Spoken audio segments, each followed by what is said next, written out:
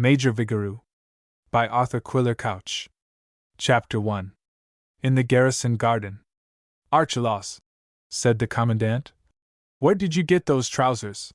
Sergeant Archelaus, who, as he dug in the neglected garden, had been exposing a great quantity of backview, for he was a long man, straightened himself up, faced about, and grounding his long-handled spade as it were a musket, stood with palms crossed over the top of it. Off the Lord Proprietor, he answered. The commandant, seated on a bench under the veronica hedge, a few yards higher up the slope, laid down his book, took off his spectacles, wiped them, and replaced them very deliberately. The Lord Proprietor? I do not understand. His face had reddened a little, as it usually did at mention of the Lord Proprietor. Made me a present of M, explained Sergeant Archelaus curtly. You don't mean to say you haven't noticed M till this minute? The commandant put the question aside. The Lord Proprietor has no right to be offering presents to my men, least of all, presents of clothes. If the government won't send over stores, nor you write for any, I don't see how the man can help himself. 'Tisn't regulation pattern for the Ariel artillery, I'll grant you, not the sort of things you'd wear on the right of the line. In fact, he told me 'tis an old pair he used to carry when he went deer-stalking. They are hideous, Archelaus, not to mention that they don't fit you in the least. They don't look so bad when I'm sitting down, said Archelaus, after a moment's thought, and with an air of forced cheerfulness. If that's all you can say in extenuation, well, 'twas kindly meant, anyway, for the old ones were a scandal, yes, be sure. What with sea water and scrambling after gulls' eggs, they was becoming a byword all over the islands. The commandant winced, not for the first time in this conversation. Treacher makes his clothes last, he objected. Sam Treacher's a married man, and gets his bad luck different. But couldn't you ask Mrs. Treacher to take your old ones in hand and put in a patch or two? That might carry you on for a few months, and if you grudge the expense, I don't mind subscribing a shilling or so. Sergeant Archelaus shook his head. What's the use? He asked. 'Tis but putting off the evil day. If Her Majesty won't send us clothes, we must fall back on Providence. Besides which, I've taken the edge off these things, and don't want to begin over again. Last Wednesday I wore 'em over to the off islands, to practice 'em on the seabirds, and last evening after dusk I walked through the town with 'em, yes, sir, right out past the church and back again, my blood being up, and came home and cut a square out of the old ones to wrap round the bung of the waterbutt. The commandant eyed the sergeant's legs in silence, choking down half a dozen angry criticisms. No, he could not trust himself to speak, and after a minute, cramming his clenched fists into the pockets of his frayed fatigue jacket, he swung about on his heel and walked out of the garden with angry strides. Was the Lord Proprietor making sport of him, purposely making him and his garrison the laughing-stock of the islands? The commandant walked up the road with a hot heart, past the barracks and beyond them to the down, where a ruined windmill overlooked the sea. He wanted to be alone, and up here he could count upon solitude. He wanted to walk off his ill humor. But the ascent was steep, and he, alas, no longer a young man, and at the windmill he was forced to stand still and draw a breath. At his feet lay the islands, bathed in the light of a fast reddening October sunset. Against such a sunset, if the air be very clear, you may see them from the cliffs of the mainland, a low, dark cloud out in the Atlantic, and in old days the commandant had repined often enough at the few leagues which then had cut him off from the world, from active service, from promotion. Gradually, as time went on, he had grown resigned, and with resignation he had learnt to be proud of his kingdom, for his kingdom de facto it was. The islanders had used to speak of him sometimes as the commandant, but oftener as the governor. They never called him the governor nowadays. His military establishment, to be sure, consisting of a master gunner, 4 other gunners, and 2 or 3 aged sergeants, scarcely accorded with his rank of major, but by way of compensation he was, as president of the Council of 12, the chief civil magistrate of the islands. This requires a word or two of explanation. The reigning sovereign of England retained, as he yet retains, military authority over the islands, and from him, through the commander-in-chief, our friend held his appointment as military governor. but His Majesty King William III and his successors, by at least 2 or 3 times renewed, had granted all those His Majesty's territories and rocks. So the wording ran, to a great and unknown person of whom the islanders spoke reverentially as the Duke. Together with all sounds, harbors, and sands within the circuit of the said isles, and all lands, tenements, meadows, pastures, grounds, feedings, fishing places, mines of tin, lead, and coals, and all profits of the same, and full power to dig, work, and mine in the premises, and also all the marshes, void grounds, woods, underwoods, rents, reservoirs, services, and all other profits, rights, commodities, advantages, and emoluments within the said isles, and a moiety of all shipwreck, the other moiety to be received by the Lord High Admiral, as also all His Majesty's liberties, franchises, authorities, and jurisdictions, as had before been used in the said islands, with full power to hear, examine, and finally determine all plaints, suits, matters, actions, controversies, contentions, and demands whatever, moved and depending between party and party inhabiting the said isle, all business, treason, matters touching life or member of man, or title of land, and also all controversies and causes touching ships, and other things belonging to the High Court of Admiralty always excepted. All this for an annual rent of £40. The Duke, in short, was by his lease made Lord Proprietor, with all civil jurisdiction. But being far too great a man to reside in the islands, or even to visit them, he entrusted his business to a resident agent, and deputed his magistracy to an elective council of 12, over which the commandant for the time being invariably presided. But this custom, it should be explained, rested on courtesy and not upon right. Based upon compromise, for the boundaries between the civil and military jurisdictions were at some points not precisely determined, it had been found to work smoothly enough in practice. It had stood the test of 150 years when, in the year after Sevastopol, Major Narcisse Vigoureux arrived in the islands to take over the military command, and the Duke nominated him for the presidency quite as a matter of course. As president, he had power, with the assent of the court, to inflict fines, whippings, and imprisonment, this last with the limitation that he could not commit to any prison on the mainland, but only to the island lock-up, and also, if he chose, to prescribe the ducking stool for refractory or scolding women. The office carried no salary, but as governor under the Lord Proprietor he enjoyed a valuable perquisite in the harbor dues collected from the shipping. Every vessel visiting the port or hoisting the Queen's colors was liable, on coming to anchor or grounding, to pay the sum of 2 shillings and 2 pence. All foreigners paid double.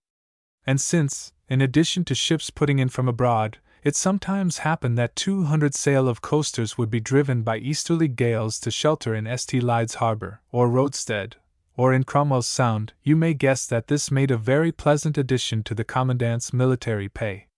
In short, for a dozen years Major Narcisse Vigoureux had been, for an unmarried man, an exceedingly happy one. If you asked me how an officer bearing such a name happened in command of a British garrison, I answer that he was not a Frenchman, but a Channel Islander of good Jersey descent, and this again helped him to understand the folk over whom he ruled.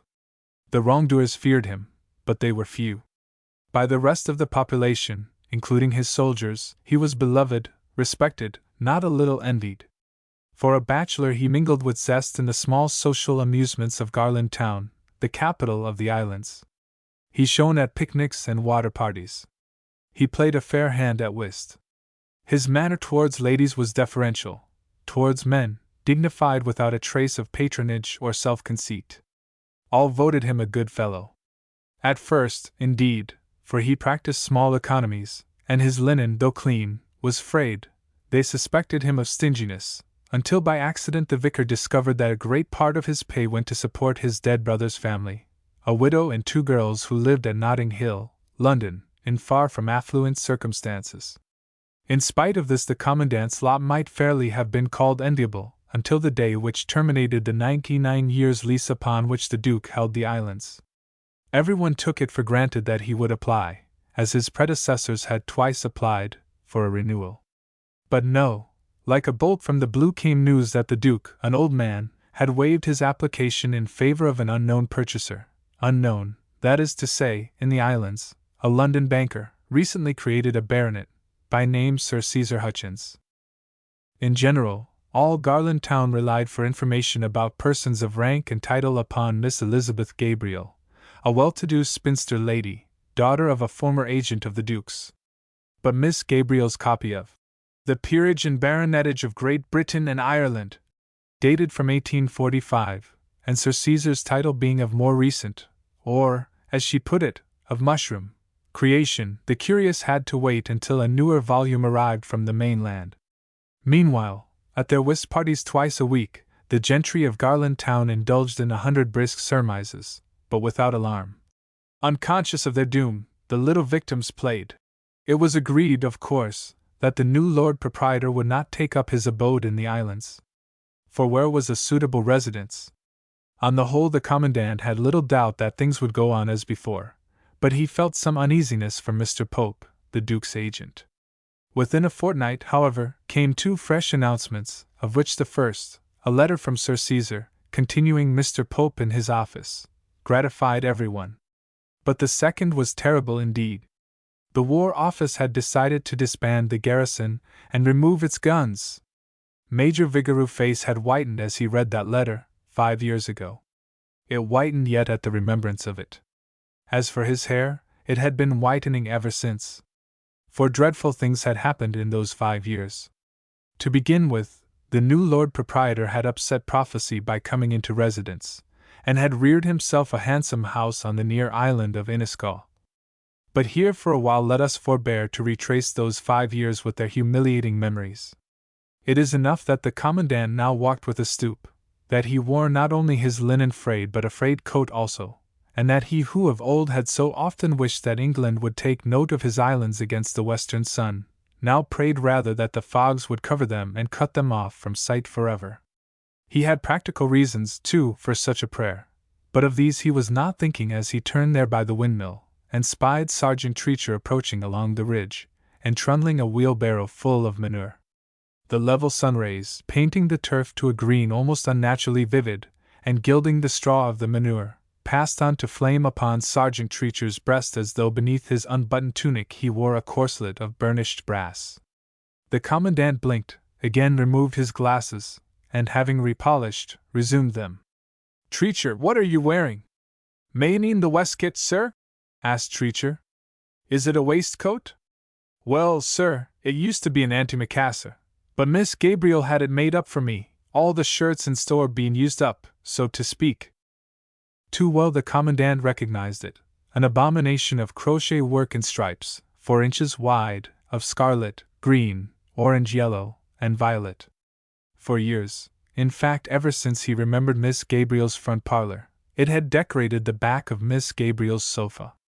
She said, sir, that with the autumn drawing on, and the winter coming, it would cut up nicely for a waistcoat. Treacher explained. "Miss Gabriel," began the Commandant. "Miss Gabriel has no business." "No, sir?" suggested Treacher, after a pause. "You will take it off. You will take it off this instant, and hand it to me." "Yes, sir." Treacher obediently slipped off his tunic. "I don't like the thing myself. It's too noticeable, though warming. Miss Gabriel called it a Chesterfield." "It's a conspiracy," said the Commandant. Chapter 2. Sergeant Archelaus is refitted. The Commandant, still with a hot heart, walked for a little way beside Sergeant Treacher. He carried the offending waistcoat slung across his arm, and once or twice hesitated on the verge of indignant speech, but by and by seemed to recollect himself, halted, turned, and parting from Treacher without more words, marched off for his customary evening walk around the fortifications. Let us follow him. The garrison occupied the heights of a peninsula connected with St. Lides by a low sandy isthmus, across which it looked towards the countryside of the island, though this countryside was in fact concealed by rising ground, for the most part uncultivated, where sheets of mesembryanthemum draped the outcropping ledges of granite. At the foot of the hill, around the pier and harbor to the north and east, clustered St. Hugh's town, and climbed by one devious street to the garrison gate. From where he stood the Commandant could almost look down its chimneys. Along the isthmus straggled a few houses in double line, known as New Town, and beyond, where the isthmus widened, lay the old town around its parish church. These three together made Garland Town, the capital of the islands, and the population of St. Lides, town, garrison, and countryside, numbered a little over 1,400. Garrison Hill, rising, as we have seen, with a pretty steep acclivity, attains the height of 110 feet above sea level. It measures about 3/4 of a mile in length and 1/4 of a mile in breadth, and the lines of fortification extended around the whole hill, except upon the northwest side, which happened to be the most important, a circuit of 1.25 miles. You entered them beneath a massive but ruinous gateway, surmounted by a bell, which Sergeant Treacher rang regularly at 6, 9, and 12 o'clock in the morning, and at 3, 6, and 9 p.m., and struck to announce the intervening hours, for the islands had no public clock. To the left of this gateway the commandant always began his round, starting from King George's Battery, to which in old days the islanders had looked for warning of the enemy's approach. Then it had mounted 7 long 18-pounders. Now, the commandant sighed and moved on, past the Duke's Battery, 4 18-pounders, the Vixen, 1 18 and 1 9-pounder, and along by a breastwork pierced with embrasures to the important battery on Day Point, at the extreme southeast. Here 5 32-pounders, and 300 yards away to the west, in the great windlass battery, no fewer than 11 guns of the same caliber, had grinned defiance at the ships of France. Today the grass grew on their empty platforms, the nettles sprouted from their angles, and the commandant, what was he doing here? I fear the answer may provoke a smile. He was drawing his pay. The guns, the garrison, were gone these 5 years, but by some oversight of the War Office neither the commandant nor his 2 sergeants had been retired. Regularly, month by month, his pay sheet had been accepted. Regularly the full amount had been handed to him by Mr. Fossil, agent at Garland Town for Messrs. Curtis Bank on the mainland. Clearly there was a mistake somewhere, and often enough his conscience smote him, urging that he ought, in honor, to call attention to it. He was defrauding the government, and through the government, the taxpayer. Yes, conscience put this plainly enough, and he felt it to be unanswerable.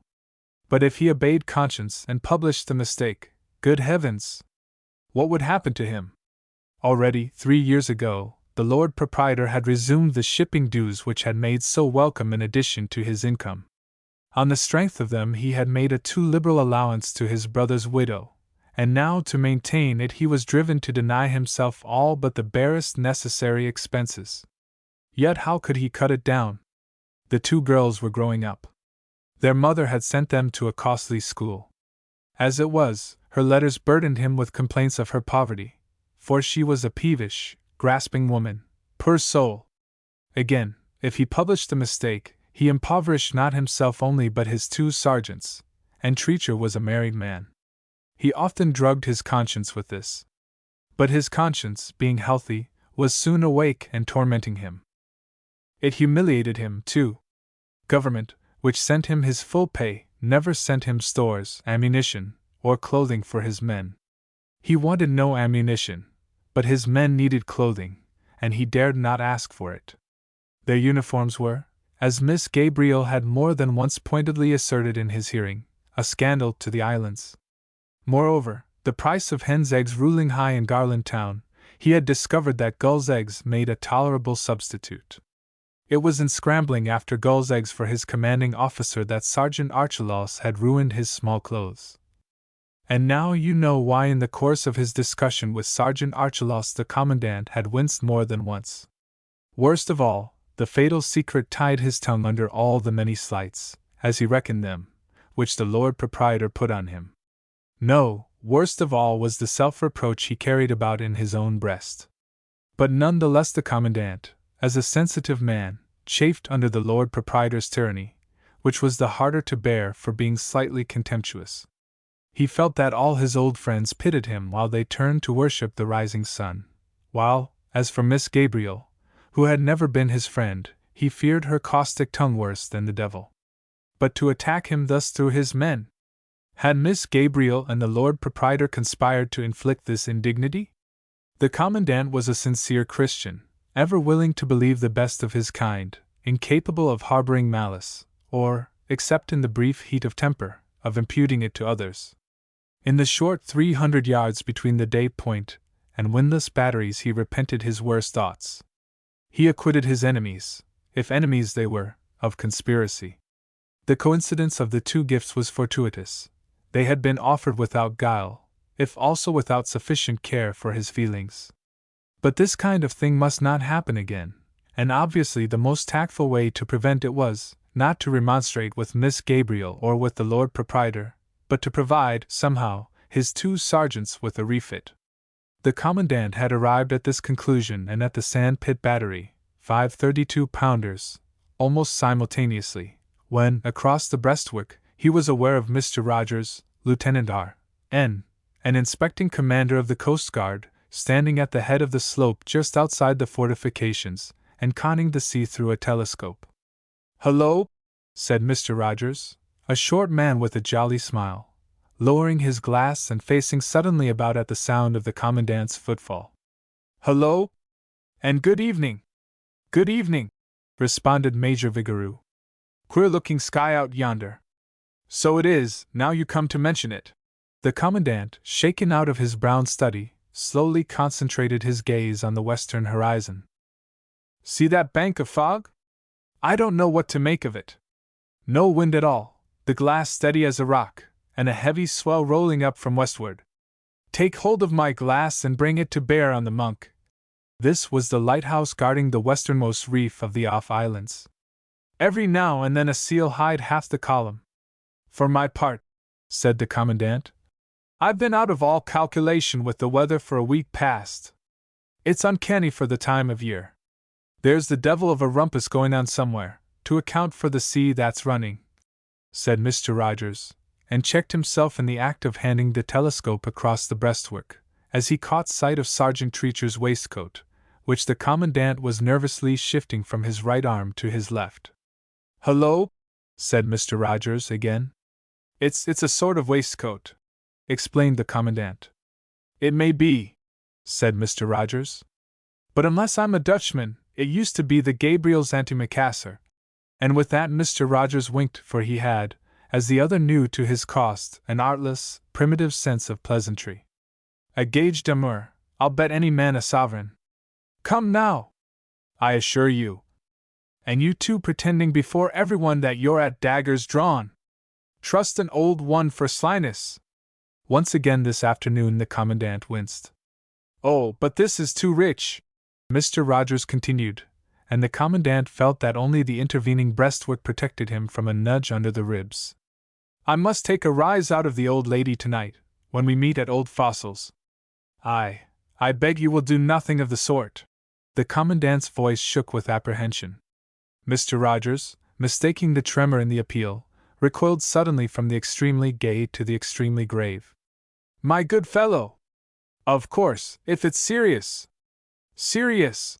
The Commandant stared at him for a moment. "Oh, damn the woman!"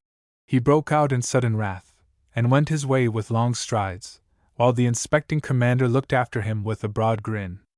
The next battery, the Keg of Butter, so called from a barrel-shaped rock which it overlooked, was built of sods, and had mounted a single 18-pounder, on a traversing platform. Here, on the northwest side of the hill, the fortifications broke off, or were continued only by a low wall along the edge of the cliff, and here the path, or via militaris, turned off at a sharp angle and led back towards the castle, under the walls of which the Commandant passed, as a rule, to complete his inspection by visiting the 3 batteries on the northern cliffs. But today he broke his custom, and returned to the garrison garden. As he opened the gate, 5 o'clock sounded from the garrison bell, and at the first stroke of it he saw Sergeant Archelaus drive his spade into the soil, draw the back of his wrist across his forehead, and walk towards the Veronica hedge for his tunic.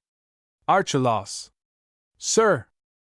"I have been thinking over those trousers," began the Commandant, picking his way between the briars that threatened to choke the path. "And so have I," said Sergeant Archelaus.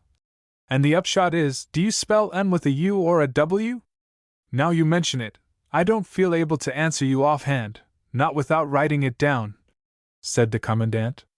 "But what on earth does it matter?" "Nothing, except that I was thinking to write him a letter to thank him." "For heaven's sake!" The commandant began, and checked himself. I wouldn't do that if I were you. In fact, I've been thinking the matter over, and it occurs to me that I have an old pair of dress trousers that might serve your turn. That is to say, if you could manage to unpick the red stripe off your old ones and get someone to sew it on. They are black, to be sure, but the difference between black and dark blue is not so very noticeable. And the cut of them inclines to the peg top, that being the fashionable shape when I bought them, let me see, in '57, I think it was. I know 'em, said Sergeant Archelaus. They were sound enough 2 months back, when I sprinkled them over with camphor against the moth. I think they will do excellently. They'll do fast enough, Sergeant Archelaus asserted. Though it seems like depriving you. Not at all, Archelaus, not in the least. Why, I haven't put on evening dress half a dozen times since I came to the islands. And that's a long time, to be sure, sir. But one never knows. The Lord Proprietor might take it into his head, one o' these days, to invite you to dinner. Few things are less likely. And even if he did, and the worst came to the worst, I might borrow Mr. Rogers, you know, added the commandant, and with a smile, for he stood 6 feet, and Mr. Rogers a bare 5 feet 5, in their respective socks. He might ask you both together. 'Twould be just of a piece with his damned thoughtlessness. Hush, Archelaus!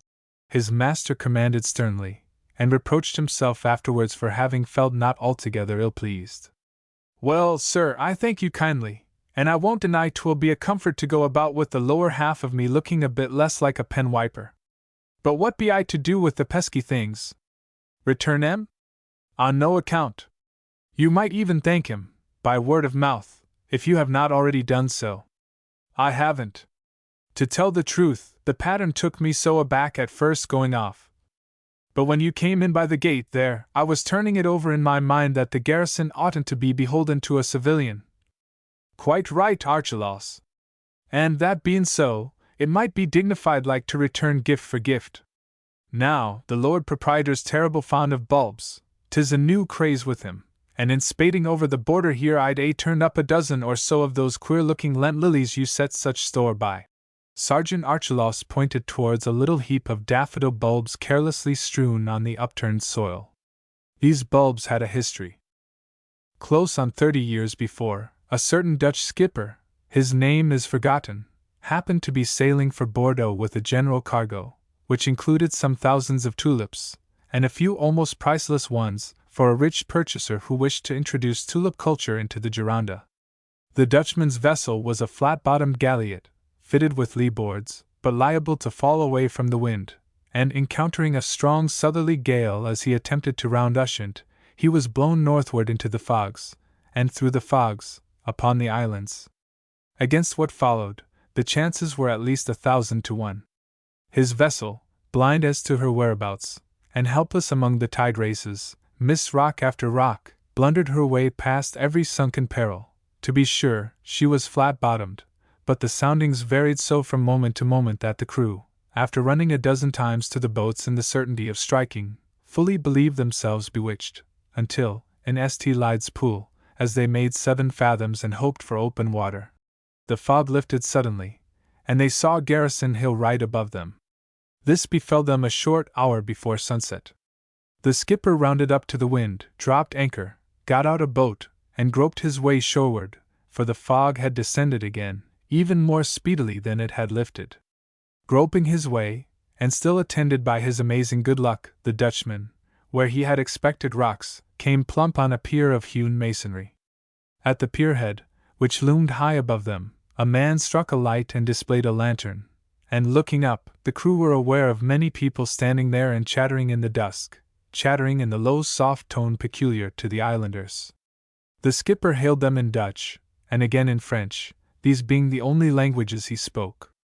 The islanders, helping him ashore, made signs that they could not answer, but took him and his men up the hill to the garrison, then commanded by a Colonel Bartlemy. Colonel Bartlemy could speak French after a fashion, and so could his excellent wife. Between them they entertained the wanderers hospitably for the space of 5 days, at the end of which the Dutchman went his way before a clear north wind, and in charge of an island pilot. But before departing he presented his hosts, It was all that either he could give or they would permit themselves to accept, with a quantity of remarkably fine bulbs from his cargo. Now, possibly, being a Dutchman, he took it for granted that anyone could recognize these bulbs for what they were. But Mrs. Bartlemy did not, for she had spent the most of her life in various garrisons, which afford few opportunities for gardening. None the less, she was, for a soldier's wife, a first-rate housekeeper, and supposing these bulbs to be onions of peculiar rarity, she forthwith issued invitations to the elite of the island, and ordered over a leg of Welsh mutton from the mainland. I will not attempt to tell of the dinner that ensued, for Miss Gabriel made this story her own, and everyone who heard her related after one of Garland Town's petit soupers, as she frequently did by special request, declared it to be inimitable. Suffice it to say that the tulips were boiled, but not eaten. A few bulbs, of smaller size, escaped the pot, and Mrs. Bartlemy, in her mortification, ordered the cook to throw them away, or, in the language of the islands, to heave them to cliff. The cook cast them out upon a bed of rubbish in a corner of the garrison garden, where by and by they were covered with fresh rubbish, under which they sprouted, and next spring, lo! The midden heap had become a mound of glorious trumpet daffodils. So they were left to blossom, refreshing the eyes of successive commandants year after year as March came round and the March nor'westers set their yellow bells waving against the blue sea. Major Vigoureux delighted in them, were they not his name flower? But no one took pains to cultivate them, as no one suspected their great destiny. They bloomed year by year, and waited. Their hour was not yet. By all means, Archelaus, let us do it tactfully, agreed the commandant. We must suppress those trousers of his at all costs. Yet I would avoid anything in the nature of a rebuff, and if you think the Lord Proprietor would be gratified, you are welcome to take him as many of the bulbs as you please. Only leave me a few, for God knows our garden has few ornaments to spare. I'll take him over to Inniscaw and thank him by word o' mouth, said Sergeant Archelaus hopefully. It'll save me the trouble of spelling trousers, anyway. It would be easier, as well as more accurate, said the commandant, pensively regarding the sergeant's legs, to call them trews. Not, he went on inconsequently, that I have anything to say against the Highland regiments. I was brigade once for 3 months with the 4th Second, and capital fellows I found them.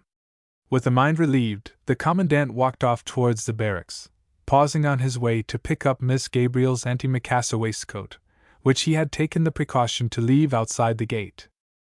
3/4 of an hour later he emerged in clean shirt and threadbare, but well-brushed, uniform, arrayed for Mr. and Mrs. Fossil's whist party. As he passed the garrison gate, Mrs. Treacher, who sometimes acted deputy for her husband, began to ring the 6 o'clock bell. He halted and waited for her to finish. Mrs. Treacher, he said, can you tell me the price of flannel? Flannel, answered Mrs. Treacher, is all prices, according to quality. But I am talking of good ordinary flannel, fit to make up into a man's shirt. Then you couldn't say less than 1 farthings, or 1 penny at the lowest. And how much would be required? Good Lord, said Mrs. Treacher, as if that didn't all depend on the man. I was thinking, Mrs. Treacher, to present your husband with one, that is to say, with the material, if you will not mind making it up. Mrs. Treacher curtsied. And I thank you kindly, sir, for 'tis not before he needs one, which, being under average size and the width just a yard, as you may reckon, he oughtn't to take more than 3½ yards at the outside. 3½ at 1 farthings, that makes, oh, confound these fractions, said the commandant. We'll make it 4 shillings, and you had best step down to Tregisca's shop tomorrow and choose the stuff yourself. He counted out the money into Mrs. Treacher's hand, and left her curtsying. As he went, he jingled the few coins remaining in his breeches pocket. They amounted to 2 and 7 in all, and almost a week stood between him and payday. Chapter 3. The Commandant Finesses a Knave. I remember the Bartlemys perfectly, said Miss Gabriel, addressing the company as they sat around Mr. and Mrs. Fossil's dining table and trifled with a light collation of cordial waters and ratafia biscuits, prelude to serious whist. I carry them both in my mind's eye, though I must have been but a tiny child when he succumbed to apoplexy, and she left the islands to reside with a married sister at Scarborough. Very poorly off he left her. Somehow, our commanding officers have never contrived to save money, even in the old days, when the post was worth having. Miss Gabriel said it lightly but pointedly, with a glance at the commandant. The company stared at their plates and glasses. It was well known that, as Mr. Rogers put it, Miss Gabriel had her knife into the patient man, and there were tongues that attributed her spitefulness to disappointment. 15 years ago, when Major Narcisse Vigoureux, no longer in his first youth, but still a man of handsome presence, had first arrived in the islands to take over his command, Miss Gabriel was a not uncomely woman of 30. Partis in the islands are few, as you may suppose. He was a bachelor, she a spinster, she had money, and he position. What wonder, then, if the islanders expected them to make a match of it? For some reason, the match had never come off, and although she might convince herself that the simplest reason, incompatibility, was the true one, Miss Gabriel could hardly have been unaware that the women looked upon her as one who had missed her chance, and even blamed her a little, as women always will in such cases, in a conspiracy of sex acknowledging its weakness. Perhaps this made her defiant. She was handling the commandant truculently tonight. Of course, she continued, even in those days the post, don't they say the same in England of a deanery, was looked upon as finishing a man's career. I don't know, for my part, the principle upon which the Horse Guards, it used to be the Horse Guards, sent Colonel Bartlemy down to us. By selection, ma'am, said the commandant, still patiently as she paused. By selection among a number of applicants. I didn't want to be told that, snapped Miss Gabriel. What I meant was, the commander-in-chief probably knew something of the man, had informed himself of something in his record, before sending him down to this exile. And a jolly good exile, too, put in Mr. Rogers heartily. It used to be, said Miss Gabriel. This Colonel Bartlemy, for instance, was a coward. I've heard it told of him that once, during his command, a sort of mutiny broke out in the barracks. It happened at a time when the newspapers were full of nonsense about France invading us by a sudden descent, and the noise, reaching him in the quarters where he lodged with his wife and one general maid-servant, put him in a terrible fright. He had fenced off these quarters of his for privacy, because Mrs. Bartlemy thought it would be a good deal better for the maid-servant, and they communicated with the barracks by a staircase with the door of which he kept the key. On the first alarm he ran to this door and called through the keyhole for his orderly, but the orderly, who himself was taking part in the disturbance, did not hear. So the colonel called up his wife and the servant, and joined them at the head of the stairs after he had slipped on his belt and sword. By this time the noise below was deafening. The colonel, putting a brave face on it, managed to get the key into the lock and turn it. Then, as he flung the door open, he turned with a bow to his wife and said very politely in French, for they were in the habit of talking French before the girl, "Passes devant, madam." How did it end? Asked Mr. Rogers, after a guffaw. Oh, it turned out to be just a barack brawl.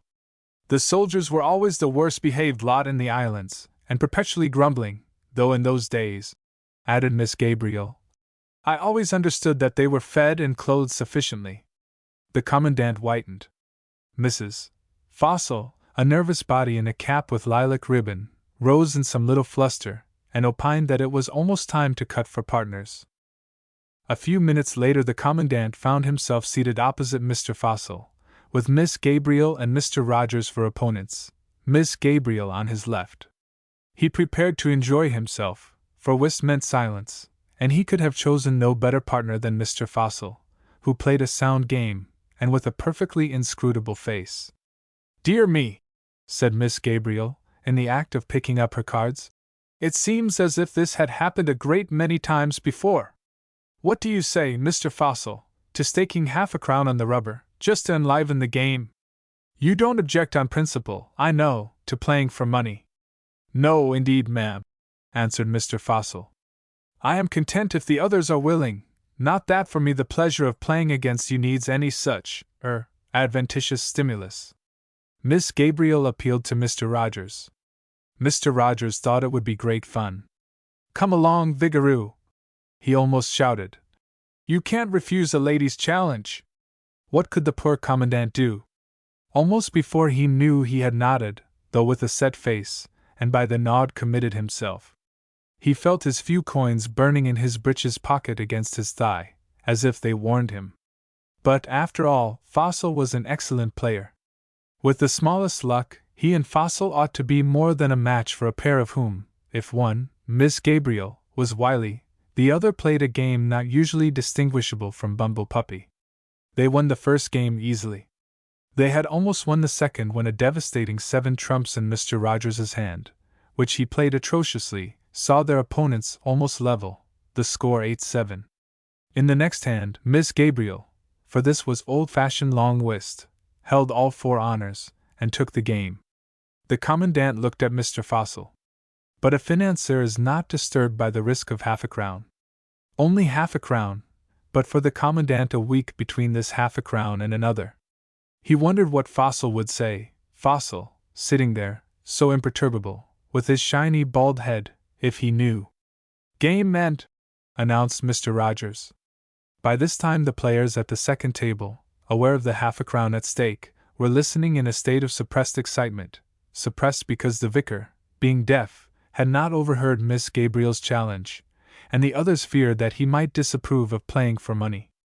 The vicar, who played against Mr. and Mrs. Pope, with Mrs. Fossil for partner, had a habit of soliloquizing over his hand on any subject that occurred to him. The rest of the table deferred to this habit, out of respect or because by experience they knew it to be incurable, since only by conscious effort could he hear any voice but his own.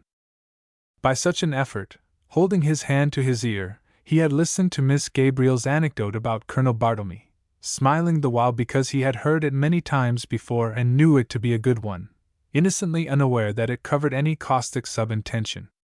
It had started him on a train of reminiscence which he pursued at the card table, good man, for 25 minutes, recalling himself to the cards with a faint shock of surprise whenever it became his turn to play, as one who would protest. "What, again? And so soon?" "Yes, indeed." The vicar's voice struck in across the strained silence. "There's an old story that Oliver Cromwell left behind him, in garrison here, a company of the Bedfordshire Regiment, and that in time they were completely forgotten. Let me see.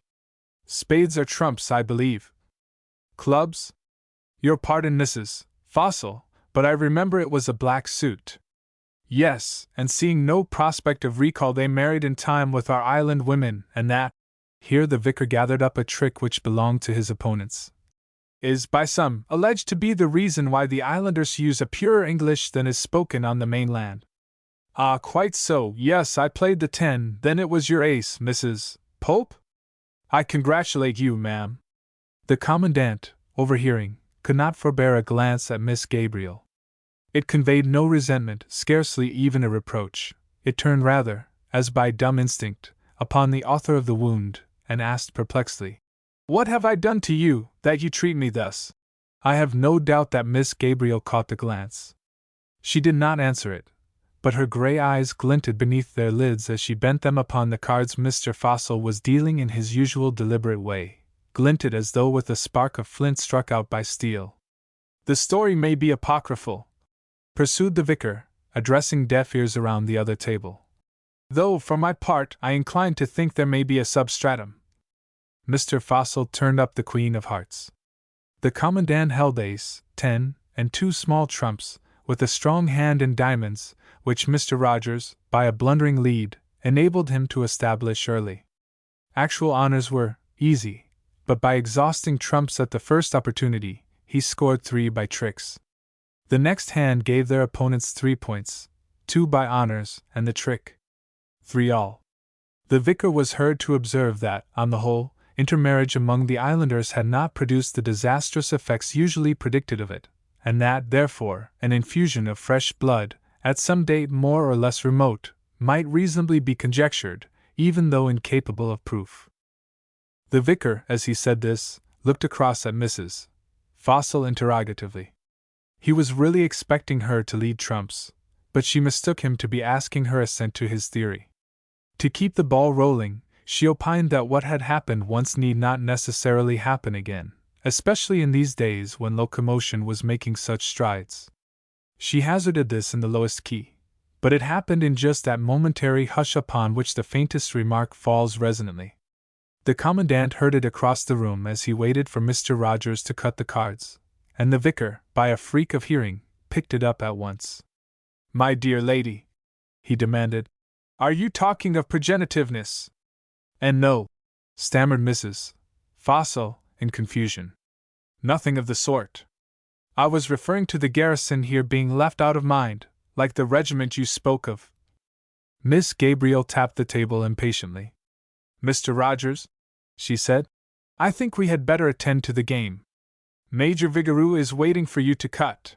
She said it with her eyes upon the Commandant's hand, which was trembling. He wondered, as he dealt, if she had observed that it was trembling. If so, had she guessed the true reason? The score mounted to 9-8.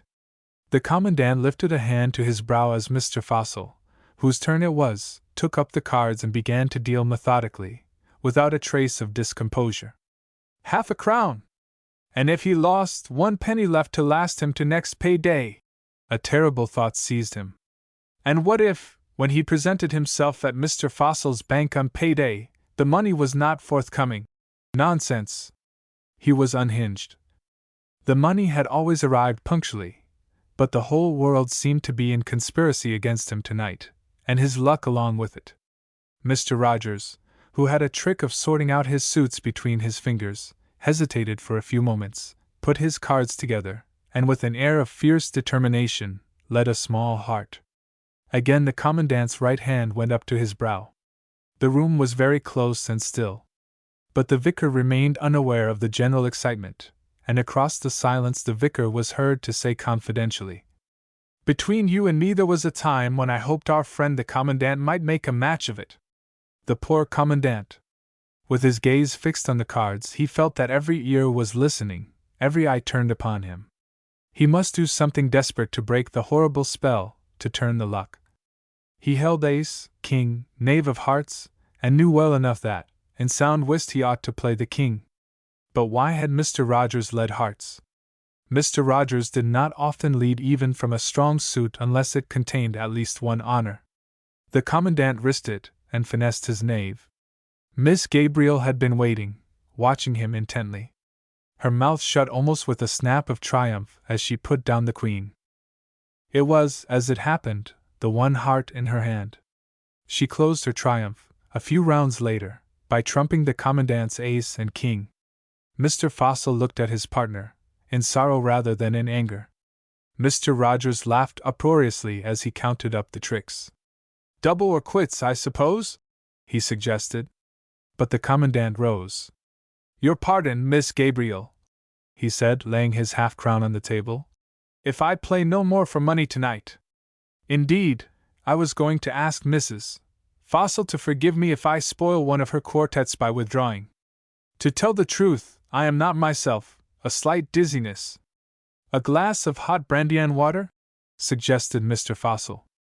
"Nay, then, a thimbleful, I insist." The Commandant made his excuses as politely as he could, and found himself in the street.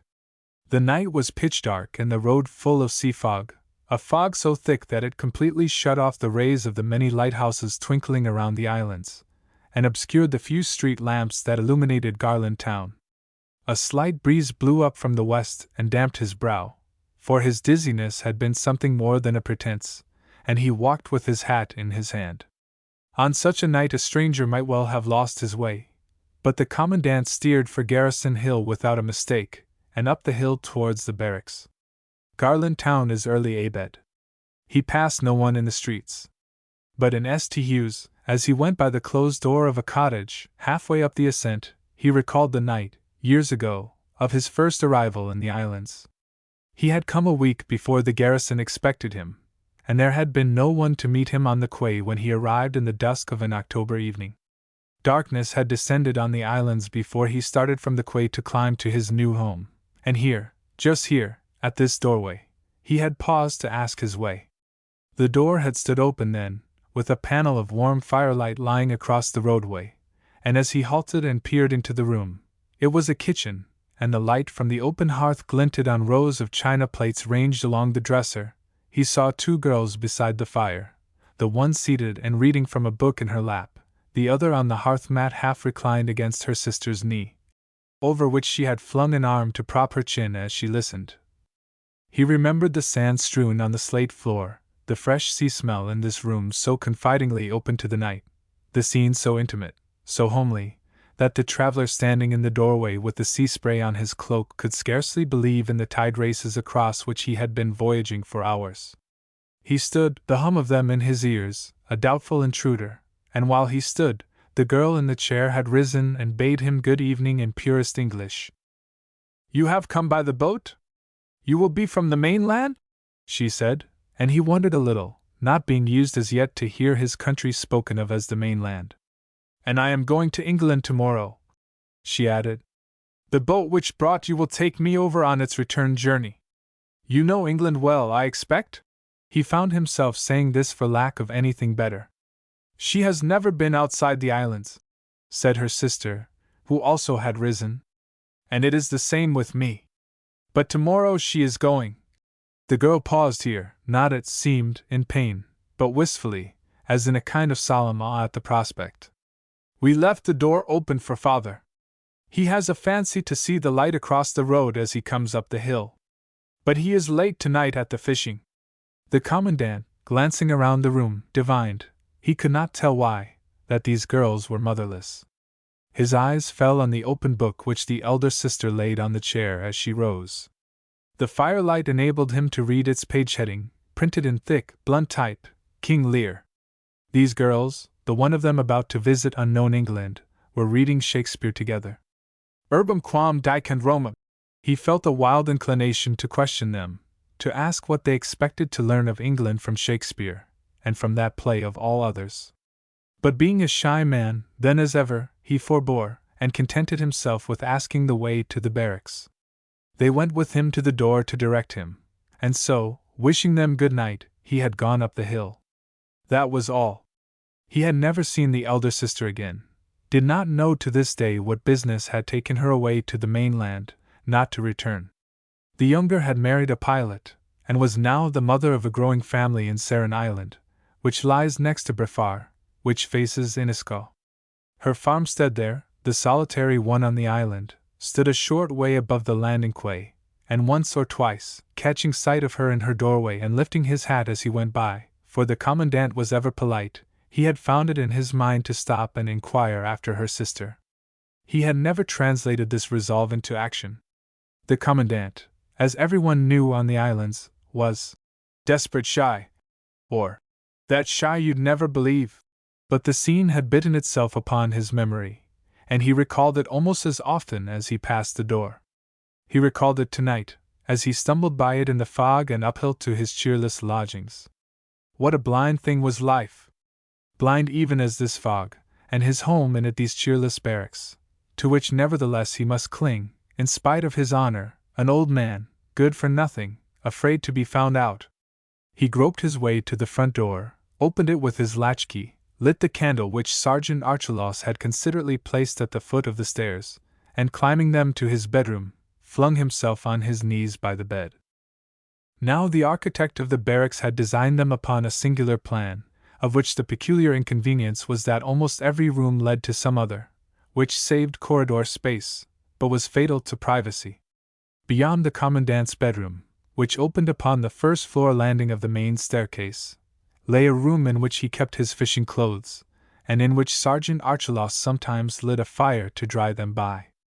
It was a small room, well shielded from the draughts which raged through the building in winter, and here Sergeant Archelaus had lit a fire tonight and sat before it, sewing an artilleryman's stripe upon the commandant's cast-dress trousers. Hearing a noise in the outer room, and not expecting his master's return for at least a couple of hours, he hurried out in some perturbation, with the trousers flung across his arm, to find the commandant kneeling at his devotions. "I beg your pardon, sir!" "It's of no consequence," said the commandant, looking up, but he was desperately confused. I always say my prayers, you know." "What? Before undressing?" said Sergeant Archelaus. Chapter 4 The gun in the great fog. Politely though he had contrived his departure, the Commandant left Mrs. Fossil's whist party to something like dismay. A passing indisposition, no excuse could be more reasonable. Still, nothing of the kind had ever interrupted these gatherings within Mrs. Fossil's recollection, and she could not help taking a serious view of it. A passing indisposition was Mr. Fossil's phrase, and he kept repeating it, with an occasional "Nonsense, my dear," in answer to his wife's gloomy forebodings. "But I shall send round, the first thing in the morning, to inquire," she insisted. "Do so, my dear." "It can't be serious, ma'am," Mr. Rogers assured her jollily. "You heard him decline my arm when I offered to see him home." "In my opinion," said Miss Gabriel, "the man is breaking up." She touched her forehead lightly with the tip of her forefinger. "Breaking up?" echoed her host and Mrs. Pope, incredulous. "My dear Elizabeth," began Mrs. Fossil. "Breaking up," Miss Gabriel repeated with a very positive nod of her head. "He has not been the same man since the Lord Proprietor took over the presidency of the court, and he refused, upon pique, to be elected an ordinary member. Say what you like, a man cannot be virtual governor of the islands one day and the next a mere nobody without its preying upon him. He made light of it at the time," observed Mr. Fossil, who, it goes without saying, was counselor. "Although I ventured to remonstrate with him." "And I," said Mr. Pope, who, it also goes without saying, was another. "In the friendliest possible way, you understand. I pointed out that the Lord Proprietor was, after all, the Lord Proprietor, and, as such, did not understand being thwarted. Very naturally, as you will all admit. It's human nature, when you come to think of it," put in the steward's wife. She preferred the title of steward to that of agent, and was gradually accustoming society to the sound, even as in earlier years, when a young married woman, she had taught it to substitute agent for factor. If, during the interval when her husband's dismissal seemed inevitable, she had lost no opportunity of prophesying evil of the new Lord Proprietor, she made up for it now by justifying his every action. "If that's the ground you're going on," spoke up Mr. Rogers, who, with all his faults, was nothing of a snob, "it's human nature for Vigoureux to feel sore. As for the magistracy, he's not the man to value it one pin. It's the neglect. And to meet the old fellow mooning around his batteries as I did this very afternoon, I tell you it makes a man sorry."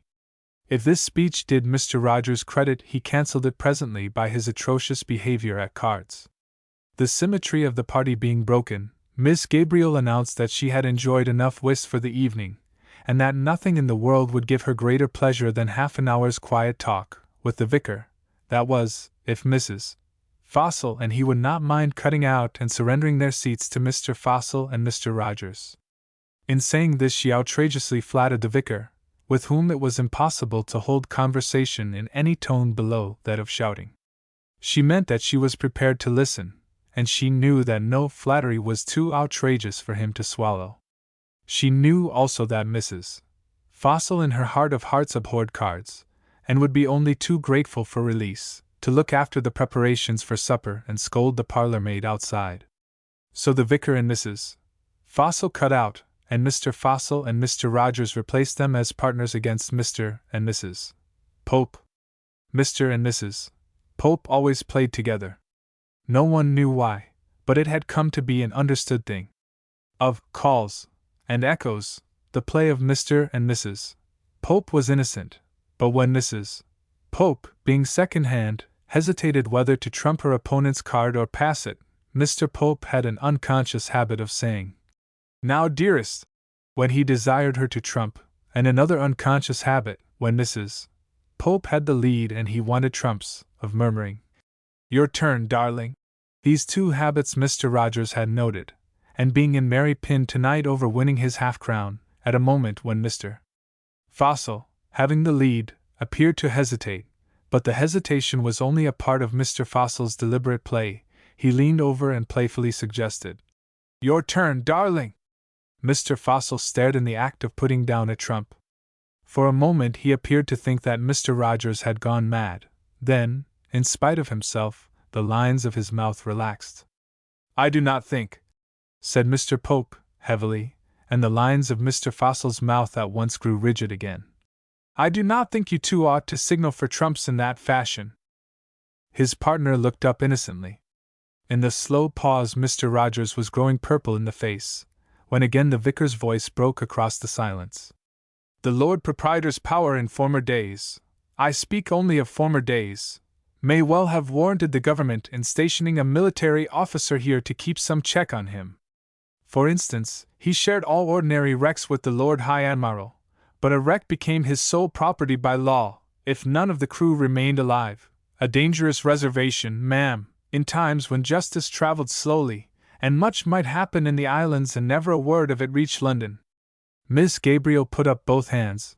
They were encased in mittens, and the mittens decorated with steel beads, as if to close her ears. We must be thankful, indeed, she began, and paused in dismay as the floor of Mrs. Fossil's drawing-room trembled under her, and at the same moment the window sashes rattled violently throughout the house. Good heavens! What was that? The players dropped their cards. All listened. Upon my word, suggested the vicar, who had heard nothing, but felt the concussion. If it weren't positively known to be empty, one would say the powder magazine at the garrison. Oh, Richard! Richard! Here Mrs. Fossil came running in from the dining-room with a dish of trifle in her hands. Is it an earthquake? I rather think not, my dear. At any rate it can't be the end of the world? She turned and appealed to the vicar, and from the vicar again to her husband. And if it is not, I wish you would come to Selina, for she has dropped the cold shape all over the floor and is having hysterics in the better of the two armchairs. Indeed, Selina's hysterics could be heard. Earthquake? Fiddlesticks, ma'am, said Mr. Rogers, buttoning his pea-jacket and turning up its collar. What you heard was a gun. There is a vessel in distress somewhere, and we shall have my men here in a moment with news of her. But there was no sound, objected Mrs. Pope. Fog, ma'am, fog. Sound don't travel in a fog, and ships oughtn't to. There has been a nasty bank of it to the south'ard ever since morning, and you may bet that's the mischief. He went into the hall for his lantern, brought it back, lit it, and carried it out to the front door. W-H-E-E-W, he whistled, as he opened the door and stood, with lantern lifted high, staring into the night.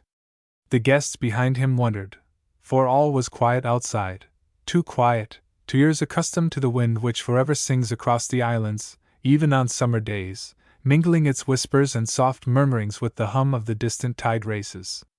But while they wondered, Mr. Rogers's figure grew vague and amorphous in a cloud of fog that drifted past him into the passage. The light in his lantern had turned to a weak flame of yellow, and seemed on the point of dying out. Ahoy there! Is that Mr. Rogers? Called a thin voice out of the night. Ahoy! Mr. Rogers, it is. What's wrong? Thank God I've found you! The voice sounded suddenly quite close at hand, and a man blundered against the doorstep. Eh? The others saw Mr. Rogers give back in astonishment. The Lord Proprietor? Safe and sound, too, by heaven's mercy, said the Lord Proprietor, plucking off his peaked cap and shaking the water from it. He carried a lantern, and his jacket and loose trousers of yellow oilskin shone with the wet like a suit of mail. All the way from Innisfail I've come in the gig. Peter Hicks and old Abe pulled me, and the Lord knows where we made land or what has become of them. Man, there's a vessel ashore, a liner, they say. Didn't you hear the gun a minute since? Yes, but where is she? That's more than I know. Somewhere among the off islands, on the Terrier, maybe, or the Helm Meadows. All I can tell you is that old Abe brought the news to the Priory, almost 3 hours ago. His son-in-law, young Ashbran, had seen her in a lift of the Fog, a powerful steamship with 2 funnels and a broad white band upon each. She hadn't struck when he saw her, but she was nosing into an infernal mess of rocks, and the light closing down fast. I didn't see Ashbran himself.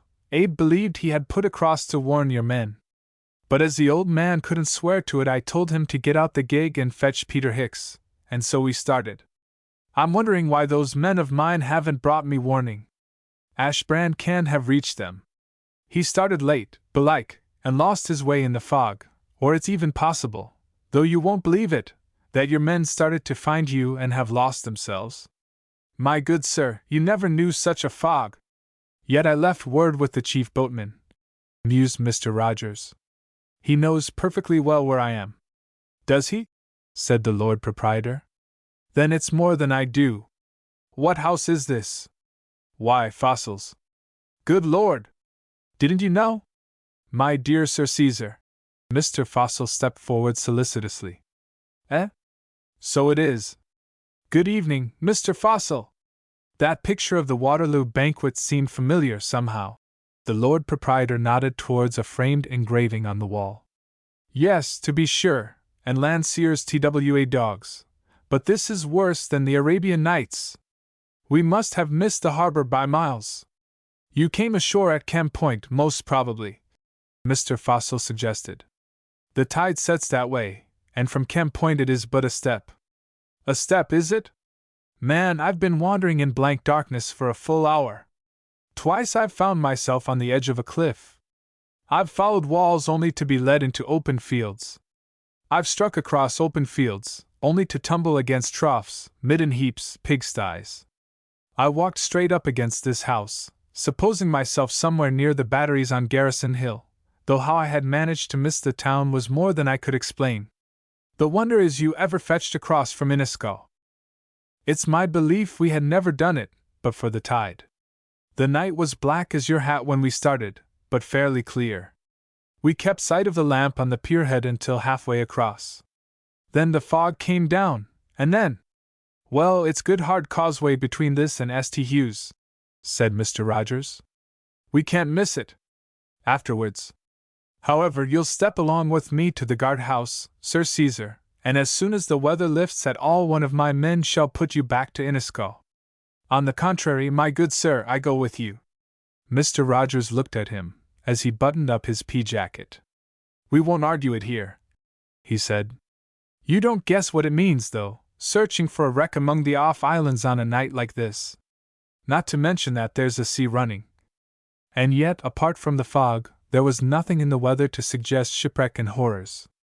For a fortnight the islands had lain steeped in the sunshine of Indian summer, a fortnight of still starry nights and days almost without a cloud. As a rule, such weather breaks up in a gale, of which the glass gives timely warning. But the mercury in Mr. Fossil's barometer indicated no depression, or the merest trifle. The drenched night air was warm.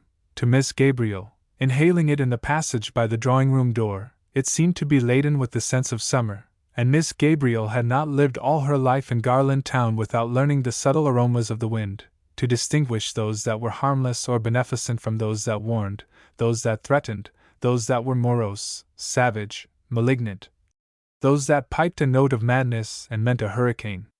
Nor did the fog in itself appear to her very formidable. To be sure, she had never known a thicker one, but the Lord Proprietor, saving his presence, had probably exaggerated its terror. He was, let this excuse be made for him, a landsman, comparatively new to the islands. Probably Mr. Fossil and Mr. Pope and the vicar took the same view. The news of the wreck had excited them, and they were offering to accompany Sir Caesar and Mr. Rogers to St. Hughes Town, on the chance of some information. And we had best go with them, my dear, suggested Miss Gabriel to Mrs. Pope. Their houses stood side by side and contiguous, on a gentle rise at the foot of Garrison Hill, where the peninsula of Newtown broadens out and Newtown itself melts into St. Hughes. Mrs. Fossil begged them to wait and keep her company until the gentleman returned. It is impossible, she urged as an inducement, that Selina can go on making this noise forever. But Miss Gabriel had taken her decision, and from a decision Miss Gabriel was not easily turned. My dear, said she, reaching for her cloak, the gentleman may not return until goodness knows when, and I have a prejudice against late hours. They started in a body. The fog, to be sure, was a deal worse than ever Miss Gabriel could have credited. Still, the gentlemen using their lanterns and tapping to right and left with their sticks, they found the hard causeway, and blundered along it towards St. Hughes, the ladies with their shawls drawn over their heads and their heads held down against the drifting wall of moisture. They had made their way thus for about 400 yards, that is to say, about a third of the length of the causeway, when suddenly the fog ahead of them became luminous, and they perceived torches waving. "Mr. Rogers! Is that Mr. Rogers?" called a voice. "Aye, men," Mr. Rogers hailed in answer, recognizing his coast guard. "I am coming, fast as I can," he added, having at that moment run into a wall. "A wreck, sir!" "Aye. Where is it?" "Somewhere beyond Estienne, sir, as we make it, out towards the Monk. There was a gun fired, and Dick here thinks as he saw the lighthouse send up a signal, but lights there's none that the rest of us can make out. Hark!" Again the fog shook with the concussion of a gun. "Due west as I make it out," said Mr. Rogers. "Are the boats ready?" "Aye, sir, the jolly boat manned and off, and the gig launched and lying by the slip." "Then run, men!" "Why, they've left us!" gasped Mrs. Pope, as the glare of the torches melted into the fog.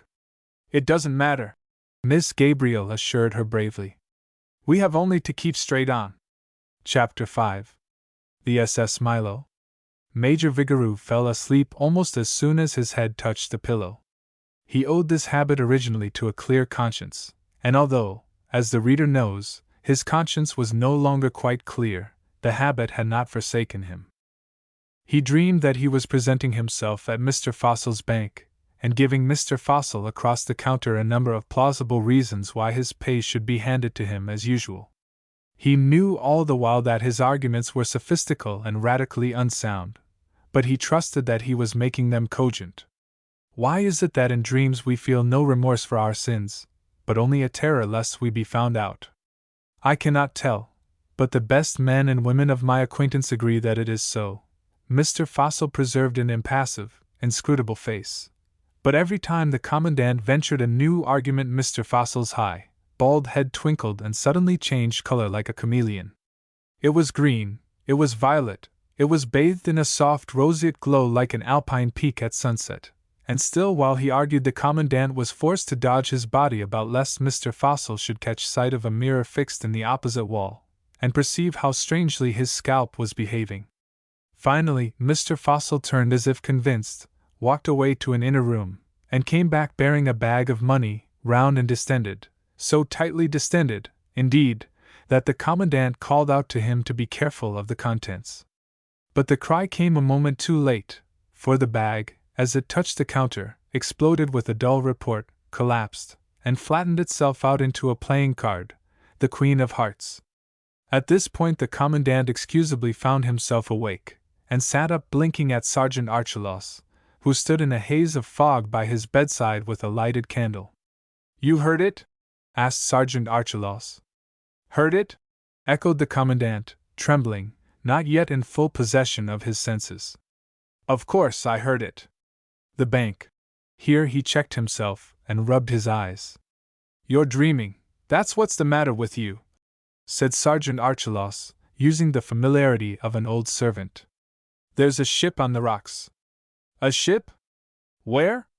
The sergeant, candle in hand, stepped to the casement, which the Commandant, following his custom, had opened a little way before getting into bed. "Lord knows where she be by this time, if Estienne's pilots hain't found her." "The gun sounded from Westard down by the Monk." "Fog, is it?" asked the Commandant, staring about him and remembering. "Fog it is," answered Sergeant Archelaus, and added, "Per souls! Thick?" By this time the Commandant had flung back the bedclothes and was thrusting his feet into his worn slippers. "I never seen a thicker in my born days. If we had a gun." If," agreed Sergeant Archelaus, curtly, and turning, let his voice rise in a sudden passion. "Why did I wake ye? Set it down to habit. I've known the time when the sound of a gun would have fetched 40 men out of the barracks to save life or to take it, and a gun within 30 seconds to alarm all the islands. But what's the use of us?" "Get on your coat," said the Commandant sharply, putting on his trousers.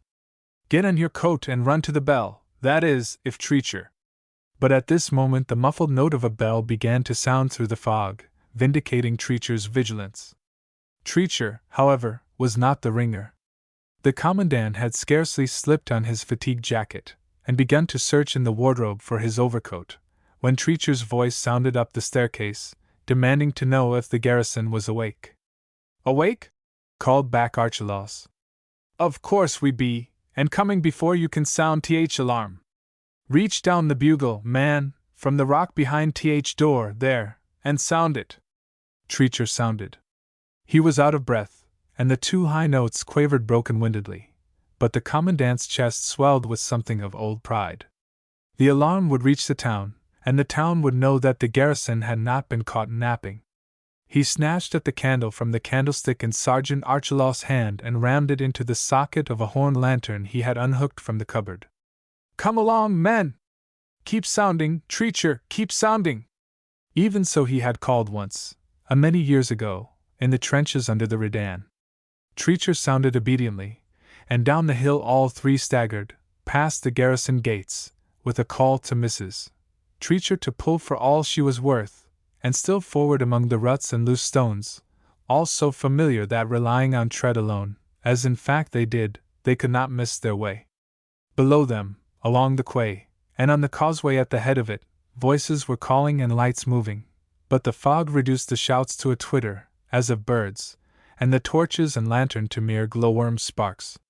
The coast guards were embarking, and the Lord Proprietor, just arrived upon the scene, was running about, as Sergeant Archelaus put it afterwards, like a paper man in a cyclone, calling out the names of volunteers for the lifeboat.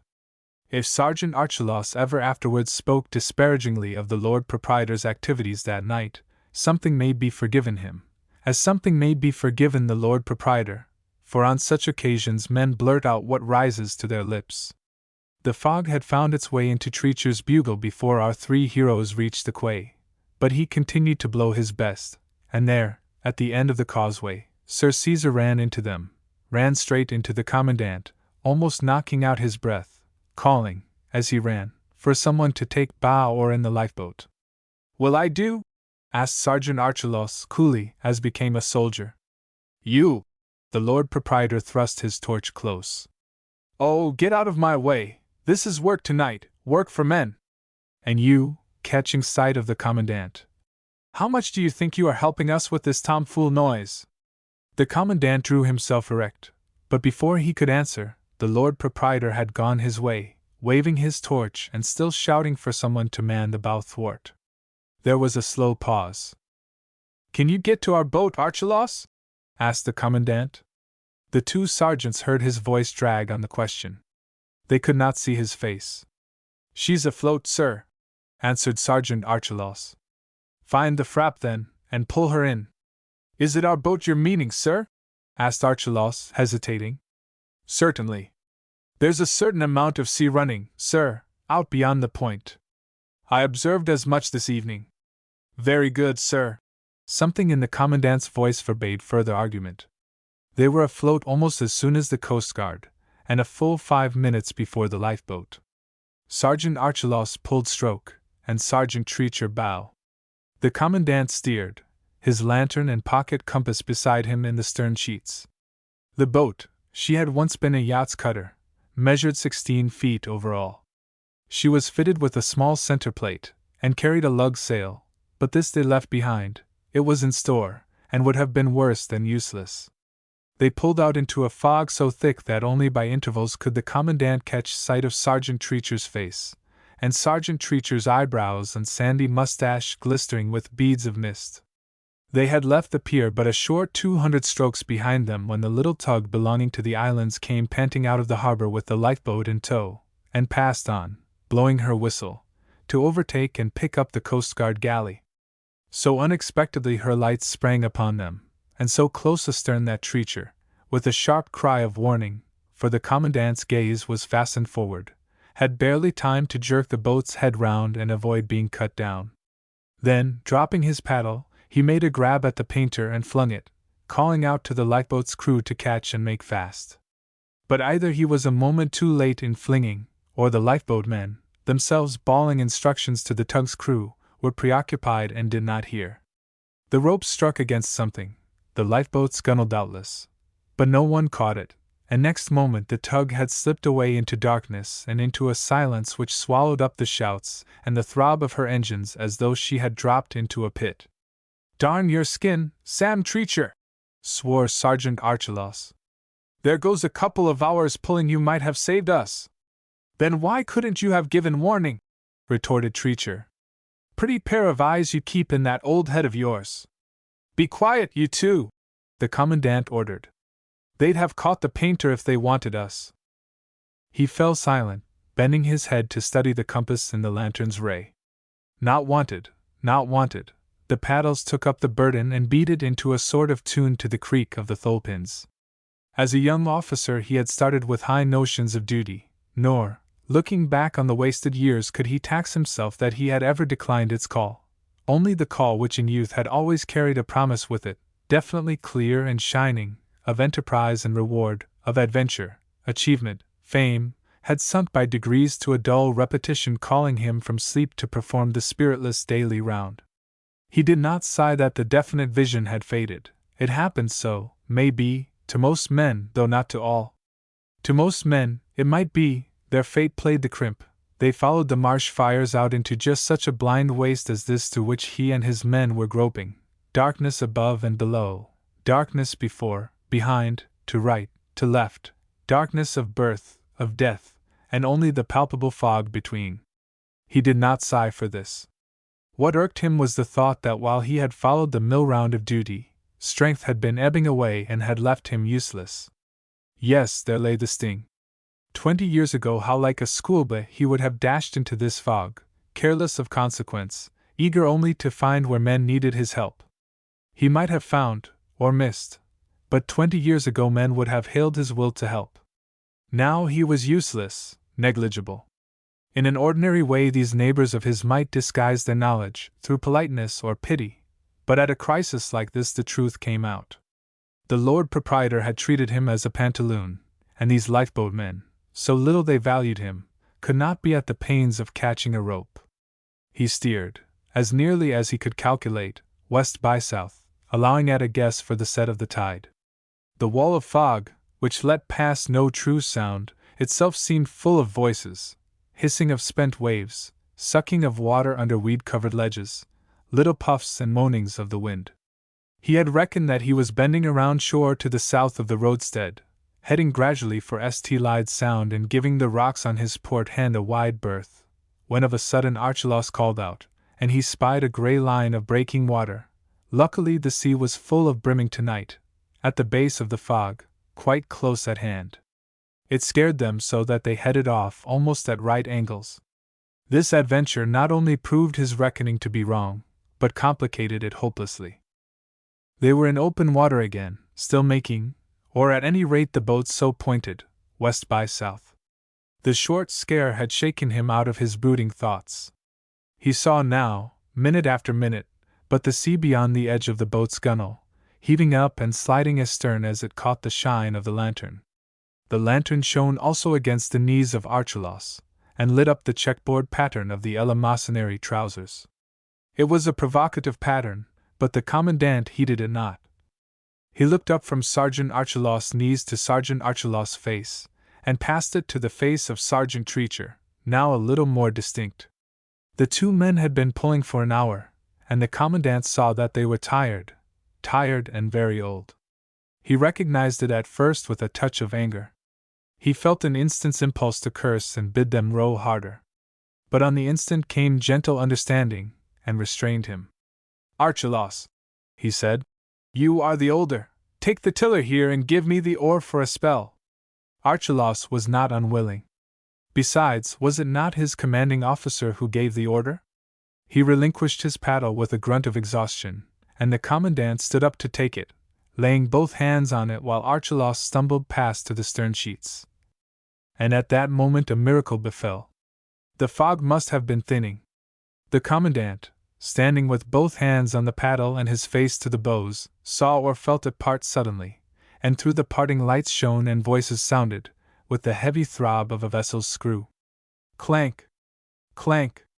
And it was on them, almost before Sergeant Archelaus could let out a cry, the stem, the grey painted bows of a vast steamship, ghostly, towering up into night. A bell rang. High on the bridge, but the bridge soared into heaven, a pilot's voice called out in the island tongue. As the great bows glided by, missing the boat by a few yards, the three men stared aloft until they had almost cricked their necks, and aloft there, as Archelaus raised his lantern, the commandant read the vessel's name, Milo, glimmering in tall gilt letters. Faces looked down from her rail, faces from the shadow of the hurricane deck, a line of faces and all looking down upon the little island tug that had fallen alongside and drifted close under the liner's flank, a short way abaft her red port light. A murmur of talk went with the faces, as it were a stream rippling by, and mingled with the splash of water pouring overside from the pumps. It sounded cheerfully, and from the voices on board the tug and in the lifeboat and galley towing astern our commandant gathered that the danger was over. Again Sergeant Treacher hailed and flung a rope. This time the lifeboat's crew caught it and made fast. "Reuben Hicks is aboard," said a voice, naming one of the STN's pilots. "He picked her up not 20 furlongs from Hell Deeps after she had missed the little meadows by the skin of her teeth." "How in the name of good Providence she got near enough to miss it, being where she was, is the marvel to me," said another. "She did anyway," said the coxswain, "for Reuben himself called down the news to me in so many words." The commandant gazed up at the grey shadow reaching aloft into darkness. He knew those outer reefs of which the men spoke. A touch of them would have split the plates of this tall fabric like a house of cards. He and Archelaus had witnessed one such wreck, 8 years ago, had waited in broad daylight, helpless, resting on their oars, unable to approach within a cable's length of the rocks, upon which in 10 minutes a steel-built 5-master, of 1,200 tons, had melted to nothing before their eyes. The rivets, as Archelaus put it, flying out of her like shirt buttons. But that had happened on one of the outermost reefs, beyond the off-islands, far down by the Monk Light. How the Milo, no matter from what quarter approaching, had threaded her way by the Hell Deeps was to him a mystery of mysteries. She was groping it yet, her engines working dead slow, but the fog during the past hour had sensibly lightened and Reuben Hicks held open water between him and the roads, though he still kept the lead going. At the entrance of the roads he sent the tug forward to help the steerage, and so brought her in and rounded her up as accurately as though she had been a little schooner of 200 tons. As the great anchor dropped, and amid the deafening rattle of its chain in the hawse-pipe, the crew astern cast off and drew their boats alongside, eager to swarm aboard and hear news of the miracle. From his galley Mr. Rogers shouted up to the captain to lower his ladder. He and his chief boatman mounted first, with a little man named Pengelly, a customs official, who happened to make one of the lifeboat's crew, for the Milo had come from foreign, and thus a show was made of complying with the Queen's regulations. But the whole crowd trooped up close at their heels, and with the crowd clambered Sergeant Archelaus and Sergeant Treacher. The commandant had given them permission. He would remain below, he said, and look after the boat, awaiting their report. The crowd passed up and dispersed itself about the deck, congratulating all comers, and excitedly plying them with questions. The islanders are a childlike race, and from his post at the foot of the deserted accommodation ladder the commandant could hear them laughing, exclaiming, chattering with the passengers in high-pitched voices. He stood with his boat-hook, holding on by the grating of the ladder's lowest step, and stared at the grey wall-sides of the liner. Yes, the ship was solid, and yet he could not believe but that she belonged to a dream, so mysteriously, against all chances, was she here, out of the deep and the night. Someone had lashed a lantern at the head of the ladder. Lifting his eyes to it in the foggy darkness, the commandant saw a solitary figure standing there in the gangway and looking down on him, a woman. She lifted a hand as if to enjoin silence, and came swiftly down a step or two in the shadow of the vessel's side. "You are Major Vigoureux?" she asked in a quick whisper, leaning forward over him. "At your service, madam," he stammered, taken fairly aback. "Ah, I am glad of that." She ran down the remaining steps and set her foot lightly on the boat's gunwale. "You will row me ashore?" "If you wish it, madam." He was more puzzled than ever. He saw that she wore a dark cloak of fur and was bareheaded. She spoke in a sort of musical whisper.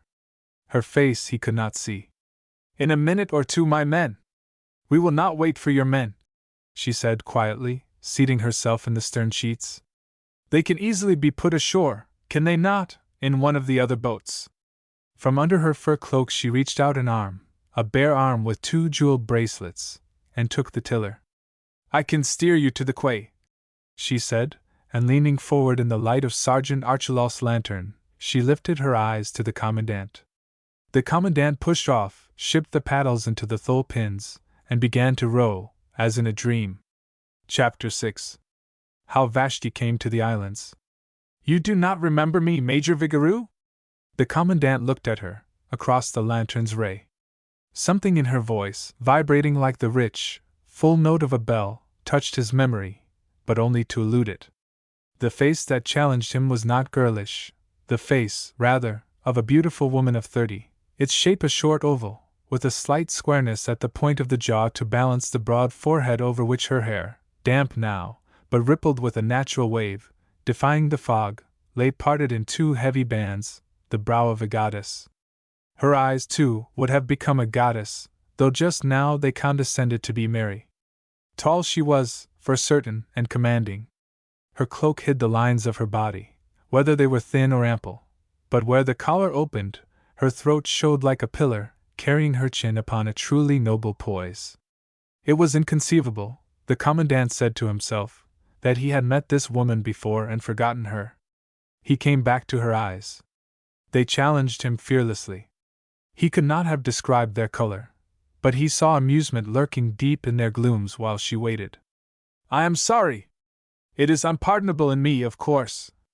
And I, on the contrary, am glad," she interrupted, with a laugh that reminded him of the liquid chuckle in a thrush's song, or of water swirling down a deep pool. "For it tells me I have grown out of recognition, and that is just what I wanted." This puzzled him, and he frowned a little. "You know the islands?" he asked. "This is not your first visit? You shall judge if in this darkness I steer you straight for St. Lyde's quay, and I take you to witness. Look over your shoulder, there is no lamp on the quay head to guide me, or at least none visible." She laughed again, but on the instant grew serious. "Yes," she added, "I can find my way among the islands, I thank God." And this puzzled him yet more. "You know the islands, you are glad to return to them?" She nodded. "Yet you do not wish to be recognized?" She nodded again. "I came, you see, sooner than I intended. The Milo was clean out of her course." "That goes without saying," said he, gravely. "She was bound for Plymouth. So, you see, this little misadventure has shortened my journey by days." She paused. "No, I ought not to speak of it flippantly. I shall be very thankful in my prayers tonight, all those women and children." Again she paused. "Is my hand trembling?"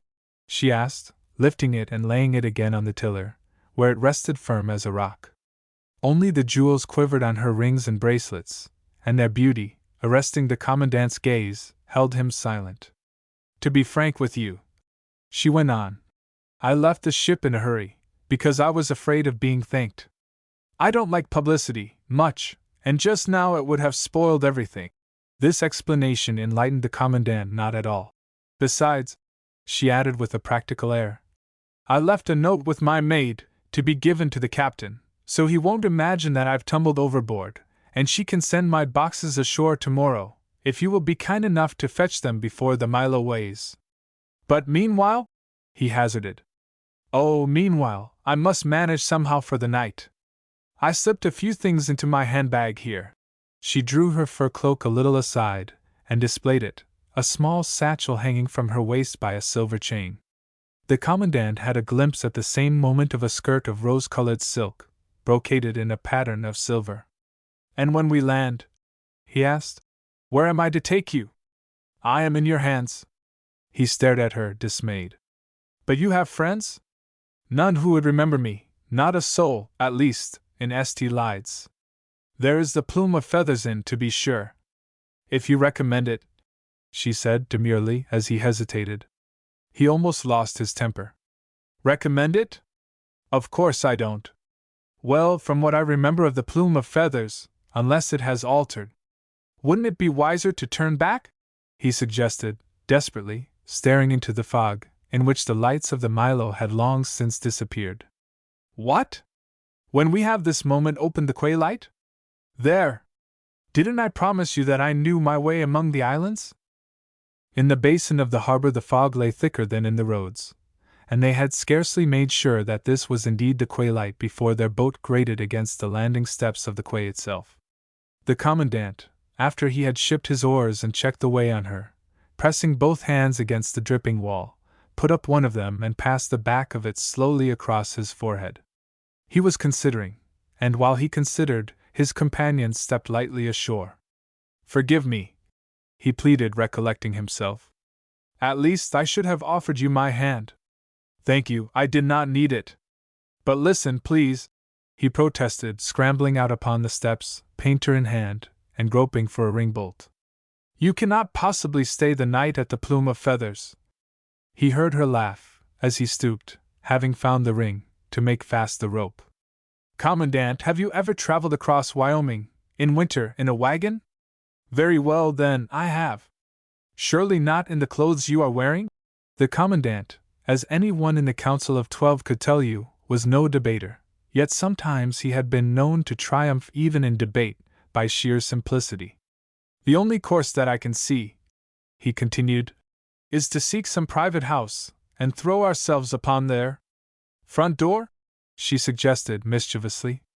Hospitality, upon the hospitality of the inmates. To them, of course, I can explain the situation. Can you? The commandant stood for a moment peering at her, and rubbing the back of his head, a trick of his in perplexity. Upon my word, now you come to mention it, he confessed. I don't know that I can. Whom shall we try first? Miss Gabriel? Now, how in the world, wondered the commandant. Does she know anything of Miss Gabriel?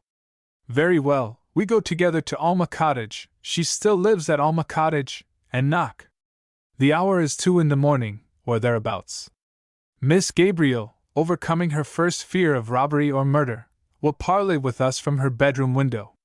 To her you introduce me, by the light of your lantern, a strange female in an evening frock, a female grossly overladen with jewels that, I think, would be Miss Gabriel's way of putting it, but without a portmanteau. We might try the Pope's next door, suggested the commandant, flinching. Mr. Pope is a man of the world. Is he? She asked, after a pause, in which he felt that she struggled with some inward mirth. But we cannot so describe Mrs. Pope, can we? Also we cannot knock up Mr. and Mrs. Pope without disturbing Miss Gabriel next door. Nor, for that matter, can we knock up Miss Gabriel without disturbing Mr. and Mrs. Pope. Quite so, we may reckon that all three will be listening. Therefore, when Mr. Pope or Miss Gabriel, as the case may be, begins by demanding my name, which, by an oversight, you have forgotten to ask. Pardon me, said the commandant simply. I did not forget. I waited, supposing that if you wished me to know it, you would tell me. Ah! She drew close to him, with a happy exclamation. Then I was not mistaken, you are the man I have counted to find. And you are a brave man, too. But we will not push bravery too far and disturb Miss Gabriel. If you can suggest a better plan. A far better plan. I suggest that you offer me a room tonight at the garrison. My dear madam, the commandant gasped. It will be far better in every way. She went on composedly, that is, if you are willing. To begin with, you have rooms and to spare. Next, there will be no bother in introducing me, except to Mrs. Treacher. Ah, to be sure, there is Mrs. Treacher, the commandant murmured. But, madam, all the rooms in the castle are unfurnished, ruinous, and have been ruinous for 50 years. The Treachers occupy the only 2 in which it were possible to swing a cat. Then we must borrow Mrs. Treacher and take her along to the barracks for chaperone. You may leave it to me to persuade her. Without waiting for his answer, she ran lightly up the steps, the heels of her rose-colored satin shoes twinkling in the light of the commandant's lantern as he blundered after her. The pavement of the quay had not been laid for satin shoes. Much traffic had worn the surface into depressions, and these depressions were fast collecting water from the drenched air. But although the fog lay almost as thick here as at the foot of the steps, she picked her way among these pitfalls, avoiding them as though by instinct. Beyond the quay came a cobbled causeway, and beyond the causeway a narrow street wound up towards the garrison gate. Past rains, pouring down the hill, had worn a deep rut along this street, ploughing it here and there to the native rock, zigzagging from center to side of the roadway and back again obedient to the trend of the slope. But over the causeway, and up the channeled street she found her footing with the same confidence, steering far more cleverly than the commandant, who followed as in a dream, amazed, oppressed with forebodings. It was all very well for her to talk lightly of persuading Mrs. Treacher. If she could, why then she must be possessed of a secret as yet unrevealed to Mrs. Treacher's husband after 30-odd years of married life. The commandant, too, knew something of Mrs. Treacher, an obstinate woman, not to say pig-headed. Was she a witch, this stranger in silk and jewels who walked in darkness so confidently up the tortuous unpaved street? This apparition who, coming out of the seas and the dumb fog, talked of the islands and the islanders as though she had known them all her life? As if to prove she was a witch, she paused before the very cottage which once already tonight had given pause to his steps and to his thoughts. The fog had been thinning little by little as they mounted the hill, and at a few paces' distance he recognized the closed door, daubed over with that same staring paint which your true islander uses for choice upon his boat. "You remember this door?" she asked, pointing to it as he overtook her. Which she might be, but why should he give away to her this innocent small secret? "Of course I remember it," he answered, "passing it as I do, half a dozen times a day." "Yes," she said, almost as if speaking to herself, but her voice, for the first time since their meeting, seemed to be touched with a faint shade of dejection. "Naturally you would not remember it for any other reason." He was silent. "Yet," she went on, "you really ought to remember that door, Major Vigoureux, if only for old Sake's sake, for it was, I believe, the first you entered when you came to the islands." "That was in the year—" "Never mind the year," interrupted the commandant, hastily. "I remember it well. I almost never passed the door without remembering it." "Ah!" she cried, putting her jeweled hands together, and the commandant took it for an exclamation of triumph at her cleverness. "But other tenants have the house. The man who was master of it is dead. You know everything, it seems to me." "Yes, he was a widower, and late that evening at the fishing." "It was an evening when he should not have been late, for the door stood open for him, and his daughters, he had 2 daughters, sat expecting him. It was the open door that drew me to ask my way." Here he paused. "Go on, please." "One of the girls was to leave the islands next morning for the mainland, which she had never seen. She told me this. And she sat reading aloud to her sister there by the fire." "Go on." "That is all." "Yes, that is all, except that the book was Shakespeare, and the girl—" He paused again, staring at her between sudden enlightenment and stark incredulity. You don't mean to tell me you were that girl?" She nodded, and as, forgetting politeness, he held the lantern close to her face, he saw 2 large tears brim up, tremble, and hang for a second before they fell. "You," he murmured. She nodded again. "I am Vashti, Vasikara, they called me, Philip Kara's daughter. I dare say, though, you never heard my name?" "No, there is no reason why you should." "And my sister Ruth?" "She is married and lives on Saran Island. But you know this, of course? You who seem to know everything about us. My sister writes me all the news. So now," she added smiling, "it is all explained, and there is no mystery about me after all. Are you so very much disappointed?" But the commandant continued to stare. "No mystery?" That the fisherman's daughter with the island lilt in her voice, well he recalled it, should have turned into this apparition of furs and jewels? And yet the metamorphosis lay not in the furs and jewels, but in her careless air of command, of reliance upon her power, beauty, charm, whatever her woman's secret might be, an air of one accustomed to move in courts, maybe, or to control great audiences, or to live habitually with lofty thoughts, an air of one, above all, sure of herself.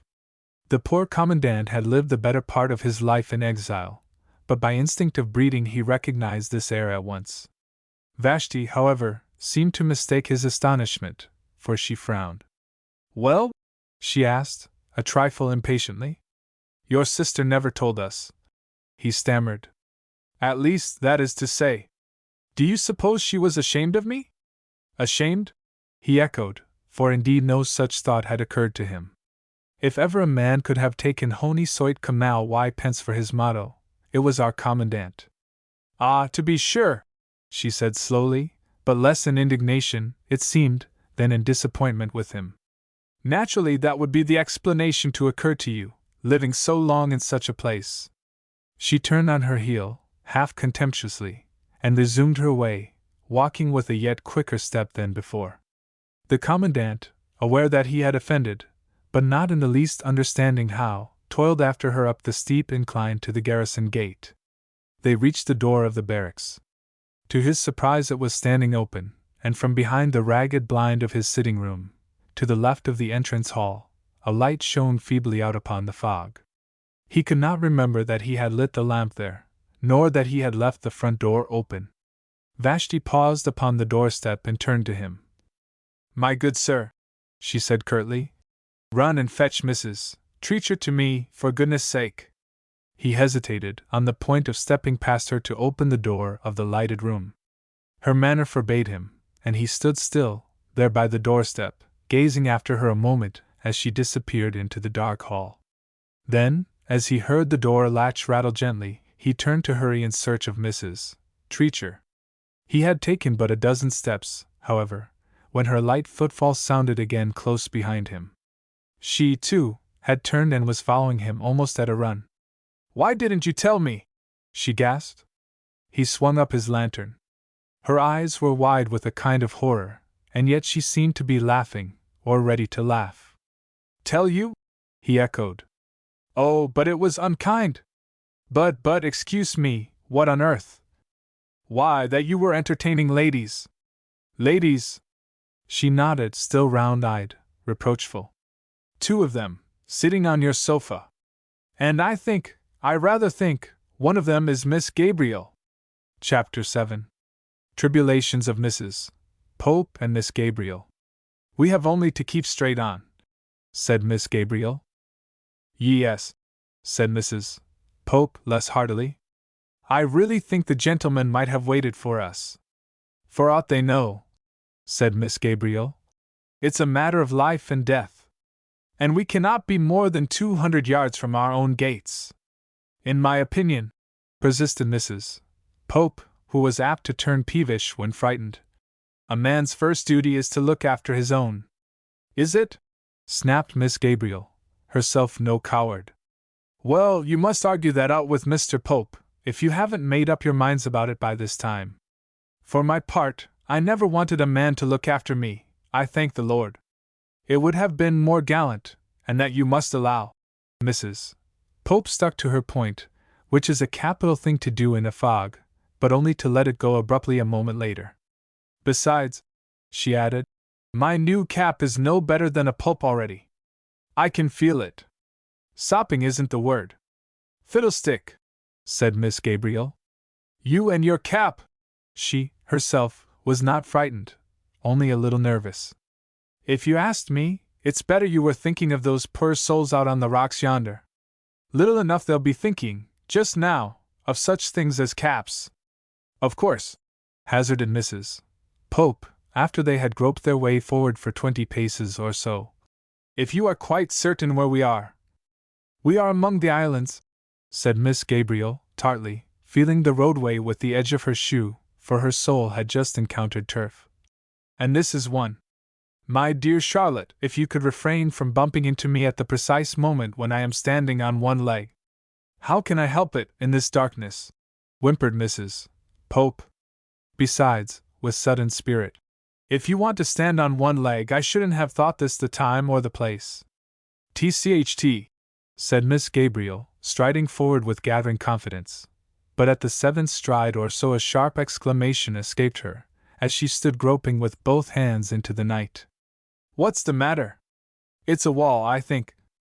I had almost run against it." "Yes, this must be the wall of Buttershaw's garden." "Are you sure?" "Certain. We have been bearing away to the right. People always do in a fog." "Then if this really is Buttershaw's garden, and I only hope and trust you are not mistaken, we can bear away from it to the left, on purpose, and then as likely as not we shall find ourselves going straight," reasoned Mrs. Pope lucidly. "My dear Charlotte," Miss Gabriel was within an ace of calling her a fool. "If this is Buttershaw's garden, but a moment ago you were sure of it." "And so I am." "Very well then, since this is Buttershaw's garden, we have only to hold on by the wall and go forward, and that will take us." But here the wall ended, and the sentence with it. "Aye! Are you hurt?" "I said," asserted Mrs. Pope, desperately, and with conviction, "that one of us would break a limb before we finished." "It seems to be, yes, it certainly is, a pump." Miss Gabriel's voice had begun to shake by this time, but she steadied it. "For the moment I half thought it might be a man." "I would to heaven it were!" said Mrs. Pope fervently. "My dear Charlotte! My dear Elizabeth, I mean it. And what's more, I wouldn't care who he was." "A pump? What earthly use is a pump?" "It must be Mumford's then, if it is a pump." "It can't be." "Why not?" "For the simple reason that Mumford's is on the other side of the road." "Then we are on the other side of the road, as I have been maintaining all along. Would you mind walking round it?" "Yes, you are right. It is Mumford's pump, for I have just bruised my wrist against the handle." "Can you find the trough?" "The astonishing thing to me," announced Mrs. Pope, groping her way with trepidation, "is that nobody shows a light. I don't like to call people unfeeling, but really, with folks in distress out at sea, and the guns firing, I wouldn't have believed such callousness." They made the circuit of Mumford's pump, and assured themselves, for what the knowledge was worth, that it really was a pump, and Mumford's. But this cost them dear, for at the end of the circuit, or rather of a circuit and a half, they had lost all sense of their compass bearings. "And after all," Mrs. Pope began afresh, her mind working sympathetically in a circle, "I don't understand what Mumford's pump is doing on the wrong side of the road." "Don't be a ninny, Charlotte! Of course, it's not on the wrong side of the road." "But you said it was." Pause. "You really did say so, Elizabeth, for I remember it distinctly." Another pause, and a sigh. "For my part, I never pretended to have what they call the bump of locality." The poor lady prattled on, more and more querulously, and to the increasing exasperation of Miss Gabriel, who on the whole believed that they were making for home, yet could not shake off a haunting suspicion that they were moving in a direction precisely opposite. Moreover, the behavior of Mumford's pump troubled her more than she cared to confess, even to herself. It stood on the right of the road as you went towards St. Hugh's, but they had encountered it upon the left. Therefore, either they had been walking off the road though in the right direction, or, terrible thought, somewhere or somehow they had turned right about face, and were walking away from St. Hugh's. As a matter of fact, they were bending away from the road in a line which would lead them past the rear of their own back gardens. Their feet no longer trod the causeway. They were on turf, and so far as they could feel it in the darkness, the turf seemed to be mounting in a fairly stiff slope. Miss Gabriel stooped to feel the grass with the palm of her hand, and just at that moment her ears caught the faint note of a bell, some way ahead. She stood erect, with a little cry of dismay. "That settles it! We have turned round!" "Why, what makes you think so?" "Listen to that bell! Can't you hear it?" "Of course I hear it." Mrs. Pope apparently was nettled by the question. "But I don't see." "The church bell. We are walking straight towards Old Town." "It don't sound to me like the church bell." "That's because of the fog." "Nothing sounds natural in a fog." "The vicar is having it rung to alarm the people in Old Town. I heard him say this very night that it used to be the custom when a wreck went ashore. Besides, what other bell could it be?" "There is no other bell." Mrs. Pope was silent, though unconvinced. She did not suggest the garrison bell, for even to her scattered intelligence it was a thing incredible that they should at this moment be rounding the slope of Garrison Hill, at the back of St. Hughes. Anything might happen in a fog like this, and if I don't wake up to find myself over the cliffs, it's no thanks, bitterly, to them we might have relied on. But I don't believe it's the church bell, not if you went on your bended knees. Then, what do you say to this? Announced Miss Gabriel, triumphantly. Mrs. Pope would reserve her opinion until she saw what Miss Gabriel had hold of. Railings, said Miss Gabriel. We are at the corner of Church Lane, and here's the railing close alongside of us. Now we have only to keep by the railing and feel our way, if you'll follow me, and we must find the churchyard gate. The man ringing the bell will certainly have a lantern, and will take us home. I don't fancy churchyards at this time of night, said Mrs. Pope. And what's more, I never did. You must make up your mind to one then, that is, unless you prefer to wait here till morning. They advanced, feeling their way by the rails, Mrs. Pope close behind Miss Gabriel's heels. The bell continued tolling, not far away, yet somehow after 3 minutes' progress they appeared to be no nearer to it. Church Lane was never so long as all this, asserted Mrs. Pope, coming to a desperate halt. And you needn't try to persuade me. It does seem a long way, Miss Gabriel conceded. But no doubt the fog magnifies things. You had the same tale just now, about the church bell. For my part, I don't believe in your church bell, and listen. It has stopped ringing. So it had. It was too much, perhaps, to say that Miss Gabriel's blood ran cold, there in the darkness, as Mrs. Pope clutched and clung to her, but certainly her heart sunk. All the better, she said bravely, clenching her jaw that her teeth might not be heard to chatter. Whoever was ringing the bell will be returning this way presently, and we can ask his help. But here inspiration came to Mrs. Pope. It's my belief, she said. We are not in Church Lane at all, but in the churchyard, and these rails don't belong to Church Lane, but to old Bonadet's grave. My dear Charlotte! When we've been following them for at least 200 yards. My dear Elizabeth, that's just it. We've been following round and round them, and at this rate there's no reason why ever we should stop, in this world. You don't say. But, after all, there's an easy way of proving if you are right. You walk to the left, feeling round them, and I'll walk to the right, and then, if it really is Bonadet's grave, we shall meet. Oh, but I couldn't. Elizabeth, if you leave me, if once I lose hold of you, I shall die next moment. Then there's only one thing to be done. We must stay here and cry out at the top of our voices, and both together. Yes, yes. Why didn't we think of it before? For, argued Miss Gabriel, a bell doesn't ring of itself, and if we can hear the bell, very likely the man who is ringing it can hear us. Will you begin, Elizabeth? I declare to you my whole cage of teeth is loose. Help! Called Miss Gabriel. Her voice, despite herself, quavered a little at first. Help! Help!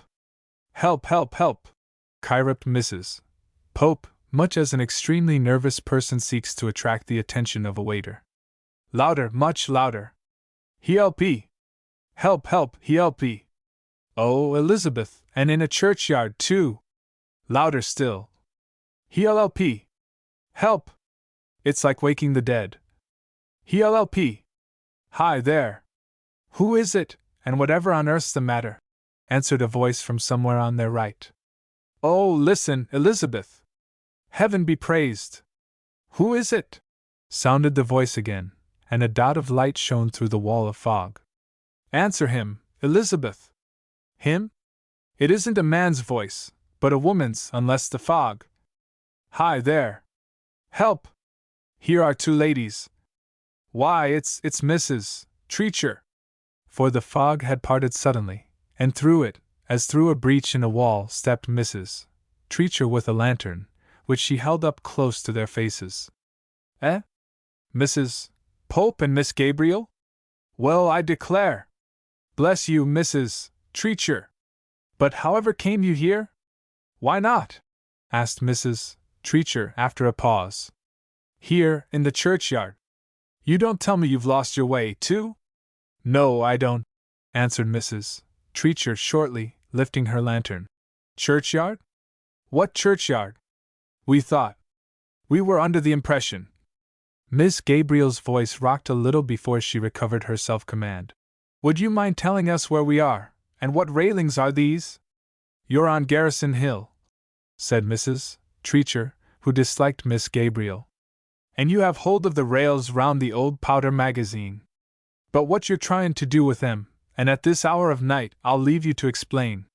But here, for the first time since their troubles began, Mrs. Pope came to her companion's help. She did so by leaning back limply against the railings and declaring that she, for her part, was going to faint. Mrs. Treacher caught her as she dropped, and with Miss Gabriel's help supported her up the slope to the barracks, less than 50 yards above. The barracks? Exclaimed Miss Gabriel, halting as Mrs. Treacher's lantern revealed to her through the fast-thinning fog a portion of the whitewashed façade. Oh, but I couldn't, on any account whatever. You'll have to, answered Mrs. Treacher shortly. That is, unless you'd rather have her laid outside on the bare road, and in a dead faint, too. Indeed, Mrs. Pope was in a state of collapse that silenced all scruples. Mrs. Treacher, a powerfully built woman, caught up the all but inanimate lady in both arms, and bore her into the passage, nodding to Miss Gabriel to unhitch from its nail a lamp which hung, backed by a tin reflector, just within the doorway. Unhasp the door to the left, please. We'll rest her down in the commandant's parlor. There's a sofa, though he do mostly use to keep his books and papers upon it. She laid down her burden. Oh, you needn't fear to look about you. The men folk be all off to the wreck, and won't be back till Lord knows when. Miss Gabriel, however, was not looking about her. Her gaze, following the ray of the lamp as she held it aloft, traveled across the stooping shoulders of Mrs. Treacher and fastened itself upon a garment of gaudily striped woolwork, her antimacassar, lying across the arm of the sofa where the commandant had tossed it impatiently. Terribly messy a man always is when left to himself, said Mrs. Treacher, rising and stepping to a corner cupboard. If he keeps such a thing as a drop of brandy on the premises, it'll be here, I reckon. But the cupboard was empty. For the sternest of reasons the commandant had, for 2 or 3 years past, denied himself the taste of strong waters. Mrs. Treacher passed the back of her hand across the bridge of her nose. I'll step over to the castle, she announced. For a drop of gin I keep against Treacher's attacks. Let not Mrs. Treacher's idiom frighten the reader. She meant only that her husband suffered from an internal trouble which need not be specified, and that she kept the gin by her as a precaution. And there's a quill pen of the commandant's on the writing table, she added. If you'll burn the feather of it under her nose. She bustled off. Miss Gabriel stepped to the table, picked up the quill, and held it over the lamp's flame, but her eyes still questioned the antimacassar. She was bending close to it when Mrs. Pope emitted a fluttering sigh and lifted her eyelids feebly. You are feeling better, dear? Asked Miss Gabriel, solicitously. At this moment the latch of the door rattled gently. She looked up in surprise, for Mrs. Treacher could scarcely have gone and returned in so short a while. The door opened. On the threshold stood a vision, a woman clad in furs, a woman with diamonds flashing on her white throat where the furs parted. Miss Gabriel gasped. The apparition stood for a moment, looked her in the eyes, and was gone, closing the door softly. Miss Gabriel tottered, and sank back against the sofa's edge. Chapter 8. A Brief Revenge. Ladies? Ejaculated the commandant. In my quarters? Vashti nodded demurely. I think you might have told me, she said in a tone of mild reproach. But, my dear young lady. Thank you. Hey? For calling me young. She reached out a hand, and taking the lantern from him, held it high so that the beams fell on her face. It is many years since our first meeting, and unhappily we have the date of it fixed. Give me credit that I reminded you, for I don't mind confessing that, though it hasn't come to a quarrel yet, my looking-glass and I are not the friends we were. Here, had the commandant been a readier man, he might have answered with a compliment, and a truthful one. For indeed it was a very beautiful face that the lantern showed him, and here was the strange part of the business. It had been growing younger since she stepped off the ship, and somehow it must have contrived, in spite of the darkness, to convey a hint of its rejuvenescence, for the word young had slipped from him quite involuntarily. But, after all, there is nothing so subtle as simplicity, and, after all, the Commandant managed to imply that she must be a witch. Then, my dear young lady, he replied, since you have spirited these females into my quarters, I can only ask you to go and spirit them away again. She shook her head. What? You won't? Very well, then I must deal with them, while you go off with the lantern and search for Mrs. Treacher. You are a brave man, said she. And I think, by the look of them, you are going to have great fun. The Commandant stood for a moment rubbing his chin and staring after the lantern, as it vanished in the fog. With a shake of the shoulders he pulled himself together, marched into the barracks, and boldly opened the door. Miss Gabriel! Major Vigoureux! Certainly, ma'am, these being my own quarters unless… He paused and gazed around, as if to make sure that his eyes were not deceiving him. Yes, and at this time of night. As I was just saying to Charlotte here, think what a terrible construction one might put on it. The Commandant lifted his eyebrows. I behaved like a brute, he confessed afterwards. But the woman, a few hours before, had shown no mercy to me. Indeed, ma'am? Said he. A construction? Then you must invent one for me, please, since I can think of none. We have had the most terrible experience, sir, the most terrible fright. You have seen Mrs. Treacher? Has anything happened to Mrs. Treacher? No, but it all came about through the fog. And my husband deserting me, put in Mrs. Pope. The Commandant passed a hand across his brow. The gesture seemed to express perplexity. In truth, it covered amusement, and a kind of fearful joy in his newly found talent for dissimulation. My dear Mrs. Pope, he answered, his voice faltering a little, you don't mean to tell me that your excellent husband… Of course she doesn't, snapped Miss Gabriel. She means to say that the gentlemen were escorting us home, but meeting the Coast Guard with the news of this terrible wreck. A wreck, ma'am? Why, God bless the man! Don't you know? Haven't you heard the guns going? But of course you have. Mrs. Treacher told me you were down helping with the boats, you and her husband and Archelaus, though what help you three supposed yourselves capable of giving. Wound up Miss Gabriel, reverting for a moment to her customary manner. I don't pretend to guess. As for that, the Commandant answered gravely, I am happy to tell you there has been no wreck. True, a vessel in distress, a large liner, had found herself among the hell deeps, of all abominably awkward places. But by the mercy of heaven she managed to extricate herself, and has dropped anchor, not half an hour ago, in the roads. Miss Gabriel stared. The hell deeps, and at anchor in the roads? She repeated stupidly. Oh, will someone kindly tell me whether I am standing on my head or my heels? A large liner? The thing's impossible. And in a fog that thick you couldn't see your hand before your face. Are you quite sure, ladies, asked the Commandant, still gravely, that you are not exaggerating the thickness of the fog somewhat? What? Miss Gabriel took him up, like an echo. When we started for home and found we were halfway up Garrison Hill, and all the time convinced we were at Old Town, in the churchyard. The Commandant shook his head, and it must be conceded that he had some excuse. But why in the churchyard?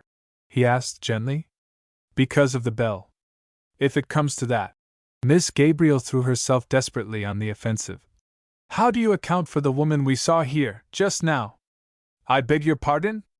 A woman, did you say? Oh, Major Vigoureux. Yes, sir, a woman, a bedizened woman. My dear Elizabeth, pleaded Mrs. Pope feebly. Are we quite sure that we saw her? That it wasn't a sort of mistake? It certainly seemed, for a moment, but really, you know, there's no one in the islands. My dear Charlotte, didn't we see her with our own eyes? Mrs. Pope sighed. It seems to me I have seen such a number of things, of incredible things, tonight. You are sure it wasn't Mrs. Treacher? Suggested the Commandant, wickedly. Mrs. Treacher. Mrs. Does Mrs. Treacher go about in silks and furs and low bodices with 1,000 pounds worth of diamonds on her abandoned neck? Certainly not to my knowledge. But, said the Commandant, turning, as the door opened, you had better ask her for yourself. Now, it may be that Mrs. Treacher had also allowed Vashti to bewitch her. At any rate, she cordially hated Miss Gabriel, and she took, then and there, what she herself called afterwards, a strong line. What are they wanting to know now? She demanded, addressing the Commandant. Miss Gabriel wants to know, he answered in a husky voice, while he pretended to trim the lamp, if you go about in silks and furs. No, I don't, replied Mrs. Treacher, setting down the bottle of gin.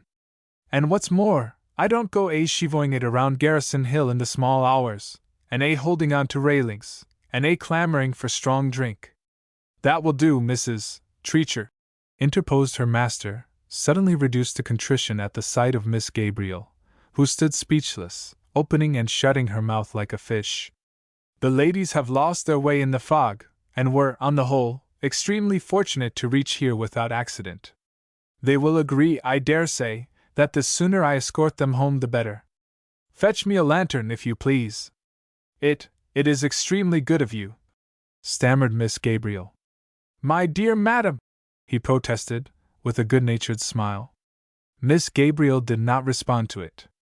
But though bitterly angry, for the moment she was cowed, and she made no further reference to the mysterious lady. She declined the Commandant's arm. Mrs. Pope, however, took it almost eagerly, and on the way down the hill he obtained from her a voluble if somewhat incoherent account of the night's adventures.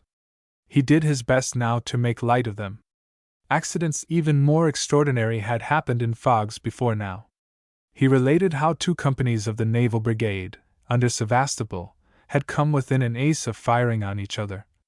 He told of the Milo, and her wonderful escape, but said nothing of Vashti. In the midst of his narrative he found himself wondering what answer he could make if they questioned him again upon the apparition. But neither Mrs. Pope nor Miss Gabriel made further allusion to it. Their silence, for which at first he was merely thankful, began to puzzle him after a while. Could it be possible that he, too, had been cheated by an apparition? He took leave of the ladies at their respective gates, retiring delicately as soon as, waiting in the road, he had assured himself that they were within doors. Miss Gabriel admitted herself with a latchkey. Mrs. Pope's timid knock was answered by her astonished husband, who, having just returned from the harbor, and assuming his spouse to be long since in bed and asleep, had lit a candle to explore the dining-room cellarette. The front door was shut on their reciprocal surprise, and the Commandant withdrew. He had sighed, before now, as he had shut Mr. and Mrs. Pope's front gate after an evening's whist. Doubtless they were a stupid couple. A light shone from the barracks, from the office window to the right of the door.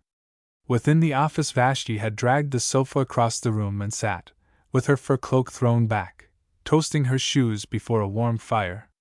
In the dancing flame of it her diamonds sparkled as she turned to him. Mrs. Treacher is upstairs, she said, hunting out sheets to air for me. Now fill your pipe, please, and sit down and tell me all about it. Major Vigoureux found an old pipe on the mantelshelf, dived in the tobacco jar for a few dry crumbs, filled, and lit and stamped out a spark that had dropped on the hearthrug. It isn't a creditable story, said he, puffing slowly, and blinking at the flash of jewels below her white throat. In fact, I behaved like a brute. Tell me about it, she repeated. So he told her, and found himself smoking and watching her, while she laughed softly, leaning forward to the fire, and gazing into the heart of it. Chapter 9. The Salving of SS Milo. Major Vigoureux woke at daybreak with a vague sense that something important had happened or was going to happen, a feeling he had not known for years. It was so strange that he sat up wondering, rubbing the back of his head. Then he remembered, and called out to Sergeant Archelaus. Sergeant Archelaus appeared, a moment later, ready dressed, and on more than usually good terms with himself. He had endued his master's trousers, and save for an unfashionable bagginess at the hips, they fitted him surprisingly well. "Good morning, Archelaus. Did you happen to hear, last night, at what time the Milo weighs anchor?" "I heard the captain, sir, tell the pilots to be aboard at 7:30. But with a vessel of her size you may count on their waiting till high water or thereabouts. In any case," the commandant consulted his watch, "we have not too much time. Where is Treacher?" "Downstairs, sir, along with his missus, stoking the kitchen fire, with mattresses built up before it like a sandbag battery. Seems to me the woman's been spending half the night airing one thing and another. She says the place is like a vault. Not," added Archelaus magnanimously, "that I mind her talk." "Quite right, Archelaus. I particularly hope you won't quarrel with Mrs. Treacher while she is here waiting on on the lady." "If," said Archelaus darkly, "as how I wanted to quarrel with a female, I should have taken and married one long ago. As 'tis, when the woman's tongue becomes afflicting, I turns round and pities Treacher. There's more ways of doing that than in so many words, and you'd be astonished how they both dislikes it. At any rate," said the commandant mildly, "they have saved you the trouble of being late with the fire this morning. So you may fetch me my shaving water at once, please." He sprang out of bed and reached for his dressing gown, astonished at his own good spirits. "It does make a difference," said he aloud, though the remark was addressed to himself. "It do," said Archelaus, turning in the doorway. I beg your pardon?" The commandant turned about, a trifle confused. "It may seem a little thing, but it gives a man self-respect, and I'm glad you noticed em." Archelaus looked down at his legs, complacently. "Always supposin'," he added, "they don't take me for a Frenchman, owing to the fullness hereabouts." Yes, certainly it made a difference, to rise in the morning with a sense of something waiting to be done. So the commandant put it to himself while he shaved, standing at his dressing table under the baraque window. The window was set high in the wall, too high to afford him a view of the islands, even though he stood on tiptoe. But through it, and above the open pane, he caught a glimpse of blue sky and lilac-colored cloud, touched with gold by the risen Sunday. He could guess the rest. A perfect morning, clean and crisp, with the sea a translucent blue, and sunlight glittering on the island beaches, the air still, yet bracing, and withal ineffably pure, a morning mysterious with the sense of autumn, but of autumn rarefied by its passage over the salt strait, deodorized, made pure of marsh fog and the rotting leaf. The commandant hummed to himself in the intervals of his shaving, which nevertheless he performed meticulously by force of habit. It was his custom to shave, and very carefully, before taking his bath. For years he had made a ritual of his morning toilet. So many passes of his razor across the strop, to be precise, 150, either more nor less, so many douches with the sponge, so many petitions afterwards on his knees. Yes, it is to be feared that his prayers, no less than his shaving, had become a drill, though one may plead for him that he always went through it conscientiously. A stroke too few across the strop, a petition to the almighty mist, either would have worried him with the feeling that the day had been begun amiss. He was poor, but with the never-failing well on Garrison Hill he could come clean as the richest to his prayers. Even Miss Gabriel had to admit that the poor man, as she put it, knew how to take care of his person. "We shall be in good time, Archelaus," said the commandant, with a side glance at his watch. "That is, if you'll step down the hill and get the boat ready." Archelaus, whose hearing had not improved of late, checked himself in the act of filling his master's tub. "I didn't clearly catch what you said for the splashing. Boat? If you want the boat, I put her off to the moorings last night. Found her tied up and bumping against the quay steps, quite as if money was no object to any of us." "Thank you. Yes, I relied on your finding and mooring her properly. Well, now, when you are ready, I want you to unmoor her again. We are going off to the liner to fetch that is to say, the ladies' boxes." Sergeant Archelaus faced about slowly, cap in hand. Oh, said he slowly. "Relative of yours, sir, making so bold?" "Dear me, no, nothing of the sort. Paying lodger, perhaps. Or else we've come into a fortune all of a sudden, And that accounts for Treacher's playing ad lib with the coals, begging your pardon again. The Commandant winced, and came within an ace of gashing himself severely.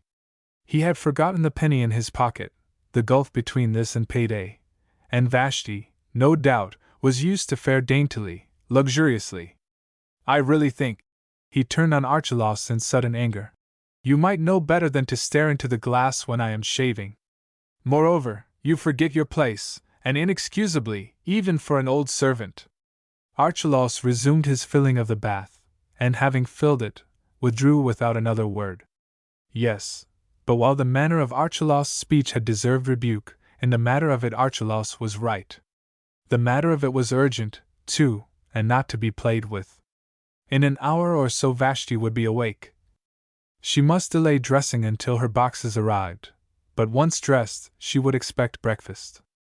The larder, to his knowledge, contained but the rusty end of a flitch of green bacon, that, and perhaps a couple of rusty eggs, a loaf, and some salt butter. Fool that he was! And a minute ago he had greeted the day so light-heartedly. What was to be done? In the pauses of sponging and toweling himself, the Commandant asked the question again and again. Could he go to Mrs. Treacher and borrow back the 4 shillings he had given her last night? Fish, new-laid eggs, fresh butter, marmalade, the best tea procurable in the islands. Yes, undoubtedly 4 shillings would go a long way towards providing breakfast. But after breakfast would come luncheon, and after luncheon. There was Mr. Tregiscus of the shop. Mr. Tregiscus sold almost everything advantageous to life. As Shakespeare's exiles said upon another island, everything from bacon and pickles to boots, ironmongery, and sunbonnets. For 12 years the Commandant had dealt with Mr. Tregiscus, paying whatever Mr. Tregiscus charged him, and always in ready money. He knew, moreover, that Mr. Tregiscus gave credit, and yet, after 12 years of ready money dealing, he winced as he saw himself entering the shop and proposing to open an account. He foresaw himself inexorably driven to it. But he foresaw himself also stammering out the suggestion with every sign of conscious rascality. And after all, was it honest to enter a shop and open an account with 1 penny in pocket? Suppose that, next payday, no pay were forthcoming.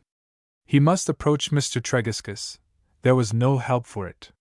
Yet the prospect pleased him so little that, as he walked down the hill to the quay, he decided to put off the interview, and was almost running past the shop, which had just been unshuttered, when Mr. Tregiscus himself appeared, framed of a sudden in the upper and open half of his shop doorway.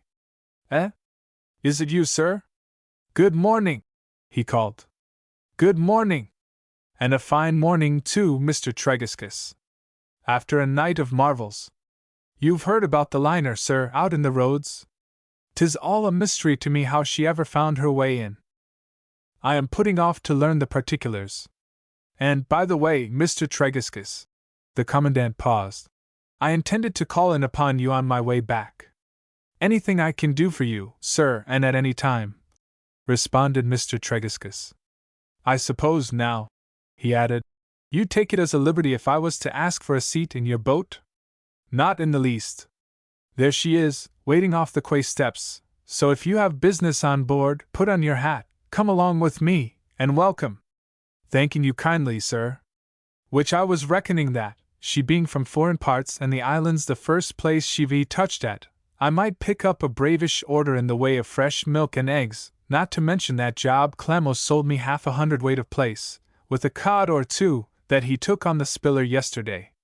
Come along, by all means, repeated the Commandant, moving off towards the quay steps, and Tregiscus, having tucked his shop apron around his waist and run into the back passage for his billycock hat, hurried in his wake.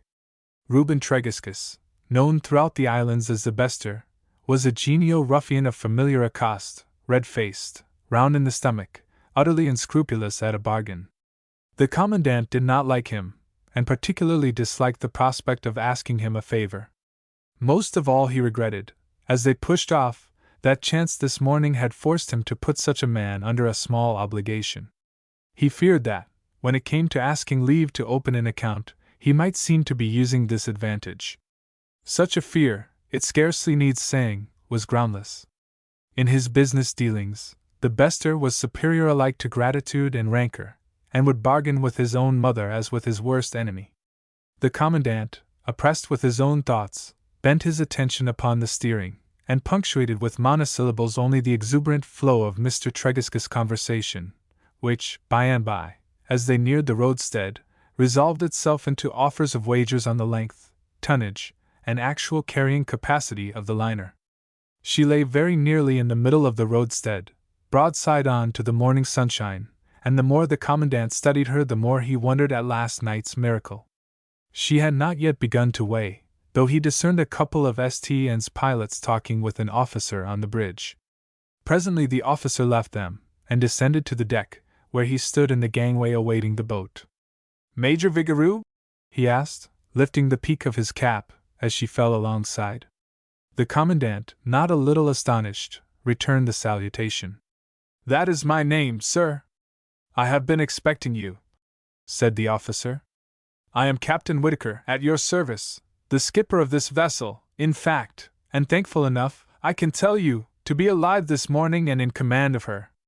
Madam's boxes are on deck here, if you do me the favor to climb on board. Ah, and here is Madam's maid, to give account of them." The commandant, drawing breath at the head of the ladder, and glancing down the Milo's majestic length of deck, was aware of 4 large trunks, and beside them a neat, foreign-looking woman, who curtsied in foreign fashion as she came forward. "Monsieur will take my duty to Madam, and tell her that I have done my best to pack to her orders. The rest I am to report from Plymouth, when we arrive.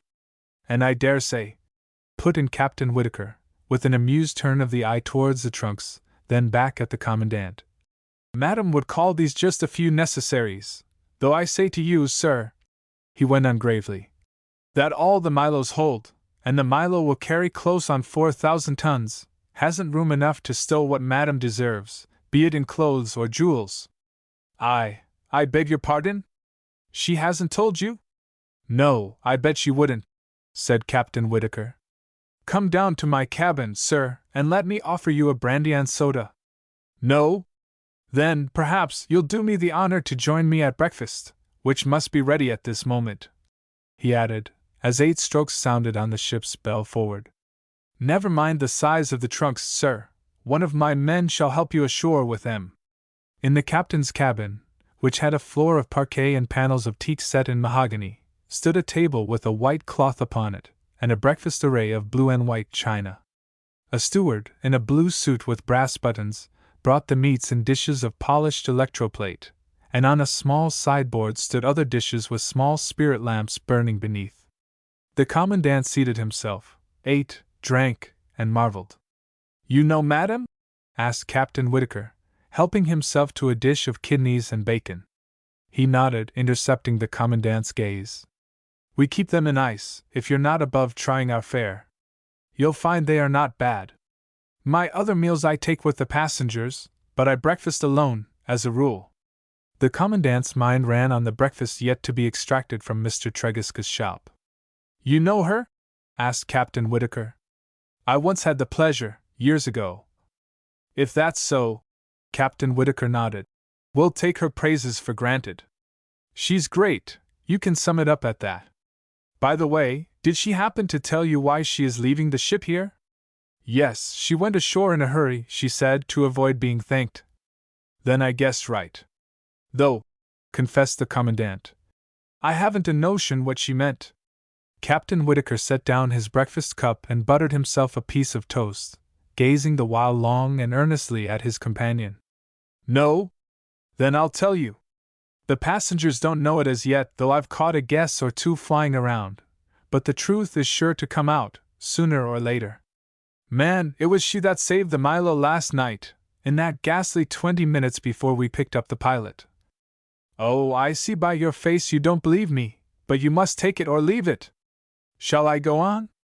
"Go on," said the commandant. "We were due out of New York on the 27th, but missed our tide in clearing and didn't pass the bar till early next morning. We carried 59 saloon passengers, 75 second, and 125 steerage, with a crew of 100 exactly. Besides these we had the mails, 220 bags, and a fair amount of dollars in specie, I needn't tell how much. The weather was thick from the first with a heavy sea running on the other side. We met it full just outside Sandy Hook, and for 3 days I pitied the passengers. The third night out the mischief happened. I had left the bridge soon after 4 bells and was just turning in for my beauty sleep when I heard an unholy racket below in the engine room, and felt the ship slow down of a sudden. One of the rods had kicked loose from its gib and started to flail around death and destruction. Thanks to Crosby, our first engineer, she was brought up before kicking our insides out, and we hove to, but the repairs cost us close on 18 hours. By daybreak the weather was thickening worse than ever, though with no great amount of wind, and we started again in a fog so thick that from the bridge you could see her bows, and only just. Well, that's how it was with us, all the way across. We seemed to carry the fog, and though it lifted a bit, off and on, it never looked like giving us a chance of an observation. All yesterday afternoon I was worried by the thought that we'd overrun our reckoning and must be somewhere near the islands, and about 2 o'clock, though the soundings were good, I ordered the engines to be reduced below the half speed at which she was running. To ease the passengers' minds I had arranged for a concert in the saloon after dinner, and Madame, she had booked with us under a name that wasn't her own to dodge the New York newspapermen, but the passengers recognized her, had promised me to sing to them. You have heard her, eh? It makes you cry, and not mind either who sees you. I remember now that she looked at me pretty straight when she gave the promise, but seeing me not minded to speak, she asked no questions. Well, the concert came off. At any other time I'd have given pounds to be sitting there and listening, but the worry on my mind kept me to the bridge, and from there I heard her, the notes lifting up through the saloon skylight as if heaven and earth had somehow got capsized or else an angel had come aboard to sing us clear of the fog. There were 3 of us on the bridge, myself, and the third officer, Mr. Francillon, and a seaman called Peterson, and when the song ended, it was a little Italian something or other, very bright and gay, and the clapping began and the calls for an encore. I couldn't stand it any longer, and I was afraid she'd be starting on Home, Sweet Home, or something of that sort, and I didn't want Mr. Francillon to see my face. So I made up an excuse and sent him off to the chart house for a pair of dividers, which I didn't want, and away he went. When he was gone I stood by the wheel for a bit listening as the clapping died down. It stopped at last, and I braced myself up and waited to have my feelings wrung, when just behind me I heard a step on the ladder. Of course, I took it for Mr. Francillon returning, and I wheeled about, short-tempered like, to tell him he needn't be tiptoeing, we weren't on the bridge to listen to grand opera. When what do I see but Madam, you needn't look so cross, Captain, she says, for I know well enough I'm breaking all rules, and I'll go away quietly and sing to them again. But we're somewhere near the islands, and the call came on me to warn you. Why, truly, ma'am, I answered, I believe we're not far off them. We're close to them, she answered me, nodding her head. I'm island-born, Captain, and I feel 'em in my blood. I put this down to craziness, hysterics, or whatever you choose to call it. But just to soothe her mind and get her down quietly off the bridge I sang out to the leadsman to know if he had found soundings.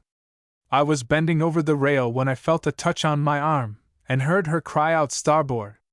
Hard a starboard, hard. Just like that. Captain Whitaker dropped his voice to a low, fierce whisper as he imitated her. It took the helmsman sharp and sudden, so that he had begun to put the wheel down before he realized that the order didn't come from me, and the next moment Madame had flung herself upon it, and was helping with both hands.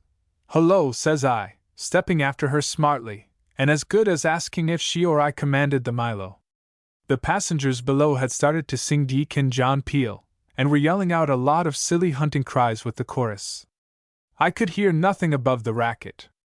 But sure enough, looking to port over my shoulder as I laid hand on the wheel to check it, I saw a whitish smear that meant breakers, and the smear no sooner showed than above it a great black cliff stood out as if 'twere a moving thing and meant to carve into us right amidships, a great cliff with a rock on it like the Duke of Wellington's nose. A man from the top of it could have jumped onto our bulwarks, and I shut my eyes as it overhung, waiting for the crash, but it slid by and was gone like a slide you pass through a magic lantern. Port now! Port for your life, she called out, and I saw first of all her hand go out to push Peterson off, and then the little sparks flickering on her rings as she gripped the spokes, and checking M, dragged the wheel back hand over hand. A man's strength she must have had. "Help me," was all she said, in a kind of panting voice, and as I caught hold to help it over, that was the head. "Hard up, now! And ring down for full speed!" "Full speed," I grunted, yet pressing on the wheel all the time. "It's stop her, you mean, and anchor." "What, here? With hull deeps on your starboard bow and a 5-knot tide running?" "Full speed ahead, there's no room to swing, no, nor half." She stopped my hand on the bell and rang down herself, "Full speed ahead," and the passengers whooping away at John Peel, all the while. Then, as the engines began to run, she looked at me, still holding on by the wheel. "They may do it," she said, "they may do it. At half speed she'd never point off, against a 5-knot tide." "God have mercy on us," was all I could say. "If you know?" "No," she caught me up. "I was brought up to know. But she'll never do it if she don't pick up way." "Ah, that's better," she said with a kind of sigh, staring over the starboard bow into the fog. "Now." And we held our breath, all of us, for Mr. Francillon was back on the bridge standing close behind her, and wondering what the devil was up. She let 30 seconds pass, and then turned to him as if he'd been there all the while and she knew it. "Look astern," she said, "and maybe, if you're clever, you can see the monk." The monk, we cried this out together, for that we had passed the monk without sighting her or catching sound of her foghorns was a thing incredible. "But so it is," said she, "we have passed the monk, passed it close. Don't I know the Pope's Head on Lesser Teague? Now hard a port still, for we've the gunwale dogs somewhere there to leeward, and they're worse almost than hell deeps." We were racing by this time. There was nothing in the world to see, only the fog, which had turned, within the last minute, to dusk, and nothing to feel except that we were racing down between the walls of it like a stick caught in a mill heat. Worse it was, we were driving down full tilt with a 5-knot tide under us. If we struck, there was one consolation: the end would come soon. As John Peel ended, we could hear the tide race take up the tune and hum it on the wind of our passage, and above it I heard the third officer call out that he had glimpsed a light astern. "The monk," said Madame, nodding her head to me to help her in easing off the wheel. "And I don't know, sir, if you have ever been through a gale at sea, a really tight gale, I mean, with a while in it, maybe an hour only, maybe 24, when the odds are slowly turning against you. Then there comes a point when, with nothing to show for it, you feel that you are holding your own, and another point when you feel that, bar accidents, the worst is over. The sea seems to break just as savage as ever, and you can't swear that the wind has lessened. You have nothing to point to, but, all the same, you know, and can thank the Lord." That's how it was with the Milo. I couldn't say when the danger ceased, but I found myself looking at Madame across the binnacle lamp, and she was looking at me. My hand went out and I rang down for half speed, then for dead slow. We stood there and listened while the engines changed their beat from one to the other. In the saloon they had started a comic song with a chorus. Said she, after a bit, "You can bring up now and wait for morning. North of the gunwale here there's an eddy slack where the tides meet, and you may count on 30 fathoms." I called down to know what the lead reported. I felt my voice shaking, and the leadsman's voice shook a bit too as he called back that he had found the bottom with the red 17-fathom mark. Half a minute later he sang out that his line had lost it. I was just about calling to let go anchor when away on our starboard bow we heard the pilots hailing. We sent up a flare, and at sight of it the lighthouse men, away on the Monk, began banging, and small blame to them. Chapter 10. The Adventures of Forrest Shillings. As he finished his story, Captain Whitaker stood up and reached out a hand to open a glass-fronted cupboard in which he kept his books and papers. The Commandant, mistaking his movement, rose also. "No, no, sir," the captain corrected him. "Sit down and finish your breakfast. The fact is, when her maid, last night, handed me the letter telling me she had gone ashore, I sat down and wrote an answer. Here it is, and I was going to ask you to deliver it for me." The Commandant took it, and placed it carefully in his breast pocket. "I thank you," he answered, "but I have breakfasted. If you don't mind, It occurs to me that, if I delay, some of your passengers will soon be about the decks, and will see the luggage going overside, and ask questions. And that's well thought of, interrupted Captain Whitaker. Though I expect the luggage is all in your boat before this. How far lies your house from the quay, by the way? The Commandant answered that his house, the barracks, stood at the very top of the hill. Why, then, said the captain, leading the way up the companionway, the least I can do is to send a couple of my men along with you to help. Your fellows, you'll excuse me, don't look equal to it. Pensioners, eh? The Commandant winced. One of them, he answered stiffly, is on the active list. His strength would surprise you, sir. Hum, said the captain, with a glance at Sergeant Archelaus. The other, but where is Tregiscus? Gone off, sir, to do business with the steward, explained Archelaus, saluting. The other is a Mr. Tregiscus, a respectable man, and our principal tradesman in Garland Town. He has a design, I believe, to sell you whatever you may want in the way of fresh provisions. Certainly. The steward can go ashore, too, and do business with him, and his boat will bring the others back. Here, Hoskins! Arnett! Captain Whitaker called to a couple of seamen, and sent a third off to summon the steward. 5 minutes later the Commandant found himself back in his boat, seated beside the Milo's steward, and confronting a tall pile of luggage. The 2 seamen had already put off with Mr. Tregiscus in the steward's boat. And you will present my duty to Madam? Said Madam's maid, looking down from the ship's side. And tell her that I charge myself to see the rest of her luggage safe to the hotel, where I will report myself and wait for Madam's orders. Captain Whitaker waved goodbye. Archelaus pushed off and fell to the oars. The Commandant took the tiller. As the boat pointed for shore, the garrison bell on the hill rang out 9 o'clock. 9 o'clock! The notes of the bell struck apprehension upon the Commandant's heart. His guest would certainly be awake by this time, and as certainly hungry. To be sure, she could not attire herself until her boxes arrived, at any rate, would not appear. And yet, with such a strong-willed person, he could not be certain.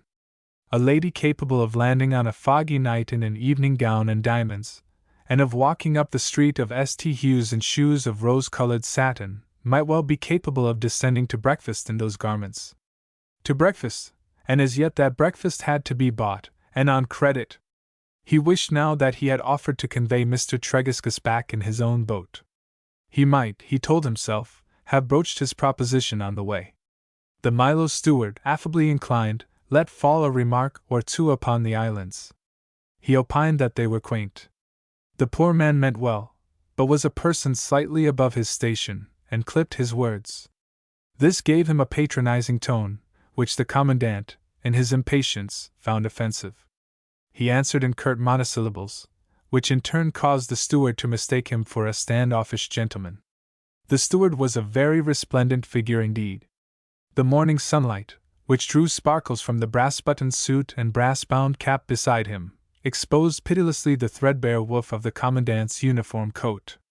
There had been nothing amiss with the coat yesterday, nothing to observe, at least, and "Confound the fellow!" thought the Commandant. "How am I to get rid of him and have a word with Tregiscus?" For desperate ills, desperate remedies. Drawing alongside the quay, where Mr. Tregiscus and the 2 seamen had landed and stood waiting, the Commandant called upon his best service voice, concealing the shake in it. "Mr. Tregiscus!" "Sir?" "I desire a word with you." "Yes, sir." "And in private," went on the Commandant, stepping ashore and marching straight up the steps. "Certainly, sir." After all, and not so long ago, Major Vigoureux had been governor and chief magistrate of the islands, with power to inflict fine and imprisonment.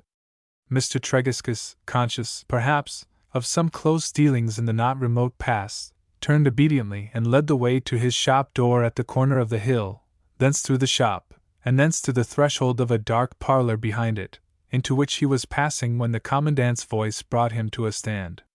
"We will talk here, if you please," said the Commandant. "Certainly, sir." Mr. Tregiscus turned about. "I want," said the Commandant, "half a pound of your best tea, half a dozen new laid eggs, an amount of bacon which I leave to you, and a pot of marmalade. With pleasure, sir. Anything I can do. And on credit. As I said, sir, to be sure, and hoping that I have given satisfaction hitherto. Mr. Tregiscus, still a trifle flurried, fell to rubbing his hands together, thus producing an appearance of haste before he actually collected himself and hurried to execute the order. Good God! Thought the commandant to himself. Am I browbeating this man? He watched as Mr. Tregiscus cut and weighed out the butter and bacon and tied them up into parcels, with the help of a small boy summoned from the back premises. Or rather, the small boy, Melk by name, which was short for Melchizedek, did the weighing and tying while Mr. Tregiscus stood over him and exhorted him to look sharp, or he'd never make a grocer. The steward watched from the doorway, puffing a cigarette, and expressed a hope that he was not excluding the light. The commandant wished him 1,000 miles away. Sergeant Archelaus had borrowed a light trolley from the quay. The two seamen had loaded it, and already Madame's luggage was halfway up the hill, and must infallibly reach the barracks before Madame's breakfast could overtake it. And when would you like it sent, sir? Asked Mr. Tregiscus, nodding at the piles on the counter. Sent? Echoed the commandant. I beg your pardon, he went on hastily. I had meant to ask you for the loan of a basket. I will carry the things myself. Indeed, sir? Mr. Tregiscus hesitated. You are welcome to a basket, of course, if you think it wise. I am not ashamed to be seen carrying a basket, Mr. Tregiscus. No, indeed, sir. But the hill being steep, and a little exercise would do Melk, here, all the good in the world. I prefer to carry the goods myself, I thank you. Was everybody in a conspiracy to take the commandant for a very old man? He waited impatiently until the basket was filled, slung it on his arm, and hurried out of the shop with such impetuosity that the steward, still lounging in the doorway, had scarcely time to skip into the roadway and give passage. They must be going in for some kind of feast, up to barracks, said the boy Melk meditatively, after a pause. Why? Asked Mr. Tregiscus, looking up from the counter. Because, said the boy, old Mother Treacher was here, not 10 minutes ago, and the way she spent her money was a caution. There's the best part of 4 shillin' in the till, if only you'll look. What did she buy? Eggs mostly, and bacon, and marmalade. Mr. Tregiscus walked to his shop door, and stared up the hill after the commandant. Must be going off their heads, he decided, and shook his own doubtfully. It can't be a merrymaking either, for, when you come to think of it, folks don't feast off such things as streaky bacon. Not off this sort anyhow, airily agreed the steward, who had been examining a piece on the counter. The commandant had started fiercely enough to climb the hill, but by the time he reached the bend of the hill where stood the cottage which had been Vashti's home, he was drawing difficult breath. Indeed, he was on the point of setting down his load and resting when, as he turned the corner, he came full upon Mrs. Banfield, the good wife of the present occupier, in conversation with Mrs. Medlin, her neighbor across the road.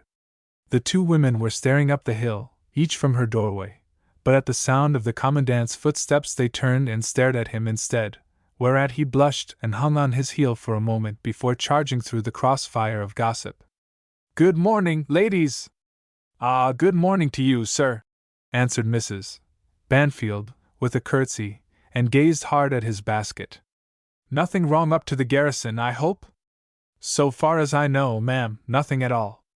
Seein' that great stack of luggage go up the hill, explained Mrs. Medlin. Why, naturally it made a person anxious. And when you put a civil question, as I did to Sergeant Archelaus, and he turns round and as good as snaps your head off, why a person can't help putting 2 and 2 together. Indeed, ma'am, and what did you make the result? Asked the commandant, politely. Why, sir, Mrs. Banfield here was reckoning that the government had sent stores for you at last, and says I, you may be right, Sarah, and glad enough we shall be to hear of it, for it do make my heart bleed to remember old days and see what the garrison is reduced to in victuals and small clothes. But says I, the luggage comes from the great steamship, and the great steamship comes from America, and that government would be sending stores from America, even in these days of tin meats, is what, beggin' your pardon, No person could believe that wasn't born a fool. Which I answered to Mrs. Medlin, said Mrs. Banfield. Granted, ma'am, I said, but food or no food, I'd sooner swallow it than believe what you were tellin' just now. And what was that? Asked the Commandant, turning on Mrs. Medlin. Why, sir, knowing the Lord Proprietor to be no friend of yours. Hush, Mrs. Medlin, hush, if you please. Of course, sir, if you don't want to hear. I certainly cannot listen to any talk against Sir Caesar. It would be exceedingly improper. I warn't going to say anything improper. Mrs. Medlin protested stoutly. And I wonder, sir, at your thinking it, after the years you've given good day to me.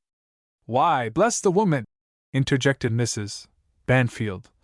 You might talk as improper as you pleased and the governor wouldn't understand your drift. He's that innocent-minded. But what she meant, sir, was that the Lord Proprietor had turned you out, belike, as everyone knows he has a mind to, and that a new governor might be coming in your place. The Commandant flushed. My dear Mrs. Banfield, the Lord Proprietor has nothing to do with the military command here, either to appoint or to dismiss. I cannot forbid your gossiping, but it may help you to know that every soldier on the islands holds his post directly under the crown. Mrs. Banfield gazed at the basket with the air of one who, seeming to yield, yet abides by her convictions. The crown's a long way off, seemin' to me, she objected. And contrariwise I do know that when the Lord Proprietor wants his way on the islands he gets it. Though it were 10 times a week, he'd get it, and no one nowadays strong enough to stand up to him. My dear Mrs. Banfield! But Mrs. Banfield was not to be checked. He's a tyrant, she declared, her voice rising shrilly. And I'd say it 100 times, though I went to the lock-up for it. He's a tyrant, and you, sir, are too simple-minded to cope with him. Yes, yes, a Christian gentleman, everyone grants it of you, and saving your presence, everyone is sorry enough for it. You wouldn't hurt a fly for your part. Man, woman, or child, you'd have every soul in the islands to live neighborly and go their ways in peace. No doubt 'tis good gospel teaching, too, and well enough it worked till this rumping little tyrant came along and pushed you aside. Goodness comes easy to you, sir, I reckon, but it bears hard upon us poor folk that want someone to stand up for us against injustice. The Lord Proprietor, Mrs. Banfield, has a strong will of his own, but I certainly never heard that he was unjust. Then you haven't heard, sir, what's happening over on Sarin? On Sarin, ma'am? On Sarin, sir. Eh? No, to be sure. Folks may suffer on the islands in these days, but what use to tell the governor? He was good to us in his time, but now he has cut himself off from us with his own troubles. Did anyone tell you, sir, the text that old Seth Hicks preached from, over to St. Anne's, at the last service before the Lord Proprietor closed the meeting house? I will lift up mine eyes, said he, to the hills, from whence cometh my help, and then, having given it out, the old fellow turned solemn like towards the window that looks across here to Garrison Hill. Amen, said some person in the congregation, but 'tis no use. Brother Seth, you're seeking in that quarter. The Commandant, who had set down his basket, lifted it again wearily. Mrs. Banfield, said he, won't you at least put it down to my credit that, having, as you say, my own troubles, I don't bother my neighbors with them? Why, bless your heart, sir, that ever I should say it. That's what hurts us sorest. We can fit and fend along somehow, never you mind. But when for years you shared our little tribulations and taught us, foreigner though you were, to be open with ye as daylight, it do seem cruel that you can't enjoy a bit of trouble on your own account, but you must take it away and hide it. The Commandant's eyes moistened suddenly. Is that how the islanders look at it, Mrs. Banfield? It is, sir. Well, well, said the Major. I never guessed. I am a blind old fool, it seems. But, and here, blinking away the moisture, he smiled at Mrs. Banfield almost gaily. I can begin at once to make amends.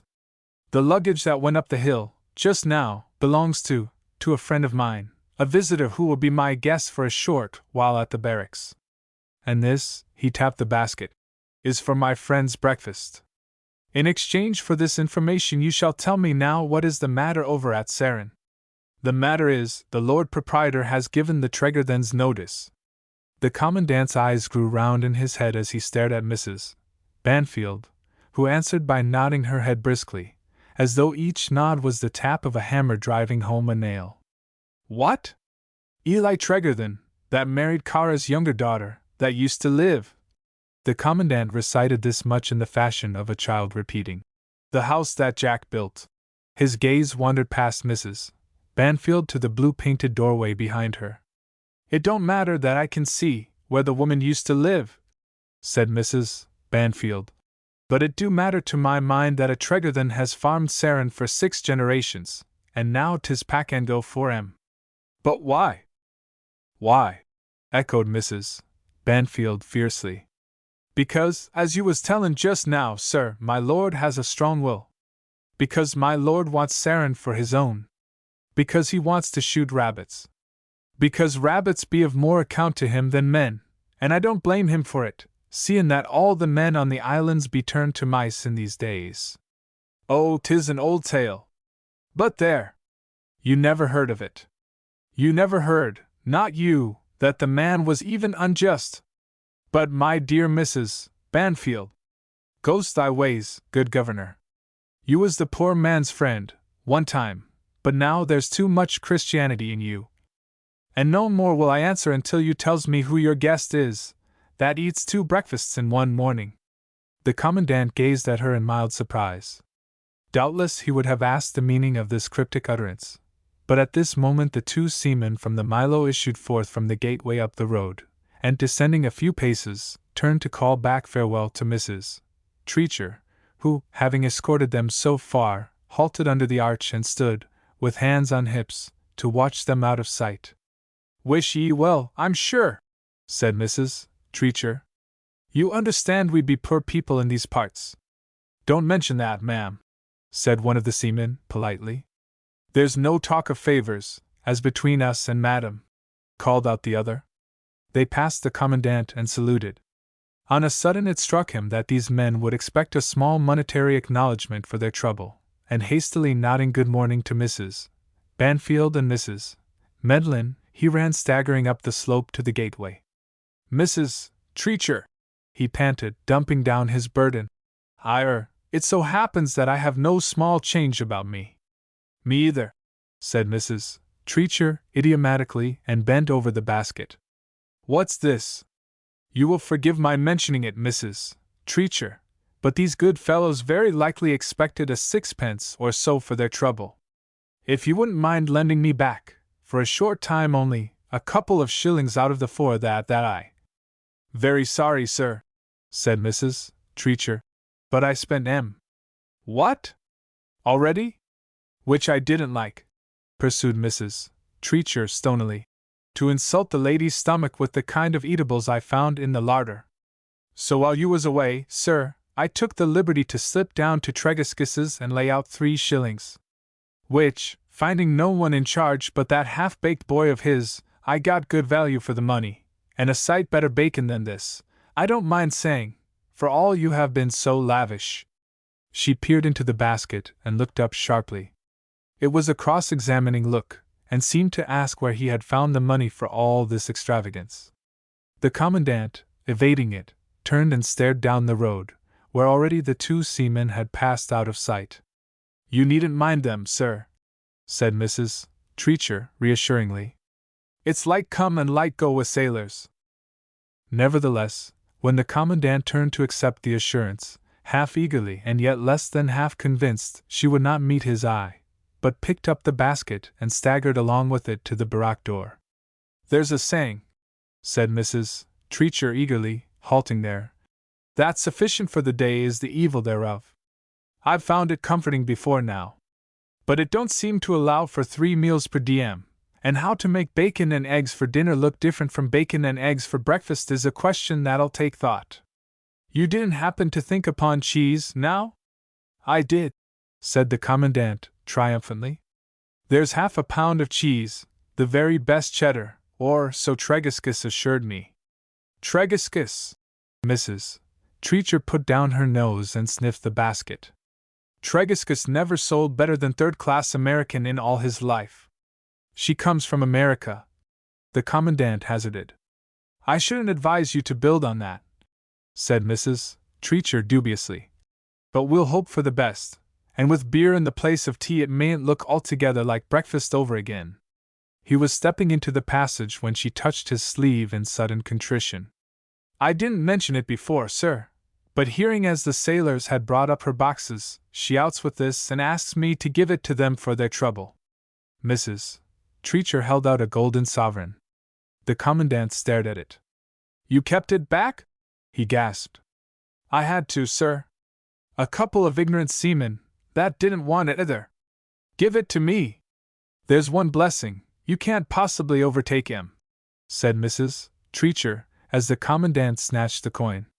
He gazed down the hill, and decided that to this extent she was right. With one hand gripping the sovereign, and the other lifted to his distraught brow, the Commandant strode to the room where Vashti sat at breakfast. She looked up and welcomed him with a gay smile. Chapter 11. Plan of Campaign. Vashti sat on the low stone wall beyond the keg of butter battery, and gazed out over the twinkling Sound and the islands. The wall ran along the edge of the cliff and moreover was ruinous, as the Commandant had cautioned her when she chose her perch. For a while she did not appear to have heard him, but sat with lips half parted as though they drank in their native air, and with eyes half closed. But whether in mere delight or because through the present they were looking into the past, the Commandant could not determine. She had invited him after breakfast to conduct her round the old fortifications, and he had done so in some dread of her questions and comments. But she had asked scarcely a question and made no comment at all. She was thinking less of the change in his batteries and defenses than of the change in him, as with a deeper knowledge of women he might have divined. In the inanimate work of man's hands woman takes no real interest, whatever she may feign, but of man himself she is insatiably curious and critical. So, while the Commandant, moving with her from one battery to another, had halted and stared down on the grass-grown platforms, ashamed and half afraid lest by lifting his eyes he should challenge her pity, he missed to perceive and missed altogether to guess that hers were occupied in taking note of him, of his threadbare coat, of the stoop of his shoulders, of the whitened hair brushed back from his temples. They had made the round of the batteries in almost complete silence, and coming to the wall above the keg of butter she had perched herself there and bent her eyes seaward.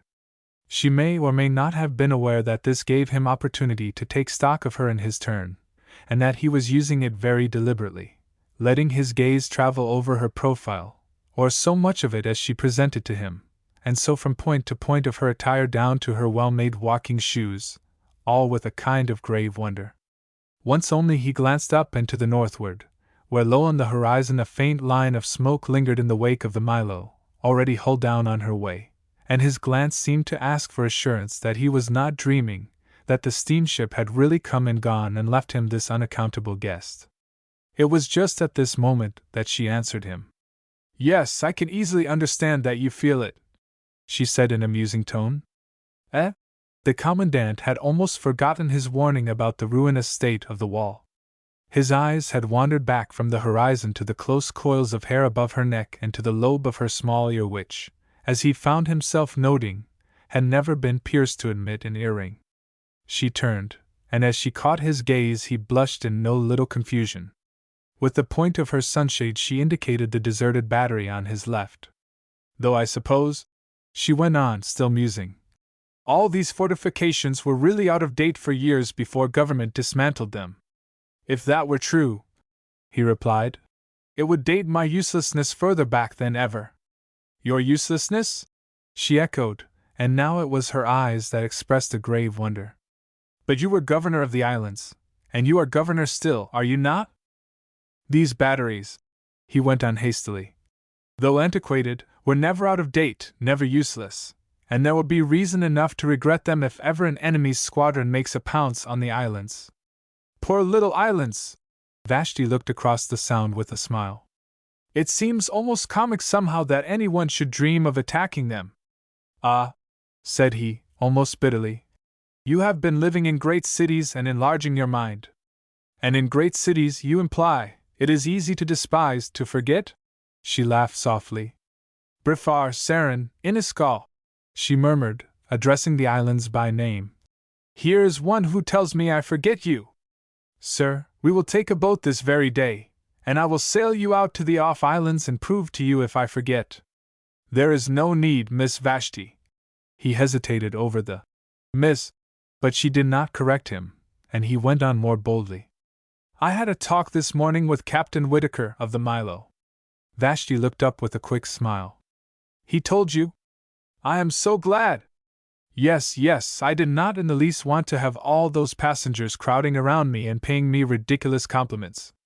But false modesty is another thing altogether, and I don't mind telling you I am quite inordinately proud of myself. You have a right to be. As I don't mind confessing that I was horribly afraid at the time. But I am glad again that Captain Whitaker told you. It was pretty good, after 15 years. She asked it frankly, not archly at all, but with a sudden earnest look that seemed to hold some sadness, and before the Commandant could reply this sadness grew and became so real that he wondered at his having doubted it at first glance. 15 years, she went on. We all have a quarrel against time, we men and women, but on grounds so different that a man scarcely understands a woman's grievance nor a woman a man's. With you it all rests in your work. 15 years knock holes in your fortifications, tumble your guns into the sea, send along a new generation of men to pull down what you have built, to rebuild in a flurry of haste, and see their work in its turn criticized and condemned by yet a new company of builders. At this we women only look on and marvel. Why all this fuss, we ask, over what you do?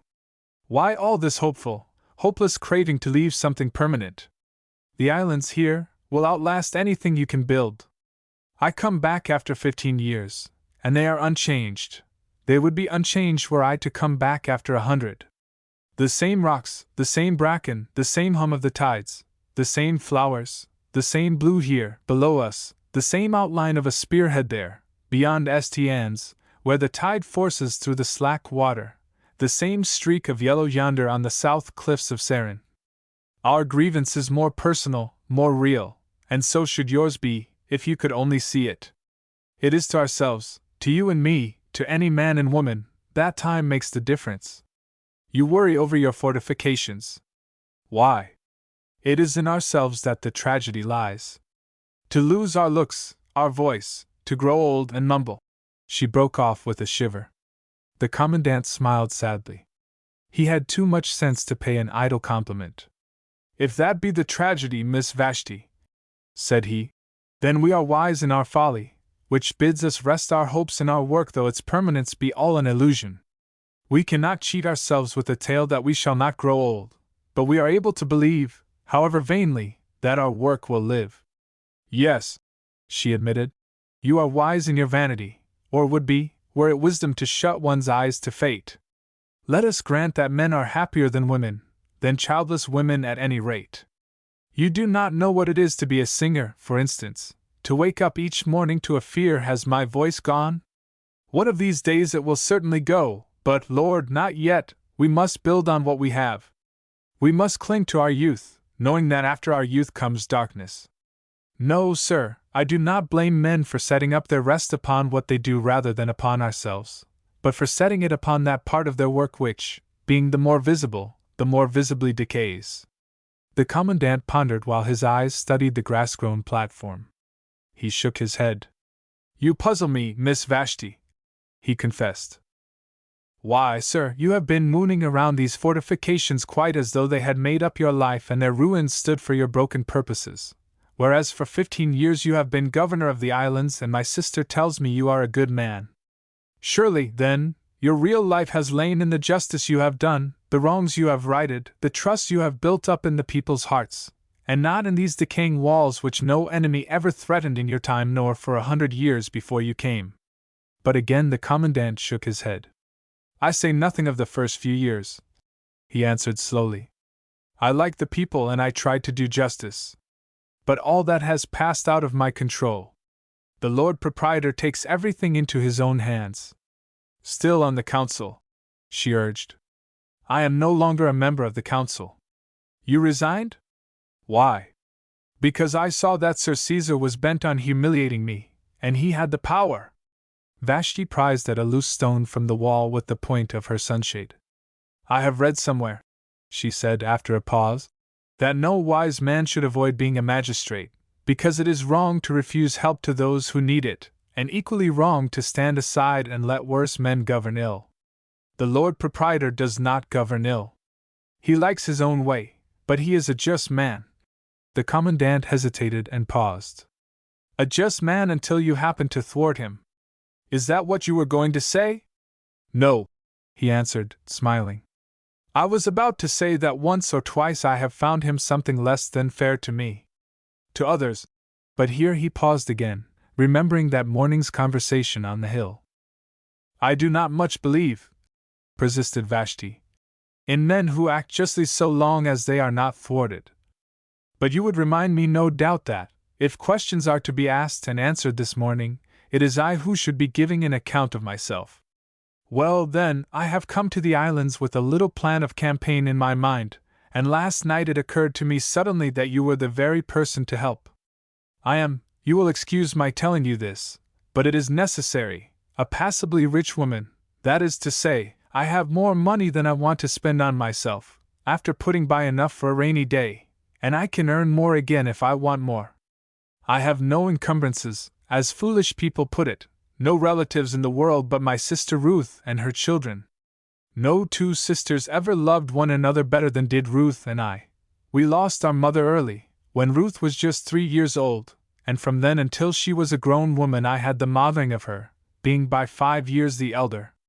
You have seen something like it, I dare say, in other poor families where the mother has been taken, but I tell you again that never were pair more absolutely wrapped up in one another than were Ruth and I. We shared each other's thoughts by day, we slept together, and shared each other's dreams. Oh! Vashti clasped her hands and looked up with brimming eyes. I can see now how beautiful it all was. The Commandant bowed his head gravely. I can believe it, he said, and as if he had stepped back 15 years he found himself standing again on the hill and looking in upon the firelit room. Only now the picture and the two figures in it shone with divine meaning. I know what you would ask, she went on. Why, then, you would ask, did I ever leave the islands? But this had always been understood between us. I cannot tell you how. For years we never talked about it, yet we always talked as if, some day, it must happen. The fate was on us to be separated, and the strange part of it was, continued Vashti, throwing out her hands involuntarily, and with this action changing as it were from a confident woman back to a child helpless before its destiny. We understood from the first that I, who loved the islands, must be the one to go, while Ruth would find a husband here and settle down, nor perhaps ever wish to cross over to the mainland.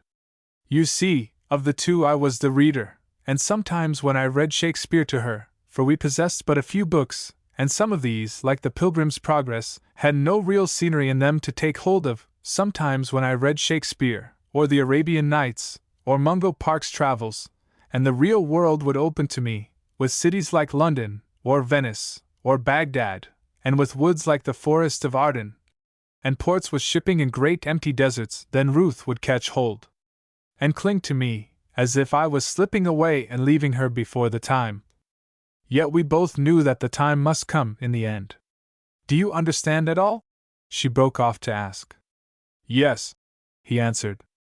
I cannot tell how, but as you put it I seem to see it all. She glanced at him with a quick, grateful smile. Well, that is just how it happened, and if I were to explain and explain I couldn't make it any clearer. You understand, too, there was never any question of my leaving Ruth until she was grown a woman and could see with a woman's eyes. Then I knew she was safe. She had more common sense even than I. She was born to marry, I never doubted that, but when I saw also that she was a woman to choose for herself and choose wisely, why, then I saw also, and all of a sudden, that the time had come and I was better out of the way. Better, because a teacher has to know when to stop and trust the teaching to prove itself. Else by lingering on, he may easily do dreadful mischief, and all with the best will in the world. Do you understand this, too? Again the Commandant bent his head, for again, without knowing how or why, he understood. Well, I left the islands, and there is no need to trouble you with my own story, though some day I will tell it if you care to hear. It contains a great deal of hard work, much good fortune, some suffering, too, and on the whole I am a very grateful woman, as I ought to be. But we were talking of Ruth. She married, as she was born to marry, and her husband is a good man. She has children, and her letters are full of their sayings and doings, as a happy mother should be. So, you see, our instinct was wise, and I did well to depart. The Commandant considered this for a moment before answering, for her tone conveyed a question, almost a challenge. You were wise, perhaps, to go. But why in all these years have you never come back? She looked at him earnestly and nodded. Yes, she said. I was afraid you would ask that, and yet I am glad, for it forces me to make confession, and I shall feel better to get it over. Ruth loves me still, you see, but of course, her husband comes first, and after her husband, if not sometimes before him, her children. That is as it should be, of course. Of course, the Commandant echoed. And of course I foresaw it. Remember, please, that I foresaw it before ever there was a question of young Tregarthen, so that my jealousy, if you are going to laugh at it, had nothing to do. I am not in the least inclined to laugh. Thank you. We were not as ordinary sisters, you see, and there is another thing I must tell you. She went on with a brisk change of tone. Though Ruth and I have always written regularly, there is one thing I have always kept hidden from her. I mean my success, as you will call it. At first this wasn't deliberate at all. A great chance came to me, a chance so good that I could hardly believe, yes, so incredible even to me, that I dared not talk of it, but walked humbly, and taught myself to think of it as a dream from which I must awake, and awake to find people laughing at my hopes. I hid it even from Ruth. Afterwards, when the dream had become a certainty, it seemed yet harder to tell her. I had concealed so much, and to tell her now seemed like triumphing over her, so full her letters were of simple things and of her happiness in them.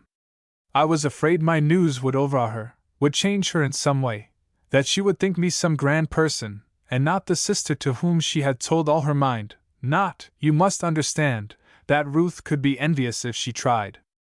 But have you never seen how, when a man grows rich or powerful suddenly, his old friends, the best of them, draw away from him, not in envy at all, but just because they feel he has been taken from them?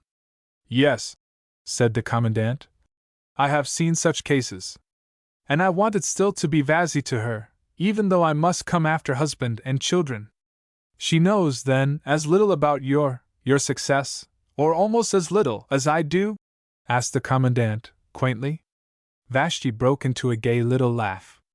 But I am going to tell her now, she answered, rising. And that is where I want you to help me.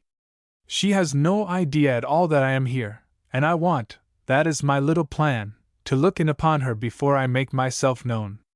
I want to see Ruth, my own Ruth, moving about her house, to feed my eyes on her good face, and learn if it has changed as I have tried to picture it changing, to know her as she has been during these years, not as she will be when we have kissed and I have told her. I would steal upon her children, too, and watch them. It is wonderful to think of Ruth's children.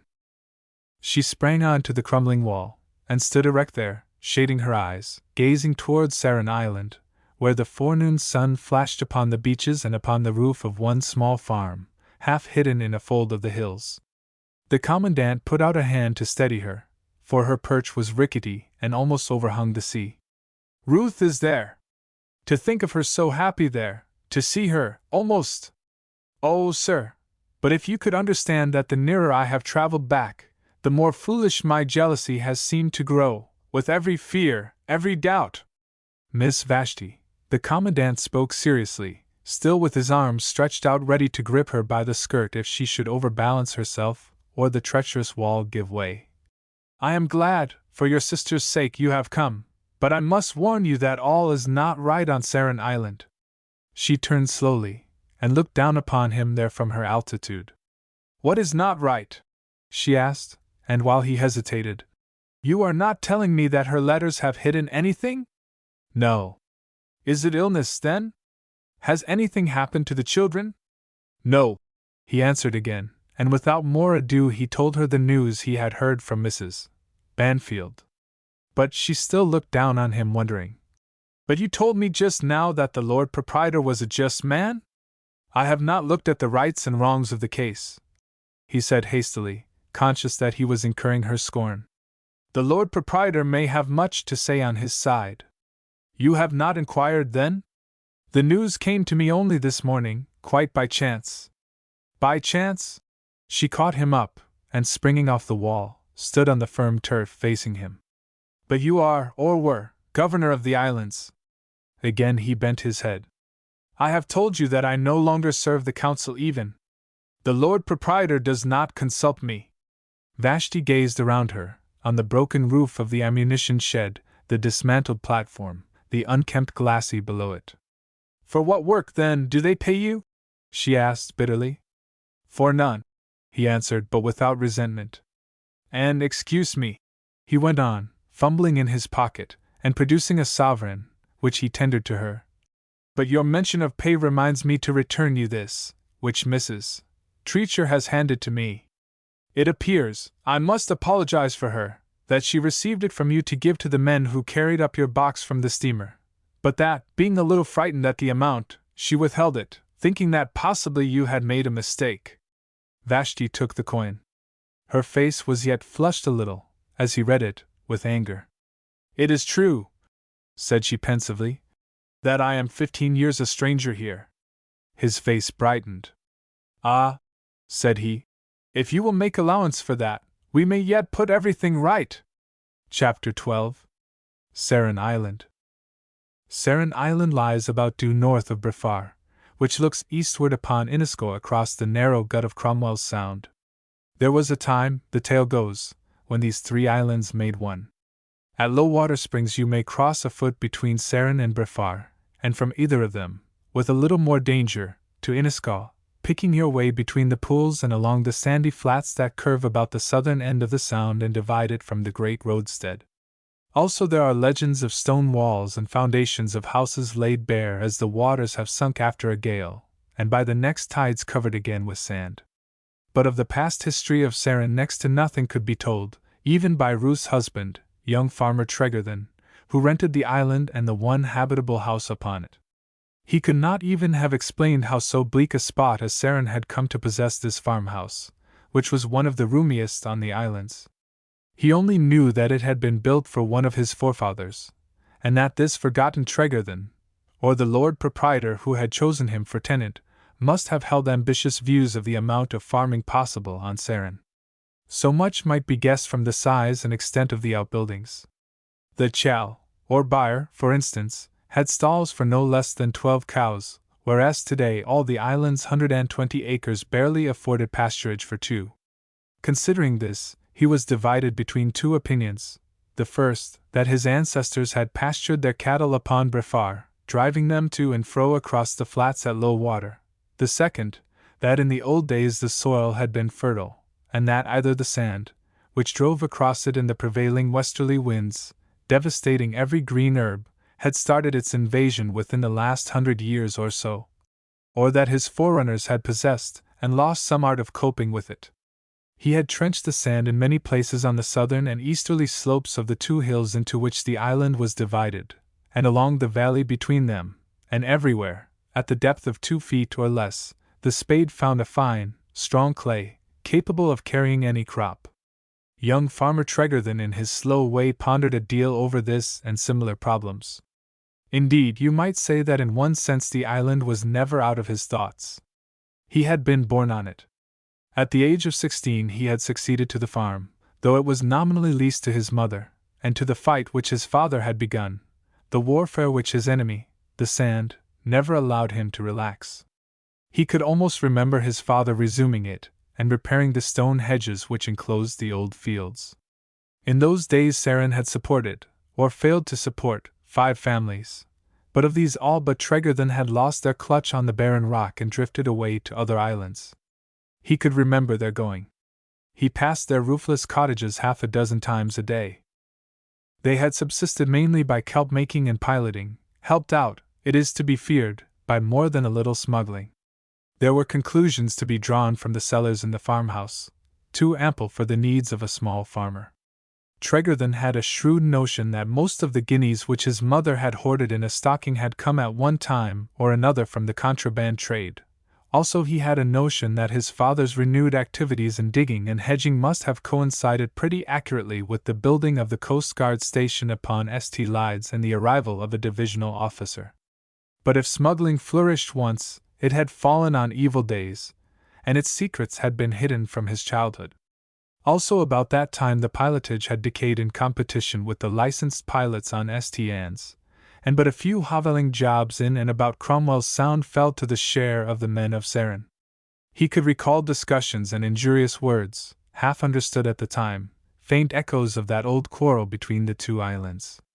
But the kelp-making had been in full swing, and the business had a plenty of mystery and picturesqueness to bite it upon a child's memory. All the summer through, day after day, at low water, the islanders would be out upon the beaches cutting the oarweed and dragging it in sledges up the foreshore, where they strewed it above high water mark, to dry in the sun. On sunny days they scattered and turned it, on wet days they banked it into heaps almost as tall as Irish mows. From morning until evening they labored, and towards midsummer, as the near beaches became denuded, would tail away, in twos and threes, and whole families, to camp among the off-islands and raid them, until, when August came and the kelping season drew to an end, boat after boat would arrive at high water and discharge its burden. These operations filled the summer days, but it was towards nightfall that the real fun began. For then the men, women, and children would gather and build the kilns, pits scooped in the sand, measuring about 7 feet across and 3 feet deep in the center. While the men finished lining the sides of the kiln with stones, the women and girls would leap into it with armfuls of furze, which they lighted, and so, strewing the dried oarweed upon it, built little by little into a blazing pile. The great sea lights which ring the islands now make a brave show, but, say the older inhabitants, it will not compare with the illuminations of bygone summer nights, when as many as 40 kilns would be burning together, and islands signaling to island with bonfire lights that flickered across the roadsteads and danced on the wild tide races. From 4 to 5 hours the kilns would be kept burning, and the critical moment came when the mass of kelp began to liquefy, and word was given to strike. Then a 12 or 14 men would leap down with pitchforks and heave the red molten mass from side to side of the kiln, toiling like madmen, while the sweat ran shining down their half-naked bodies, and sometimes, and always on Midsummer Eve, which is ballfire night, while they labored the women and girls would join hands and dance round the pit. In 10 minutes or so all this excitement would die out, the dancers unlock their hands, the men climb out of the pit and throw themselves panting on the sand, leaving the kelp to settle, cool, and vitrify. But while it lasted the boy knew of no excitement comparable with it. Little wonder that he remembered those fiery pits with the dark figures dancing around their brims. But yet more unforgettable was the smell of the burning kelp. Had been more than enough, that acrid, all-permeating, unforgettable odor. His mother had never been able to endure it. When the wind drove the smoke from the beach, she would shut every door and window, and build up every crevice with a barricade of sandbags. All in vain. It crept into the house, choking the besieged, causing their eyes to smart and their heads to ache, and scenting clothes, linen, furniture. Even the food tasted of it. The kelp-making, however, was but a memory now, though a pungent one. A night's work at the kiln produced from 200 to 300 weight, and the price in the good seasons ranged from £4 to £5 a ton. So many shared the labor that a family had much ado to earn £10 in a whole season. Under such conditions, too, the work was roughly done. Too often the sides of the kiln would fall in, and the sand, always the curse of Saran, would mingle with the kelp and spoil it. And when some wiser folk in Scotland learned to prepare it under cover, in ovens with paved floors, the islanders lost their market, almost in a single season. Tregarthen could recall the kelp-making, but neither the circumstances of the collapse nor the sufferings that followed it. Children observe the toil, but are usually quite blind to the troubles of their elders. He only knew that the poorer families almost of a sudden drifted away from Saran, that he and his father and mother were left alone on the island, that his father had begun to busy himself with farming and required his help, and that in consequence he was released from lessons. His mother, a farmer's daughter from Holy Vale in St. Lides, the one nook in the islands where you lost sight and almost sound of the sea, and could look out of window upon green trees, was a bettermost person and something of a scholar. The Tregarthens had always gone to the main island for their wives. She taught the boy to read, to write a little, and even to cipher up sums in addition and subtraction. Also she took him over to Brefard to church on every fine Sunday and taught him his catechism, on the chance, often rumored, that the bishop would come across from the mainland to hold a confirmation. But the bishop of those days had a weak stomach, and, on the advice of his doctor, kept postponing the voyage. Thus the boy grew up into a strong, slow man, gentle of manners, shy of the sound of his own voice, but tenacious of purpose and stubborn when his will was crossed. Except for the few months when he went wooing after Ruth Cara, in the year after his mother's death, his life, hopes, purposes, dreams and waking thoughts concentrated themselves upon Sarin, and from the day he brought his bride home to it the island became more than ever his sufficing world. He knew 1,000 small things concerning it, secrets of the soil, of the tides, of the sand drift, voices of the wind, varying colors of the sea, and what weather they foretold, where this moss grew, that bird nested, in what week the wild duck arrived, on what wind the geese might be looked for, and what feeling in the spring air announced that the guillemots were due. He had learnt these things unconsciously, and was quite unaware of his knowledge, having never an occasion to review it or put it into words. Moreover, it was strangely limited. To his ancestors, to the folk who had lived here before him, he never gave a thought, except to wonder what their tillage had been or why they had rounded off a hedge at such and such a corner. Of the history of his own farmhouse he could tell you next to nothing, and nothing at all of the small ruined church he passed at least twice a day, though this testified that Sarin had been populous once on a time. How long had the Tregarthens lived on the island? How far back beyond the 5 or 6 generations attested by the signatures on old leases hidden away in his strongbox? One might as well ask how long the sandpipers and oyster-catchers had bred on their separate grounds under the north slope of the cliffs towards Brefard. On the summit of the hill stood 11 mounds, and in each mound, so tradition said, lay the burnt bones of royalty. Was he, perhaps, descended from these island kings? Tregarthen would not have given sixpence to discover. They were dead, and less than names. The place of their burial belonged to him, and he had to wring a livelihood from it to support his wife and family. Sometimes, when he thought of his 3 youngsters, of the boy especially, the man felt a vague longing which puzzled him as well by its foolishness as by its strength, a longing to pass, when his time came, into these barren acres and watch, though helplessly, while his heir improved what he had painfully won. It was absurd, of course, to desire any such perpetuity, wicked perhaps. It could not be reconciled with heaven and the future life promised by the Bible. Yet it haunted him, though at rare intervals, and not importunately. To the past he gave never a thought. Ruth Tregarthen, his wife, was one of those women who find their happiness within their own doors. The farmhouse stood some way up the slope of the southern hill, facing eastward over the valley which curved a little at its feet and spread into a line of small flat meadows around the east bay, where the farmer kept his 2 boats, and the site had been chosen here to avoid the seas which, with a gale falling on top of the equinoctial springs, are driven up the valley from east and west, and meet to form an isthmus, cutting the island in 2. The staterooms of the farmhouse, parlor, hall, and best bedrooms, looked eastward upon Cromwell's Sound, but the waters of the Sound were hidden from the lower windows by a stout hedge of tamarisk. The kitchen window at the back, by far the largest in the house, as the kitchen itself, where the family took its meals on every day but Christmas Day and Good Friday, was the true focus of the household, looked across the town place, or farmyard, upon another tall hedge of tamarisk, above which climbed the hill, steep, strewn with small white stones, shutting out the Atlantic. The kitchen table stood close beside this window, just beyond the edge of the bacon rack, and directly opposite, across the wide paved floor, was a wide open hearth, fitted with crooks and brandises, where all the day long something or other would be cooking, and where the night through the logs smoldered and fell in soft grey ash, to be fed and stirred to flame again in the early morning. Yes, and as though this was not enough, The hearth had beside it an iron door which, being opened, disclosed to the children a long narrow hole filled with fire, vision to them of a passage leading straight to hell, though their own mother, and she so gentle, stoked it with bunches of furs, and drew from it loaves and saffron cakes, hot and detectable. To the children it seemed that their parents seldom or never talked, and never by any chance took a rest. Their names were Annette, Lynette and Matthew Henry, and this was the order of their ages, Annette 9, Lynette 7, and Matthew Henry rising 5.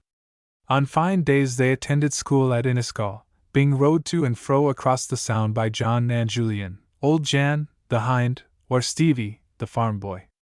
These, with Melia Mundy, the house girl, whose parents lived on Brefar, made up Farmer Tregarthen's employ, and took their meals at table with the family. The school which Annette, Lynette, and Matthew Henry attended had been built by the Lord Proprietor on Enniscaw's shore, to serve the 3 islands of Enniscaw, Brefar, and Saran. The children brought their school pence weekly, on Friday mornings, but of course, their pence did not pay, scarcely even began to pay, for the cost. Also there were days, and sometimes many days together, when no boat could be put across, and considering this, the Lord Proprietor, who was a philanthropist in his way, but his way happened to be a despotic one, had commanded his architect to prepare plans for a smaller school on Brefar. This, to be sure, would not help the 3 children on Saran, but it gave him yet another reason to feel indignant with that fellow Tregarthen for clinging so obstinately to his solitude and barren acres. The children themselves did not regret living so far from school, for they were ordinary healthy youngsters though brighter-witted than most, and felt as other youngsters feel towards that wise and elderly beneficence which boxes them up in a room for instruction. To be sure they missed the games in the playground before and after school, but this was no such loss as the reader, remembering his own childhood, might be disposed to think. For, sad to tell, only a few of the hundreds of thousands of children attending schools really understand games, or can be said to have learned to play, and the island children were in this respect some way behind their brothers and sisters on the mainland.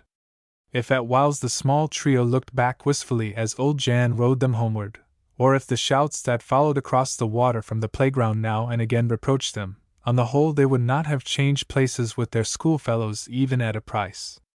After all, no island in the world could compare with Saran. Their father had never said this, but they were sure that he thought it, and their father knew everything.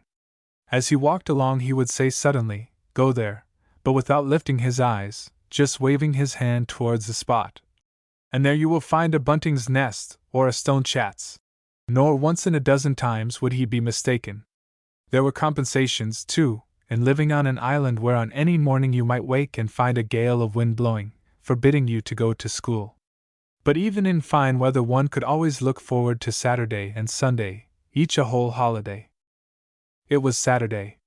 The 3 had opened their eyes soon after daybreak and lay in their cots, chirping, as their mother called it, talking, planning out a campaign of adventures for the long 2 days before them. The sun shone through their nursery window, which faced the east.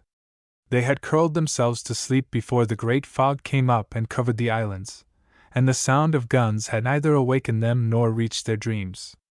They awoke to a clear morning sky, and while they chatted, waiting the order to tumble out and dress, their father looked in at the nursery door and astonished and excited them with news of a great steamer which had entered the roads in the night, and was already lifting anchor to pursue her voyage.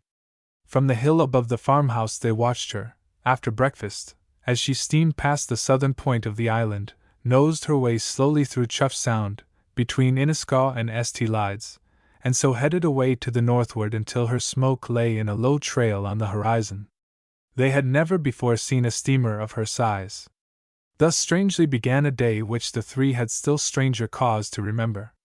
They had planned to take their dinner wrapped in their handkerchiefs and climb to the old tombs on the hill overlooking Brefar, then to play at being Aztecs, from hints which Annette had dug out of an old history of Mexico on her mother's bookshelf, and at hiding treasure from the Spaniards, whose ships were to come sailing through the off-islands. Having concealed their hoard, they were either to descend upon the western bay, which they called the Porth, and there offer a bloody resistance to the invaders, or, this was Annette's notion, which for the present she kept to herself, to wait until the North Channel dried and make a desperate escape across the sands to Brefar. The trouble was, she could not be sure of low water being early enough to let them dash across and back before dusk again. She was a brave girl, a great deal braver, at least in these adventures, than her sister Linnet, but she had to bear in mind that Matthew Henry was but 5 years old and easily tired, and also that if they arrived home after dusk her mother would be anxious and her father angry. So she nursed the project in her own heart, and when the three had taken season of the northern hill, eaten their manchets of saffron cake, and shared their canful of milk, she took up a post from which, while the others scanned the offing for Spaniards, she could watch and time the ebb of the tide on the flats. The afternoon was sunny, the flat rock on which they were perched lay out of the wind's reach, and to beguile the interval of waiting Anna drew out a book which she had brought with her, a much-worn copy of Hans Andersen which had arrived at Christmas, 3 years ago, as a gift from that mysterious Aunt Vazzy of whom their mother talked so often. Linnet stoutly maintained that this aunt of theirs, whom they had never set eyes on, must be a fairy herself, either more nor less, and Annette had her doubts on this point. But the book, at any rate, was real, with a real inscription on the flyleaf, and the children, though some of the stories puzzled them, believed it to be the most beautiful book in the world. Each child had a favorite story. Matthew Henry's was The Tinderbox, and he would wake in the night from dreams, deliciously terrible, of the 3 dogs, with eyes as big as coach wheels. Linnet, who had a practical mind, preferred such as dealt with rolling pins, flat irons, and shirt collars, because these were familiar objects, and their histories usually ended cheerfully. She liked The Ugly Duckling, because he was a duckling, but objected to much of the tale as being too sad. Annette declared for The Little Mermaid, which is perhaps the saddest of all, and this was the one she chose today, though half penitently, because she felt pretty certain that it would make Linnet cry. But today Linnet no sooner recognized the opening of the story than she set her face defiantly, and when Annette reached that most pathetic passage where the little mermaid glances down sorrowfully at her fish's tail, and, "Let us be merry," says the grandmother. "Let us dance and play for the 300 years we have to live." Linnet lifted her chin, stared hard at the horizon, and said resolutely, albeit in a voice that trembled a little, "I don't believe there are any such things as mermaids." Young Matthew Henry opened his mouth and stared, round-eyed at such dreadful skepticism. Annette, too, gazed up from her book. "But the story says there are," she answered, simply and gravely. "Who ever saw one?" persisted doubting Linnet. "Hundreds of people," Annette began, and with that, as a shadow fell on the rock, she lifted her eyes and uttered a little cry. Just above, on the flat tombstone that jutted over the ridge, stood a beautiful lady, and looked down on them. Chapter 13. The Lady from the Sea. How it happened the children never precisely knew. When they came to compare notes, that evening their recollections varied on several important particulars. But this was certain, that before they could rise and run, and Matthew Henry protested that, for his part, he had never an idea of running, the apparition had stepped down from her pedestal and seated herself among them in the friendliest way. "Good day," she nodded. "Now let me see, this is Annette, and this is Linnet, and that is Matthew Henry, and I hope you're all uncommonly well." Annette gasped that they were quite well, thank you. Who and what could she be, this lady out of nowhere? Not a witch, for no witch could smile with such a beautiful face or wear such beautiful clothes. On the other hand, Annette had not supposed that fairies were ever so tall. Yet something of the sort she must be, for she knew their names. "You want to know where I come from?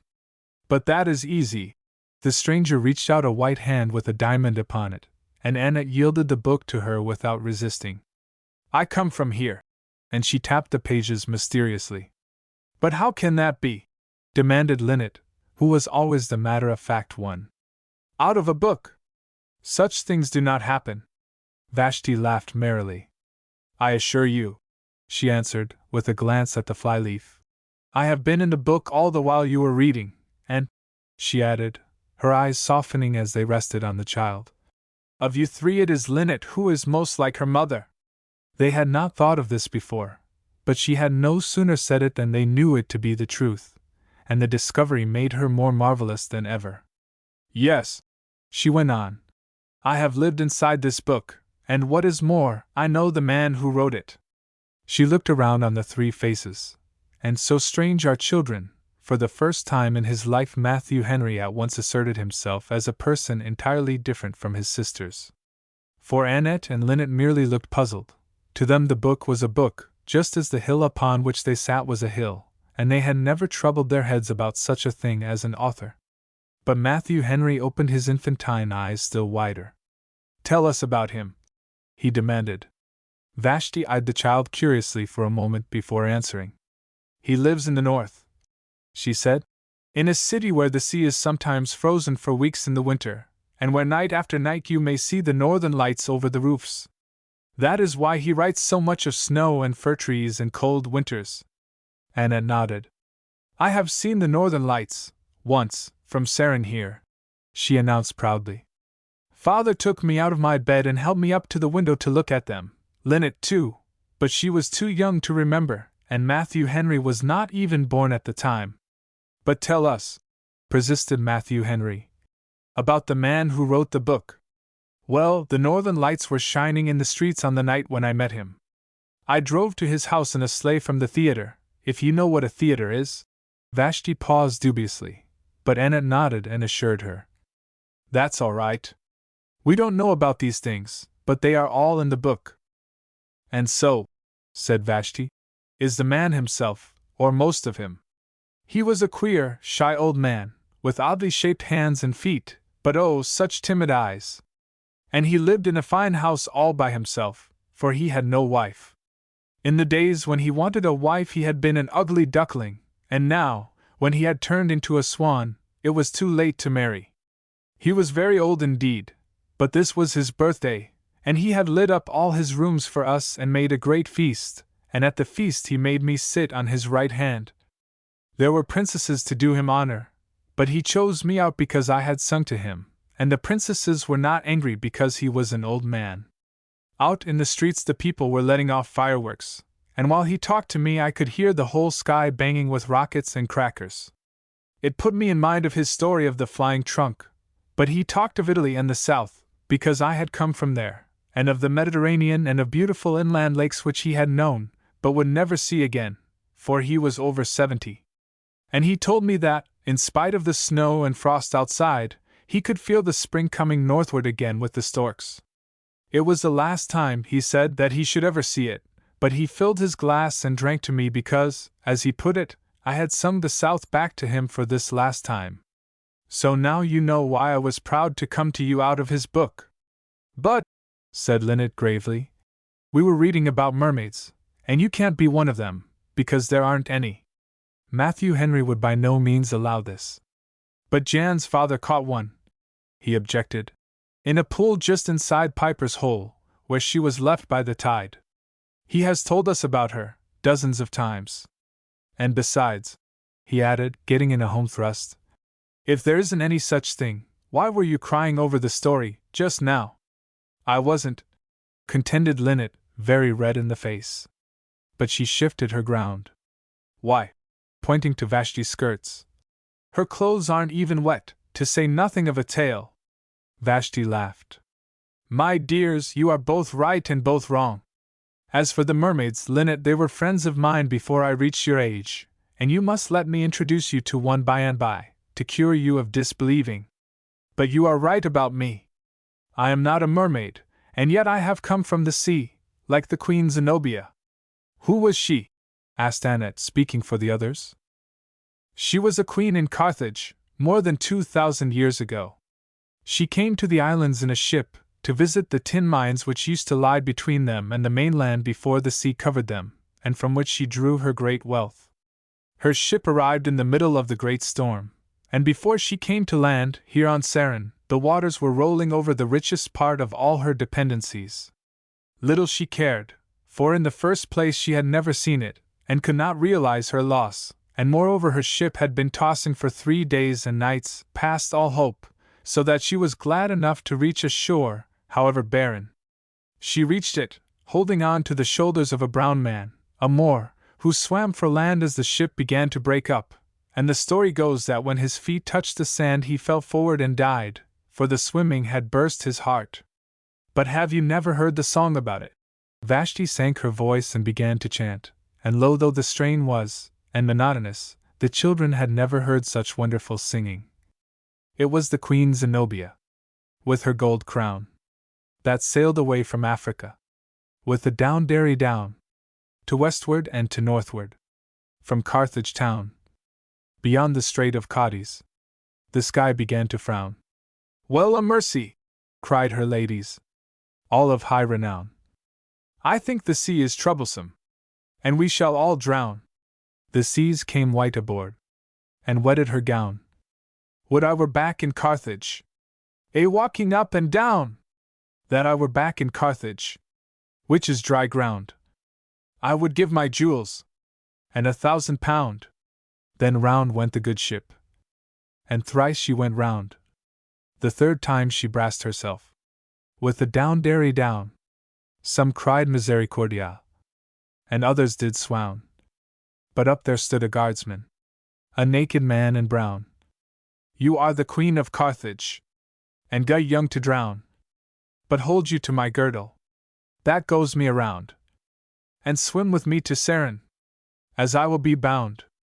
Your girdle it is breaking, that goeth you around.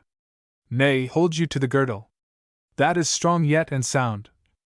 My heart you felt a breaking, but here is dry ground, with white sand and shingle. The shore did abound. With white sand she covered him, and built him a mound. With flotsam and with wreckage, the shore was all strown. She built of it a cottage, and there she sat down. Though this be not Africa, nor yet Carthage town. Deo Gracie, said Zenobia, that I did not drown. That's where the tune changes, interrupted Matthew Henry, clapping his small sunburned hands together. You know the song then? Asked Vashti, looking from one to the other. All three nodded. We know a verse or two, Annette answered. Mother was always singing it when she rocked Matthew Henry to sleep, and sometimes we get her to sing as much as she can remember for a treat. But she can only remember 5 or 6 verses, said Linnet, and her voice is not beautiful like yours. Annette and Matthew Henry protested. Their mother's was a beautiful voice, one of the most beautiful in the world. But not beautiful like hers, Linnet persisted. I mean that it's quite different. They admitted this, so much their loyalty allowed them. And I like the end of the song best, Linnet went on, because it's cheerfuler. It goes on at daybreak she dressed her. But for a moment or two, though she felt the children's eyes fastened on her expectantly, Vashti did not resume the song. Those same expectant eyes were open windows through which she looked into the past, as into a house tenanted by ghosts. Through Annette's, through Linnet's, she saw familiarly, recognizing the dim children that played within and beyond the shadow of the blinds. But the child Matthew Henry's frightened her. She and Ruth had lost a brother once. He had died in infancy, a scrap of childhood, almost forgotten. Yes, Matthew Henry's eyes too had a playroom behind them, and there too a shadowy child played at hide and seek. Her voice shook a little as she picked up the old song. At daybreak she dressed her. Her wet hair she wound. When she saw a lithe shepherd, stood under the mound. He stood among the wreckage, with crook and with hound. Alone in the morning, that most did astound. Oh, tell to me, lithe shepherd, what king owns this ground? No king, ma'am, but Zenobia, a queen of renown. Lie, lad, she is shipwrecked. Myself saw her drown. Then 'tis you are queen of Sarin. If you will step down, I have sheep, goat, and cattle, and a clear £3. If you'll mate with me and settle, in goods we will abound. Well away, sighed Zenobia, I have lost Carthage town, but I like this lithe shepherd, so handsome and brown. If I marry you, said Zenobia, farewell to renown. If I marry you, said Zenobia, I mate with a clown, but I'll marry you for all that, with the down-derry down. And, said Linnet, as the psalm concluded. They married and had 12 children, 6 boys and 6 girls. Mother told me about it. But Matthew Henry turned to the singer gravely. Is it true? He asked. And are you really Queen Zenobia? Come and see, said Vashti, rising. The sands are bare between us and Briffar, and if Linnet is brave enough we will take a boat, and she shall be shown the cave where Jan's father caught the mermaid. But we must get back again, objected Annette. I will see that you get back again. The sands may not be safe. When you told us yourself that they were quite safe, protested Matthew Henry. And you said you would lead us over and back without any danger at all. The fact is, said Vashti quietly, Annette feels herself responsible for you, and thinks that very likely I am a witch. The child faced her bravely, biting her lip upon the inward struggle. You are not a witch, she said. Your eyes are too good. And besides, there are people in Briffar who will take care of us if we miss our way back. Vashti smiled, and again half sadly, for out of her own past this child confronted her. That is brave, Annette, brave enough for the moment, though by and by we shall have to be braver. See how the sands shine below us. Shall we race for them and see who wins? She took Matthew Henry's small, unresisting hand, and the four pelted down the slope. Something in Vashti's eyes, it could not have been in the words of her last answer, for they were mysterious enough, had apparently reassured Annette, who cast away care and called back in triumph as she won the race down to the golden sands. They were damp yet in patches, and these patches shone like metal reflecting the greenish-blue spaces that showed between the clouds in the heart of the gathering sunset. But along the fairway the sand lay firm to the tread, yet soft to the look as a stretch of amber-colored velvet lay for their feet. Beyond rose Briffar, with its lower cliffs in twilight, its rounded upper slopes one shining green.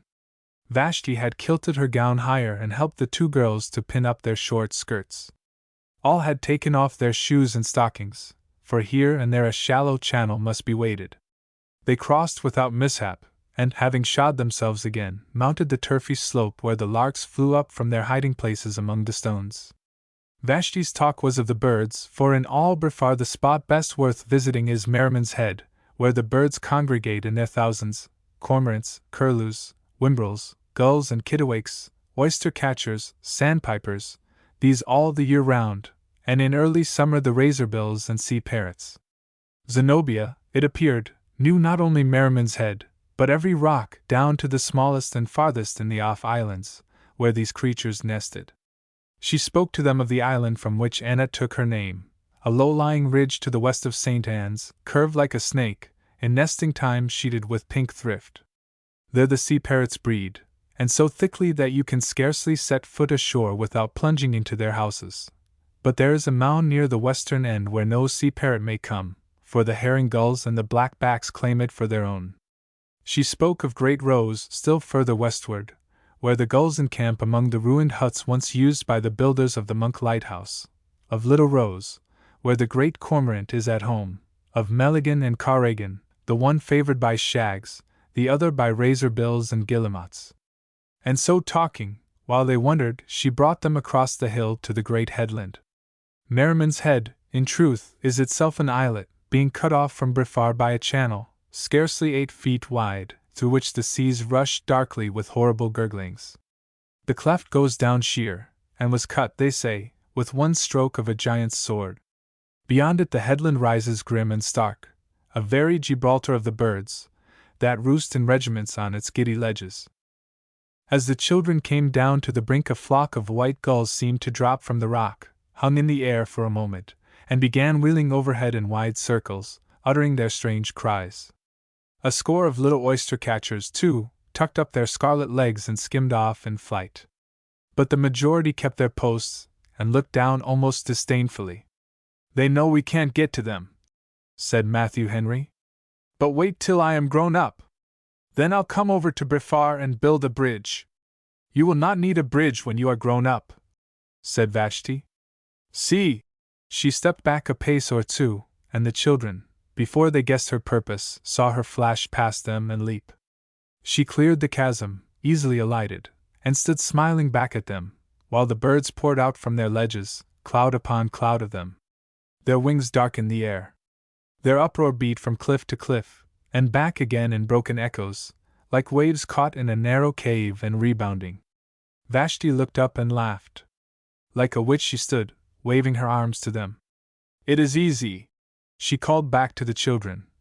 "Easy enough, if you don't let the water frighten you. Why, Annette could jump it if she dared." "Annette, but no, child! Go back!" But Annette, with a quick glance at her, and another at the water swirling below, had set her teeth and stepped back half a dozen paces. She would follow this woman, witch or no witch. Linnet cried, too, and Matthew Henry. Vashti, stretching out both hands to wave back the child, opened them suddenly to catch her, and not too soon, for Annette alighted on a rock that sloped back towards the gulf, and had measured her powers against the leap so narrowly that her heels overhung the water and her body was bending backward when Vashti gripped, and dragging her up to firm ground, took her in both arms. "But why? Why, Annette?" "I don't know," Annette answered, almost stupidly. The danger past, she felt faint of a sudden and dazed, nor could she understand what the strange lady meant by embracing her again, almost with a sob, and murmuring, "The little water, and so hard to cross! But we had the courage, Annette, you and I." She turned and lifted her voice in a long, full-throated cry that sent the birds flying in fresh circles from the eyries over which they were poising, and before its echoes died between the cliffs a boat came round the point, a boat with one man in it, and that man Major Vigoureux. At another time they might have wondered how a boat came here, and why the governor himself, whom they had seldom seen, but regarded from afar with awe, should be in charge of it. But the afternoon had fed them full with marvels. Here the great man was, and in a boat, and the strange lady stood apparently in no awe of his greatness. "The little ones are tired," said Vashti. "We will sail them home and land them on Sarin." The commandant backed his boat skillfully into the passage between the walls of rock, lifted the two younger ones on board, and then stretched out a hand to the other shore to help Vashti and Annette. When all were stowed, he pushed out for an offing, and hoisted his small lug sail, while Vashti took the tiller. The breeze blew off the shore. The little boat heeled, flinging the spray merrily from her bows. Beyond and under the slack of the sail a golden sea stretched away to the dying sunset. It was an enchanted hour, and it held the children silent. In silence they were landed on the beach of West Porth, and climbed over the hill to their house. From its summit they looked down upon a small sail dancing through the sunken reefs towards the roads, away into the twilight where the sea lights already shone from the South Islands. Chapter 14. After service. "They are good children," said Vashti, as she and the commandant sat at breakfast together next morning, which was Sunday. The commandant did not answer for a moment. He was stirring his tea, in a brown study, nor did he note that Vashti's eyes were resting on him with an amused smile. She supposed these fits of abstraction to be habitual with him, due to living and taking his meals alone, but in fact his thoughts were wrestling with 2 or 3 very urgent problems. To begin with, he had plunged yet deeper in debt to Mr. Tregiscus. The total, to be sure, amounted to something under 25 shillings, but to a man with just 1 penny in his pocket this left no choice but between recklessness and panic, and the commandant's spirits swung from one to the other like a pendulum. Panic asserted itself in the small hours, when he awoke in his bed and wondered what would happen when payday came, should it bring no pay with it, and to a man lying sleepless in the small hours, the worst seems not only possible but likely. Then, as daylight waxed and he awoke again from a short doze, to his surprise he found himself absolutely reckless. As well be hanged for a sheep as for a lamb. The ordeal lay 3 days off, and in 3 days anything might happen, but meanwhile this was certainly happening. A woman accomplished and beautiful had stepped into his life and was changing all the color of it. He guessed the danger, but purposely averted his thoughts from it, and from the certainty of scandal. Archelaus, Treacher, Mrs. Treacher, all 3 had been sworn to secrecy, and all 3 could be trusted. These folks read no harm, nothing beyond an amusing mystery, in Vashti's sojourn, and in particular she had made Mrs. Treacher her obedient slave. Yet the secret must come out, and in spite of Archelaus, who had brought his master's boat round and moored her cunningly under the lee of the rocks overhung by the keg of Butter Battery. There, while the weather held, the Commandant and his guests could slip away without fear of prying eyes and sail off among the islands, as they had sailed off yesterday, Vashti sitting low and covering herself with a spare sail, until beyond sight of St. Lyde's quay and the houses on the slope. To be sure, they had to reckon with Mr. Rogers' telescope, or rather to leave it out of account. If Mr. Rogers' telescope should prove indiscreet, Mr. Rogers must be let into the secret, and might be relied on to join the conspiracy. The Commandant, however, was in no hurry to share his happiness. Since his youth he had made few friends, and in all his life had never known comradeship with a woman.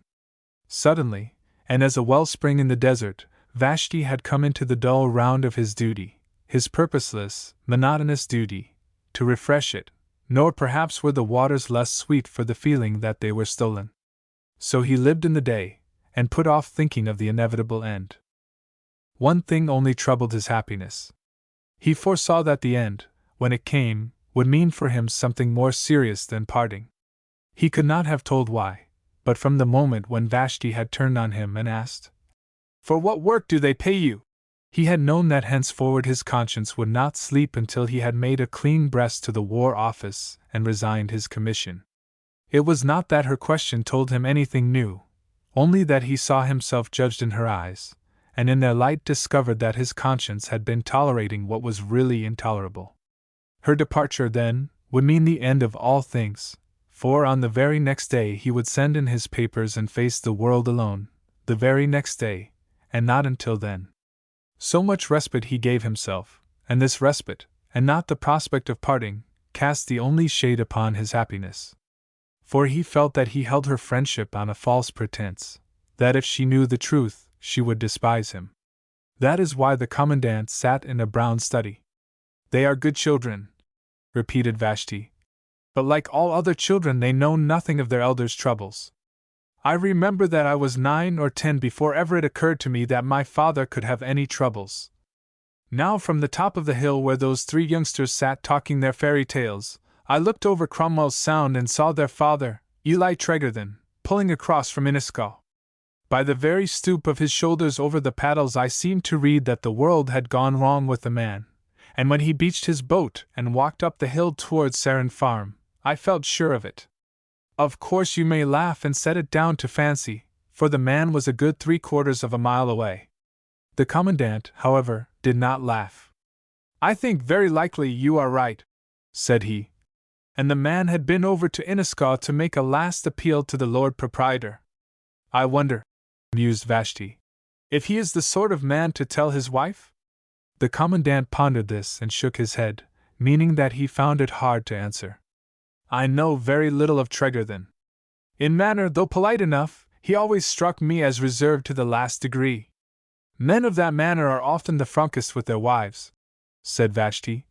"Though again, if you ask me how I know it, I must answer that I can't tell you." She sat for a moment, her brows puckered with thought, then, leaning forward, rested her elbows on the table, while with eyes fixed seriously upon him she checked off the pros and cons on her fingers. "On the one hand, Eli Tregarthen, being a reserved man, and brought up on Sarin, probably loves the island after a fashion that Ruth understands very dimly if at all. I love my sister." The Commandant nodded. "But all the same I know where she is weak as well as where she is strong. She never had that feeling for the islands which helps me to guess how her husband feels about Sarin. I can't explain it." Here Vashti opened her palms and lowered them till her arms from the elbows rested flat upon the table. "Perhaps I can't make you, who were not born here, understand why it would be grief to me to think of being buried in any other earth. But I expect that Eli Tregarthen feels it, and feels that if they uproot him from Sarin, his life will from that moment become a different thing, in which he has not learnt, perhaps never will learn, to take much interest. It's queer that, with just this difference between us, Ruth should have been the one to stay behind and I the one to go. But fate is queer. Ruth is like her namesake in the Bible. Home for her is the roof covering those she loves, and would be though she changed the islands for the other end of the world. Therefore," said Vashti sagely, If she feels for her husband's trouble at all, it would be not as for a trouble that afflicted them both equally. She would be sorry for him as she would be if he were hurt or diseased. And you know that silent men, like Tregarthen, when they are struck by disease, will sometimes hide it from their wives to the last possible moment, will tell no one, but least of all their wives. Yes, that is true, the Commandant agreed. On the other hand, here Vashti resumed her checking. Ruth has a wonderful gift of coaxing people to confide in her even those things they very much doubt her understanding. She used to get me to tell my woes for the mere consolation of feeling her cheek against mine. She had a wonderful knack, too, of obliging me to be open with her, without ever asking it, and unless those children's faces and talk misled me quite, they were formed in a house where the parents keep no secrets from one another. You can always tell. This was news to the Commandant, and he admitted that, as an old bachelor, he had never observed it. Always, insisted Vashti, nodding. They spoke of their father quite as if he were one of themselves, which is not only rare, and not only proves that Eli Tregarthen is a good man, but persuades me that, being in trouble, he has told his wife. You are reasoning beyond my depths, said the Commandant. But it all sounds admirably wise, and I grant it. What next? Why, if Eli has told her, she will be in trouble today and I must go to her. To Sarin? This morning? To Sarin, certainly, but not this morning, if you are engaged. To tell the truth, I had meant to go to church, that is, if you can spare me. Simple man that he was, he had meant, having a load to lift presently off his conscience, to receive and be confirmed by the sacrament. Ye that do truly and earnestly repent. The words had been in his ears at the moment when he took his resolve. Hopeless though the prospect might be, he steadfastly intended to lead a new life. My friend, said Vashti, I am contrite enough already for the amount of your time I have wasted. We will put off our voyage until the evening. He smiled wryly, remembering how she had asked, For what work do they pay you? But Vashti, having decided upon an evening expedition, would not listen to his offer to sacrifice his church-going, and so to church he went, and confirmed himself, and remained to take the sacrament on his new resolution. Now whether or not he would have remained could he have divined what was happening on Garrison Hill I have no wish, as it would be indecent, to inquire. But let us go back to Miss Gabriel. Miss Gabriel, all the previous day, had been suffering from a sense of defeat, and at the hands of an enemy she had fallen into the habit of despising. A woman, or a man, for that matter, of Miss Gabriel's temper sees the world peopled with antagonists, and perhaps fortunately for her amour propre, cannot see that her occasional victor is not only quite indifferent to his victory but has very possibly succeeded on the mere strength of not caring two pins about it, or even on the mere strength of not knowing that there was any fight going on. Such insouciance would have galled Miss Gabriel past endurance had it not, mercifully, lain outside her range of apprehension. As it was, she felt that the Commandant had taken her easily, at a disadvantage, and routed her, horse, foot, artillery, baggage. And at the moment she had collapsed without a struggle. There lay the sting. She had meekly thrown up her hand, though it held one exceedingly strong trump. That woman in furs and diamonds.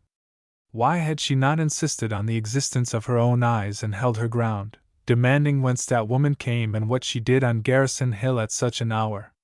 The longer Miss Gabriel thought of it, and she thought of it all the next day, the more firmly she refused to believe herself the victim of an hallucination.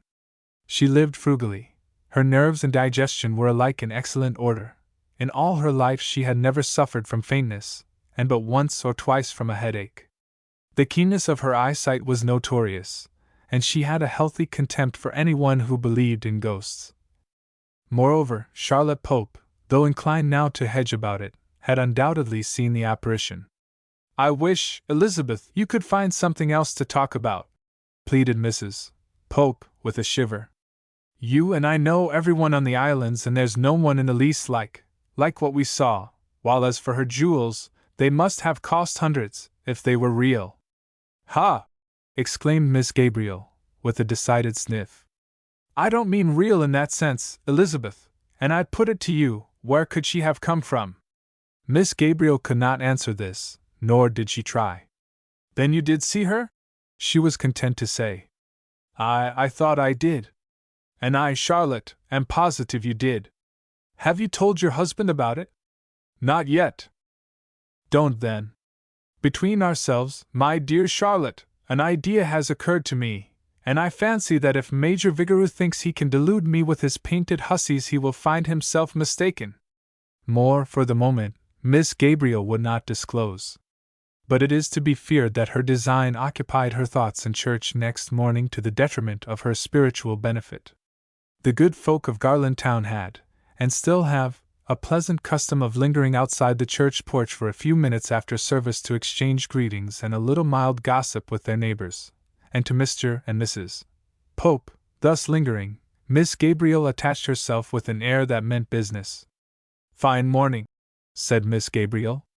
The weather, assented Mr. Pope, clearing his throat, is quite remarkable for the time of year. As I was observing to Mrs. Fossil, a moment ago, we might be in August month. Whether we attribute it or not to the influence of the Gulf Stream, in the matter of temperature we are wonderfully favored. Quite so, said Miss Gabriel. And I was about to propose our taking advantage of it for a short stroll on Garrison Hill, to whet our appetite. She heard Mrs. Pope gasp and went on heartily. You and I, Mr. Pope, can remember the time when all the rank and fashion of Garland Town trooped up regularly after divine service to Garrison Hill. Church parade, we used to call it. Indeed, yes, Miss Gabriel, and with the Garrison band playing before us.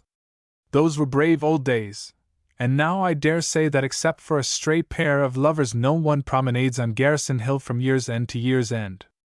It shocked me, the other night, to discover how completely I had forgotten it. You had indeed, ha! Laughed Mr. Pope, with a roguish glance at his wife.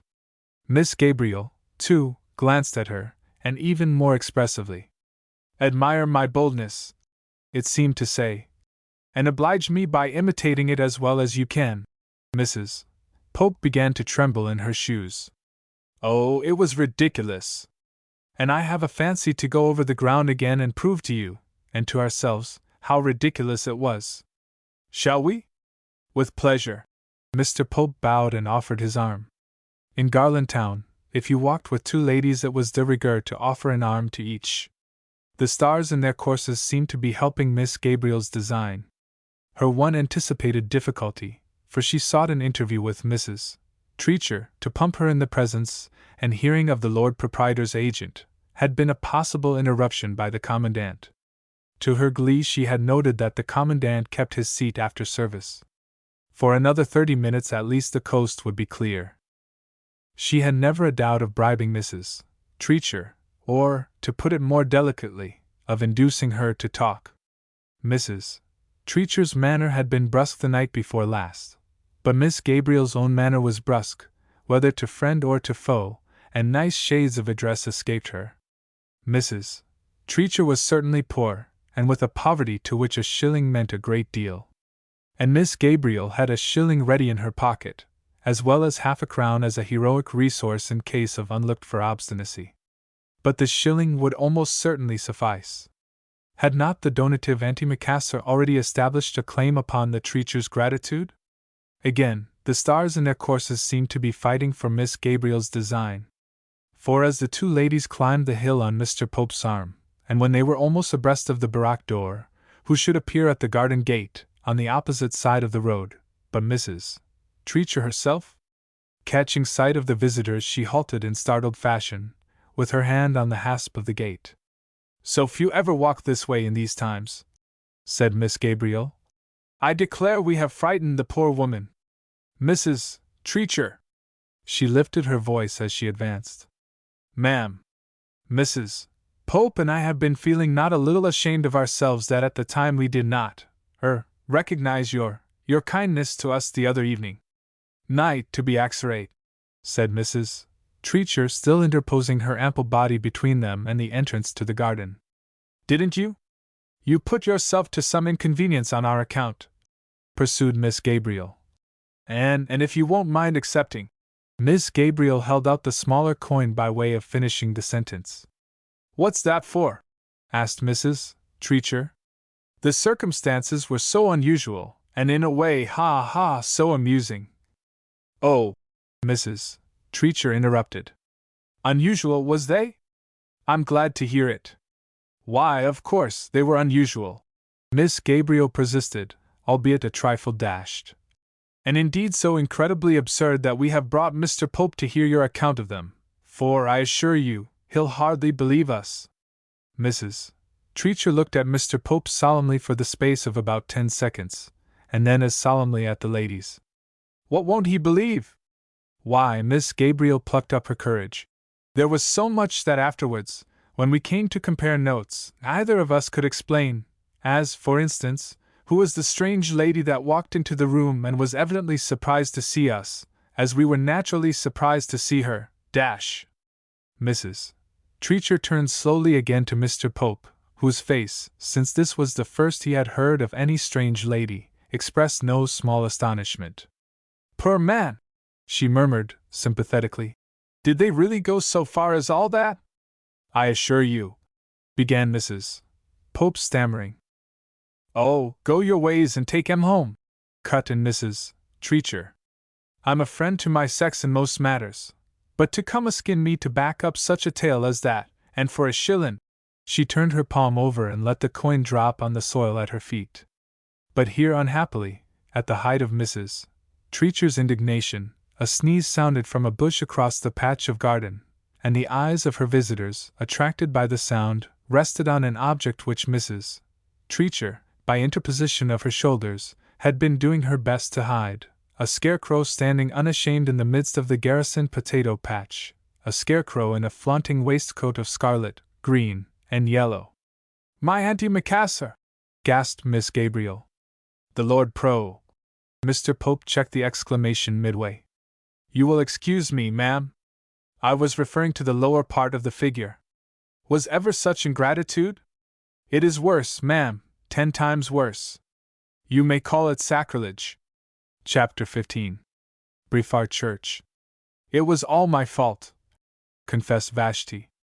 I was thinking so, said the Commandant drily. It had not occurred to me that Archelaus and the Treachers were acting on their own initiative. Vashti laughed, and her laugh rippled over the waves to meet the sunset gold. They had taken boat beneath the keg of Butter Battery, and were sailing for Sarin with a light breeze on their quarter. Evening and Sabbath calm held the sky from its pale yellow verges up to the zenith across which a few stray gulls were homing. From Garland Town, from St. Anne's, from Briefar ahead of them, came wafted the sound of bells, far and faint, ringing to church, and the murmuring water in the boat's wake seemed to take up Vashti's laugh and echo it reproachfully, as she checked herself with a glance at her companion's face, which also was reproachful and sternly set, but with a slight twitch at the corners of the mouth to betray it. Forgive me, she pleaded, but her voice too betrayed her. You are not penitent in the least, as you are only pretending to be angry. Remember that I belong to the profession, and no amateur acting can impose on me. You will admit that you have behaved abominably. The Commandant conceded a smile. Oh, abominably. And perhaps you will be good enough to indicate how I am to restore my credit with those people. When I met them coming down the hill and pulled up to salute, Miss Gabriel froze me with a stare. Mrs. Pope looked the other way, and her husband could only muster up a furtive sort of grin. Excuse me, it seemed to say, things may right themselves by and by, but for the present I cannot know you. The three between them knocked me all of a heap. Of course I could not guess what had happened, but I made sure they had seen you. It was the closest miss that they did not. When they hove in sight I was actually standing in front of our masterpiece, with my back to the road, calling orders to Archelaus and Treacher, who were at work stuffing them, so to speak, with straw. I fancy they have forgotten, on Garrison Hill, to guard against surprises. At any rate, we should have been taken in a highly unsoldier-like fashion if Mrs. Treacher hadn't kept her eye lifting. She gave the alarm, and we scuttled into the bushes like rabbits, and watched while she held the gate. What is more, I believe she would have fended off the danger if Sergeant Archelaus hadn't sneezed, and then, oh then! Vashti paused, her eyes brimful of laughter. He broke cover?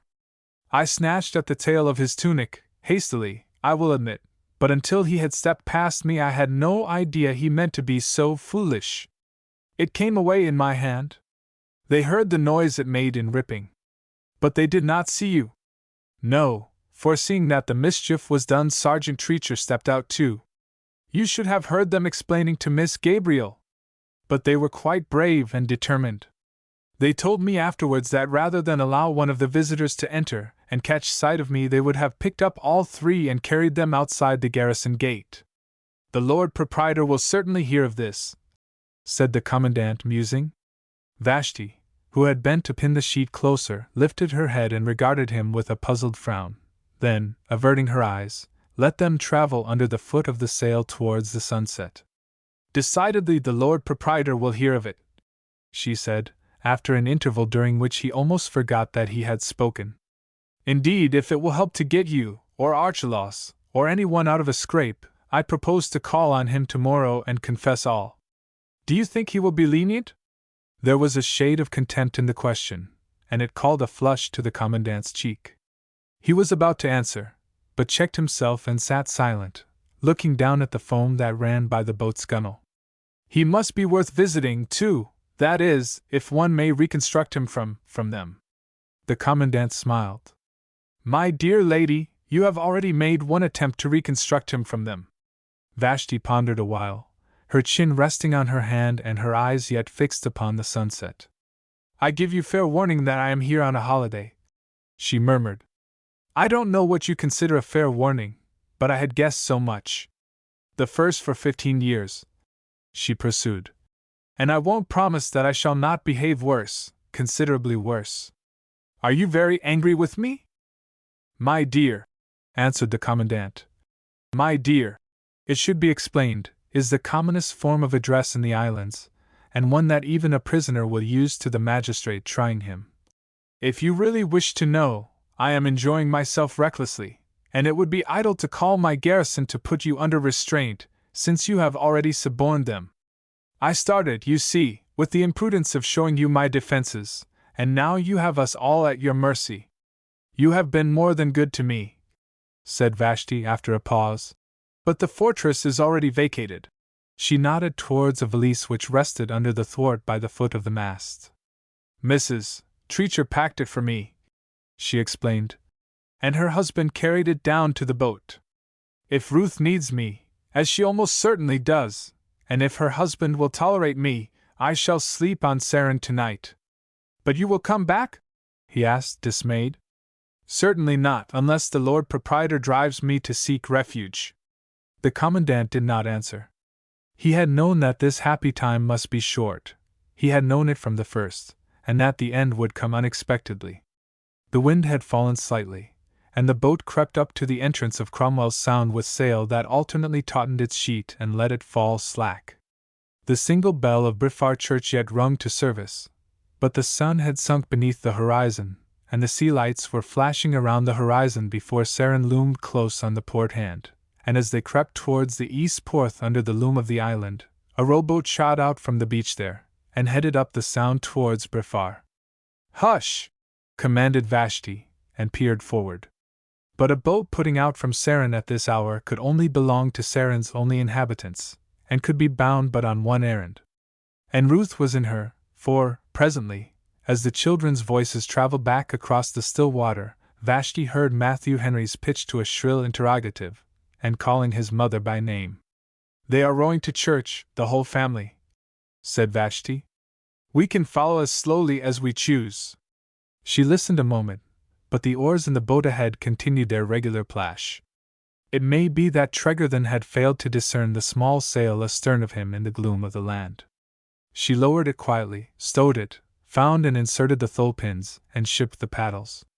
Yet it seemed that she was in no hurry to row. She but dipped a blade twice to check the boat from swinging broadside on to the tide, and so rested silent for minute after minute, gazing through the gloom towards the bright sea lights.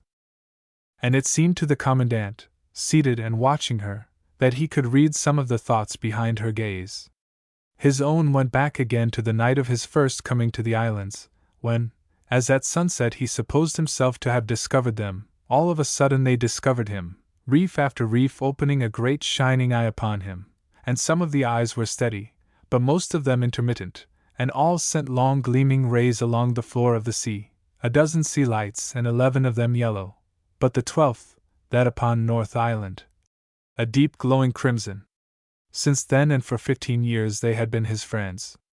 Nightly he watched them for minutes from his window before undressing for bed, and in fanciful moments they seemed to draw a circle of witchcraft around the islands. If they meant so much to him, what must they mean to her who had left home, dear ones, and all memories of youth, and who, returned from exile, stood with her hand upon the latch of the old cupboard? "Ruth will have changed," said Vashti, speaking aloud, but to herself. "It is impossible that she has not changed." She dipped her paddles and began to pull, gently at first and almost languidly, but by and by strength came into her arms and the boat began to move at a pace that astonished the commandant. Briefar Church stands on a green knoll close by the water's edge and only a few yards above a shingly beach where the islanders bring their boats to shore. Its bell had ceased ringing long before its windows came into view with the warm lamplight shining within, and the beach lay dark under the shadow of the tamarisks topping the graveyard wall. Vashti, not in the least distressed by her exertions, sprang ashore and sought about for a good mooring stone. She had found one almost before the commandant, following, could offer to help her in her search. Together they hauled the boat a few yards up from the water. "Are we to go inside?" the commandant asked, looking up at the lighted building. Before Vashti could answer, a reedy harmonium sounded within and the congregation broke into the Old 100th hymn. "All people that on earth do dwell, sing to the Lord with cheerful voice."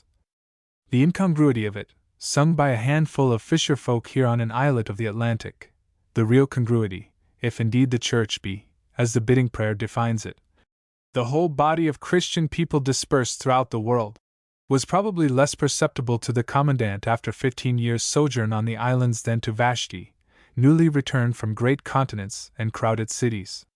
But if she smiled, the darkness did not betray her. The commandant saw her lift a hand beckoning him to follow, and followed her up the knoll to a whitewashed gate glimmering between the dark masses of the tamarisks.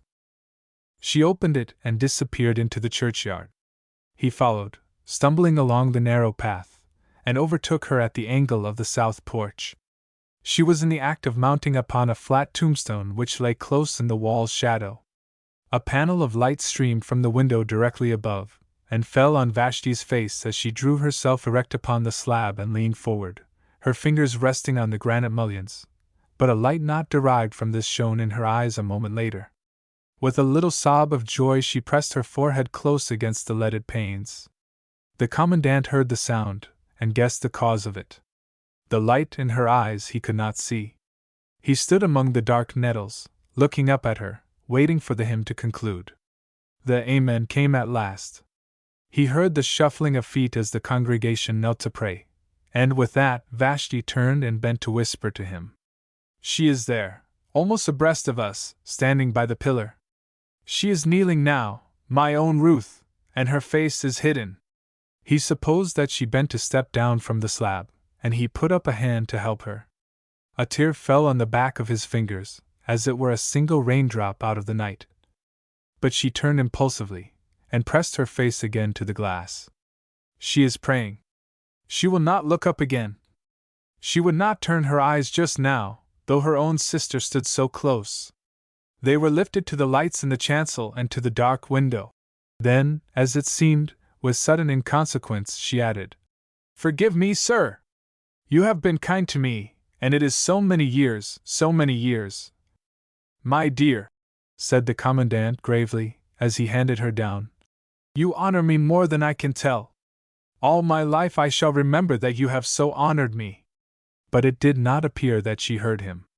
Letting go his hand, she seated herself on the edge of the tombstone, and looked up at him with eyes that, barely touched by the light from the window, seemed to him strangely, almost pitifully childish, eyes of a child that had lost its mother young. Her face was not changed, or a very little, far less than I feared. "She is beautiful, my own Ruth, beautiful as she is good." "And happy?" he found himself asking. "Happy and unhappy. Happy in her good man, in her children, oh yes. But unhappy, just now, because they are unhappy and in trouble. There was a gloom upon Eli Tregarthen's face, a look of pain. Of anger, too, and of wonder mixed with it, I dare say. He has been hit by a blow he does not understand. But we will help them. The Commandant stared into the darkness. There was gloom, too, on his face, had there been light enough to reveal it. The Lord Proprietor is a very obstinate man. Yes, but I mean that we will help them tonight. I cannot bear to think of Ruth carrying her trouble home and lying awake with it. Perhaps she will not. The Commandant remembered how he himself had carried a burden to church that morning and left it there. Ah! Exclaimed Vashti, swiftly, guessing his thought, though not the occasion of it. That may do for you and me. For my part, I am not a religious woman, I mean, not religious as I ought to be. Yet I understand. Often and often when worried or out of temper I go to church and sit there alone until peace of mind comes back to me. But I have no husband, and you no wife, whereas with Ruth all her soul's comfort is bound up in those she loves. While Eli Tregarthen wears that look on his face, she can never go home happy. But have we power to lift it? We will try, and tonight. She stood up, cast one look behind her at the lighted window, and led the way back along the path, through the gate, and down the knoll to the beach. While she cast off the rope from its mooring stone, he eased the boat off and launched her. Shall I take the paddles? He asked. No, Vashti would pull back as she had come, and as she pulled she talked of Ruth, out of her full heart. He listened, between joy and pain, joy to be sitting here, honored with her confidences though he had none but a listener's share in them, here, in the still, scented evening, caressed by her marvelous voice, and pain, not because her talk charged life full of new meanings, every one of which he felt to be vitally true and as certainly missed by his own starved experience, but because it took him for granted as a kindly stranger, an outsider admitted to these mysteries, and warned him that his time on this holy ground was short, nay, that it was drawing swiftly to a close. And how could he go back to the old monotony, the old routine? He remembered that, to whatever he went back, it would not be to these, at any rate, not for long. The future might hold degradation, poverty of the sharpest, hard work for a pittance of daily bread, but at least his dismissal would send him back to a life in which lay somewhere these meanings that trembled like visions of light in the heart of Vashti's talk. They gave him glimpses of the heaven which, by their remembered rays, he must seek for himself. How many years had he wasted? How many years? They moored the boat close under the cliff's shadow, and climbing the rocks, between the cove and the east porth, sat down to wait. Vashti sat in reverie, plucking and smelling at small tufts of the thyme. Then, rousing herself with a happy laugh, she challenged the Commandant to name her all the islets, rock by rock, lying out yonder in the darkness. He tried, and she corrected omission after omission, mocking him. What did he care? It was enough to be seated here, close with her in the starry, odorous night. Presently she tired of the contest, and clasping her knees began, without warning given, to croon a little song. Over the rim of the moor, and under a starry sky, two men came to my door, and rested them wearily, beneath the bough and the star, in a whispering foreign tongue. They talked of a land afar, and the merry days so young. She sang it as though to herself, or as though answering the murmur of the tide on the rocks at their feet, but at the third verse her voice lifted. Beneath the dawn and the bough, I heard them arise and go. But my heart, it is aching, aching now. For the more it will never know. The song died away in a low wistful minor, as though it breathed its last upon a question. The merry days, so young, she echoed, after a pause, and lifted her head suddenly. Hark! The sound, it was the plash of oar, grew upon the darkness. A light shot out beyond the last point of Briffar, and its ray fell waving on the black water. It came from a lantern in the bows of the Tregarthen's boat, and as it drew nearer the two listeners could distinguish the children's voices. They shrank back there in the shadow above the ledge, as the boat took ground and Eli Tregarthen, stepping ashore in his sea boots, set the lantern on the stones of the beach, lifted out the children, and lent a hand to Ruth. The little ones scampered up the path, But Ruth waited by her husband while he heaved the boat high and dry with his easy, careless strength, and saw to her moorings. When all was done, and as he stooped to pick up the lantern, she came to him, and put a hand on his arm. So, and without speech, they went up the path together. The rays of the lantern danced on the furze bushes to right and left of the path. Vashti leapt to her feet. Her hands went up to her lips and hollowed themselves to a low call. Lul, lul, Lou-ee! From the break above came a little cry, a little gasping cry, and gruffly upon it Eli Tregarthen's voice challenged. Who goes there? Ciare! Ciare! Oh, Ruth, my sister! The commandant saw Tregarthen's lantern lifted above the gorse, and by the light of it Ruth came down to the narrow pathway, came with the face of a ghost, as Vashti sprang up the slope towards her. Vassie! Not Vassie, dash! But Vashti's arms were about her for proof. The commandant, standing below in the shadow of the break, heard the younger sister's sobs. Vassie! And tonight! Tonight, and for many nights, dash! Thank God! Thank God! The commandant, by the light of the lantern which Eli Tregarthen held stupidly, saw them go up the path, their arms holding each other's waist. They disappeared, but their questions and eager, broken answers, as they climbed towards Sarin, came down to him where he stood alone, forgotten. He stood there for half an hour almost. Then, as he felt the chill of the night, he recalled himself to action with a shiver, and shouldered Vashti's valise. Slowly he climbed the hill with it, to Sarin Farm, and rapped on the door. Tregarthen opened to him, staring. I have brought your sister-in-law's luggage. Is it the governor? But won't you step inside, sir?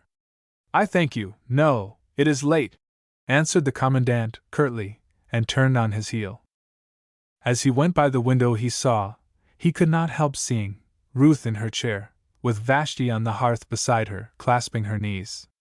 The children looked on in a wondering semicircle.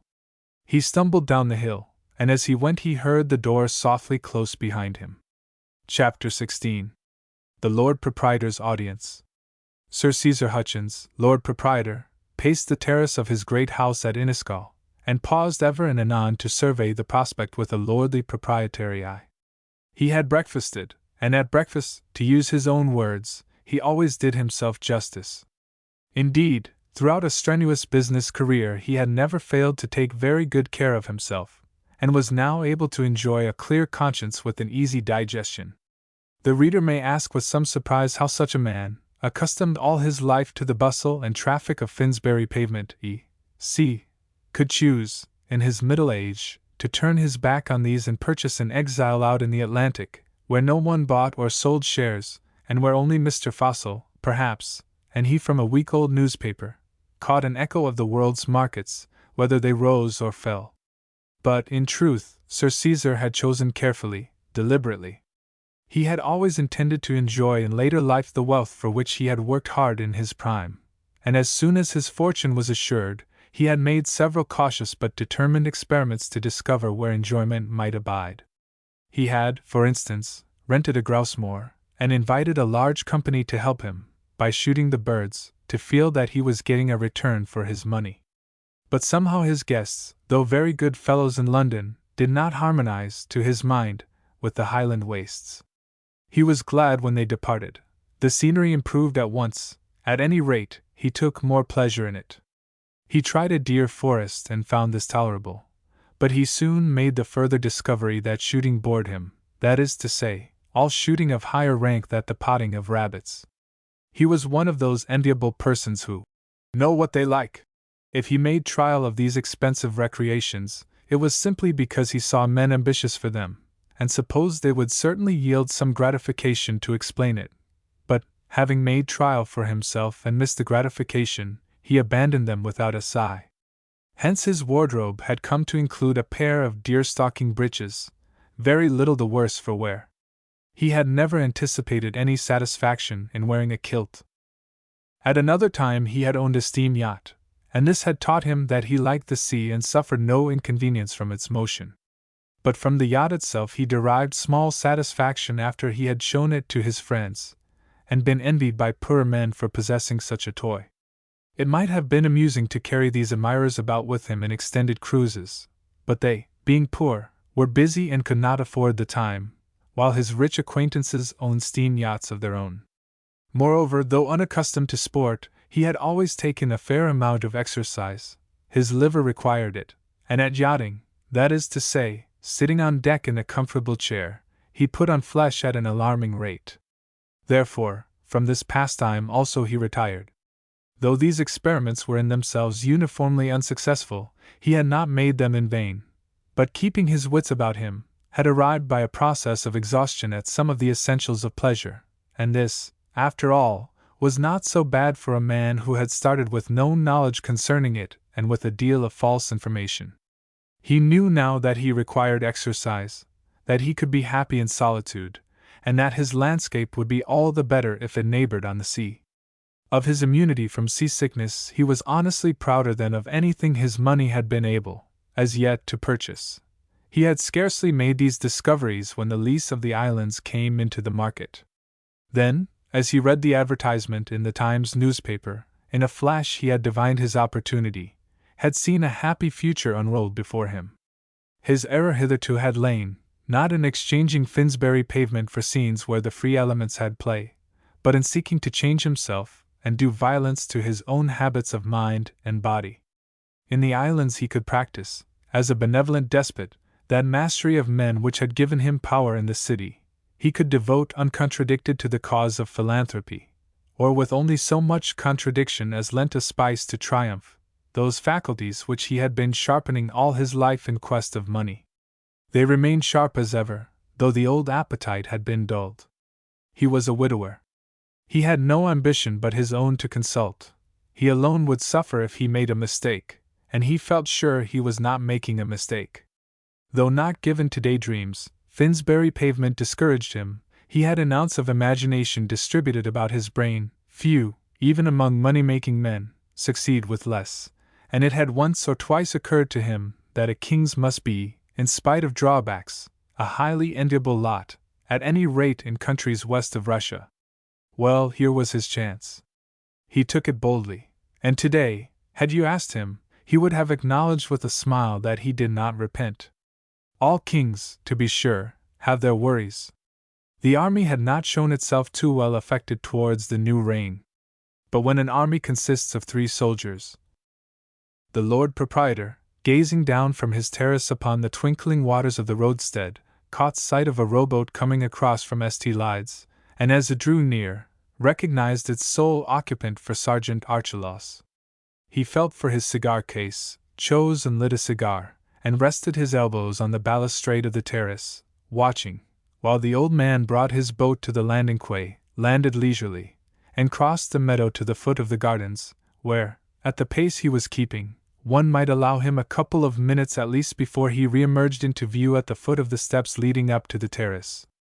But as it happened, a bare 50 seconds elapsed before he came darting out of the boskage and scrambled up the stairway in a sweating hurry, 2 steps at a time. "You shouldn't, Sergeant, you really shouldn't, at your time of life," expostulated the Lord Proprietor kindly, withdrawing the cigar from his mouth. "Then you shouldn't keep ostriches," retorted Sergeant Archelaus, as he gained the topmost step and, after a fearful glance behind him, sank against a pilaster and mopped his brow. "Take care of that urn!" cried the Lord Proprietor, in a warning voice. "It contains a Formium Tenax that I wouldn't lose on any account." "A what?" "A New Zealand flax." "The ostriches chased you, did they?" "They did, the pair of 'em. It goes against a man's stomach, too, being chased by a bird." "To me," said the Lord Proprietor, "it is gratifying evidence that they are recovering their spirits, which were hipped after the long voyage from Cape Town. But here, in the Gulf Stream, my theory is that we can acclimatize almost anything, animal or vegetable. Already they begin to feel its invigorating influence. Talking of vegetables, sir," Archelaus shifted a canvas bag from his shoulders to the ground and began to untie the string which bound its neck. "Pray take breath," suggested the Lord Proprietor. "At your age, and with the little exercise you get on Garrison Hill." "We don't keep ostriches," said Archelaus curtly. But talking of vegetables, the governor sends his compliments to you, sir, and begs your acceptance of a few choice plants in return for the small clothes you lent me. Lent you, Archelaus? Gave, you mean? Oh, sir, but excuse me, I couldn't, there was them ostriches to be considered. It has occurred to me, went on the Lord Proprietor, who was in the best of moods this morning, that those, breeches might be a trifle conspicuous, a shade too highly pronounced in pattern, to be worn with uniform. As for that, sir, answered Archelaus tactfully, life on the islands isn't like active service, where a man has to be careful about exposing himself to marksmanship. In Inverness a pattern like that would excite no comment. I've never been there, said Archelaus. It harmonizes, as it were, with the natural surroundings, with the loch, the glen, the strath. So with those curious tartans to which the Scottish Highlanders are, addicted. Seen by themselves, and to a sensitive, artistic eye, they appear crude and almost violent in their contrast of colors, but seen in conjunction with the expanse of native moorland, the undulating stretches of the heather.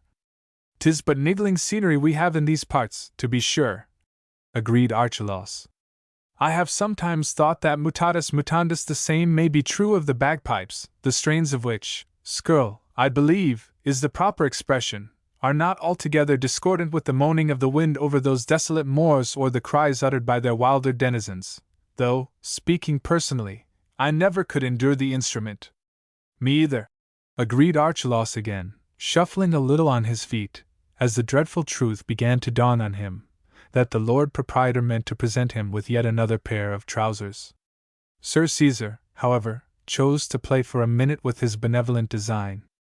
There is no more delicate study, he went on, than that of acclimatization. None which requires a nicer union of artistic daring with artistic judgment, patience with decision. I propose to go in for it pretty extensively on Inniscal. Yes, sir? The ostriches have been a great encouragement. I suppose, now, when you get accustomed to 'em. Though I have yet to prove that they will breed here. Yet why not? The Gulf Stream, I am assured, has a stimulating influence upon all forms of organic life, animal as well as vegetable. It may be compared with that inward volcanic heat which, in and around the Bay of Naples, clothes the shore with verdure, and is not without responsibility for the passions of the inhabitants. But, as I was saying, a man must use judgment. A plant may thrive when transferred across 1,000 miles of ocean, may propagate itself even more freely than in its native habitat, and yet, to the artistic eye, be never truly at home. Its color, of flower or foliage, refuses to blend with our landscape, to adapt itself to our Atlantic skies. It is my hobby, Sergeant, to discover not only what imported plants will flourish with our soil and climate, but what particular one is worthiest of cultivation, and having discovered that, I propose to bend all my best energies upon it. But where did you get those remarkably fine bulbs? Archelaus held out 3 in the palm of his hand. From the garrison garden, sir, with the governor's compliments, and understanding you to take an interest in bulbs. Daffodils? Some species of narcissus, at any rate. The Lord Proprietor took one of the bulbs and examined it, turning it over. I had no idea that Major Vigoureux, went in for this sort of thing, or I'd have done myself the pleasure of visiting his garden. You wouldn't find much in it, sir, said Archelaus hastily, remembering yesterday's adventure. At least not much to interest you. To tell the truth, the governor sets very little store by these, though they look pretty enough in March month. But wanting to show his feelings in the matter of those trousers. You shall have another pair. Oh, said Archelaus, in spite of himself, and though he had miserably foreseen the offer for 10 minutes past. And you may take back my thanks to the commandant, and tell him that I hope, within the next few days, to pay him a call. Archelaus touched his forelock, bringing up his palm at the right military salute, in those days a complicated operation. To himself he breathed a thanksgiving that the fair lady, as he and the treachers called Vashti, had taken her departure from Garrison Hill overnight. Ever since breakfast he had been feeling sadly dejected about it, and so, if appearances might be trusted, had his master. There is a fearful joy, after all, in living on a volcano. But alas for Sergeant Archelaus! He was at this moment standing on the crust of a volcano, and that crust was momentarily wearing thinner. The shore beneath the great house of Iniscaw has 2 landing keys, of which the eastern, Archelaus had used the western, lies hidden from view of the terrace, and can be approached by a boat keeping close under St. Lyde's shore. Engrossed in his lecture upon acclimatization, the Lord Proprietor had missed to perceive a boat making for this eastern quay, and so had Archelaus, for the simpler reason that he stood with his back to the view. "Step into the house with me, and you shall make your choice between 6 pairs," the Lord Proprietor invited him. "If you are sure it's not troubling you," said Archelaus. "My good man," began the Lord Proprietor, leading the way, and with that he turned about, surprised that Archelaus was not following. "Eh? What's the matter?" But Archelaus, speechless, was staring along the terrace to its eastern end, where, at the head of a flight of steps leading down among the shrubberies, a head had suddenly uprisen into view, a head in a grey bonnet with trimmings of subdued violet, the head of Miss Gabriel. "Hum!" said Miss Gabriel, and turned to Mr. and Mrs. Pope, who were mounting the stairway at her heels. Chapter 17. The Lord Proprietor receives a double shock. "Hum!" said Miss Gabriel again, as she once more surveyed the shrinking Archelaus. "So you allowed you'd steal a march on me?" "I had no such thought, ma'am," stammered Archelaus. "You'll get no good out of it, anyway, and of that I warn you. Good morning, sir!" This with a curtsy to the Lord Proprietor. "Good morning, ma'am! How d'ye do, Pope, and your good lady as well, I hope? But to what do I owe this unexpected, honor?" "Him," said Miss Gabriel, nodding, and with scarcely a change of tone. "To Sergeant Archelaus, ma'am? Why, what has he been doing?" "You might better ask," Miss Gabriel answered slowly, emphatically, with her eye on the culprit. "What he has not. Whichever you please, ma'am." "Come! I find a difficulty in putting a name to it," pursued Miss Gabriel, still in the same level tone. "But Mr. Pope will bear me out. If he doesn't, I shall still allow no false delicacy to stand between me and my duty." "Miss Gabriel means, sir," explained Mr. Pope, "that the articles in question—" "What articles, man?" asked the Lord Proprietor, as Mr. Pope, in his turn, hesitated. "Trousers," said Miss Gabriel, setting her face. "No, Charlotte," she turned upon Mrs. Pope. "This is no time for mincing language. They were on a scarecrow, sir, in the very middle of the garrison garden, along with my waistcoat." "Your waistcoat, ma'am?" "That is to say, with my antimacassar, which I had converted into a waistcoat and presented, in the innocence of my heart, to Treacher, the clothing of these men being nothing short of a scandal. But for scandal, sir, their clothes won't compare with their doings. Not to mention—" "My dear lady, I implore you, let us take one thing at a time. You wish to make some statement about a scarecrow, in the garrison garden, adorned, am I right? With a waistcoat you were once kind enough to present to Sergeant Treacher, and I gather, with a pair of trousers about which you are less explicit." The Lord Proprietor paused. His eyes grew round with sudden, terrible suspicion. "You don't mean to tell me?" he asked slowly. Miss Gabriel nodded, and wagged an accusing forefinger at Archelaus. "That's just what I do mean. And if you want a picture of guilt, look at that man." The Lord Proprietor turned and stared at him, gasping. "My trousers? Mine?" But here speech failed him, and he stood opening and shutting his mouth like a newly landed fish. Archelaus flung a wild glance about him, vainly seeking escape. "You're looking at it in the wrong light, all of you," he mumbled feebly. "And on the Sabbath, too," put in Mrs. Pope. This man, the Lord Proprietor held up a hand as though calling heaven to witness. "On what pretense do you suppose that he came here this morning? Why, to thank me. To thank me for those very, articles of which you tell me he makes a public mock. Look at the bag in his hand, what do you suppose that it contains?" "Adders," suggested Mrs. Pope. "I shouldn't be surprised." "You may well say so, ma'am. It might well be adders. Indeed, I'm not sure it isn't worse." Oh, Mrs. Pope, already backing before the horrors of her own imagination, caught at the balustrade for support. Daffodils, ma'am! A present of daffodil bulbs, with the Commandant's compliments, and in acknowledgment of my gift. Could hypocrisy go farther?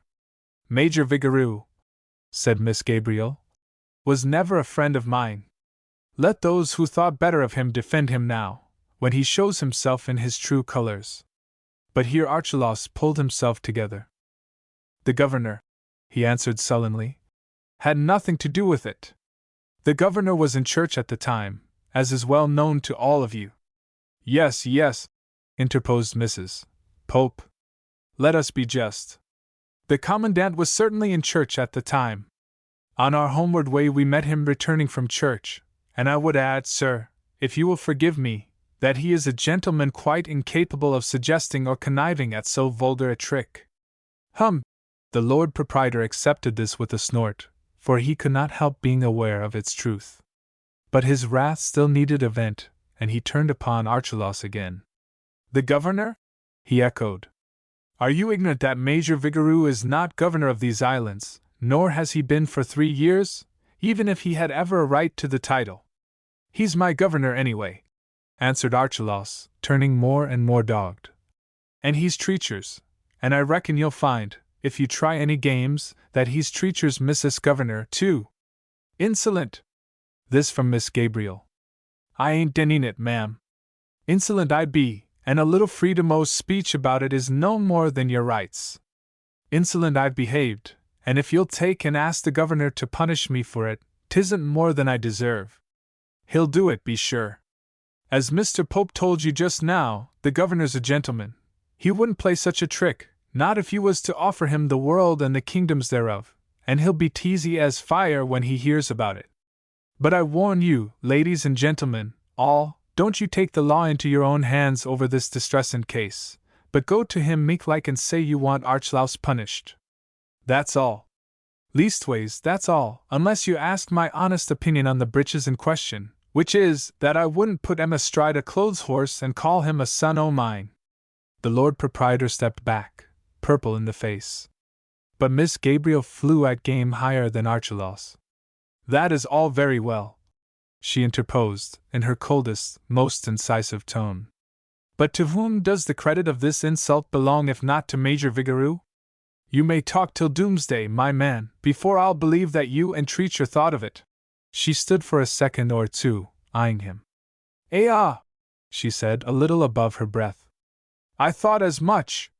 There was a woman, Charlotte, and that woman is at the bottom of the whole business. I ask you, if you doubt it, to look at his face. She'd nothing to do with it, affirmed Archelaus stolidly, drawing the back of his hand across his brow. She? Mocked Miss Gabriel. And pray who is she? Archelaus made a bold effort to recover himself. Why, Treacher's missus, unless you mean the ghost. That Treacher's missus, as you call her, bore her hand in the sport. I have the evidence of my own eyes, and if by the ghost you allude to a painted hussy that Mrs. Pope and I surprised, the other night, in your master's quarters, I advise you to keep that for the Marines. Sir? Miss Gabriel turned to the Lord Proprietor. This petty insult of the Scarecrow is the smallest part of our complaint against Major Vigoureux. We have reason to believe, we have ocular proof, that the Major is at this moment and by stealth entertaining a most undesirable guest at the barracks. My dear Elizabeth, we cannot be altogether sure, objected Mrs. Pope. Speak for yourself, Charlotte. Miss Gabriel folded her hands and bent on Archelaus a gaze under which he felt himself withering. I am quite sure. Undesirable, ma'am? Asked the Lord Proprietor, thoroughly mystified. In what sense undesirable? Unless, answered Miss Gabriel, tapping her foot, and with the air of one who curbs a virtuous impatience. Unless you can suggest a term more appropriate to a Jezebel, in which case I shall stand corrected. Jezebel? Jezebel? But my dear Miss Gabriel, consider before you bring such a charge, here especially in the presence of Major Vigouroux's servant, who will doubtless report it to his master. Reflect how serious it is. Reflect. Why, bless the man! Miss Gabriel cut him short disdainfully. As if I hadn't been reflecting for 3 days on end. Let him sue me for slander if he dare. I'll stick to my guns if I kiss the book upon it, and what's more, so will Charlotte Pope. I never said so, Elizabeth, pleaded Mrs. Pope. And very wisely, ma'am. Sir Caesar nodded approval. For, as I was about to say, reflect upon the extreme improbability, nay, the utter impossibility, that, such a person could visit the islands unnoticed and actually spend 3 days on Garrison Hill undetected by any save yourself. Nay, if we grant the miracle of her arrival, who is to assure us that she has not by this time as mysteriously vanished? In that case, what have we to show for our suspicions? How, setting aside the Major's indignation, shall we find ourselves less than a laughing-stock for the whole population of the islands? And survey ye right, added Archelaus, who began to perceive that this thundercloud had its silver lining. But if he counted on daunting Miss Gabriel, he was mistaken. Turn you round, my man, snapped that indomitable lady. Turn you round, and give me a look at those coat-tails of yours.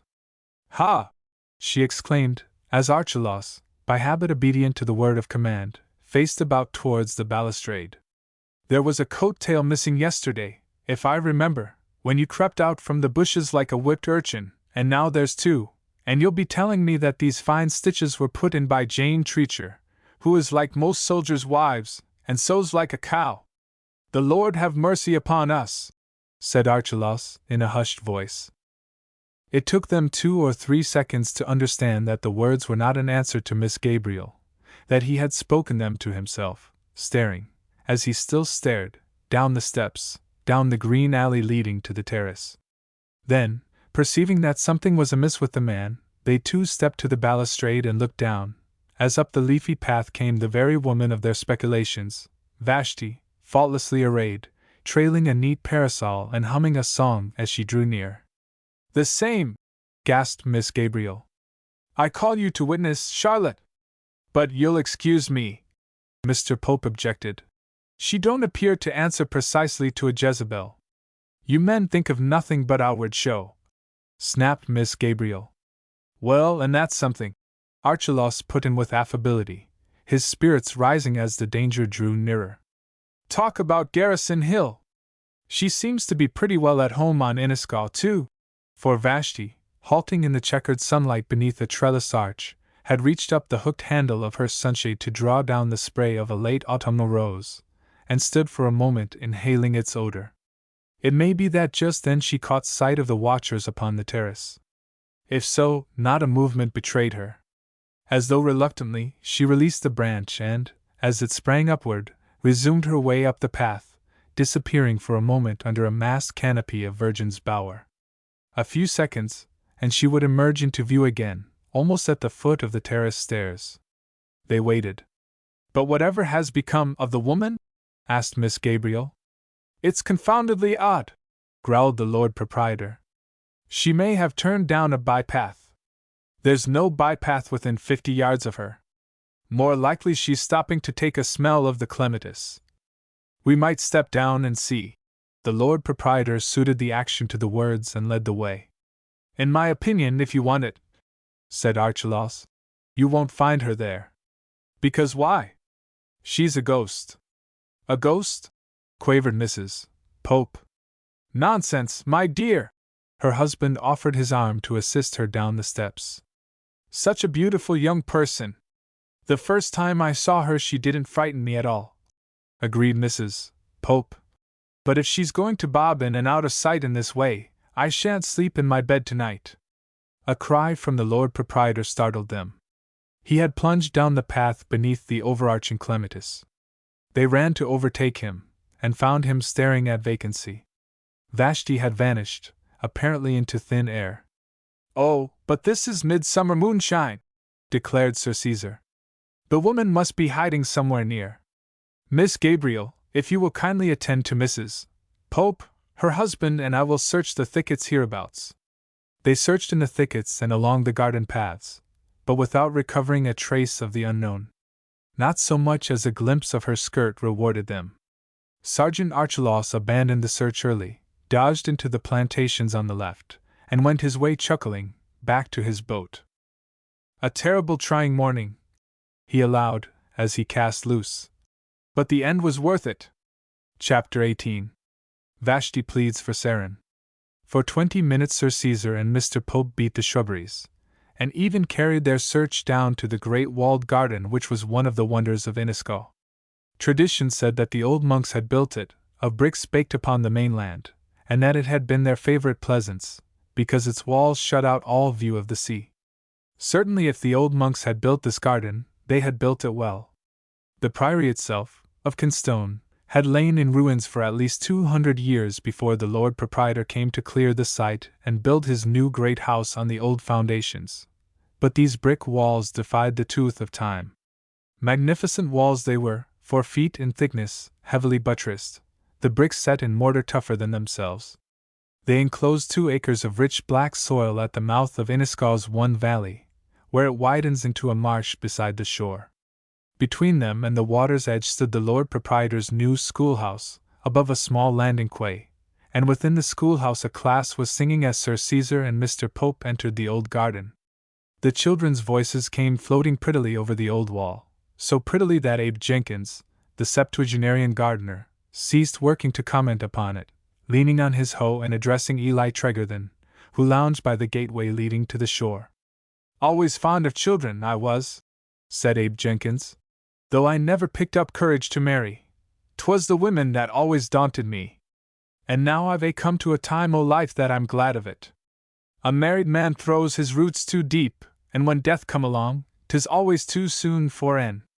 He wants to bide and see his youngest Aruta's child, or he wants to linger and mend a thatch on the linhay. His married son can't be brought to see the importance o't. What with one thing and another, I never knowed a married man yet was fit to die, whereas your cheerful bachelor comes up clean as a carrot. What brings you across from Seren today, Tregarthen? I'll wage 'tis to fetch your children back from school." "Partly," assented Eli. "ISS, partly, that and to listen here to their voices soundin' so pretty across the wall. And partly, I reckon, 'tis on the chance to get speech with the Lord Proprietor and persuade 'em to let you bide on Seren. But that you'll never do. Mind, I'm not sayin' a word against old curmudgeon. He's my employer, to start with, besides being what God made 'em. But reason?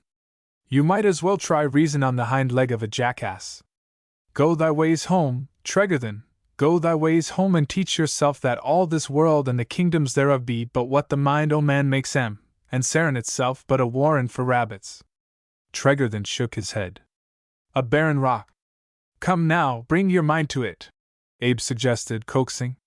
"'Tis no good, Abe. A cottage in a vineyard, what says holy Isaiah? A lodge in a garden of cucumbers, a besieged city. Abe Jenkins!" It was the Lord Proprietor's voice calling from the upper gate. "Why, our honor!"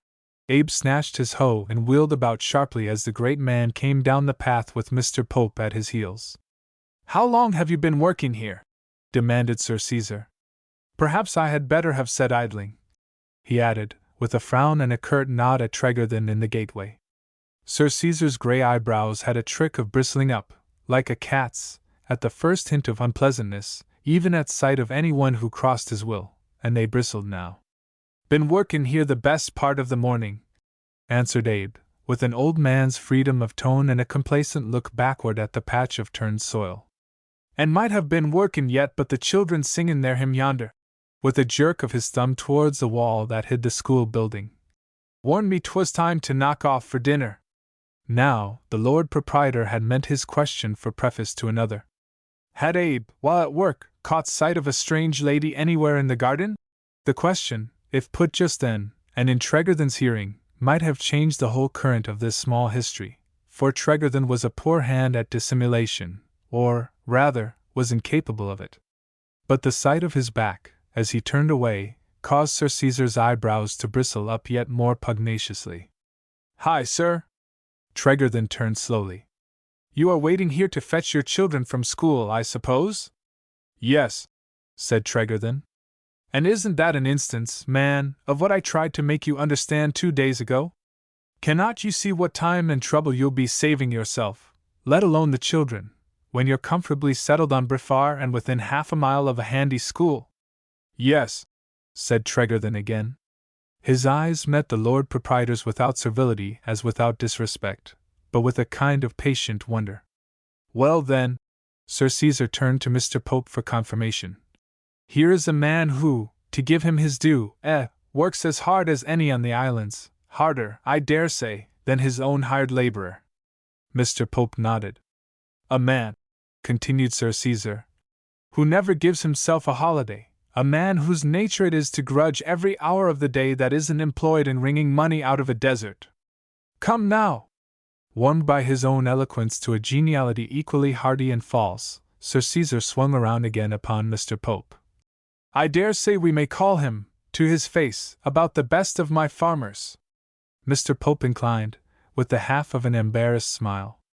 As an agent, he felt any such appreciation of a tenant to be, if not dangerous, at least uncalled for, liable to be misinterpreted. He contented himself with answering, in a murmur, that Mr. Tregarthen had given the estate in the past every satisfaction, that it would surprise him indeed if, at this time of day, Mr. Tregarthen were, of all men, to raise trouble. But the Lord Proprietor, as a master of men, brushed this hesitancy aside, and with jovial tact. A first-rate fellow, he insisted. One of our best. Only pig-headed, as the best always are. And so, when I offer him a choice of 2 farms, each better than his present one, he must needs take it into his head that I'm doing him an injury. Such a man, here Sir Caesar wagged a forefinger at the accused, needs to be protected against himself. Such a man needs to be told, and pretty straight, that he is injuring others besides himself, and that, as I have authority in these islands, so I owe it to my conscience to forbid his letting his children grow into little savages. Eli Tregarthen looked up as though a stone had struck him. The color on his face darkened. Hitherto, though suffering from it, he had not argued, even in his own mind, against Sir Caesar's evicting him from Sarin. He had resented it, as one resents mere brute force, but he had not argued with that which had never presented itself as resting upon argument. Though he knew himself to be a slow-witted man, Eli had a clear sense of his wife's wisdom, and that wisdom irradiated for him any argument which came, as this accusation of neglecting the children surely came, within range of Ruth. If you dare to say that again, said Eli, I'll knock your head off. All 3 of them heard it, the Lord Proprietor, Mr. Pope, and old Abe, though either could believe his ears. For Eli had spoken quite quietly and distinctly. Mr. Pope was the first to recover, but before he could get in a word, Eli was following up the attack, still not hastily, still with a slow pause on every word. You! What do you know of children that never had a child? And what do you know of Sarin or any other island that never took your life here nor made your living? You fill your pockets in a London shop, you go off to an auction, and there you bid for these islands that you've never seen.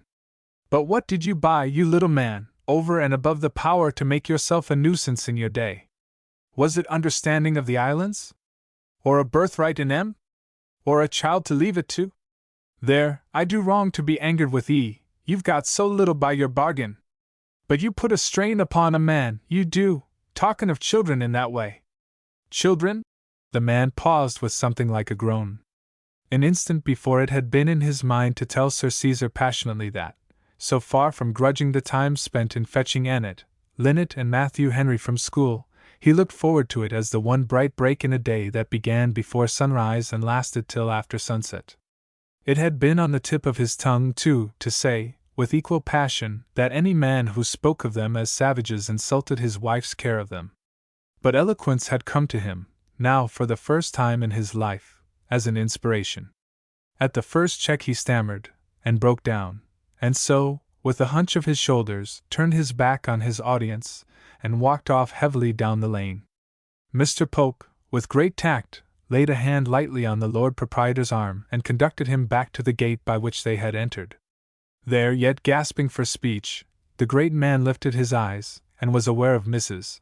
Pope and Miss Gabriel distractedly advancing along the path.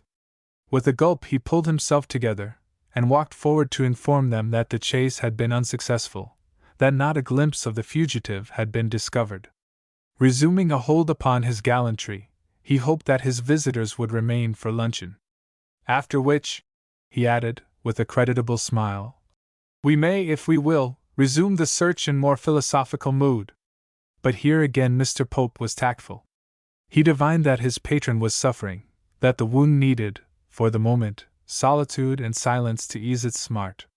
He was sorry to deprive the ladies of such a pleasure, but for his part, business called him back to Garland Town. He had, he regretted to say, an engagement at 2 o'clock sharp. To be sure, if the ladies chose to stay, he could send back the boat for them. But this he said knowing that his wife was thoroughly frightened, and that, as she herself put it later, wild horses would not induce her to remain, lacking his protection. The Lord Proprietor escorted his visitors down to the landing quay, and there helped the ladies to embark. The search for the fair fugitive, he promised them, should be vigorously prosecuted. She was not likely to elude it for long, and he would at once report success. The leave-takings over, he stood by the shore until the small boat had made her offing, and so, with a farewell lift of the hat, turned and walked moodily towards the house. He was relieved to be alone after the morning's very painful experiences. Twice since breakfast he had been wounded in his dignity, and nowhere does a man of his nature suffer more acutely. Nor could the wounds be covered over and hidden, for he had taken them openly, almost publicly. His anger swung helplessly forward and back between the two outrages, both to him inexplicable. To be sure, he had not reckoned on any gratitude for the gift of the breeches. But what had he done that they should be flaunted on a scarecrow? Oh, it was monstrous! As little could he understand Tregarthen or Tregarthen's language. Some gadfly must have stung the man.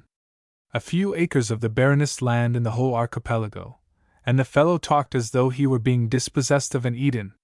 Yes, and as though that were not enough, he had used the flattest disrespect. The Lord Proprietor was not accustomed to disrespect. From the first his islanders had treated him with the deference due to a king. Save and except the commandant, no man had ever crossed his will or disputed his authority. His rage swung back again upon the commandant. It was all very well to plead that the commandant had been in church at the time, but, after all, an officer must be held responsible for his men's doings. Let Major Vigoureux beware.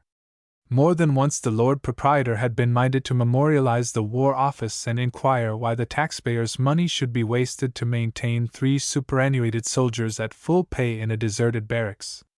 Upon my word, said the Lord Proprietor to himself, I've a mind to run over to Garrison Hill and ask Vigoureux what the devil he means by it. Either he knows of this, or he doesn't. I'll soon learn which. In either case I'll have an apology, and what's more, I'll teach him who's master here, once for all. He had reached the terrace, and paused there for a moment to draw breath after his climb, at the same time throwing a glance across the blue waters of the roadstead towards Garrison Hill, and the white buildings upon it slumbrous in the autumn haze. The glance threatened mischief to that unconscious fortress, and a sharp nod of the head confirmed the threat. Yes, yes, this very afternoon. The sooner the better. He swung about and stepped across the terrace to a French window that stood open to the air and sunshine. It was the window of the morning room, where he usually took his luncheon, and he passed in briskly, meaning to ring the bell and give orders to have the meals served at once. But as he stepped across the low sill, somebody rose in the room's cool shadow and confronted him, and he fell back catching at the jamb for support and staring. It was the stranger herself, the woman for whom they had all been vainly searching. Good morning, said Vashti, with a self-possessed little bow. Oh, but I fear I have startled you. Ah, the Lord Proprietor pulled himself together with an effort. Well, to tell the truth, you did take me by surprise, the more so that it was dreadfully uncivil of me, not to say impudent, to walk in here unannounced. But the fact is I could find no door along the terrace, nothing but windows. Forgive me. Certainly, madam, certainly. The front door is, so to speak, at the rear of the building. But I was going to say that you took me the more by surprise because, as a matter of fact, I had just given up hunting for you. Vashti laughed. She looked adorably cool and provoking, and still, as he stared at her, the Lord Proprietor wondered more and more whence in the world she came. He knew little of female beauty. The late Lady Hutchins had been plain-featured, and less of clothes. But 3 or 4 times in his life, at public functions, he had mixed with the great ones of the land, and here patently was one of them. Her speech, dress, bearing, all proclaimed it. Her easy self-possession, too, an air of authority. Out of what Olympus had she descended upon these remote Atlantic isles? "I saw that you had company," she answered, "and I ran away. To tell you the truth, I was a little afraid of them, that is to say, of some of them." "But what was Archelaus doing here?" The Lord Proprietor frowned. "Did he come to apologize?" "Oh, but that is just one of the reasons that brought me here. You must not be angry with Archelaus. No, really, it was not his fault, at all, but mine." "I think, ma'am," said the Lord Proprietor, "we are talking at cross purposes."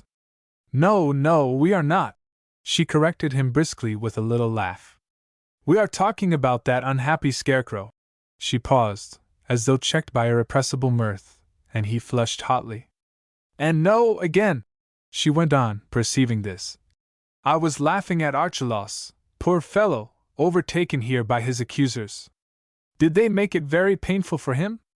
Even supposing him capable of shame, which I doubt, I certainly do not think he suffered more than he deserved." "You are very much annoyed?" asked Vashti, suddenly serious. "Well then, I am sorry. It was all my suggestion, though it never entered my head that anyone would be walking that way and catch sight of the thing. I meant it to be a little surprise for the Commandant when he came home from church, though when he returned and heard what had happened, he scolded me terribly. You will excuse me." The Lord Proprietor drew himself up stiffly. "If I failed to see either where the humor comes in, or why you, a stranger, unknown to me even by name." "Ah, to be sure. My name is Kara." "Then, as I was saying, Miss Kara, I failed to see. And you are quite right, of course." Vashti made haste to agree. "I ought not to have done it. But weren't you, too, a little bit to blame? It wasn't very nice of you, you know." "I beg your pardon? What wasn't very nice of me?" "Why, to hurt their feelings, and especially the Commandant's. He is a poor man, poor, and sensitive, and easily hurt." "You are talking to me in riddles, Miss Kara. I have done nothing at all to hurt the Commandant's feelings. Not intentionally, of course. I told him, and I told the sergeant too, that I was sure you never meant to wound them. It would have been too cruel." "But," protested the Lord Proprietor, "I have done nothing, I tell you, nothing beyond presenting Sergeant Archelaus with an article of attire of which he stood badly in need. Miss Gabriel, some weeks ago, drew my attention to the state of the poor fellow's wardrobe, and suggested that something might be done." "I thought so," Vashti nodded. "I dare say now," she went on, after seeming to muse for a moment, "you are one of those strong-minded men who find it hard to understand how sensible people can worry over what they put on their backs. That happens to be a constant source of wonder with me," he confessed. "Though for the life of me I can't tell how you came to guess it." "Never mind how I guessed it," said Vashti, smiling. "The point is, that you take this lofty and very scornful view of clothes, and yet you must have noticed that many men of your acquaintance, men otherwise sensible, take quite another, that in the city, for instance, a hard felt hat is not usually worn with a frock coat." "Granted," said the Lord Proprietor, "though I could never understand why. And you have noticed that soldiers are even more particular, and the reason with them is perhaps a little more easily grasped. Their uniform is a symbol, so to speak. It stands for the service to which a good soldier should be devoted. If you had seen that man's small clothes— Yes, I grant that Archelaus neglects his regimentals. But to neglect them, and to be willing to mix them up with civilian clothes, are two very different things. Perhaps you did not think of this?" "Really, now," answered Sir Caesar, "I should not have supposed that it mattered what these men wore, in such an out-of-the-world spot." Vashti's eyes rested on him for a second or two, in a kind of wondering despair at his obtuseness. But she controlled herself to reply quite patiently. At any rate, it was wrong of me to encourage the men's resentment, and I came here this morning to beg your pardon. He acknowledged this with a bow, but stood silent for a moment, eyeing her. You are a relative of Major Vigoureux? He asked, after a pause. No. You are staying with him, I understand? No. Vashti shook her head, with a smile. But I very much want you to forgive me. She went on. For I have another favor to ask you. Again he bowed slightly. You give my curiosity no rest, Miss Kara, and I perceive you mean to satisfy it only in your own way. As for the, incident we have been discussing, pray consider that, so far as you are concerned, I dismiss it. He did so with a slight wave of the hand. You wish to ask me a favor? I do. I came to plead with you, to say a word on behalf of Eli Tregarthen, your tenant on Sarin Island. The Lord Proprietor started. Are you at the bottom of that also? He asked angrily. Vashti's eyes opened wide in astonishment. I beg your pardon? She murmured. I do not understand. It seems to me. He caught her up. That for a total stranger, you are losing remarkably little time. In what, sir? She demanded, facing him fairly, with a lift of her handsome chin. In subverting my authority, ma'am, or rather, in prompting others to subvert it. Though, to be sure, he went on in sarcastic wrath, it may again be an accident that I happened on Eli Tregarthen less than an hour ago, and that he used very insolent language to me in the presence of my agent. It was not only an accident, said Vashti, slowly, and with patent sincerity. It was one that, since I came here to urge his suit, I would have given a great deal to prevent.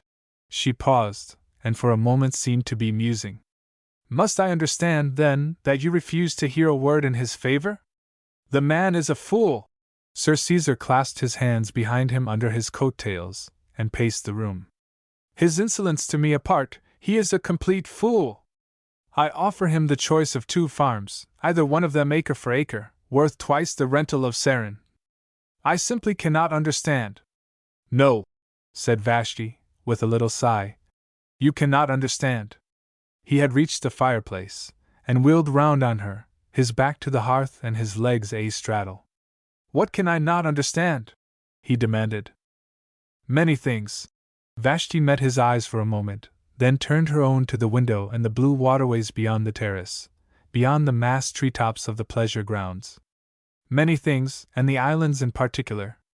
You did not understand just now that a soldier, though condemned to stand sentry in a forgotten outpost, can still be sensitive for the honor of his service, because the root of his life lies there. You cannot understand that the root of Eli Tregarthen's life goes down into the soil he has tilled from childhood as his parents tilled it. To you Garrison Hill is a tumble-down fort, and Sarin Island a barren rock, yet you call them yours, because you have purchased them. And, nevertheless, to do you justice, you are not one who rates everything by its price in money. If you were, I could beg you to take a higher rent for Sarin and leave Eli Tregarthen undisturbed. He shook his head. The man pays me a fair rent, as much as I can conscientiously ask. I have a conscience, Miss Kara, and a sense of responsibility. It is not good that Tregarthen lets his children run wild there, so far from school. And if, sir, she went on, you are doing this for the children's sake, I could promise you that there are means to educate them better than any children on the islands. But the difficulty does not lie with the children. It lies in your sense of possession, which makes Sarin farm there. She waved a hand. An eyesore in the view from this window, and simply because Eli Tregarthen has crossed your will. You defend an instinctive selfishness that takes about 5 minutes to pass into a principle with any man who buys land. You maintain the landlord's right to ordain the lives on your estate, and command them to be as you think best, nor does it seem to you to affect your claim for power that we understood and drew our nature from the islands for years before ever you came to hear of them. Radicalism, ma'am? Yes, sir. It is for the roots I plead, against your claim that the surface gives all. He thrust his hands under his coat-tails again, and took a turn up and down the room. I do not affect to agree with you, Miss Kara, said he, not looking towards her when she stood by the French window, but stretching out his hand to the bell. Yet, as owner of these islands, I desire to be just. I desire also to understand these islanders, of whom, it appears, you know so much more than I, and if you do me the honor to take luncheon with me. Here he broke off, to ring at the bell pull. But I warn you I am tenacious as well as curious, and shall demand to know a little more of my lecturer. He turned and stood blinking. Vashti had disappeared. The room was empty. He took a step to the open window, sprang out upon the terrace, and glanced to right and left. The terrace, too, was empty. He hurried to the stairway leading down through the shrubberies. Not so much as the glimpse of a flying skirt rewarded him. Chapter 19. The Commandant's Conscience. The Lord Proprietor to see you, sir! Archelaus, presenting himself at the door of the Commandant's office, with a slightly flushed but inscrutable face, drew aside and flattened himself against the door jamb to let Sir Caesar enter. The Commandant closed the book in which he had been adding up accounts which never came right, and stood up in something of a flurry. He was dressed with more than ordinary care. The lapels and collar of his uniform coat had been treated to a vigorous brushing. In fact, he was arrayed for action, to step down the hill in an hour's time, to call upon Mr. Fossil at the bank and draw his pay, if any should be forthcoming. "Good morning, Major!" "Good morning, Sir Caesar." The Commandant nodded towards a chair. "I thank you." Sir Caesar set down his hat upon the edge of the writing table, drew off his gloves, tossed them into his hat, and seated himself. "I called in the first place to speak about an unfortunate, incident that happened on Garrison Hill here last Sunday." "Ah," said the Commandant. "So you have heard about it. I am sorry." "Sorry for what, sir?" "Sorry that anyone should have thought it worth while to carry tales to you, but also sorry for the incident itself. It appears to me, Major Vigoureux, that the incident demands some apology." "I have made it." Sir Caesar crossed his legs and coughed to clear his throat. "I think, my dear sir," said he, in a tone at once slightly pompous and slightly nervous, "I really think it's time that you and I came to an understanding, that we, recognized, so to speak, the situation, and played with the cards on the table. Do you agree with me?" "I might," answered the Commandant guardedly. "That is to say, if I understood. I acquit you, of course, of any active share in the incident, and I am assured that Archelaus and Treacher were no worse than accomplices.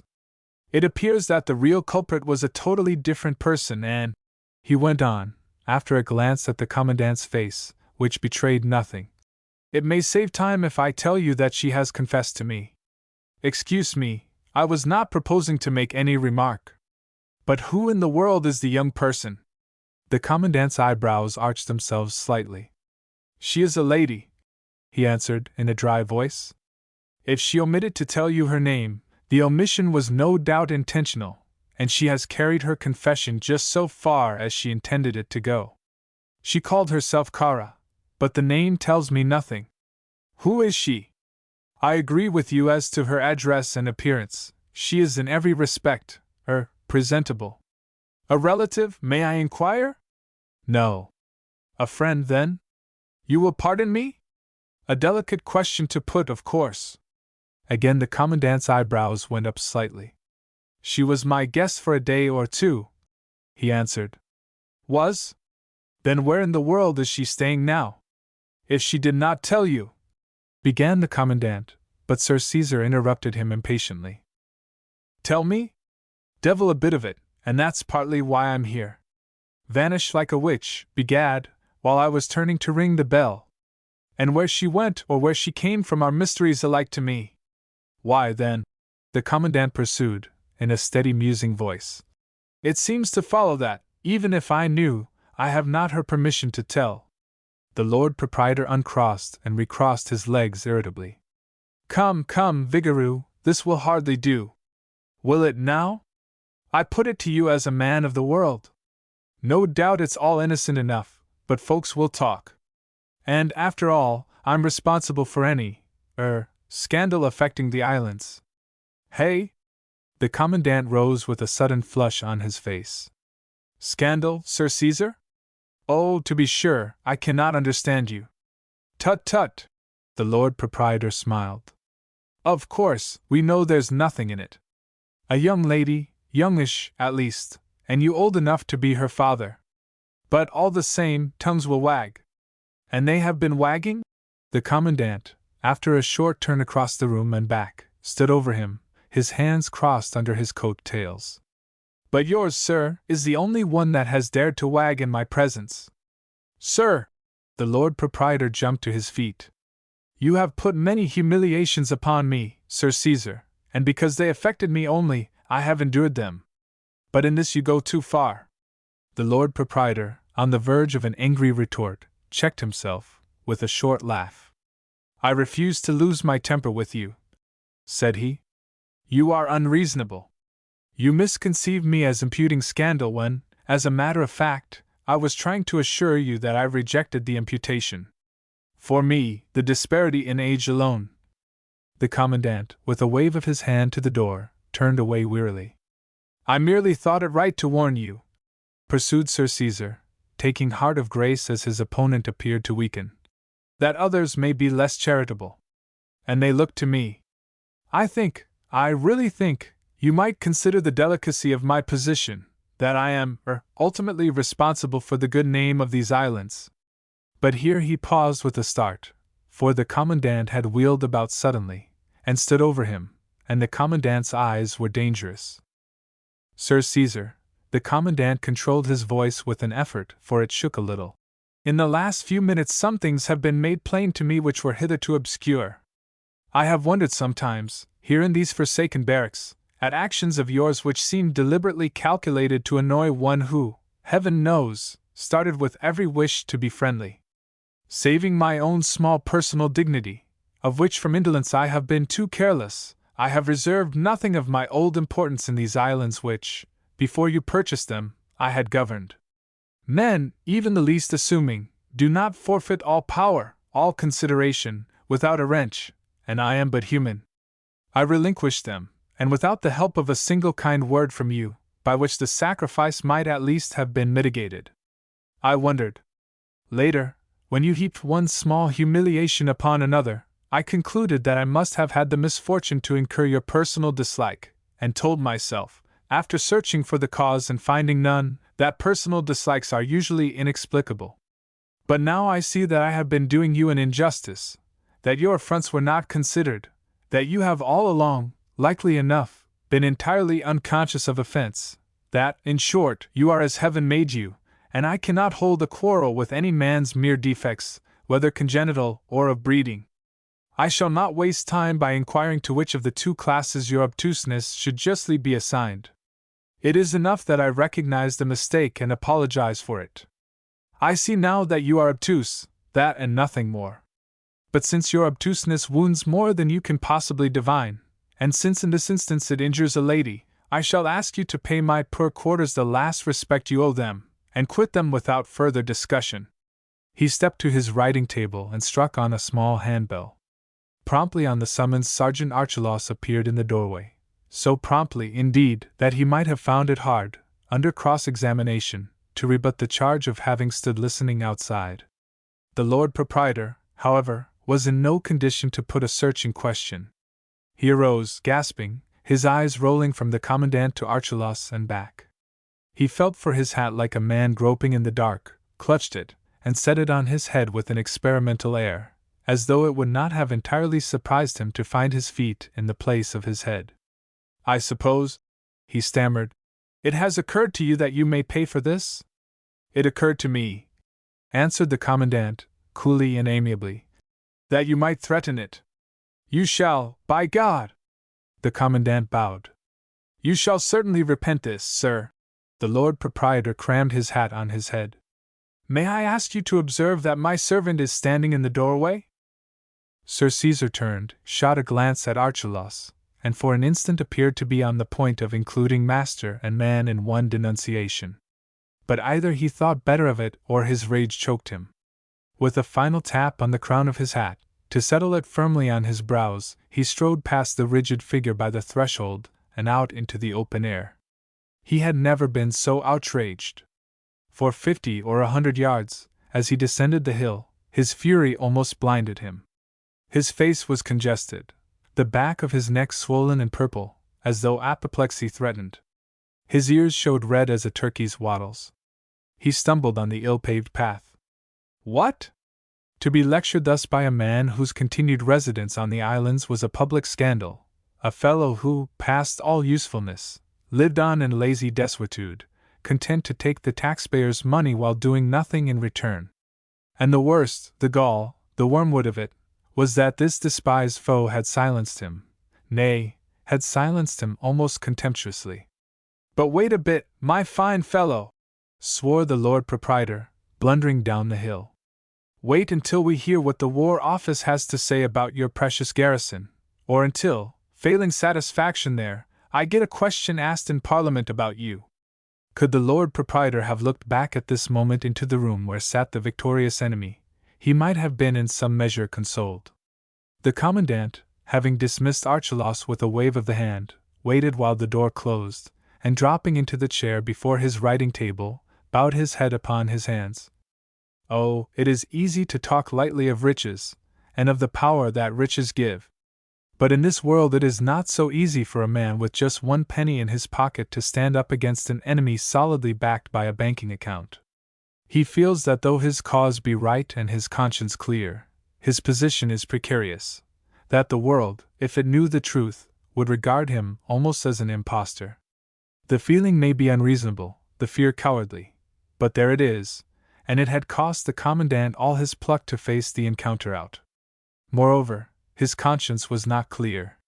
Sir Caesar, too, had, all unwittingly, planted an arrow and left it to rankle. Old enough to be her father! The Commandant shut his lips hard upon the pain. He could not expel it, he knew it would awake again in the watches of the night, but for the present he must ignore it.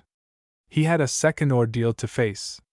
As he sat there for a minute or two, his face resting on his hands, his spirit abandoned to weakness, he heard the steady ticking of the clock on the chimney-piece behind him. He counted the strokes, and all of a sudden they recalled him to the present. He pulled himself together, stood up, and reaching down a clothes-brush from its hook beside the door, walked over to the chimney-piece and to a small mirror that stood behind the clock. Old enough to be her father! Again, as he caught sight of his face in the glass, the smart revived, but again he expressed it, and fell to brushing his worn tunic with extreme care. It had always been his practice to dress punctiliously before going into action, even on dark nights in front of Sevastopol, where all niceties of dress were lost at once in the slush of the trenches. His forage cap received almost as careful a brushing as his tunic, and from his cap he turned his attention to the knees of his trousers and to his boots, one of which was cracked, albeit not noticeably. He had half a mind to black its edges over with pen and ink, but refrained. Somehow it suggested imposture, and today he winced sensitively away from the first hint of imposture. He must walk downhill delicately, like a gag. Tomorrow Harvey, the Garland Town cobbler, would repair the damage with a couple of stitches, at the cost of 1 penny, and the Commandant reflected with a melancholy smile that he possessed precisely that sum. His toilet complete, he took a last look in the mirror to assure himself that his face betrayed none of the anxiety eating at his heart. It was paler than ordinary, but calm. He drew a long breath, and walked out to the front door. At his feet the chimneys of the small town sent up their midday smoke. Beyond, the Atlantic twinkled with its innumerable smile. The hour was come. As he stepped out upon the road he cast a glance to right and left along his deserted batteries, and answered the smile of ocean whimsically, ruefully.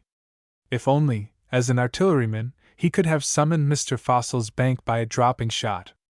This business of hand-to-hand assault belonged by rights to another branch of the service.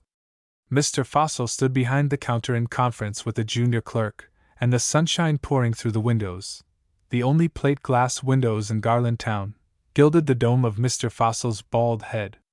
As the Commandant entered, Mr. Fossil looked up and nodded pleasantly, in a neighborly way, albeit with a touch of ironical interrogation. He had heard gossip from his friend Pope of the doings on Garrison Hill, and so far as he allowed himself to be jocose, he meant his glance to be interpreted. "Well, you are a pretty fellow! And pray what account are you going to give of yourself?" But very different thoughts preoccupied the Commandant, and his fears took alarm. "Good morning," said the Commandant, and forced a smile. "You have been expecting me, I hope?" "Dear, dear!" Mr. Fossil affected surprise. "You don't tell me that payday has come round again already?" This again was a form of pleasantry which he repeated month after month, but today he slightly overacted it. The money is here?" stammered the Commandant. "My dear Major, I hope so, I sincerely hope so," Mr. Fossil answered, with a humorous look around him.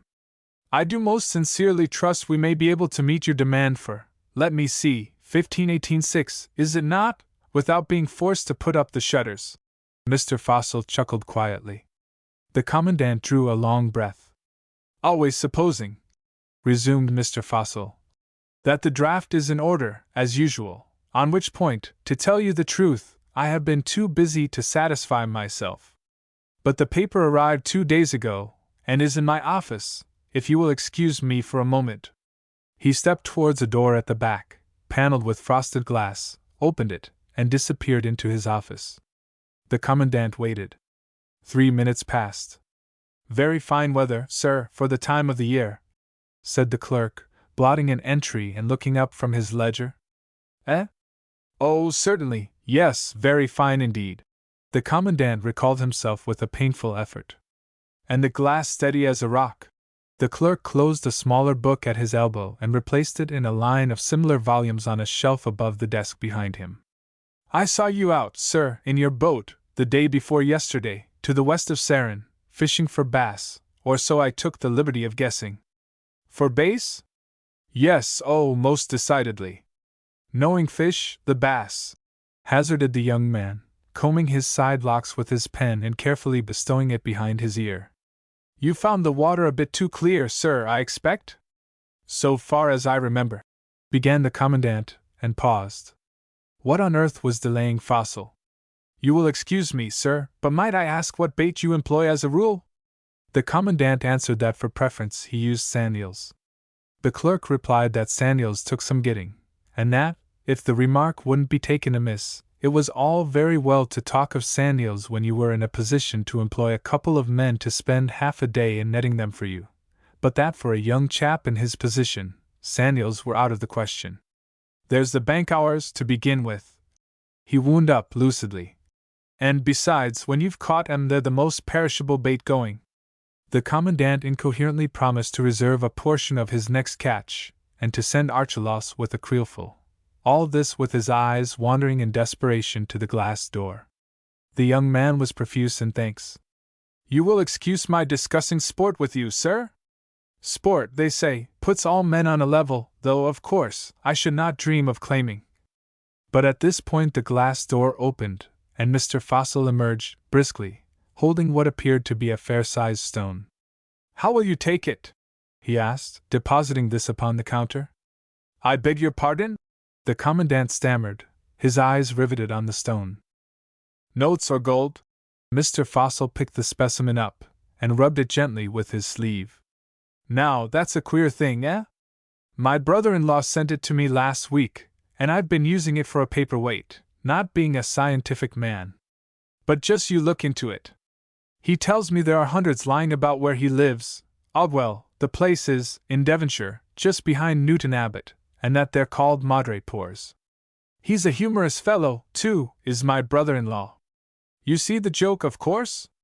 "I can't say that I do, exactly," the Commandant confessed. "Good gracious! Fossil, this is a fossil, you see, and I'm called Fossil, and so he sends it to me. He has made a good deal of fun out of my name before now, in his humorous way. Not that I mind, of course. I dare say not. Did you say that the papers were all right?" "The papers? Yes, of course, the papers are all right. Will you take it in notes or gold?" "In gold, if you please." The Commandant caught at the edge of the counter, while his heart leapt, and the bank premises seemed to whirl around him. 15/18/6, be so good as to verify it, if you please," said Mr. Fossil, counting out the coins, the blessed coins. "But I want you just to take a look into the thing. Looks like a piece of coral, eh? See the delicate lines of it? And my brother-in-law tells me it was once alive, a kind of fish, and got itself embedded in this piece of limestone because it was too lazy to move. A lesson in that. Mr. Fossil wagged his head sagely. If we choose to take it. To be sure, it happened thousands of years ago, but there it is, and here are we. For my part, I don't look at things humorously like my brother-in-law. I like to find a serious moral where I can. The Commandant counted the coins and dropped them into his pocket. Their weight seemed to make a man of him again. He bent and affected to examine the madre pour. Mr. Fossil bent also. He was on the point of asking, in a low voice, that the clerk might not overhear, for an explanation of Miss Gabriel's gossip. But at this juncture a client entered, and the Commandant escaped. He went up the hill with a new center of gravity, so different is a load in the pocket from a load on the heart. Chapter 20. The Guitar and the Casement. A parcel for you, sir! Sergeant Archelaus had spied the Commandant coming up the hill, and met him on the barrack doorstep with the news. A parcel? The Commandant had walked straight from the bank to Mr. Tregisca's shop, and there paid his account, but he had made no purchases. There must be some mistake, Archelaus. I have ordered nothing in the town. From the mainland, sir. God bless my soul! Yes, sir, and marked fragile, a good-sized box, but uncommon light to handle. The steamer brought it across this morning, and I've carried it into the office and placed hammer and chisel handy. Now what in the world can this mean? Asked the Commandant, a minute later, after studying the box and its label. He turned to Archelaus, who had followed him into the office in a state of suppressed excitement. It is certainly addressed to me, and yet, it must be half a dozen years, Archelaus, since anyone sent me a parcel from the mainland. There's but one way to discover, said Archelaus, picking up the chisel. Shall I open it, sir? No, give it to me. The Commandant took the tools from him and easily pried open the lid, for the scantling was light, almost flimsy. Within lay an object in an oilskin case, by the shape of it, apparently a violin, and yet somewhat larger than a violin. Yes, certainly it was a musical instrument, and the Commandant had no sooner made sure of this than with his hand on the string that tied the wrapper, he paused. It is evident, Archelaus, his tone betrayed some disappointment, that this parcel belongs to Miss Kara. Having no address of her own that could be given with safety, she has ordered it to be sent to me. Ben't you even going to open and take a look at it? Asked Archelaus, as his master slowly replaced it in the box. I think not. Miss Kara will call for it, no doubt, since no doubt she has been watching for the steamer's arrival. Archelaus withdrew, reluctantly, not without a sense of expectation cheated. Nor, as it proved, was his grievance altogether groundless. The Commandant stood for a minute or so in a brown study, eyeing the box. Then, his curiosity overmastering him, he reached out and drew the parcel forth again, turned it over in his hands, and very slowly undid the strings, which were of green ribbon. The wrapper fell apart, disclosing a guitar. The instrument was clearly an old one, and, as clearly of considerable value, being inlaid with tortoise-shell and mother-of-pearl in delicate arabesques that must have cost its unknown maker many months, if not whole years, of patient labor. Its varnish, smooth and transparent as finest glass, belonged to the same date, and had been laid on, if not by the same hand, by one no less careful. Something more than a craftsman's pride had surely inspired the exquisite workmanship, the deft and joyous pattern that chased itself in and out as though smiling at its own intricacy. A gift for the artist's mistress, perhaps? Or a toy for some dead and gone princess? Yet it had been played upon, and recently. One or two of its relaxed strings showed evidences of fraying, and the sender had tied a small packet of new strings around the neck. The Commandant, after peering into its pattern for a while, held the guitar out at arm's length, and holding it so, broke into a short laugh at the thought that this thing had been sent to him. Yet here it was. Undoubtedly it belonged to Vashti, and his heart leapt at the thought that she would be coming to fetch it. For 3 days he had been missing her. It seemed that she had chosen to pass out of his life as suddenly, as waywardly, as she had invaded it, that, crossing the threshold of Sarin Farm, she had closed its door upon him and upon a brief episode to be remembered by him henceforth as a dream only, a too happy dream. Ah, had we never met, or, having met, had I been wiser or thy heart less wild? He had pulled home that Sunday night, to brood alone over a half-dead fire, and brooding there, had surmised what the morrow made certain, that she had taken with her yet more than she had even brought, that even what color, what small interest, had formerly cheered the daily round on Garrison Hill and made it tolerable, was now gone out of it forever. Well, for good or ill, this, at all events, would need to be endured but a little while longer. His discharge was in sight. He had posted his letter. He did not tell himself that but for Vashti it had never been written. Or if this crossed his mind, it suggested no more than gratitude. Quite unwittingly she had helped him play the man. He had done the right thing, let follow what might. He could not force his mind upon possible consequences, to face them or to fret over them. Between this present hour and then, one thought, like a bright angel, stood in the way. Vashti was coming. Ah, but when? Would she come openly, by day, as she had invaded Inniscal? He spent the afternoon in his office, sorting out useless correspondence, clearing desks, drawers, pigeonholes of the accumulations of years, unconsciously preparing for the day of his discharge. It kept his thoughts employed, and he worked hard, reading through the dusty papers, tearing them up, consigning some to the waste paper basket, others to the fire, which by and by grew sullen under its task. Twilight fell. She would come, then, after dusk, and secretly, mooring her boat in the hiding place under the keg of butter battery, away from inquisitive eyes. At 5:30 Archelaus brought him his tea. At 6, having washed and refreshed himself, the commandant fell to work again more doggedly. Only now and again he broke off for a few moments to listen. But Vashti did not come. He worked until 9:30. He heard the clock strike the half-hour from the chimney-piece, and looked up almost in dismay. It was certain now that she would not come. Of a sudden, as though to hide from him the full measure of his disappointment, as he had been hiding from himself the full eagerness of his hopes, a loathing took him, a savage scorn of his useless labor. He stared at his ground hands with a shiver of disgust, and rising impatiently, swept together the fragments of paper strewn about the floor, tossed them upon the dying fire, and went off to his room for another wash. She would not come, and there remained yet an hour between him and his usual bedtime. Returning to his office, he met Archelaus on the stairs. "Going to bed, eh?" asked the commandant. "Aye, sir," Archelaus answered, and paused for that remark on the weather which, in the islands, always goes with "good morning," or "good night." "Glass don't vary very much, and wind don't vary, though seemin' to me it's risin' a little. Still in the nor'west it is, and here ends another day." The commandant looked at him sharply, but passed downstairs with no more than a "good night." So Archelaus, too, was feeling life to be empty?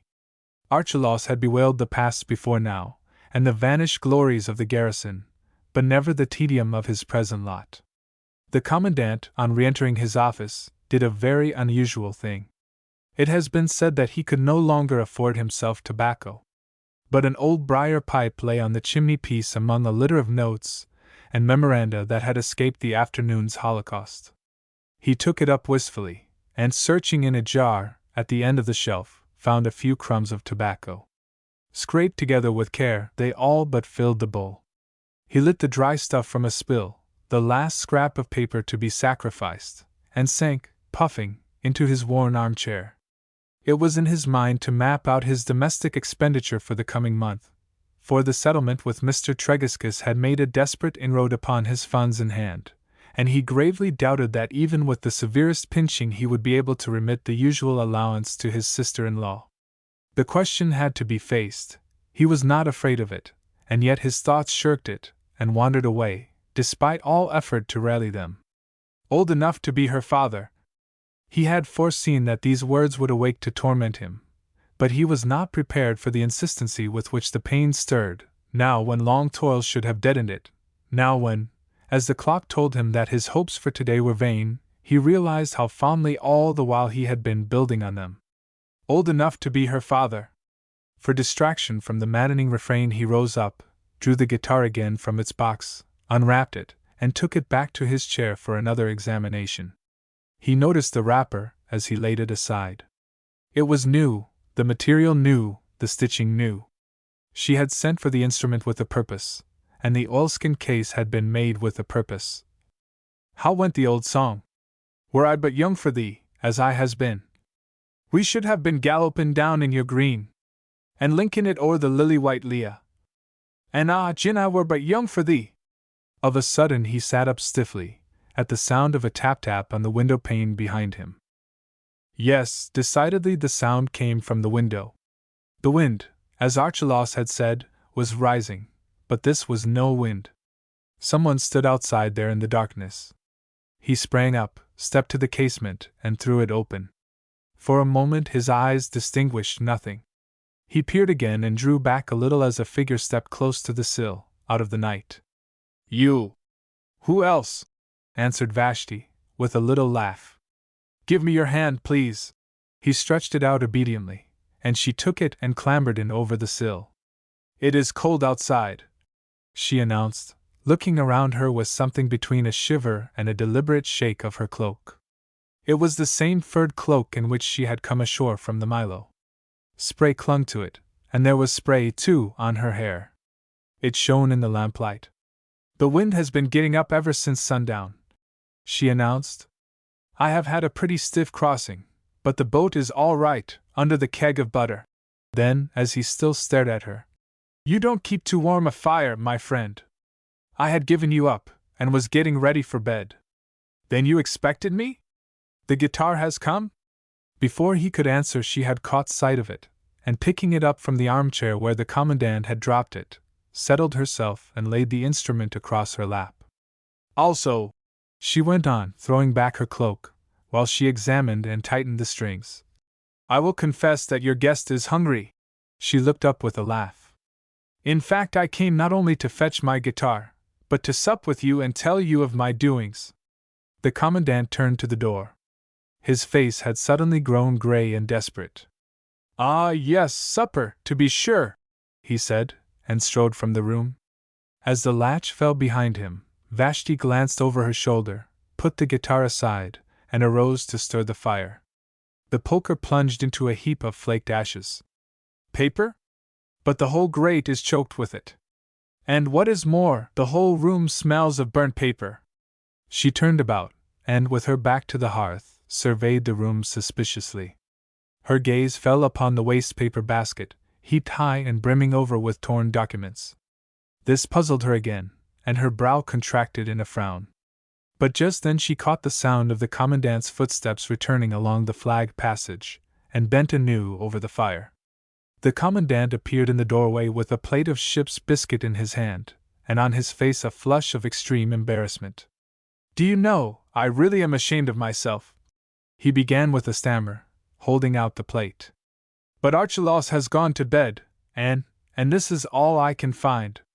Capital, she answered gaily.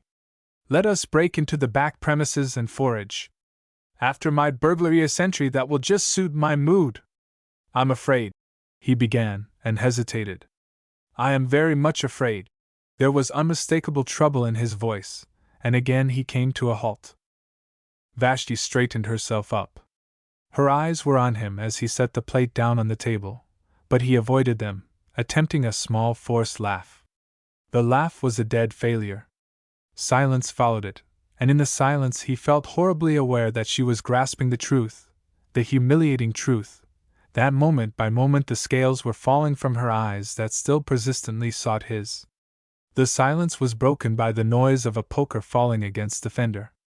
He started, met her gaze for a moment, and again averted his. You don't mean to say... Her voice trailed off, in pitiful surmise.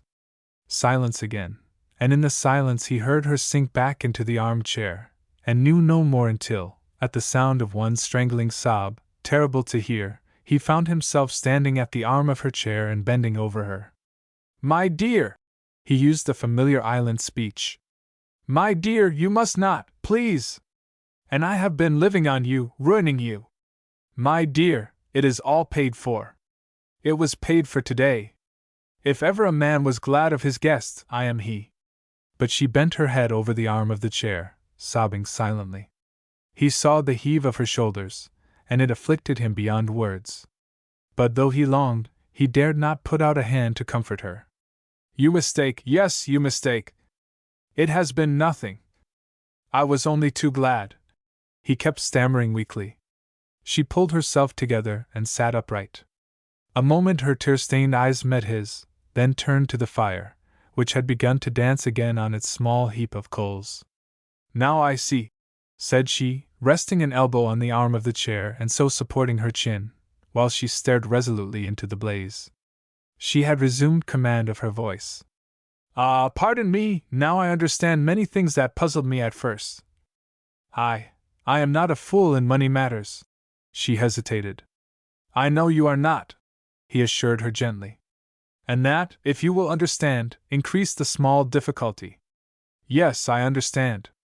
But somehow, it was a long time since I had been acquainted with want, he suggested. Since you know the worst, do not hurt me more than you are obliged.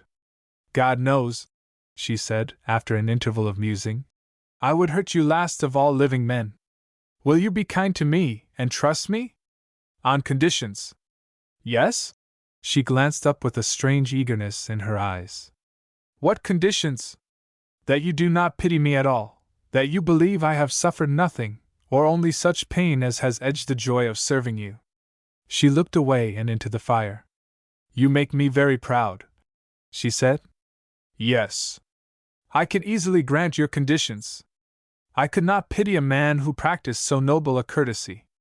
The commandant shook his head with a whimsical smile. My dear, he answered, it's undeniably pleasant to stand well in your opinion, but I am not used to compliments, and you run some risk of making me a vain fellow. You asked me to trust you. With what? With the reason why you are poor. That, said he, can be very simply told. And briefly, in the simplest possible style, he told her of his brother's death, and how his sister-in-law and her family had been left in destitution. You see, he wound up, it's just an ordinary sad little tale. Cases of that kind happen daily, all the world over. One must be thankful when they happen within reach of help. Is your sister-in-law thankful? Asked Vashti sharply. But there, she added, as he stared at her obviously at a loss to find the question relevant. You are quite right. It really does not matter two pins whether she is thankful or not. She turned her eyes to the fire again and sat musing. But I am glad to have heard the story, she went on after a while. It explains, many things. I have been blind, inconsiderate, but I am seeing light at last. Do you know, my friend, that at first I found a great change in you? Why, bless me, you had only seen me once before in your life, and then for 2 minutes. Listen, please, and don't interrupt. I found a great change in you, and the reason of it seemed to lie all on the surface. You had brought ambitions to the islands, but you had forgotten them. You kept your kindness, your good nature, but you had forgotten all purpose in life.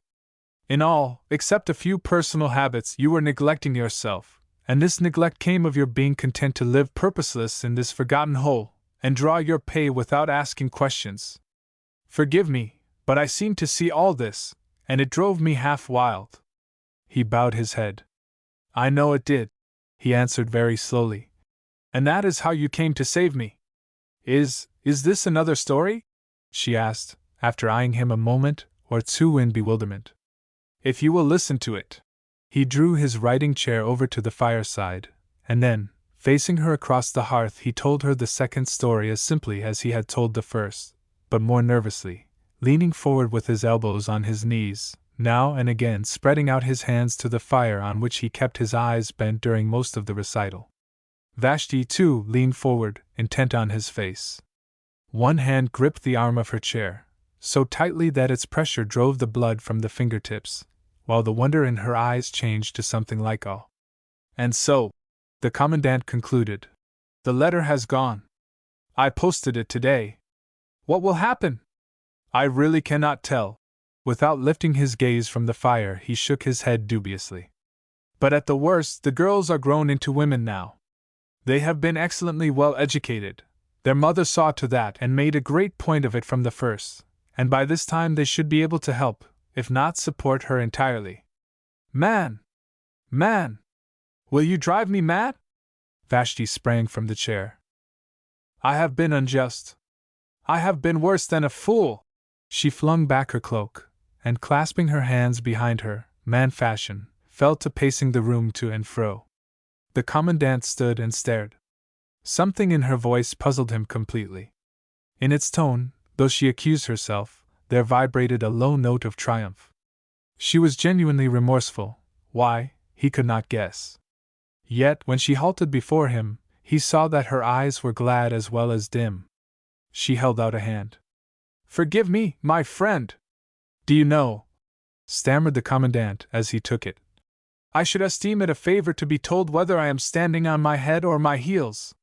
How long he held her hand he was never afterwards able to tell, for at its electric touch the room began to swim around him. But this could not have lasted for long, because, as he looked into her eyes, still seeking an explanation, she broke off the half-hysterical laugh that answered him, and pulled her hand away sharply at a sound behind them. Someone was throwing gravel against the window. Commandant! A voice hailed from the darkness without. For an instant the two stood as if petrified. Then, with a second glance at the window, to make sure that the curtain was drawn, Vashti tiptoed swiftly to the door, catching up the guitar on her way. Hi! Commandant! Are you waking or sleeping in there? The commandant stepped to the curtain. Vashti opened the door and slipped out into the passage. The door closed upon her as he pulled the curtain aside for a second time that night and opened the casement. Who's there? So you are awake? Answered the voice of Mr. Rogers. May I come in? And silence being apparently taken for consent, a foot and leg followed the voice across the windowsill. Chapter 21. Suspicions. The foot and leg were followed by Mr. Rogers' entire person, and Mr. Rogers, having thus made good his entrance, stood blinking, with an apologetic laugh. You'll excuse me, but I took it for granted the door was barred, and seeing a glimmer of light in the window here. Anything wrong? Asked the commandant. Nothing's wrong, I hope. Mr. Rogers stepped over to the warm fire. But something's queer. He fished out a pipe from the pocket of his thick pilot coat, filled it, lit up, and sank puffing into the armchair from which, a minute ago, Vashti had snatched up her guitar. Hello? He exclaimed, as his eyes fell upon the empty packing case. You don't mean to tell me that you've been smuggling? The commandant shook his head and laughed, albeit with some confusion. The steamer brought it this morning. I assure you it held nothing contraband. But I hope that little game is not starting afresh in the islands? It gave us a deal of trouble in the old days, and there was quite an outbreak of it, as I remember, some 3 or 4 years before you came to us. Old Pencavel, this was Mr. Rogers' predecessor, used to declare that it turned his hair gray. He told me something beside, on the morning he sailed for the mainland, which was that but for the help you gave him as governor he could never have grappled with it. Maybe this was sticking in my head just now when I started to walk up here and consult you. Well, and what is the matter? Oh, a trifle. Do you happen to know Tregarthen, the fellow that farms Sarin Island? The commandant started. Eli Tregarthen? Yes, certainly, that is to say, as I know pretty well everybody in the islands. What sort of a fellow? Quiet, steady, works on his farm like a horse, week in and week out, never speaks out of his turn, and says little enough when his turn comes. That sort is often the deepest, observed Mr. Rogers sententiously, and puffed. And Sarin Island there, close by the roads, lies very handy for a little illicit work. You are right, so far, the commandant admitted. And history bears you out. In the old kelp-making days, when 6 families lived on it, Sarin gave more trouble than any 2 islands of its size. It's none the less handy for being deserted. Mr. Rogers drew out a penknife and meditatively loosened the tobacco in his pipe. Handier. But you are wrong in suspecting Tregarthen, that is, unless you have good tangible evidence. I don't say that it amounts to much, but it's tangible. In fact, his boat is lying here, just now, close under the keg of butter. The commandant turned on his heel and took a pace or two towards the window, to hide his perturbation and give himself time to consider. Vashti's boat. And Vashti on the premises at this moment. What was to be done? How on earth could he get her away? You discovered this yourself? He found himself asking. No, I happened to be in the watch-house with the chief boatman checking the store sheets, when Beasley, whose watch it is, came in and reported. I see what you're driving at.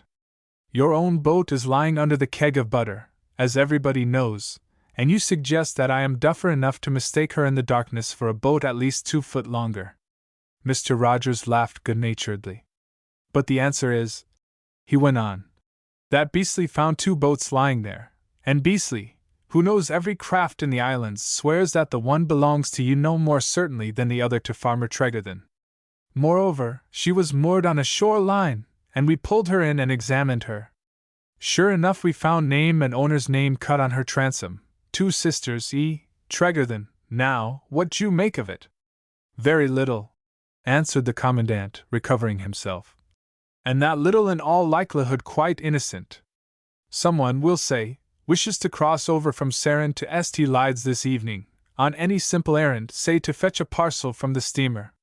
Why shouldn't that someone, knowing the keg of butter to be good shelter with plenty of water at all tides, have landed and left the boat there?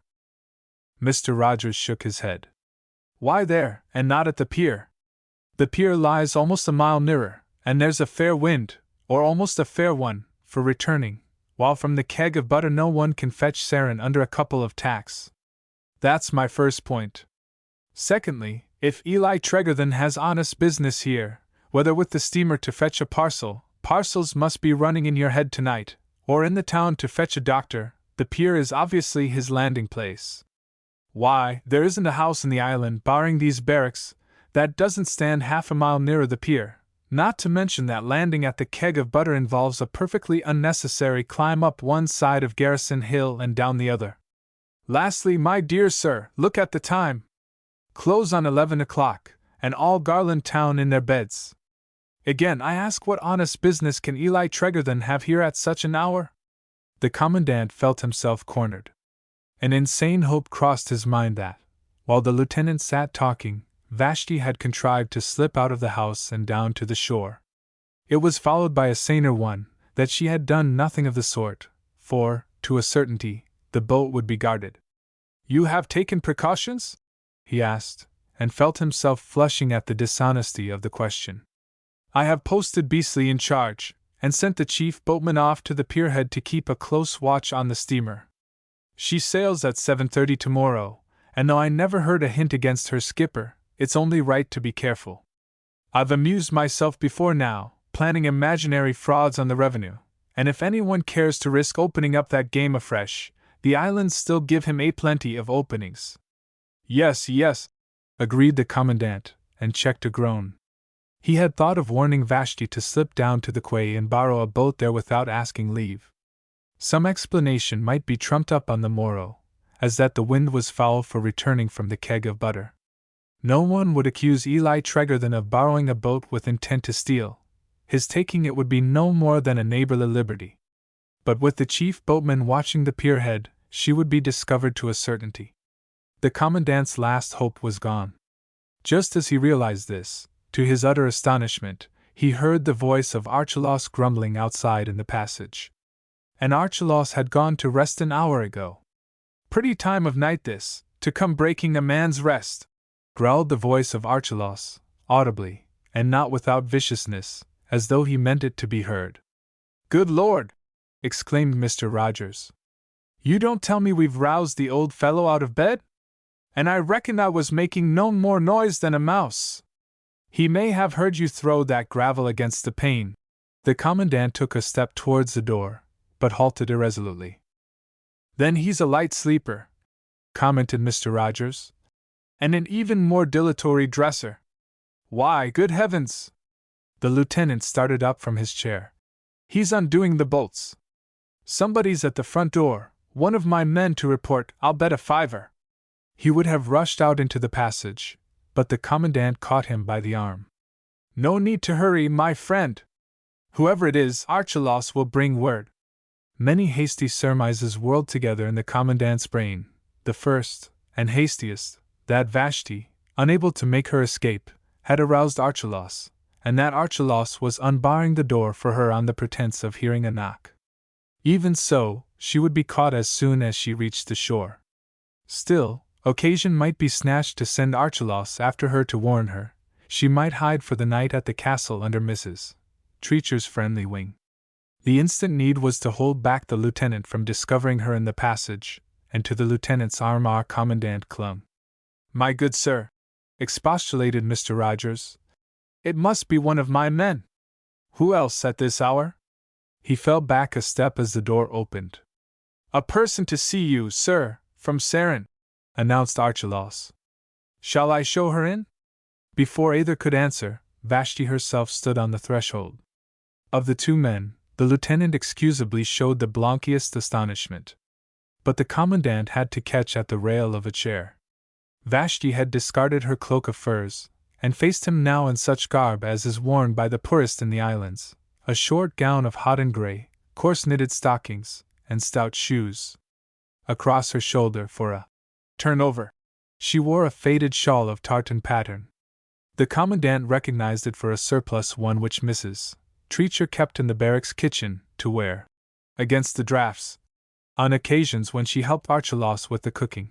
But most wonderful of all was her hair. By some swift art the heavy coil had been drawn into two flat bands, brought low over the forehead, and carried back over the ears in a fashion almost slatternly. By no art could Vashti conceal that she was beautiful. She was also too wise to attempt it. But, for the rest, she had transformed herself. If you please, sir, she began timidly, with an island curtsy, and paused as if uncertain, at sight of Mr. Rogers, whether to hold her ground or to flee. If you please, sir, I be that frightened. Accent, intonation, both were perfect, of the true island speech, that delicate incommunicable sing-song. The commandant's eyes grew rounder yet with amazement, and Vashti, afraid, perhaps, of meeting them, flung a glance of mock terror behind her, as though she had caught the footfall of a pursuer. But who in the world? Stammered Mr. Rogers. If you please, gentlemen. She turned, with another quick curtsy. My name is Vazikara, and I come from Sarin. I live there with my sister, Ruth, that is wife to Eli Tregarthen. Mr. Rogers gave a low whistle. It's true, sir, true as I stand here. The governor knows me, and will bear me out, won't you, sir? A terrible way from Sarin it is, and at this hour of night. But ask the governor, sir, and he'll tell you I am a respectable woman, sister to Mrs. Tregarthen, and lives with her to look after the children. Yes, interrupted the lieutenant, losing patience. But the question is, how you came here, and why? Vashti stood panting. By the heave of her bosom it was plain to see that either her fears still possessed her or that she had been running for dear life, and must catch breath. Her hand went up to her bodice. I came, sir, to see the governor, all the way across from Sarin.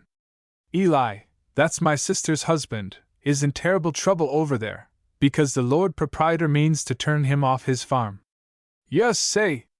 She drew a letter from her bodice, and went on with rising voice. Turn us out he will, though the Tregarthens have lived on the island ever since Sarin was Sarin.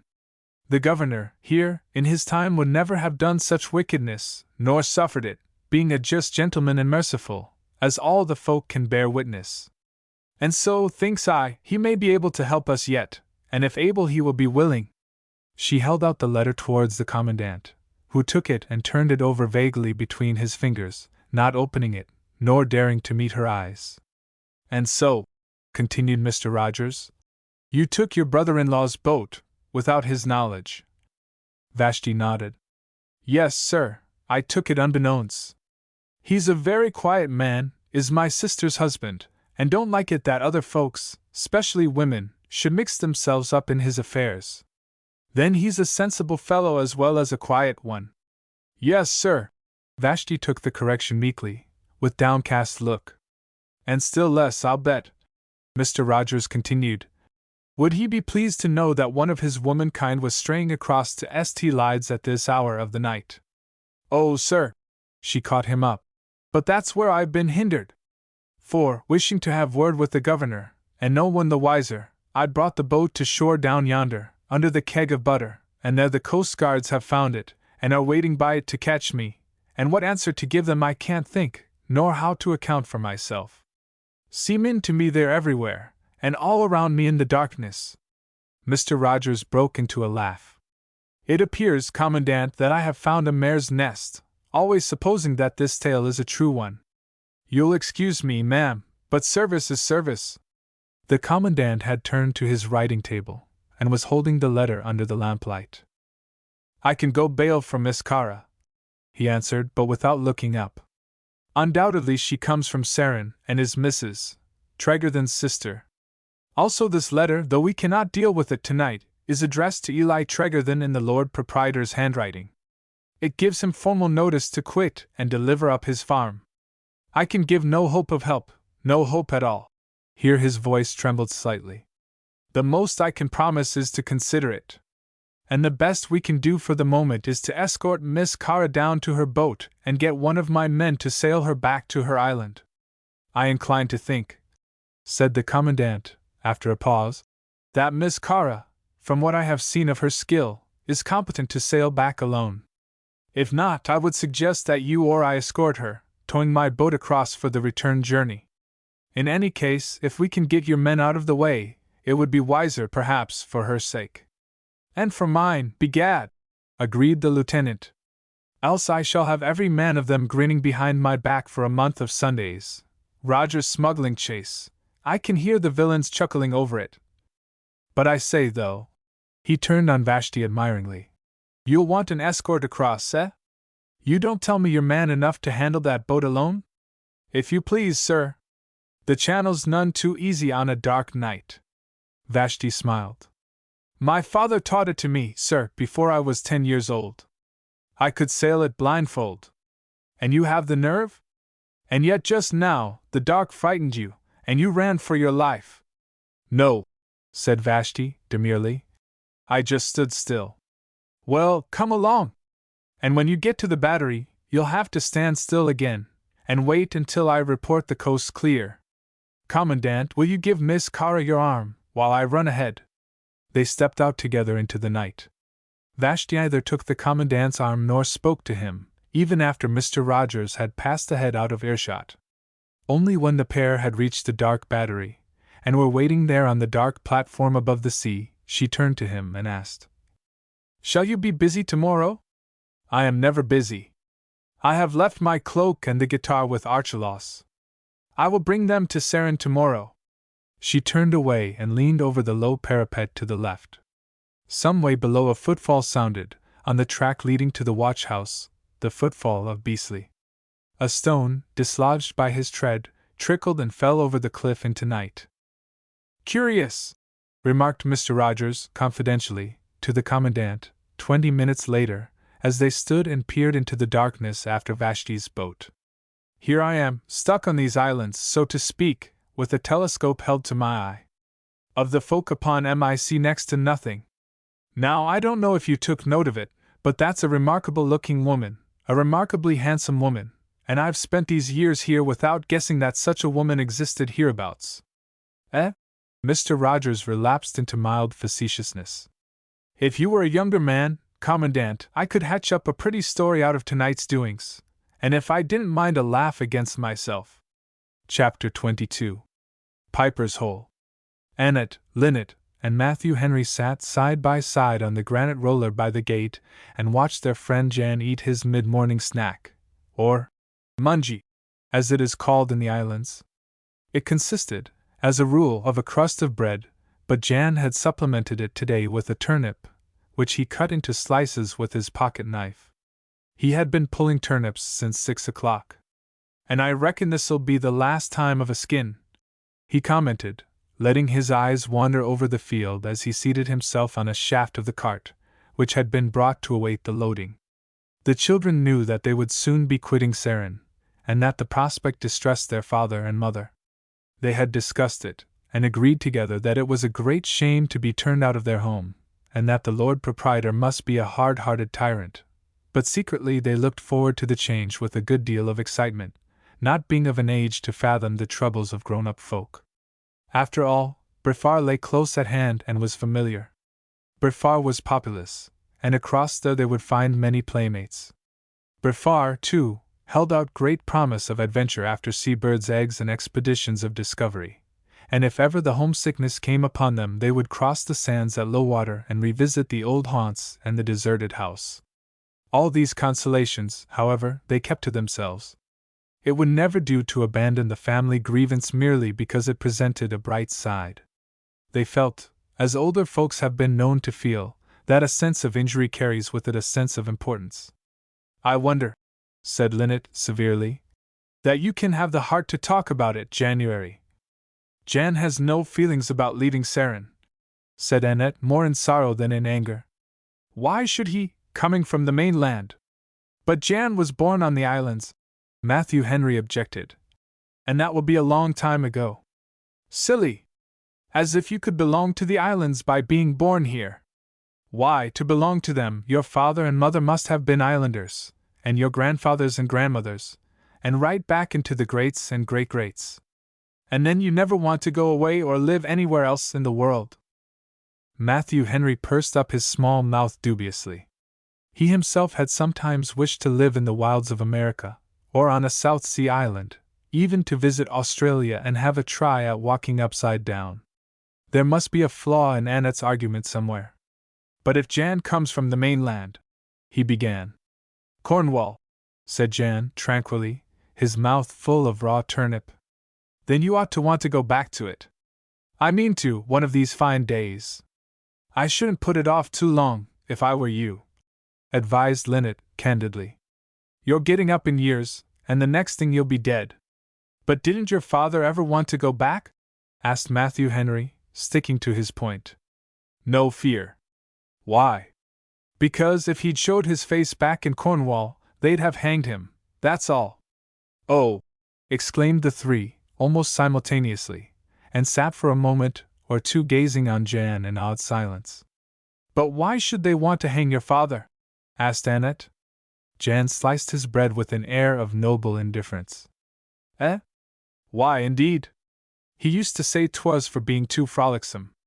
He never done no wrong, not what you might call wrong, or so he maintained, and 'twasn't for me to disbelieve en."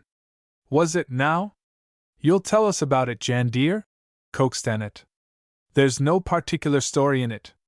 The children put this aside. It was Jan's formula for starting a tale. "My father, in his young days, lived at a place in Cornwall called Luxullian, and earned his wages as a tinner at a stream-work." "What is a stream-work?" asked Matthew Henry. "A stream-work is a moor beside a river, where the mud is full of ore, washed down from the country above, sometimes from the old mines. The streamers dig this mud up and wash it through sieves, and so they get the tin.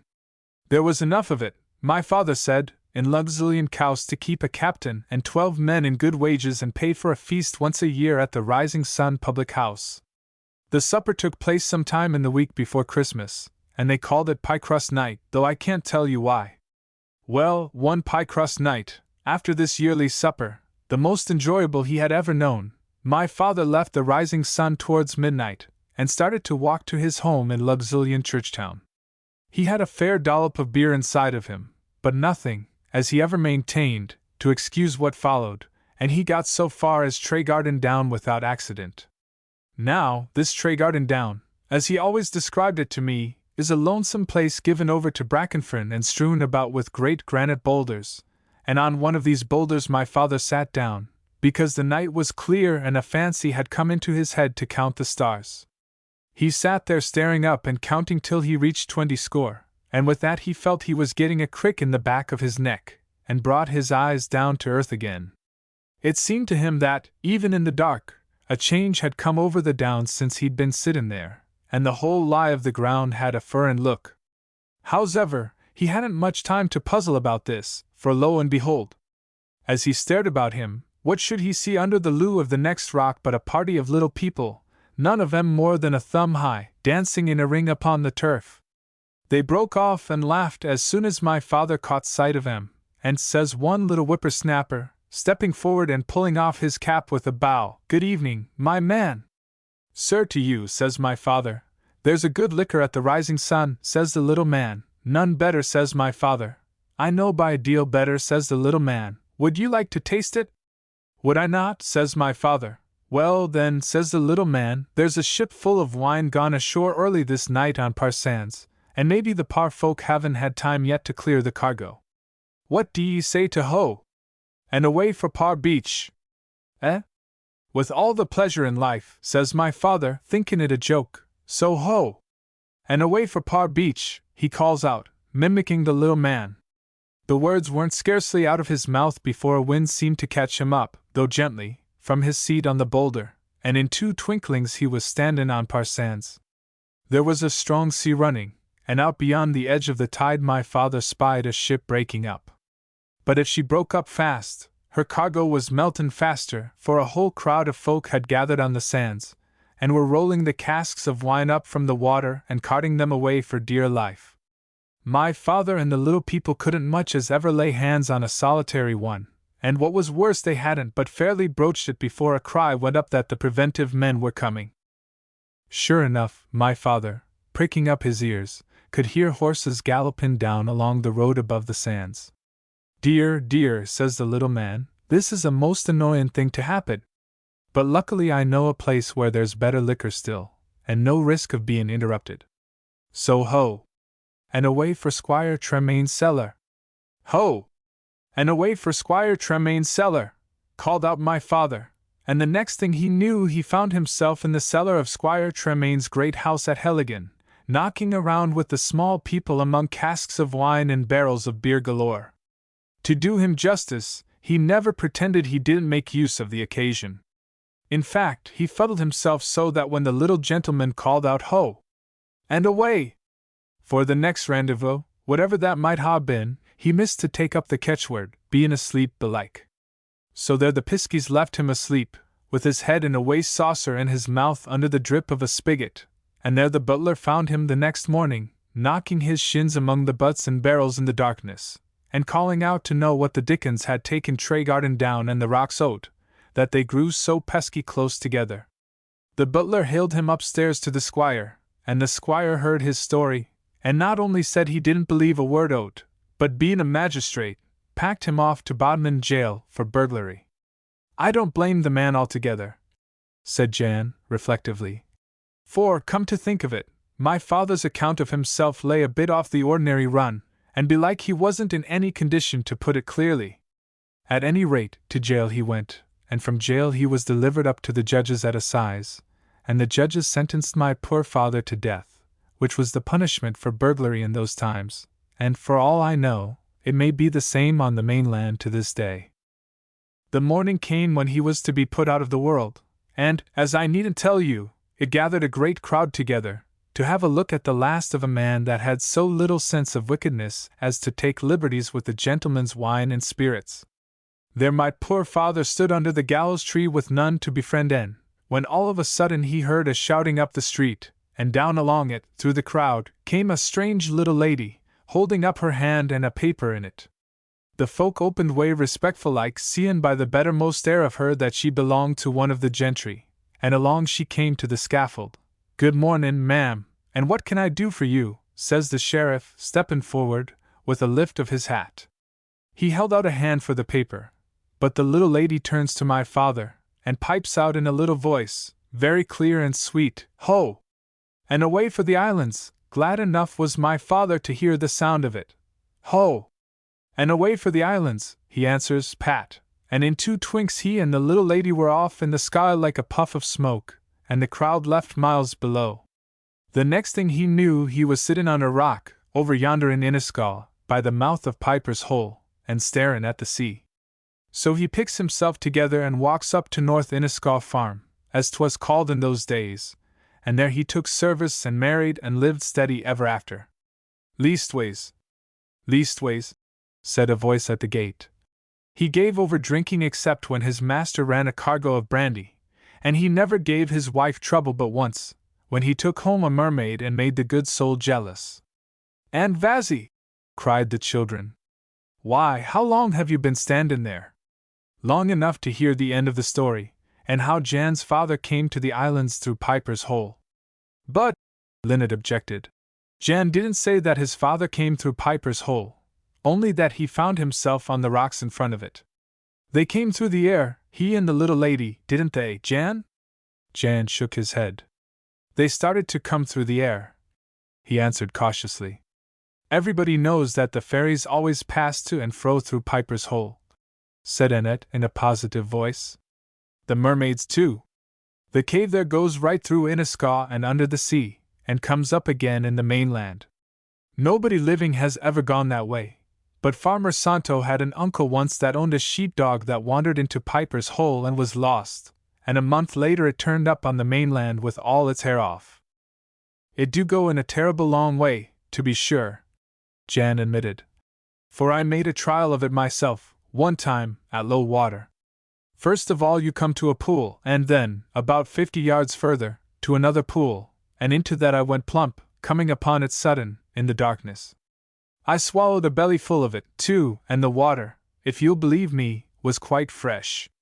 I didn't try no further, because, in the first place, the tide was rising, and because, when I pulled myself out, I heard a sound on t'other side of the pool like as if some creature was breathin' hard there in the darkness. It properly raised my hair, and I turned tail." "Fie, Jan! Ran away from a mermaid," said Vashti, laughing. "You should have brought her home and married her." "I don't want to marry no woman with a tail like a fish, nor no woman that makes sticky noise with her breathin'," maintained January. "That's to say, if Mary made it were, which I doubts. But you're wrong about my father, Miss Vazzy. He seed a merrymaid sure enough, but he never took her home. No, he was too much of a gentleman, besides bein' afeard o' my mother. If you want the story, he was down in Piper's hole one day warping ashore some few kegs of brandy that had been sunk thereabouts by a Roscoe trader. Mr. Pope's father, that was agent to Th. Old Duke, used to employ my father regular on this business, knowing him for a silent man, and one to be trusted, and my father had made a very pretty catch some way back along in the cave, big enough to hold 20 of kegs, and well above reach of the sea water. But o' course, while he was at this kind of work, Mr. Pope had to wink an eye now and then if one o' the kegs leaked a bit. Well, my father had finished his job that day in a sweat and hurry, the tide being nearabouts on the top of the flood, and at the end, all the kegs being stowed, he spiled one for the good of the house, as he put it, and drew off a tot in a tin pannikin he kept handy. With this and his pipe he settled himself down pon a dry ledge and waited for the tide to run back. Out beyond the mouth of the hole he could see a patch of blue sky, and the little waves under it glancin' in the sunshine, and belike the dazzle of it, or else the tot of brandy, made him feel drowsy like. Anyhow, he woke up to see that the tide had run out a bravish lot, leavin' the sands high and dry. But, as you know, there's a pool o' water close inside the entrance, and what should my father see in the pool but a woman's head and shoulders? She had raised herself out of the water with her hands restin' on a slab of rock, and over the rock she stared at my father, like as if she wanted help, and again like as if she felt too timid to ask. And when I called her a woman I said wrong, for she was more like a child, and a frightened one, with terrible pretty eyes, and her long hair shed down over her shoulders, drippin' wet, and in color between gold and sea green. "Hullo," said my father, "and who might you be, makin' so bold?" At the sound of his speech she gave a little scritch at first, and bobbed down face under, so that her hair lay afloat and spread itself all over the water like seaweed. My father walked up closer. "Nonsense, my dear," says he, in his coaxing voice, "there's nothin' to be afeared of. I'm a respectable married man, and old enough to be your father. So put up your face, come now, and tell me all about it." After a bit she lifted her face, very pitiful, and says she in a small voice, "I was afeard you had been drinkin', sir." "A little, a very little," answers my father, "we'll say no more about it." "And I was afeard," says she, "you would want to carry me home and marry me against my will." "Lord," says my father, "trust a woman for putting notions into a man's head. No, no, my dear, I can get all the temperance talk I want without committin' bigamy for it. And you couldn't marry me, says the merry maid, with a kind o' sob, because I'm married already, and the mother of two as pretty children as ever you wish to see. I can hear him callin' for me, she said, down there, beyond the bar, and she went on to tell him, but the tale was all mixed up with sobbin', how she and the children had been swimmin' along shore that afternoon, and liftin' their heads above water to glimpse the sea pinks and catch a smell of the thyme on the cliffs, and how she had left Em to play while she swam into the cave to sit for a while and comb out her pretty hair. But the tide had run back while she was busy, and she couldn't crawl back to the sea over the bar, because on dry sand all her strength left her, and if I wait for the flood, she said, my husband'll half murder me, for he's jealous as fire. My father listened, and sure enough, he seemed to hear the children's voices callin' to her out beyond the water's edge. With that, bein' always a tender-hearted man, he knelt down and lifted her out o' the pool. Now, if he'd had more sense at the time, he'd have struck a bargain with her, for the merrymaids, they say, can tell where gold is hidden, and charm a man against sickness, and make all his wishes come true. But in the tenderness of his heart he thought upon none o' these things. He just let her put her arms round his neck, and lifted her over the sands, and waded out with her, till he stood 3 feet deep in water in his sea boots, and then she gave him a kiss and slid away with a flip of her tail. 'Twas only when he stood staring that it crossed his mind what a fool he had been and what a chance he had missed. Then he remembered that she had dropped her comb by the edge of the pool. He had heard it fall when he lifted her, and back he went to search for it, for the sayin' is that with a merrymaid's comb you can comb out your hair in handfuls of guineas. But all he found was a broken bit of shark's jaw, and though he combed for half an hour and wished for all kind o' good luck, not a farthing could he fetch out. Is that all? Asked Matthew Henry, as Jan arose from the cart shaft, dusting the crumbs of bread from his breeches. It's enough, I should think, said Linnet the skeptical, seeing that it's nothing but a story from beginning to end. Vashti looked from one child to the other with a twinkle of fun. We will pay Piper's Hole a visit one of these days, she promised, and perhaps Linnet will see a real mermaid and be convinced. I don't care for mermaids, announced Matthew Henry. It's the cave I want to explore, to see if it really does lead through to the mainland. And I won't be afraid, like Jan here, and run away from a little noise. You wait till you get there before you boast, advised Linnet. But Vashti's eyes, resting on the boy, grew tender of a sudden. The way through to the mainland? She said musingly. Matthew Henry is right. It all depends on the heart that tries it, but there is nothing can do him harm if he keeps up his courage, and the end of the road is worth all the journey for a man. Why, Aunt Vazzy, you talk as if you had been there, cried Annette. And so I have, my dear, there and back again. The 3 children stared at her. Aunt Vazzy is joking, said Linnet severely. Annette was not too sure, and her brow puckered with a frown as she searched for the meaning beneath her aunt's words. But Matthew Henry believed them literally. Then, he exclaimed joyfully, it's all nonsense about Farmer Santo's uncle's sheepdog. For Aunt Vazzy has beautiful hair. Chapter 23. The Lord Proprietor hears a siren sing.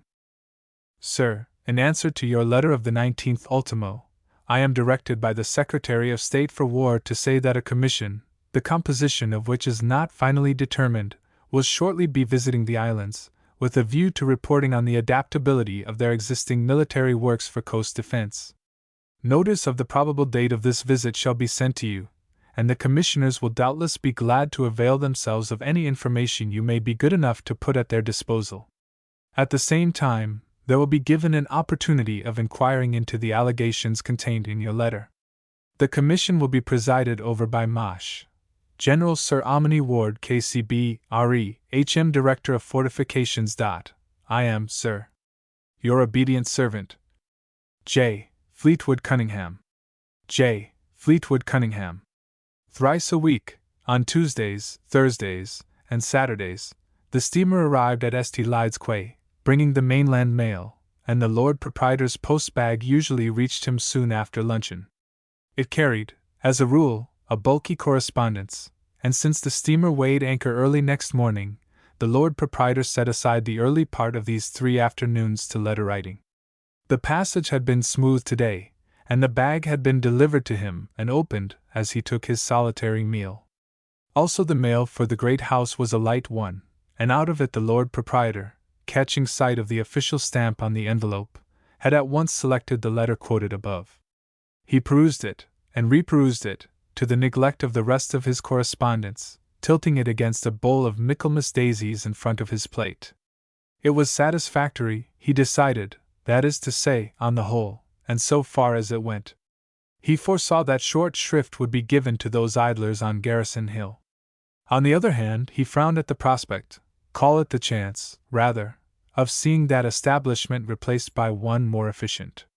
To be sure, if the necessities of coast defense demanded it. Still, for his part, he would have preferred to be let alone. The islands, with their many outlying reefs and poor anchorage, could never afford room to such battleships as were built in these days, and to erect new fortifications to cover a roadstead that would seldom if ever be used appeared the plainest waste of public money. He really thought that the War Office might have consulted him before coolly proposing to plant a new garrison above St. Lydes. He was not even sure they had a right, without his consent. He would confer with Mr. Pope on this point. At the very least, it would have been courteous to start by asking his opinion, for, after all, he owned the islands. He was responsible, too, for the general good conduct of the population, good conduct which the advent of a body of soldiery would certainly affect, nay, might entirely upset. Nevertheless, he reflected that, however the commissioners might decide, and he would take care to press his opinion energetically, his letter to the Secretary of State for War had at least done no harm. The commissioner's visit had obviously been projected before the receipt of it, and at the worst it would enable him to call quits with Vigoureux. He reflected further that these roving commissions to report were often no index of government policy, but were simply appointed to shelve, while professing to consider a question which the government found awkward. So, luncheon over, he sat down and wrote a letter thanking the secretary for his communication, and very politely offering to do all in his power to make the commissioner's visit to these out-of-the-world islands a pleasant one.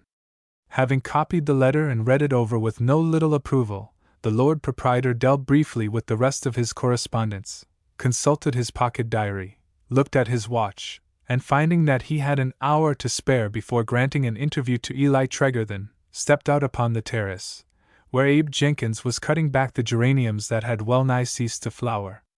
"But is it necessary?" asked the Lord Proprietor. "Here, in the very mouth of the Gulf Stream, and last winter we escaped with nothing worse than 2 degrees of frost."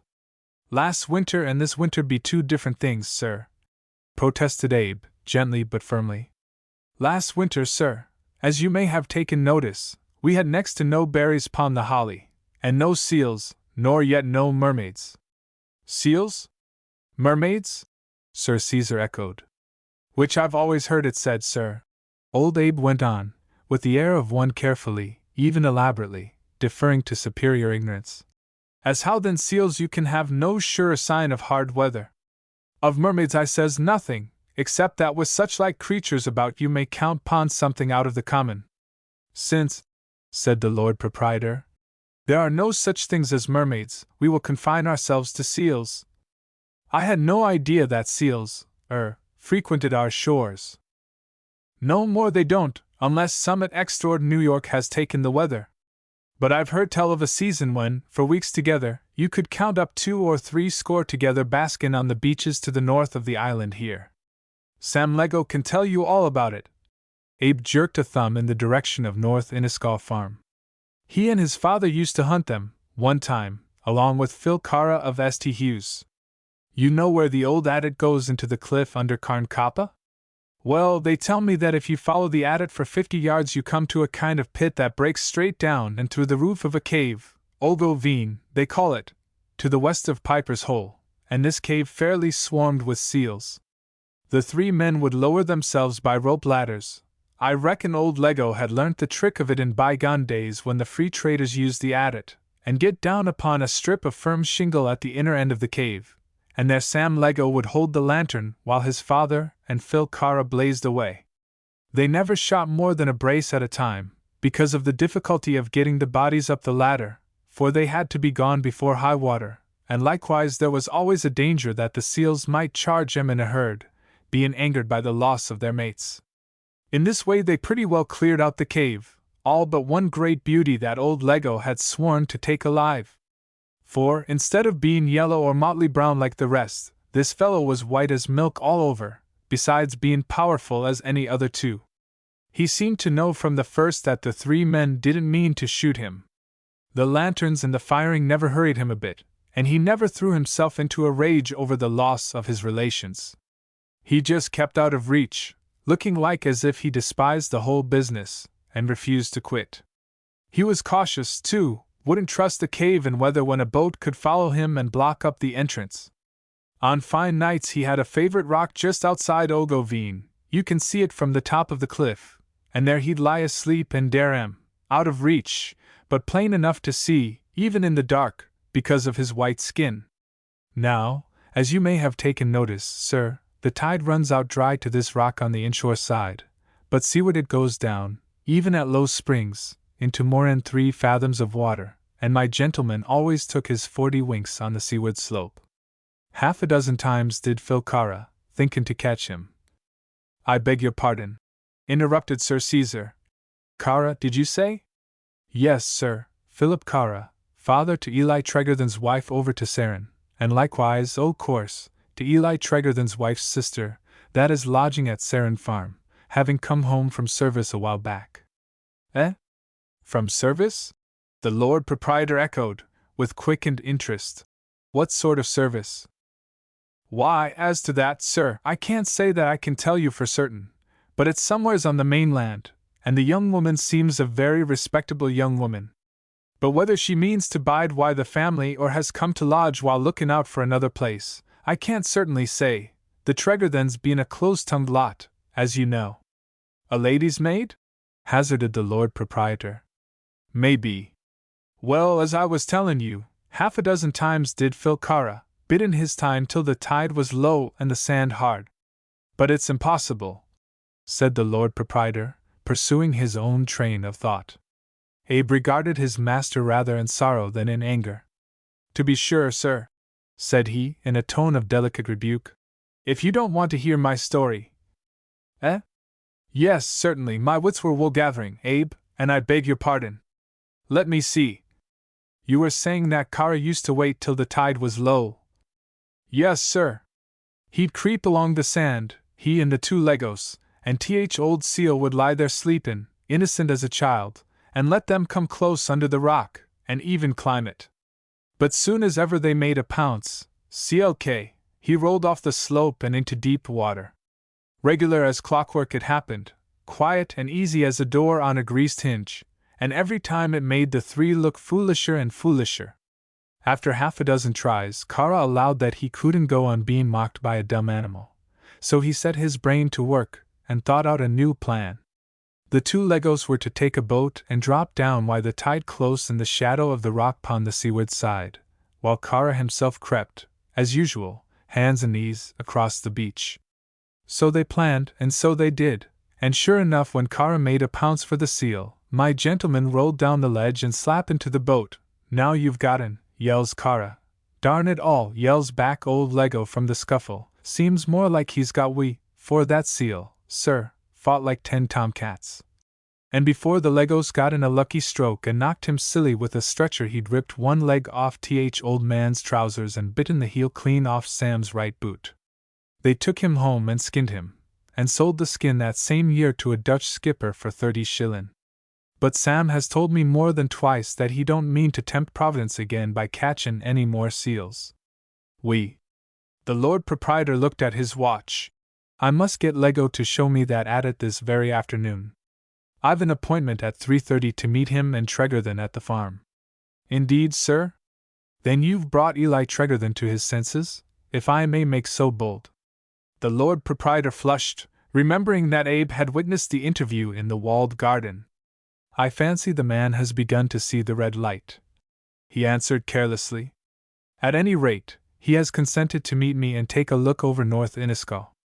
Well, said Abe, you'll find him a good farmer, none better. And he'll find me a landlord, willing to let bygones be bygones. By the way, added Sir Caesar yet more carelessly. I am curious to know if I met that sister-in-law of his the other day, a decidedly handsome woman, and strikingly well dressed. In fact, I should say she bought her clothes in Paris. Abe stared, as though his master had suddenly taken leave of his senses. I never been to Paris, he said slowly. When I seen her last she was net in sandals, with her legs bare to the knee. Sir Caesar walked indoors to fetch his hat and his gun. Though he rarely used it, he invariably carried a gun under his arm in his walks about the islands. It helped his sense of being monarch of all he surveyed. That sense was strong in him as he took the path which led across the middle of the island to North Inniscaw Farm. St. Lydes lay directly behind him, to the south, and thus no garrison hill obtruded upon his view to remind him of annoyances. The sea shone, the air was pure, the whole seascape flashed white upon blue, white gulls wheeling aloft, white breasts of puffins congregated on the smaller islets, white caps of tiny waves where the breeze met the tide race. On North Island the white shaft of a lighthouse fronting the almost level Sunday. With a touch of imagination the scene had become a prospect of the Cyclades, the lighthouse a column to Aphrodite, or the twin brothers of Helen. But the Lord Proprietor was a Briton. He halted on the hillside to inhale the vigorous breeze, and his heart rejoiced that all he saw belonged to him.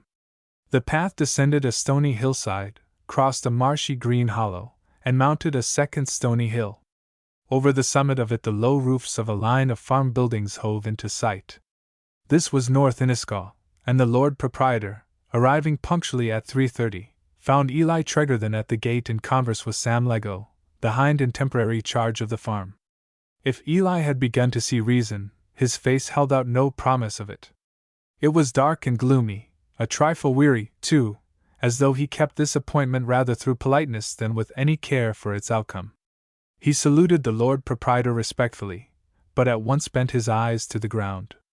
"Good afternoon! Good afternoon, Tregarthen!" Sir Caesar began, in his heartiest voice, to show that he bore no malice. "I like punctuality, and those who practice it. Punctuality, if I may say so, is not a widespread virtue in these islands. Shall we go round and take stock?" "If it will give you satisfaction, sir," assented Eli. Sir Caesar led the way, pausing at every gate to discuss the soil, the crop, the present price of oats, barley, roots of beef and mutton, drainage and top-dressing, aspect and shelter, 100 odds and ends. He talked uncommonly good sense, too, as Eli confessed to himself. The Lord Proprietor had taken up with agriculture late in life, but he brought to it a trained and thoroughly practical mind. Once or twice he submitted a point to Sam Lego, who had worked all his life on this very farm, and Eli was forced to admire the pertinence of his questions and cross-questions. He talked with great good humor, too, although Eli gave it small encouragement. The shadow of leaving Sarin had hung over Eli's mind for more than 2 months, heavy, oppressive, but until this morning intangible as a cloud. Vashti had remarked that the days deadened him while they should have been nerving him to action, and Vashti, this very morning, had forced his eyes open by asking, in a businesslike way, if he had ever thought of emigrating to the mainland. Were it not wiser, since the wrench must come, to make it complete, to go where regret would not be kept aching by the daily sight of Sarin? The children would find better schools on the mainland, and it was high time to be thinking of Matthew Henry, who deserved a better education than the islands could afford. In arguing thus, Vashti was not entirely serious. She knew that Eli would never cut himself loose from the islands, but she hoped, by forcing him to face the alternative, to shake him out of his torpor. In this she had partly succeeded. For the first time the man opened his eyes and saw hard facts, facts that in a few weeks' time he must grapple with, since neither grieving nor grumbling would remove them. But for the moment the discovery, instead of nerving him, inflamed his wrath. A strong man, finding himself helpless, suffers horribly. Especially he suffers when, with a dim sense that in the last resort all power depends on strength, he finds himself tripped up and laid on his back by a man physically his inferior. Had the Lord Proprietor inherited the islands from a line of ancestors, had his tyranny rested on any feudal tradition, Eli was Briton enough to have acquiesced or submitted. But this whippersnapper had bought the islands, money, dirty money alone, gave him power over men who were islanders by birth and by long generations of breeding. While the Lord Proprietor talked, Eli felt an impulse almost uncontrollable to lay hands on him and wring his neck. The three men had reached Kappa Park, an enclosure of 12 acres bounded along the north by the cliff's edge, and deriving its name from a mass of granite rock, Cairn Kappa, that, rising in ledges from near the middle of the field, ran northward until it broke away precipitously, overhanging the sea. The slopes around the base of the cairn showed here and there an outcrop of granite, but with pockets of deep soil in which, or so the Lord Proprietor maintained, barley could be grown at a profit. He appealed to Eli. "Come, what does Mr. Tregarthen say to it? A piece of ground like this, hey, oughtn't to beat a man that has grown barley on Sarin?" He said it intending no offense, but in a bluff, hearty way, which he meant to be genial. After a second or two, Eli not answering, he turned and saw to his amazement that the man was trembling from head to foot with wrath. "What right have you?" "What right?" Eli stammered fiercely, and came to a full stop, clenching his fists. The Lord Proprietor stared at him. "My good fellow, I hadn't the smallest wish to hurt your feelings. What ails you? An innocent remark, surely." "What ails me?" echoed Eli, and stopped again, panting. "Man, have done with this, and let me go, else I'll not promise to keep my hands off you."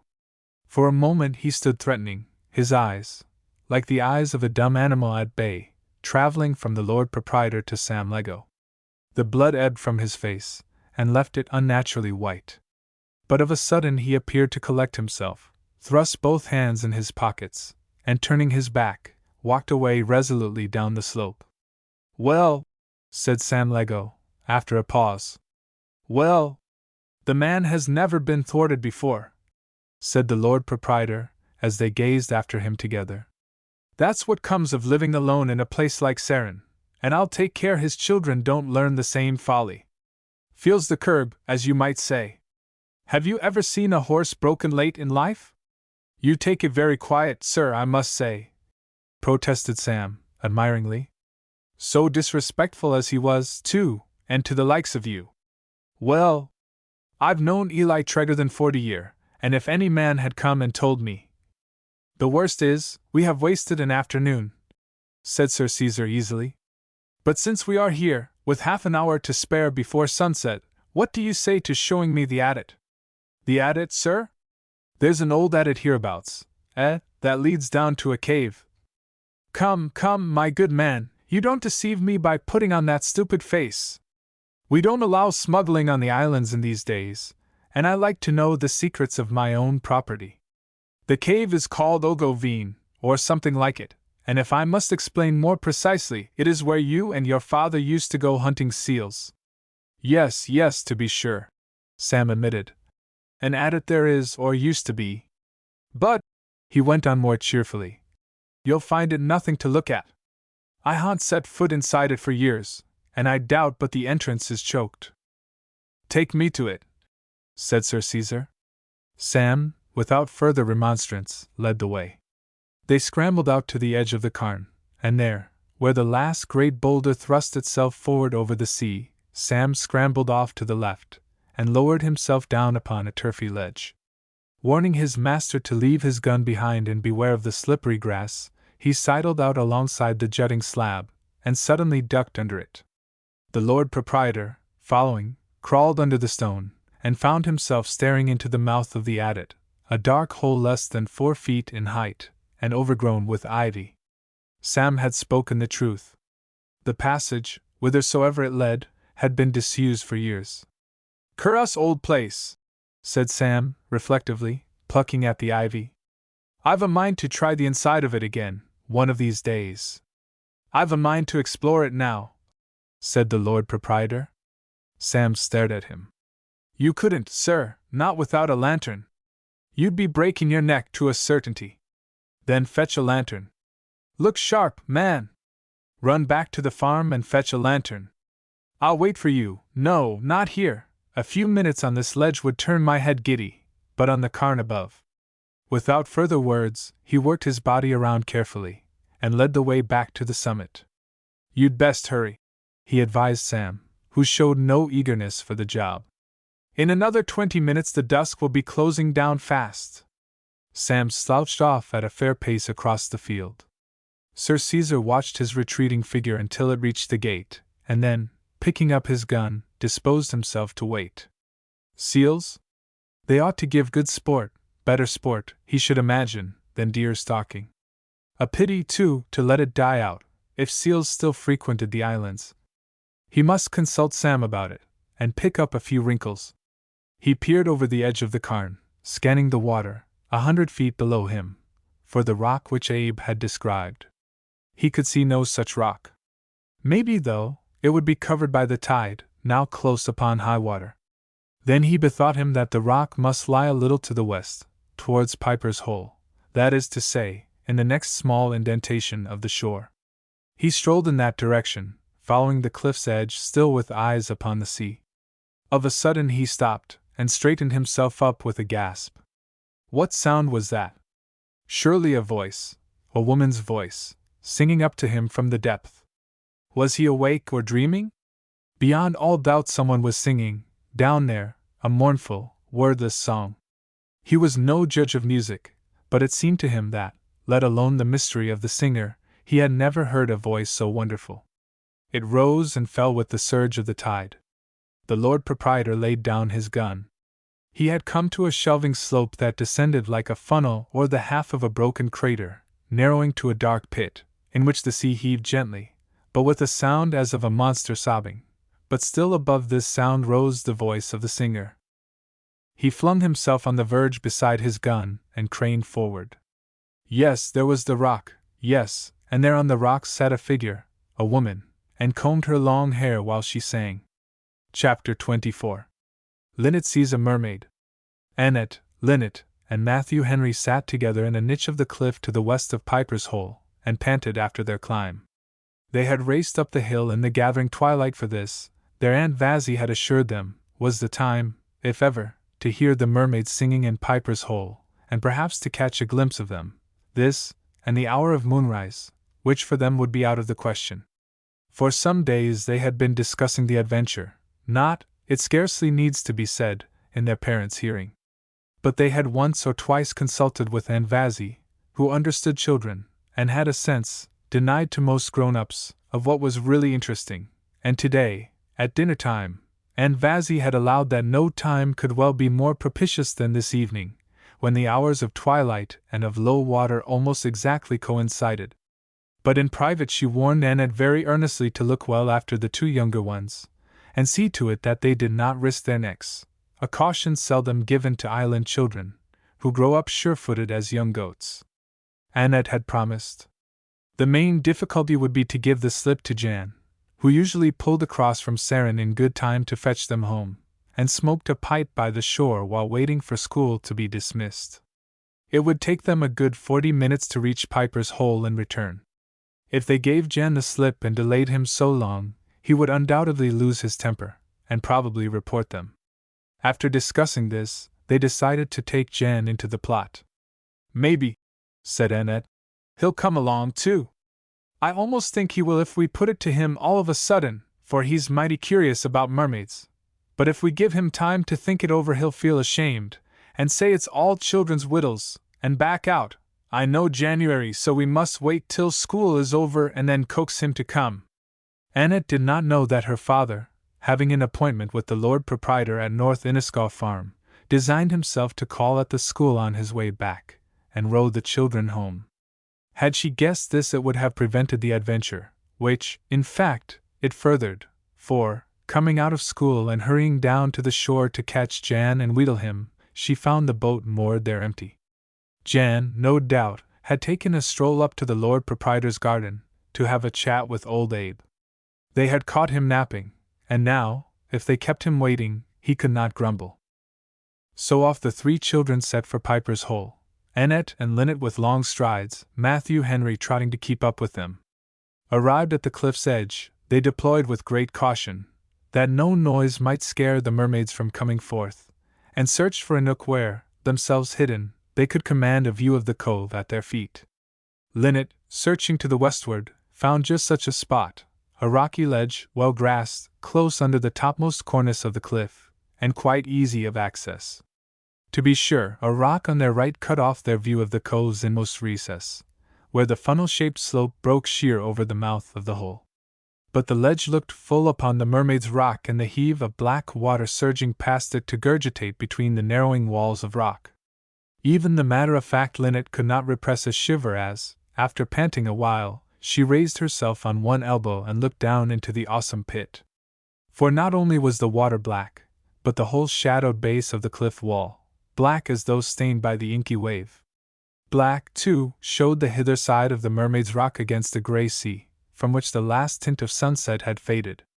Now and then, between the sobbing of Piper's hole, the children caught the murmur of the tide race, half a mile offshore, slackening its note as it neared the time of high water and its turning point. Out there the sea was agitated. Within the line of the race, sharply defined on the grey, it heaved and sank on an oily swell. "My!" said Matthew Henry, gazing, and Annette turned on her sister and said, "There, now!" The words may seem inadequate, but Linnet understood them, and that they conveyed a question which she felt to be a poser. How could she doubt the existence of mermaids in such a spot as this? If a mermaid were to swim up to the surface under their very eyes, would she be more wonderful than the actual scene, the black rocks, the sobbing water? "Folks," said Annette incisively, "that laugh at stories about Piper's hole ought to come and see the place for themselves." "Yes," Matthew Henry agreed. "And after that they can begin to talk." "I didn't laugh," protested Linnet, flung upon her defense. "Besides," she went on weakly, "I don't see why it must be mermaids. If anything lives down there, why shouldn't it be a dragon, or a giant perhaps?"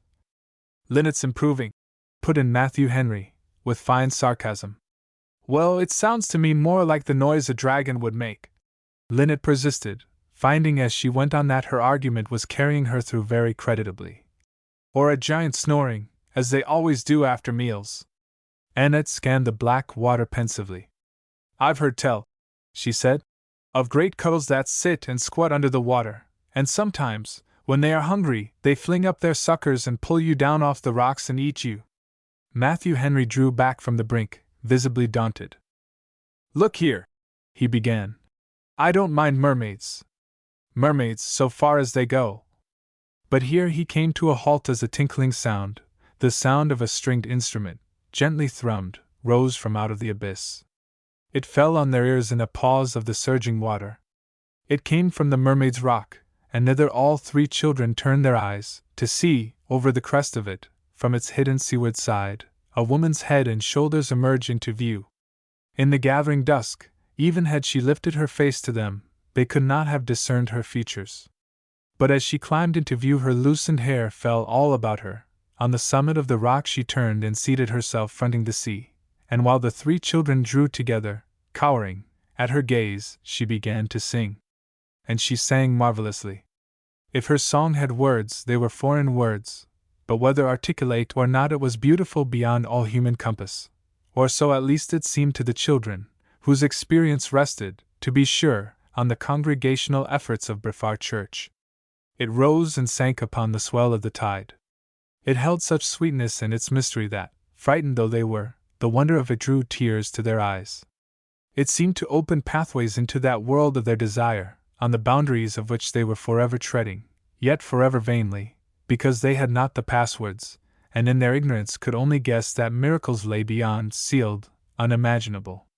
The children huddled together, lost their fear in wonder, as the voice of the mermaid, growing more and more confident, pierced new roads for them, roads upon which the twilight closed at once, raised into a glory they felt, and trembled to feel, but could not apprehend, because the vision was of mere beauty, and music divorced from words is the last of arts to convey form and meaning.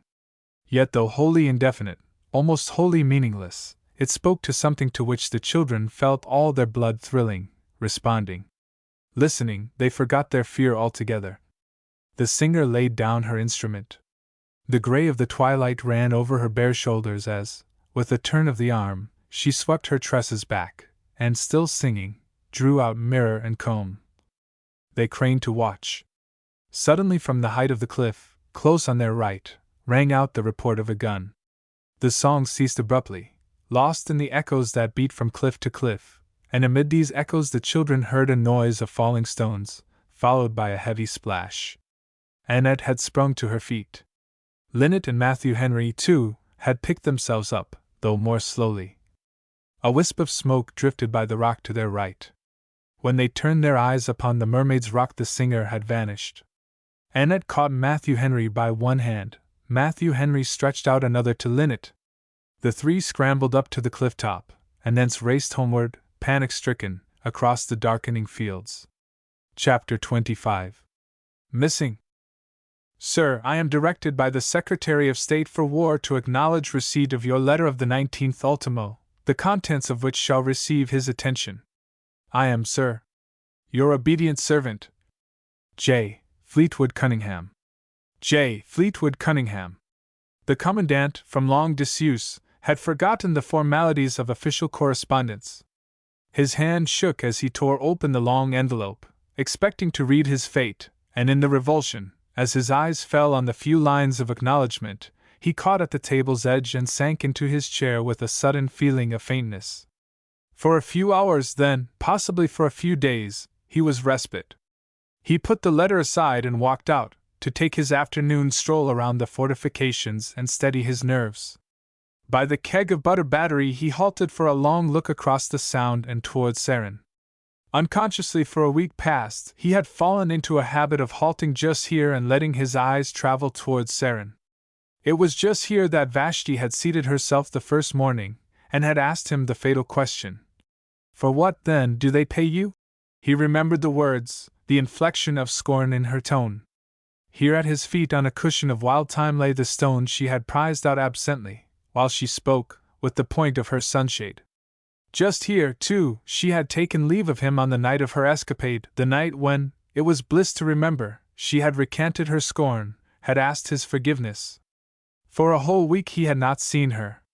Was she careless, then, of the answer? Of what resulted from the train she had fired? But, after all, the Commandant told himself, she had no need to concern herself about it. She had but set him in the way of doing his duty. For the rest, a man must accept his own responsibility, stand by his own actions, abide his own fate.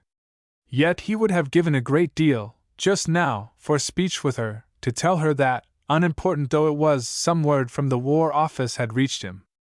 Throughout his stroll his mind kept harking back to this letter, seeking behind the few informal words for meanings they did not cover, and again that evening, after his frugal supper, he drew the envelope from its pigeonhole, spread the paper on the table before him, and sat studying it.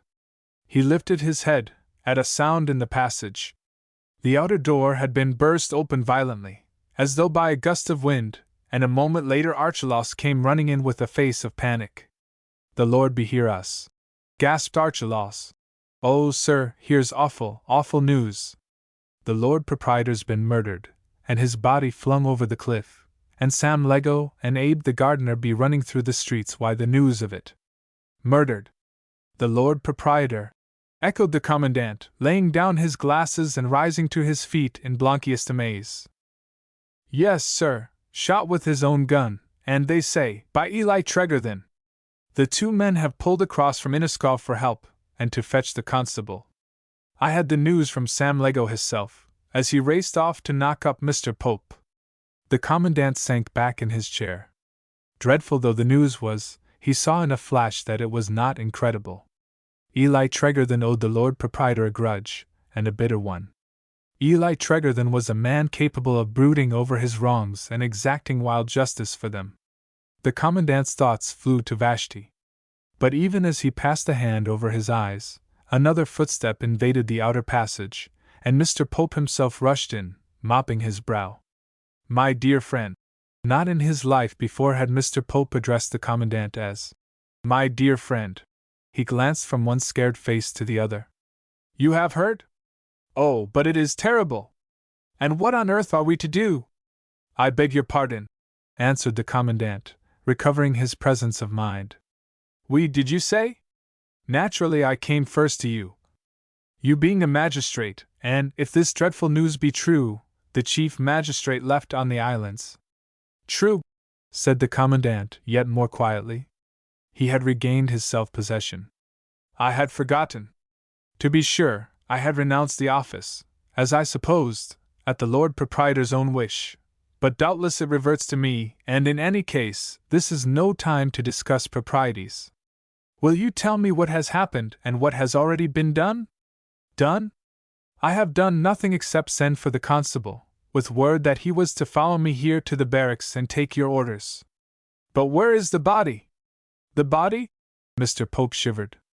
God knows. That, my dear Commandant, is the cruelest part of the mystery, at least, according to Sam Lego. It appears that Sir Caesar, Lego, and Eli Tregarthen were at North Inniscaw this afternoon, taking stock of the farm, which Sir Caesar was persuading Tregarthen to rent.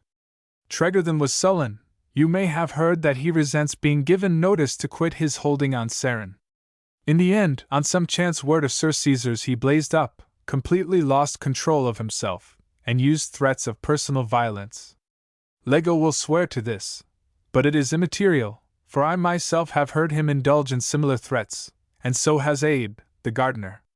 Well, Tregarthen swung off in a huff, took his way down across Per Kappa. It was there, just under the cam, that the outbreak occurred, apparently for the landing quay by the school, where his boat lay. He left Sir Caesar and Sam Lego standing there. At what time? The time, according to Lego, was close upon sunset.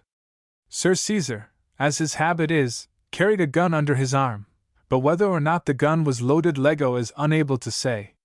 After expressing surprise at Tregarthen's display of temper, Sir Caesar turned the conversation upon an old adit which lies under the seaward face of the Cam, and leads, I am assured, down to Ogoveen.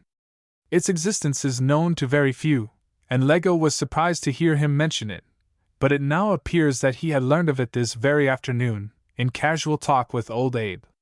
He desired then and there to explore it, and, having examined the entrance, either because the adit itself is dark, or as a precaution in the gathering dusk, he sent Lego back to the farmhouse to fetch a lantern. Lego declares that it took him less than 15 minutes to reach the farm, find the lantern, and return with it to the lower gate of Park Kappa, also that he used his best speed because the dusk was gathering. As he reached the gate he heard a shot from somewhere on the edge of the cliffs. This did not perturb him, for he supposed that the Lord Proprietor was potting at a stray rabbit. As he climbed the field, however, towards the cairn, on the summit of which he had left Sir Caesar seated, he saw 3 small children running along the cliffs to his left, making for the slope towards the landing quay, and recognized them for Tregarthen's 3 children. He called to them to stop, for they seemed to be running in a panic. If they heard, they did not obey, but ran down the hill out of sight. By this, and because he could not see Sir Caesar on the summit of the cairn, he began to grow alarmed, lit the candle within his lantern, for it was now nearly dark, and shouted. He received no answer. He ran to the edge of the cairn, climbed down thence to the mouth of the adit, and, finding no trace of his master, began to hunt, still shouting, along the cliffs to the left, in the direction where he had first spied the children. To cut his story short, resumed Mr. Pope, after taking breath, his search led him to the edge of the cliffs over Piper's Hole, and there, in a tangle of brambles, his lantern shone on something bright, which proved, when at no small risk he climbed down to it, to be the barrel of Sir Caesar's gun. Below the brambles, he says, the ground breaks away very precipitately to a sheer fall of rock over the entrance of Piper's Hole. He could not trust himself here, but declares that the earth below the brambles, so much his lantern showed him, had evidently been disturbed, and quite recently, as also that the slide was bare and smooth, with no trace of a body between it and the last ledge over which a falling body would plunge into the water, and the tide, as he says, and as, indeed, we know, was almost at full flood.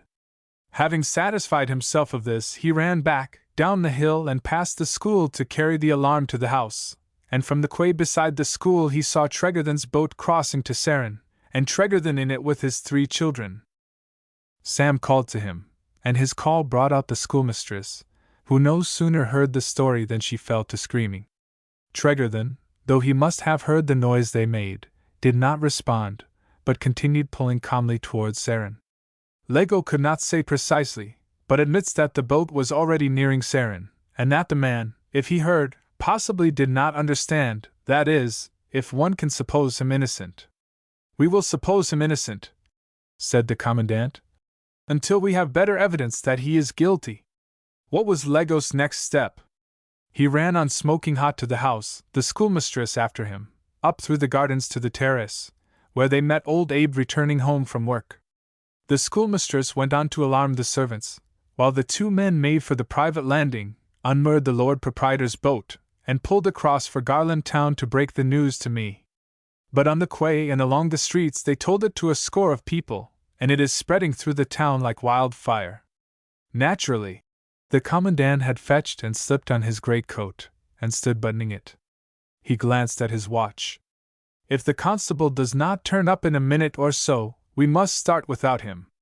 Archelaus, run you down and call up Mr. Rogers. Ask him, with my compliments, to call out the Coast Guard.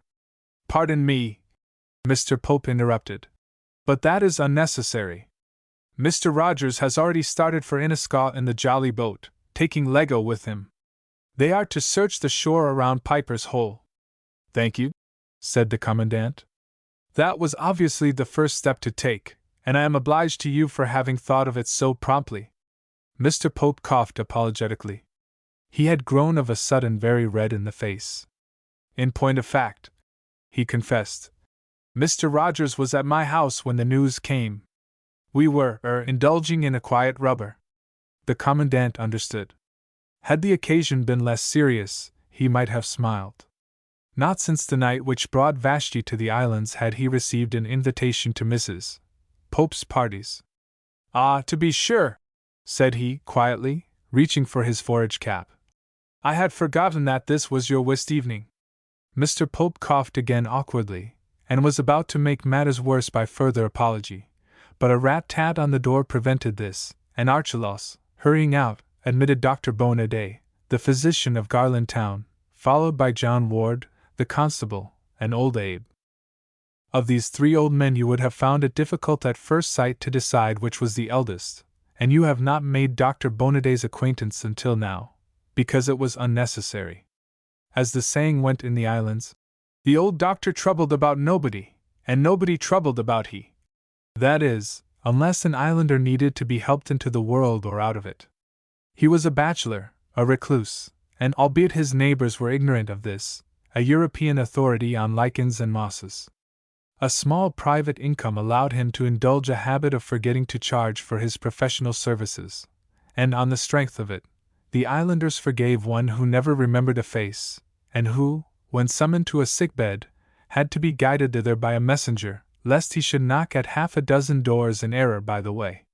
There was a tradition in St. Hughes that once, running from his surgery with a hot poultice, he had clapped it on the harbour-master, who was politely intercepting him to point out that another 2 strides would take him over the quay's edge into deep water. In person, Dr. Bonaday was remarkable for a completely bald head, a hooked nose, and a pair of vague, impercipient eyes, as of an owl astray and blinking in the sunlight. If Dr. Bonaday was an authority on lichens and mosses, Constable Ward was an authority on nothing at all, even in his own house, where his youngest granddaughter attended to his wants. Amid a population which seldom broke the law and never resisted it, he had sunk of late years into a peaceful decay of all his faculties. He carried his emblem of office, a small mace, attached to his wrist by a string, and his hand shook pitiably as he fumbled for it, but less with excitement than from shock at having been aroused and dragged from his bed into the night air. I see no reason for taking the constable with us, the Commandant decided, after a compassionate glance at the old man. In case of an arrest, began Mr. Pope. First let us be certain that a crime has been committed. To my thinking, all the circumstances point to murder, and to nothing else. And if they do, we can accuse no one until we have found the body. Constable, you can go back to bed. I thank you, sir. Constable Ward, for the instant plainly relieved, checked himself, and stood trembling, irresolute. You mustn't think, gentlemen, that I'd shirk doing my duty. No, no, Ward, I quite understand, the Commandant assured him. The governor, said Mr. Pope, slipping back to the old form of address, disused for years. "The governor rather doubts that you are equal to it. For God's sake, gentlemen, don't put it in that way. This affair'll get into the newspapers over on the Main, and if 'tis said that Constable Ward was too old for his duty, whatever'll become of me?" Mr. Pope turned away with a sniff of disgust. "People of a certain class," said he half-audibly, "can see nothing but as it affects themselves. Of his duty this old dotard thinks nothing at all, nor of the scandal of his continuing to draw public pay, yet, mark you, how keenly he scents a danger of losing it."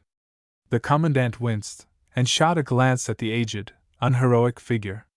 "And there," thought he, "but for God's grace and a woman's word, stands Narcisse Vigoureux. Even so, a few days since, did I consent to be incompetent and dread only to be detected." Aloud he said, "Mr. Pope is too hasty, Ward, in suggesting that I don't mean to use you.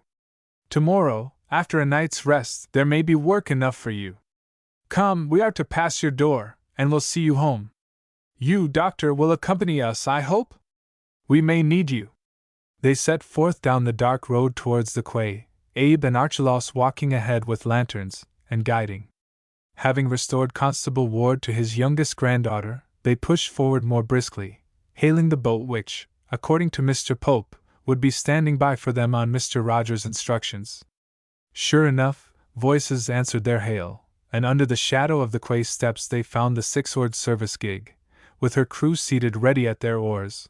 Also on the quay itself the whole town gathered, canvassing the dreadful news. At their approach the confused voices dropped to silence. In silence the town watched its men of authority as they stepped down to the boat and took their seats. And amid silence, the coxswain called his order. "Give way!" Chapter 26. The Search. Ahead of them, across the roads, and up the narrow length of Cromwell's Sound, many lights twinkled, for already 20 boats had put out from St. Lyde's quay and were hurrying to the search, with lanterns and hurricane lamps. The windows of the great house on Innisco fairly blazed with light. The upland farmsteads, too, were awake, here and in Brefar, and the cottages around Innisco schoolhouse and Brefar church.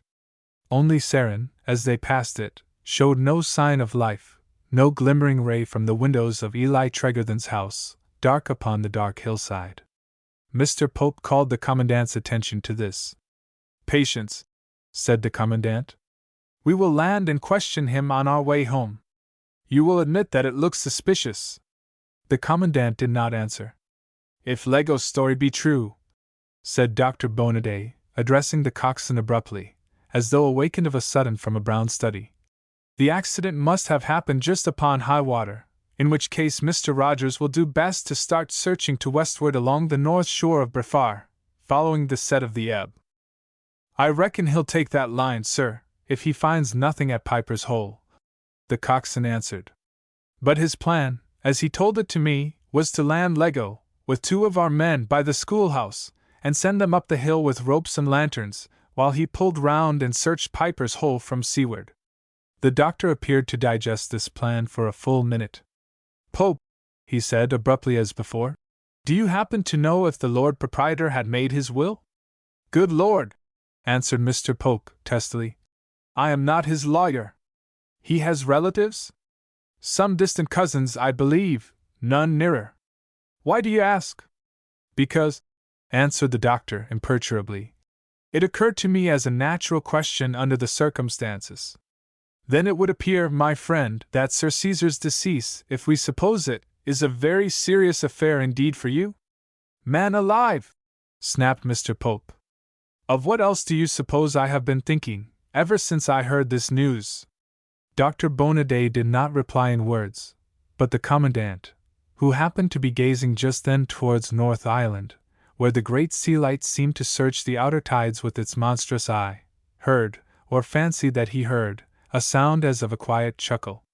Suddenly he remembered Mr. Pope's scornful criticism of old Constable Ward, remembered it, and glanced at the doctor. But the doctor was an uncanny fellow, and inscrutable. Though the Coast Guardsmen, pulling with a will, overtook and passed at least a dozen boats on their way, It cost them close upon an hour to reach the upper end of Cromwell Sound and open the coast along the north side of Inniscal. They had no need to search for Mr. Rogers and the jolly boat.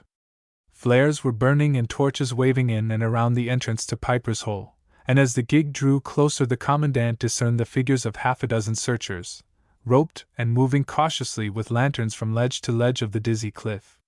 The jolly boat lay beached on a bank of fine shingle left by the receding tide at the entrance of the cave, and beside it stood Mr. Rogers shouting orders. He hailed the newcomers as soon as he caught sight of them. Lego and his 2 men had found Sir Caesar's gun, and recovered it from the bushes overhanging the cave. But of Sir Caesar himself no trace could be found. It was clear to his mind that the body had rolled down the cliff into deep water, and had been carried out to sea. His fellows up yonder had examined every foot of the descent, and were risking their necks to no purpose. He would give them another 10 minutes to make a clean job of the search, and would then call them off and seek along shore to the westward. Had the cave itself been searched? This was the Commandant's first question as he stepped out upon the shingle. Yes, they had begun by searching the cave. They had followed it for 50 yards, and come to a ridge of rock, heaped with oarweed, beyond which, it was certain, no ordinary tide ever penetrated. The floor of the cave shelved pretty steeply up to this ridge, and beyond it lay a pool of fresh water, about 20 yards long. It was impossible that a human body could have been swept over the ridge into this pool. Nevertheless, they had explored it. But would the Commandant care to satisfy himself? Mr. Rogers, without waiting for an answer, picked up a lantern and led the way under the great arch. The Commandant followed, his feet at every step sinking ankle-deep in the fine shingle. He found himself in a passage 9 or 10 feet wide, the walls of which rose about 20 feet above him, and vaulted themselves in darkness. At first this passage appeared to him to end, some 15 paces from the entrance, in a barrier of solid rock, but Mr. Rogers, stepping forward with the lantern, revealed a low archway to the left and a second passage, partially choked with oarweed. Through this they squeezed themselves, crouching and stooping their heads, for the roof in places was less than 5 feet high, and after a couple of zigzags drew breath at the entrance of the second chamber, at least as lofty as the first and a full 20 feet wide. Across the entrance the floor sloped up to the rocky ridge, of which Mr. Rogers had spoken, and beyond the ridge lay the pool. "Taste it," said Mr. Rogers, and the Commandant, kneeling by the edge of the pool, scooped up a palmful of water to his lips.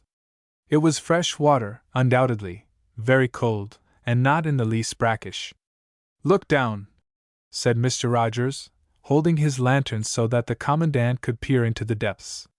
"You can see every stone at the bottom, and my men have searched it all." He lifted the light above his head and gazed into the mysterious darkness beyond the pool. "I must explore this place to the end, one of these days." The chief boatman waded through, and reported yet another passage beyond, but of course I wouldn't let my men waste time in exploring it. "What a place for seals, hey?" "Seals?" queried the Commandant. "Lego gave me a sort of description of the place on our way here. He tells me that this cave and the next are a favorite haunt of the seals when they visit the islands. In fact, he used to hunt them here with his father. But of late years, for some reason, they have given the islands the go-by." "You think it possible," suggested the Commandant, "Sir Caesar may have seen one, and taken a shot at it?" "That's not likely, and anyway it doesn't help us. It won't account for his gun being found in the bushes, halfway down the cliff, nor for his disappearing. Among a deal that's mysterious, this much is clear: Lego left him on the cliff above us. Within 20 minutes Sir Caesar's gun went off, whether fired by himself or by someone else, and whether wounded or not, he slid down the cliff and over the ledge above the cave.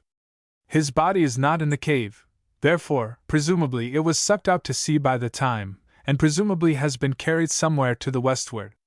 Shall we turn back?" The Commandant nodded. "You will have plenty of folk to help your search," said he, "to judge from the number of boats we passed on our way.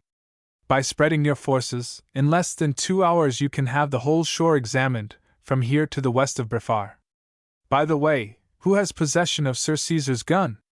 It was passed up to Sam Lego, on the cliff." But if you wish to take charge of it, it will probably be wanted for evidence. Come, then. Mr. Rogers led the way back to the entrance, and called up an order to have the gun lowered by a shoreline, which was done, the Coast Guardsmen on the cliffs fending the line clear of the bushes, and so passing it from one to another until it dangled over the ledge within grasp. The Commandant, as the taller, reached up for the gun, took it, and examined it by the light of the lantern which Mr. Rogers held for him. The gun was undoubtedly the Lord Proprietor's, a breechloader of curiously fine workmanship, bearing the name of a famous St. James Street maker.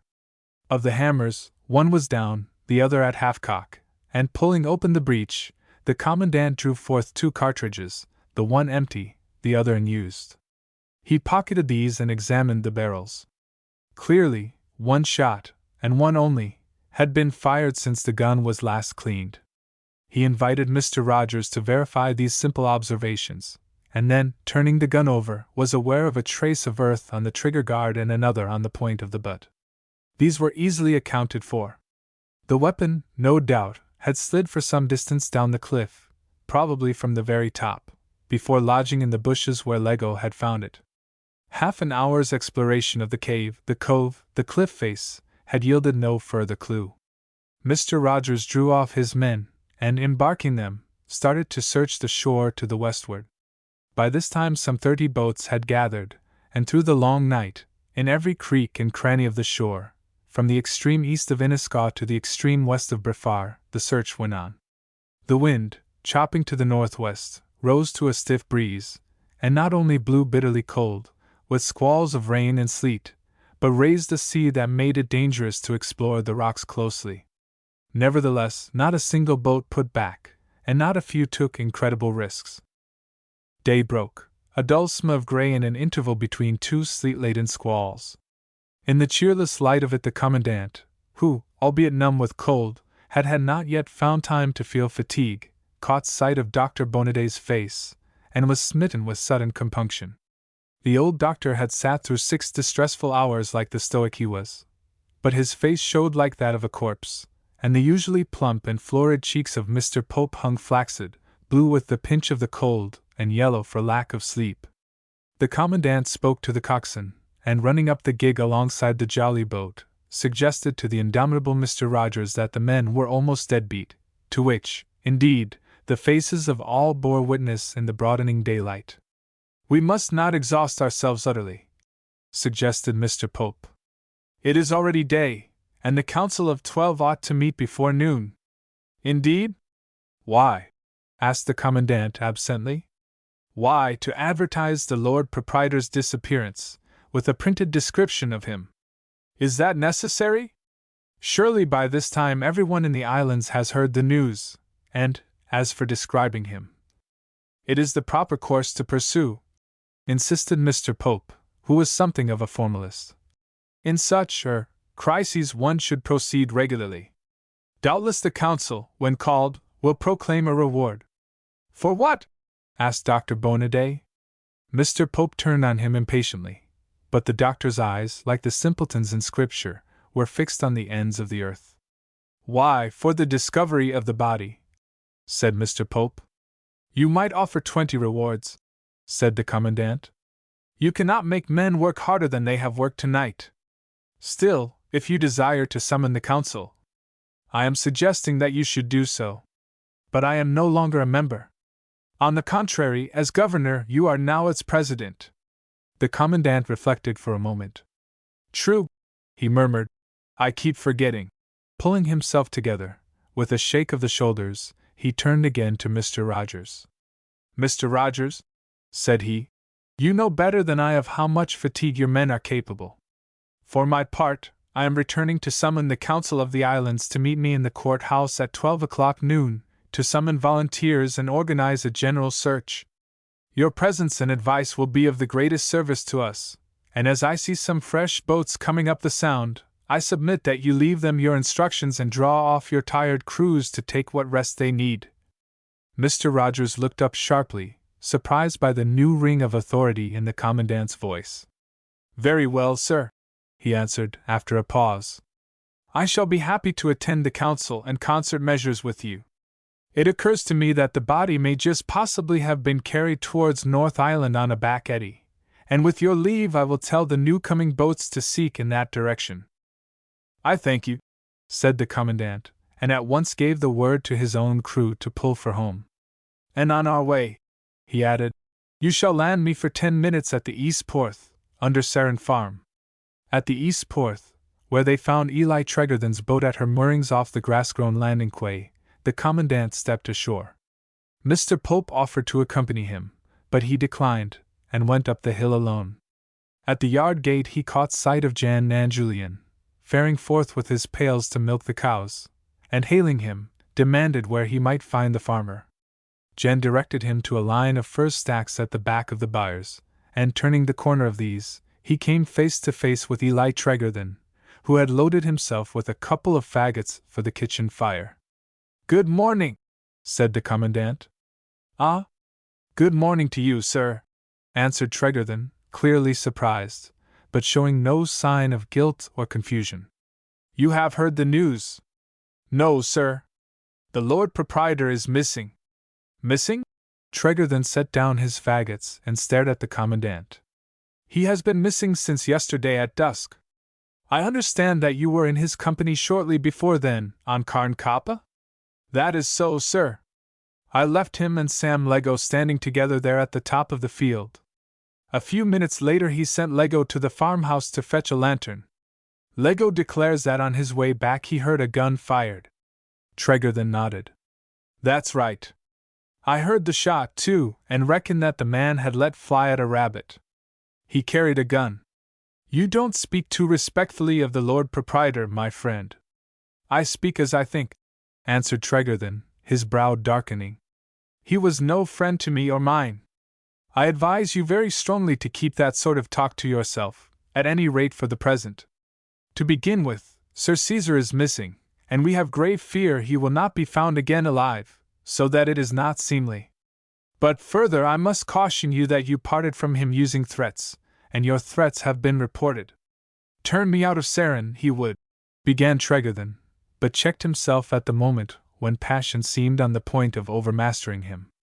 "Well, sir, I didn't shoot him, if that's what they are telling," he added quietly. "I should be sorry, indeed, to suspect any such thing. But let me tell you the rest. Hearing the shot, Lego made good speed back to Carn Kappa. His master had disappeared, but away to the left, near the edge of the cliffs, he saw 3 children running down the hill, and he declares that those children were yours." Tregarthen put up a hand and rubbed the side of his head. "My children?" he repeated. "I can't make this out at all, sir. What could my children be doing anywhere near Carn Kappa?" "You had best ask them." "No," said Tregarthen, picking up his faggots. "I never brought them up to be afraid of the truth. Come with me to the house, sir, and they shall tell what they know." He led the way, and the Commandant followed him indoors to the kitchen, where they found Ruth stooping over the great hearth, already busy with the morning fire. Across the planching overhead sounded the patter of the children's bare feet. In a couple of minutes they came running down together, laughing on their way, and the Commandant had to wonder again, as he had wondered before, on the afternoon when he had sailed them home from Merriman's Head, at their beautiful manners. They were neither shy nor embarrassed. Indeed, it was the Commandant who felt embarrassment, and showed it, as he asked them to tell what had taken them to Piper's Hole, and what they had seen there. "We saw a mermaid," answered Annette. "She was sitting on the rock outside the cove, and first she was singing to a kind of harp, and afterwards she sang as she combed her hair. And then someone fired a gun at her from the cliffs, and she disappeared, and we were frightened and ran away. We did not see who fired the gun, nor if she was wounded. It was not brave of us to run away so quickly, and we have been sorry ever since." "What nonsense is this?" growled their father. "Annette, my child, we tell the truth, all of us, here on Sarin." "It may have been a seal," hazarded the Commandant. "I am told that Piper's Hole used to be a famous spot for seals." But Annette lifted her chin and answered, her eyes steadily raised to her father's face. "No, it was not a seal, it was a mermaid. She sang and combed her hair just as I told you. It was beginning to grow dark, but we could see her quite plainly. She turned for confirmation to Linnet and Matthew Henry, and they both nodded. Their father growled again that this was nonsense, but the commandant, lifting a hand, asked what had taken them to the cliffs above Piper's Hole. It could not, he suggested, have been that they expected to catch sight of a mermaid. Yes, answered Annette again. That was just the reason. She was speaking frankly, as a child can speak, but children have their own code of honor, and it forbids them to give away a friend. Jan was telling us, only the other day, she explained with careful lucidity, how his father had once caught a mermaid in a pool there. We wanted very much to see one, and so we planned to go. But afterwards, when father wrote us home, we did not like to tell him about it. We were afraid he would laugh at us, and we were frightened too, afraid that the mermaid had been hurt, and we were upset because father had brought the boat for us instead of Jan and Julian. But most of all, put in Linnet, I was upset because I had been saying that there were no such things. You silly children, of course there are no such things, said their mother. But Matthew Henry, ignoring her, and more in pity than in anger, turned on the commandant. Are you come? He asked. Because she is hurt?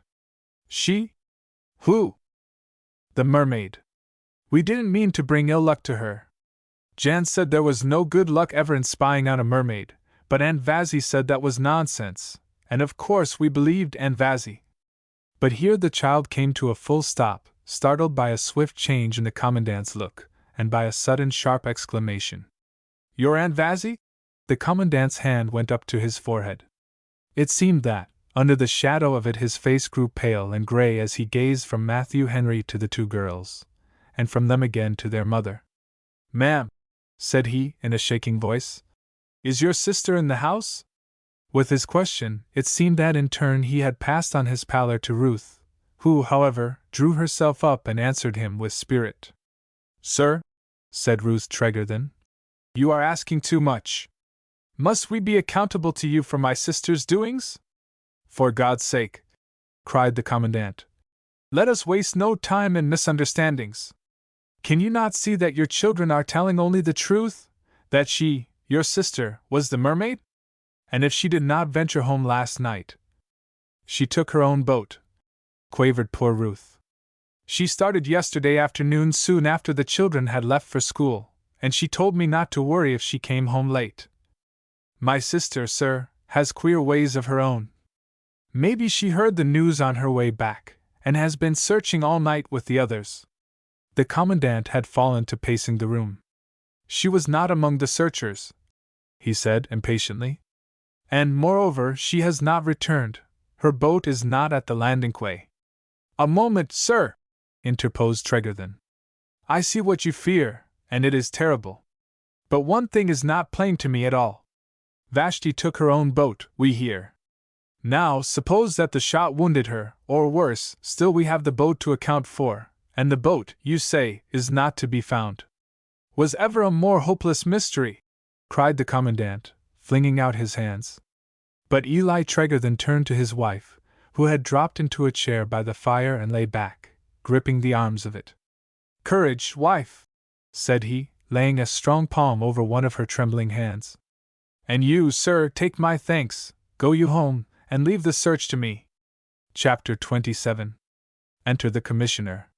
It was noon, and in the court-house all the councillors rose as the commandant entered and took his seat. In the fewest possible words he opened the business, and leaned back in his chair of state, waiting for the talk to begin.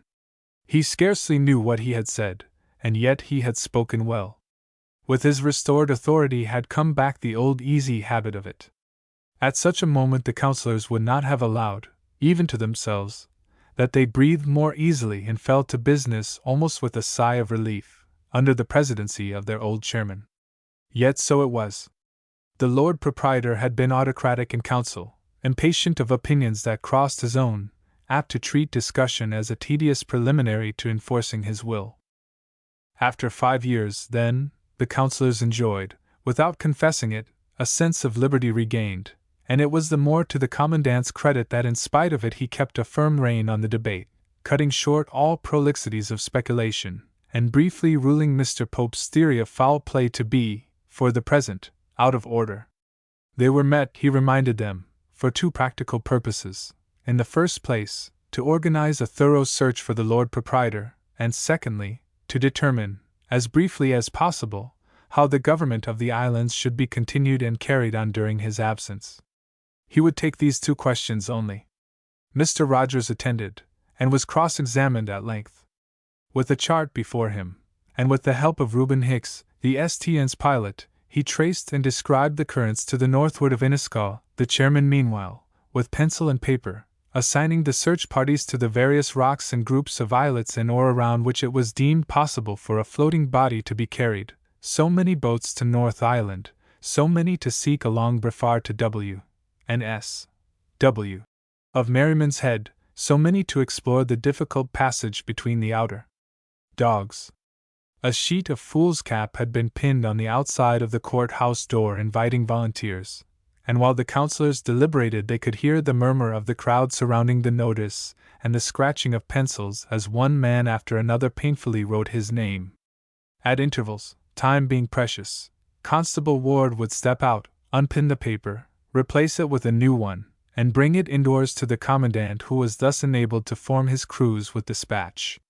It was during one of these intervals, the courthouse door being open for a moment, that Councillor Tregiscus, happening to glance out at the crowd from his raised chair, and over the heads of the crowd at the line of distant blue water sparkling in the afternoon sunshine, jumped up from his seat with an exclamation. "A yacht, by Gorm!" "Eh? What?" Fully half the councillors turned towards him, and craned their necks for a view through the doorway. "A yacht?" The commandant laid down his pen and stood up, raising himself a tiptoe on his dais in the endeavor to gain a glimpse of the horizon from the window high on his right. "A steam yacht!" The councillors stared one at another, wondering if this new arrival could have any possible connection with the Lord Proprietor's disappearance. "What's her flag?" demanded Mr. Rogers. "She carries no ensign," reported Mr. Tregiscus, "but a reddish-colored square flag, a house flag, belike. And yet, seemin' to me, she don't look like a private-owned craft." "She's the Admiralty yacht from Plymouth," announced Mr. Rogers, confidently. He had set a chair close to the window and climbed upon it. "Yes, yes, the old Circe. I could tell her in 1,000. She's slowing down to anchor, and see, there's the gold anchor on her flag. Listen, now, there goes!" Through the open doorway, across the clear water, their ears caught the splash of a dropped anchor, and the music of its chain running through the hawse pipe. The commandant rapped the table. "Gentlemen," said he, "oblige me by returning to your places and resuming our business. We shall not advance it just now by catching at hopes which may be baseless, though I admit the temptation. That these visitors bring us any news of the Lord Proprietor or any that bears, even remotely, upon his disappearance is, to say the least of it, highly improbable. On the other hand, it is certain that by detaining Mr. Rogers here we hinder him in the discharge of those courtesies which, as inspecting commander, he will be eager to pay to the newcomers.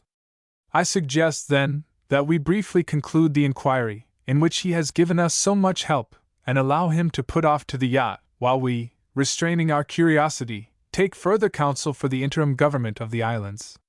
If," he turned to Mr. Rogers, "if, sir, our visitors can throw any light on the mystery, I may trust you to bring them to us with all dispatch." Accordingly Mr. Rogers, having briefly completed his evidence, was allowed to depart, and the councillors fell again to the business of distributing the crews of the search boats. Meanwhile, in the courthouse, it was agreed that supreme control of the executive reverted naturally to the commandant, subject only to such power of criticism or restraint as the council claimed over the action of the Lord Proprietor himself. The 12 shouted, "Aye," to this with one voice. The commandant, however, reminded them that he had not yet put the resolution, and that it was doubtful. He spoke as one who, some years ago, had made a study of these constitutional niceties. If the Council of 12 had really any say in the matter, they could, of course, elect their own president. But at this point a noise of women's voices on the quay, followed by a knocking on the door of the council chamber, put a period to the impatience of his auditors. The door was opened, and Mr. Rogers appeared on the threshold with a tall officer, gaunt and white-haired, in military undress, at first glance indisputably a person of distinction, standing close behind his shoulder. "I beg your pardon, Mr. President, if we interrupt the council," began Mr. Rogers. "But I have brought a visitor here, Sir Amany Ward, who has business with you so soon as the sitting is over. But who has no desire at all to interrupt it," added Sir Amany courteously, stepping forward and bowing to the council. "Good afternoon, gentlemen." "Good afternoon, sir." He stepped forward to the dais, holding out his hand. "Hey, my old friend Vigoureux, have you quite forgotten me in all these years?" "Ward!" exclaimed the commandant, his face brightening with sudden recognition. A moment later, even more suddenly, it grew gray and haggard, almost, you might say, with terror. But the visitor did not perceive this. "My dear fellow, why not give me the name as it rose to your lips? Tubby Ward it used to be in the trenches, eh?" "Gentlemen," Sir Amany turned to the council, "your president and I have interrupted each other's work before now, as gunner and sapper, under Sebastopol. But I have no desire to interrupt yours, knowing how serious it is. Mr. Rogers brought off the news, this disquieting, not to say dumbfounding, news, to the yacht just now, and I hardly need to tell you that it puts my own errand into the background. Sir," he turned to the commandant again, "I allowed Mr. Rogers to bring me here only on his surmise that your business would be over. If you will give me, having announced myself, your leave to withdraw." "We shall have done in a very few minutes," answered the commandant. His lips were dry, and he marveled at the careless sound of his own voice. He had not a doubt of the true meaning of Sir Amany's visit. Nay, the very swiftness with which it followed upon his letter of confession proved how serious a view the War Office must take of his case. He pulled himself together desperately. "If you will take a chair, sir, here on my right, I promise that 20 minutes will see us at an end." So the business of the council was resumed, and the commandant, still wondering at his own coolness, took up the thread of his discourse. It was, on the whole, an admirable discourse. He had the constitutional system of the islands at his fingers' ends, and today, with despair in his heart, but thinking nothing of them nor recking at all, he expounded them lucidly. His words, too, had a real effect upon his hearers, an emotional effect which Sir Amany, sitting and listening seriously, could not but note. At the conclusion, Mr. Pope rose again, and proposed, and Mr. Fossil again seconded, that the supreme government of the islands reverted naturally, for the time being, to the commandant, so that, for practical purposes, it may be contended he had spoken superfluously. But to one who looked beneath the surface, this did not matter. The court rose, with its ancient formalities. "Regni et insulis aegis sit deus propitius," said the president, closing the Bible, which at all meetings of the council lay open on the table before him. "Ita et laboribus nostris, amen," duly responded the 12 councillors, standing in their places while he walked with his guests to the door. On the threshold he faced about, and made them a bow, which they as ceremoniously returned. Out of doors the afternoon sun shone with a brightness almost dazzling after the shade of the courthouse, but the tonic northwest wind, blowing across the roads from Cromwell's Sound, held an autumnal chill, and the commandant shivered as he halted a moment to con the Circe in the offing. "I travel in state," said Sir Amany, with a laugh, as he followed this glance, "and with the cabins of half a dozen sea lords to choose between. In point of fact, our department has no boat at Plymouth capable of performing the passage comfortably, so, my business being partly theirs, I applied to the Admiralty, and the Admiralty placed their yacht at my disposal." The commandant did not understand, or perhaps he had not been listening intently. By tacit consent, the pair bent their steps towards the slope of Garrison Hill. "Also," Sir Amany resumed, "the Admiral at Plymouth added a word of advice, to take advantage of this spell of weather and make the passage at once. No doubt he had a professional distrust of a soldier's stomach. Still, he meant it kindly. And that accounts for my arriving some days ahead of scheduled time, and dropping into the midst of this disquieting business. What's the meaning of it, think you?" "The meaning of it?" echoed the commandant. You don't doubt the man fell over the cliffs and killed himself? The commandant shook his head. I don't doubt his having met with an accident, he answered. But I have some hope of finding him yet, and of finding him alive. To me, that doesn't seem likely. But I want to tell you at once that my business can wait. I repeat, I am ahead of time. I can employ myself on board, or get out the steam launch and explore the islands.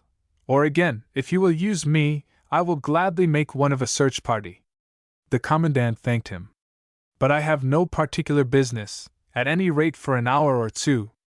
The boats have gone, and I leave it to Mr. Rogers to direct the search, now that we have laid down the plan of it. On these occasions, one captain is always better than two. Sir Amany might talk easily of postponing this or that, but the commandant, poor man, craved to get the worst over and learn his fate. By the by, Vigoureux, if you'll not mind my saying so, you handled that council of yours admirably. The commandant flushed. They are old friends of mine, Sir Amany. Why, and so am I an old friend, at least, as I supposed. Cannot you manage to drop the prefix? Very well. And now, if you have nothing better to do, take me over the old fortifications. They climbed the hill together to the garrison gate, and thence, bearing away to the left, started to make the round of the batteries. He flinched as they came to the first, the King George's battery, and stood by the deserted platform. The bitter humiliation to be here, master of a fortress without one single gun. Almost he dreaded to hear his guests break forth with a contemptuous laugh. Sir Amany, however, surveyed the ruin in silence, and when he spoke it was only to ask a question concerning the trajectory of the guns which had once furnished it.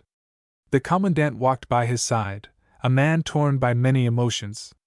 For the first time in 15 years he, an enthusiast in gunnery, had an opportunity to talk with one who really cared for gunnery and understood it.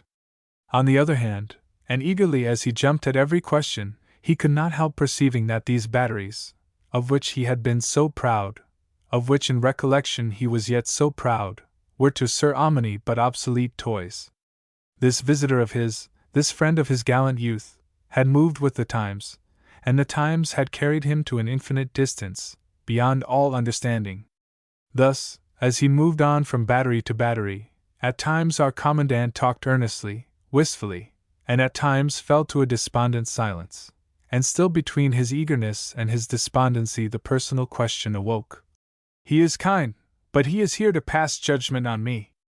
What can the sentence be but disgrace? Arrived at the keg of butter battery, Sir Amany seated himself on the low wall, hard by the spot where Vashti had dug at the stones with her sunshade.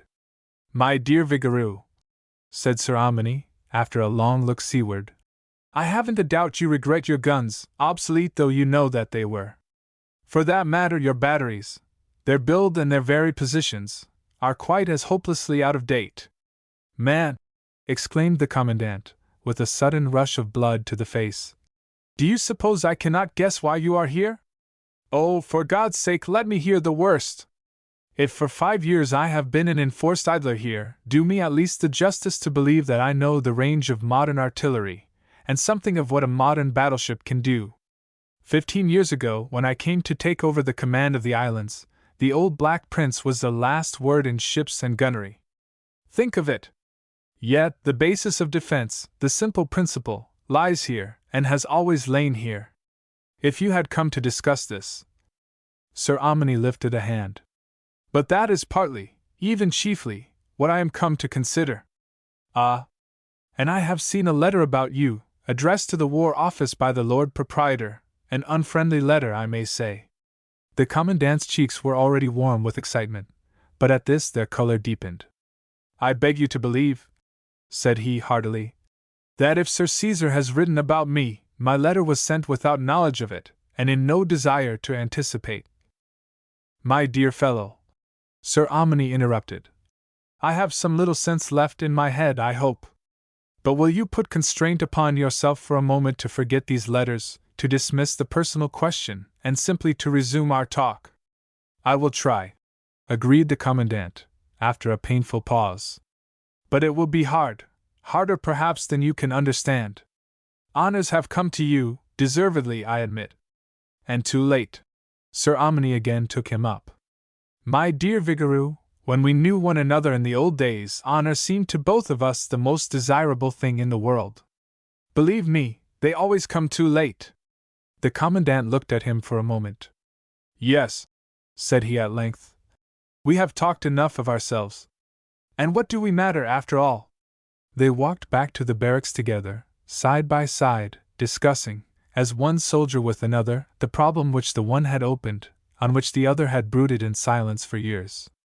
Arrived at his quarters, the Commandant applied the poker to his fire, motioned Sir Amini to the worn armchair, excused himself, and hurried off to seek Archelaus and discuss the chances of a cup of tea.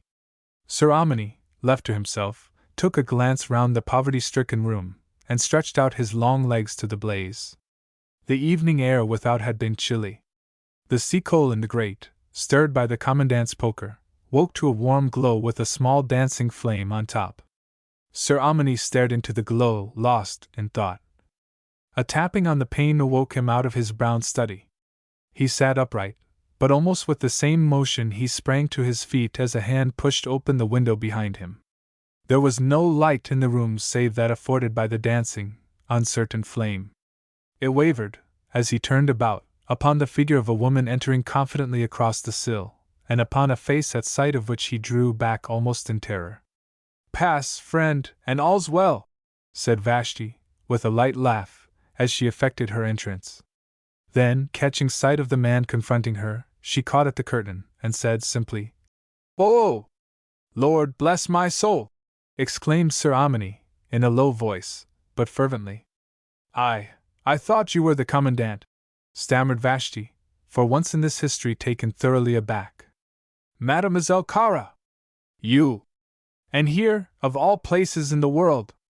But upon this they both turned, as the door opened and the Commandant stood on the threshold. "Miss Vashti!" The Commandant stared from one to the other. Vashti broke the silence with her ready laugh. "Sir Amini Ward and I have met before. He does not know that this is my native home, but—" She dropped them both a curtsy. "The point is that you are both to come with me, and at once." Chapter 28. The Finding. The two men followed her out into the darkness and across the turf slope towards the keg of butter. The Commandant, amid much that was bewildering, guessed that her boat lay moored there, and that she meant them to accompany her, either to Sarin or to Inisco. There was no danger of meeting anyone by the way, either on the hill or down by the shore, for the search had drawn off all the coast guard. Nevertheless, though he carried a lantern, he did not light it. The moon would not be up for an hour yet, but the northwesterly breeze had blown the sky clear of clouds. The stars, bright as always when the wind sets over the islands from that quarter, lent a pale radiance by which Sir Amini managed to steer his way, and at a fair pace, beside his more expert companion, and the Commandant, when they reached the cliff path, lent him a hand. "But you don't tell me you have come over from Sarin in that cockleshell of yours?" asked the Commandant, peering down into the darkness for a glimpse of the boat. Vashti, who was leading the way down the track, turned with a laugh. "No, and for a very good reason. I could not take you two back in her, for she would not carry you, and I could not borrow yours and leave her here for the Coast Guard to discover, and again the wind, though it has fallen, is against us. We shall have to pull, and there would be no sense in towing a boat, even a little one, for we are in a hurry. So I sailed across in Eli's. But please do not deride my poor cockleshell, as you call it, for without her I had never such news as I bring you. When are we to hear it?" She laughed again as she stooped and found the shoreline of Tregarthen's boat. "Not yet. No, and you need not light the lantern. We shall want it just before our journey's end, not until then." The Commandant helped her to draw in the boat, and they clambered on board. "But surely you don't expect me to steer?" protested Sir Amini, gazing blankly around at the darkness, as Vashti directed him to take his seat in the stern sheets. "No, I have unshipped the rudder, and you will have nothing to do but sit still and wonder." She snugged away the sail. "Now, will you take bow oar or stroke?" she asked the Commandant. "Better perhaps leave me the bow oar and the steering." "Might one ask whither?" "For Inisco, and for the landing beneath the great house. It will give us the farther to walk, but towards the north of the island we shall find ourselves in a press of boats. To be sure, no one is likely to suspect us. It will be supposed that we are joining the search. Still, I would rather run no risks, and the southern landing is almost certainly deserted." She shipped her oar, and as the commandant set the stroke she took it up with a will. At the 5th or 6th stroke she began to sing, not a set song, but little trills and snatches of melody, as though health, happiness, the joy of living, the delight of swinging to the oar in the cool night air, these together or something compounded of them all, filled her being and bubbled over. "You are silent, you two," she said it almost reproachfully, pausing to throw a glance over her shoulder and direct the steering. "And with excuse," Sir Amini answered. "Who is not mute when Mademoiselle Cara sings? And who, an hour ago, could have promised me that I should hear her sing, in this place, beneath the stars? Few will hear her any more," said Vashti lightly. "She is tired of the stage and thinks of marrying." "Indeed, mademoiselle? And whom are we to congratulate?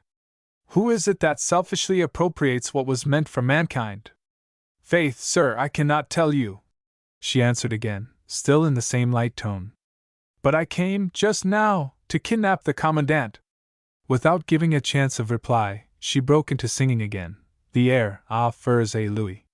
It gushed from her lips like a very fountain of happiness, irrepressible, springing towards the stars in jets and spurts of melody, falling with a ripple in which the music of the stars themselves seemed to echo, almost in the moment of its fall rising again, as though it panted with joy, not with weariness, for the spirit of it called impetuously to life.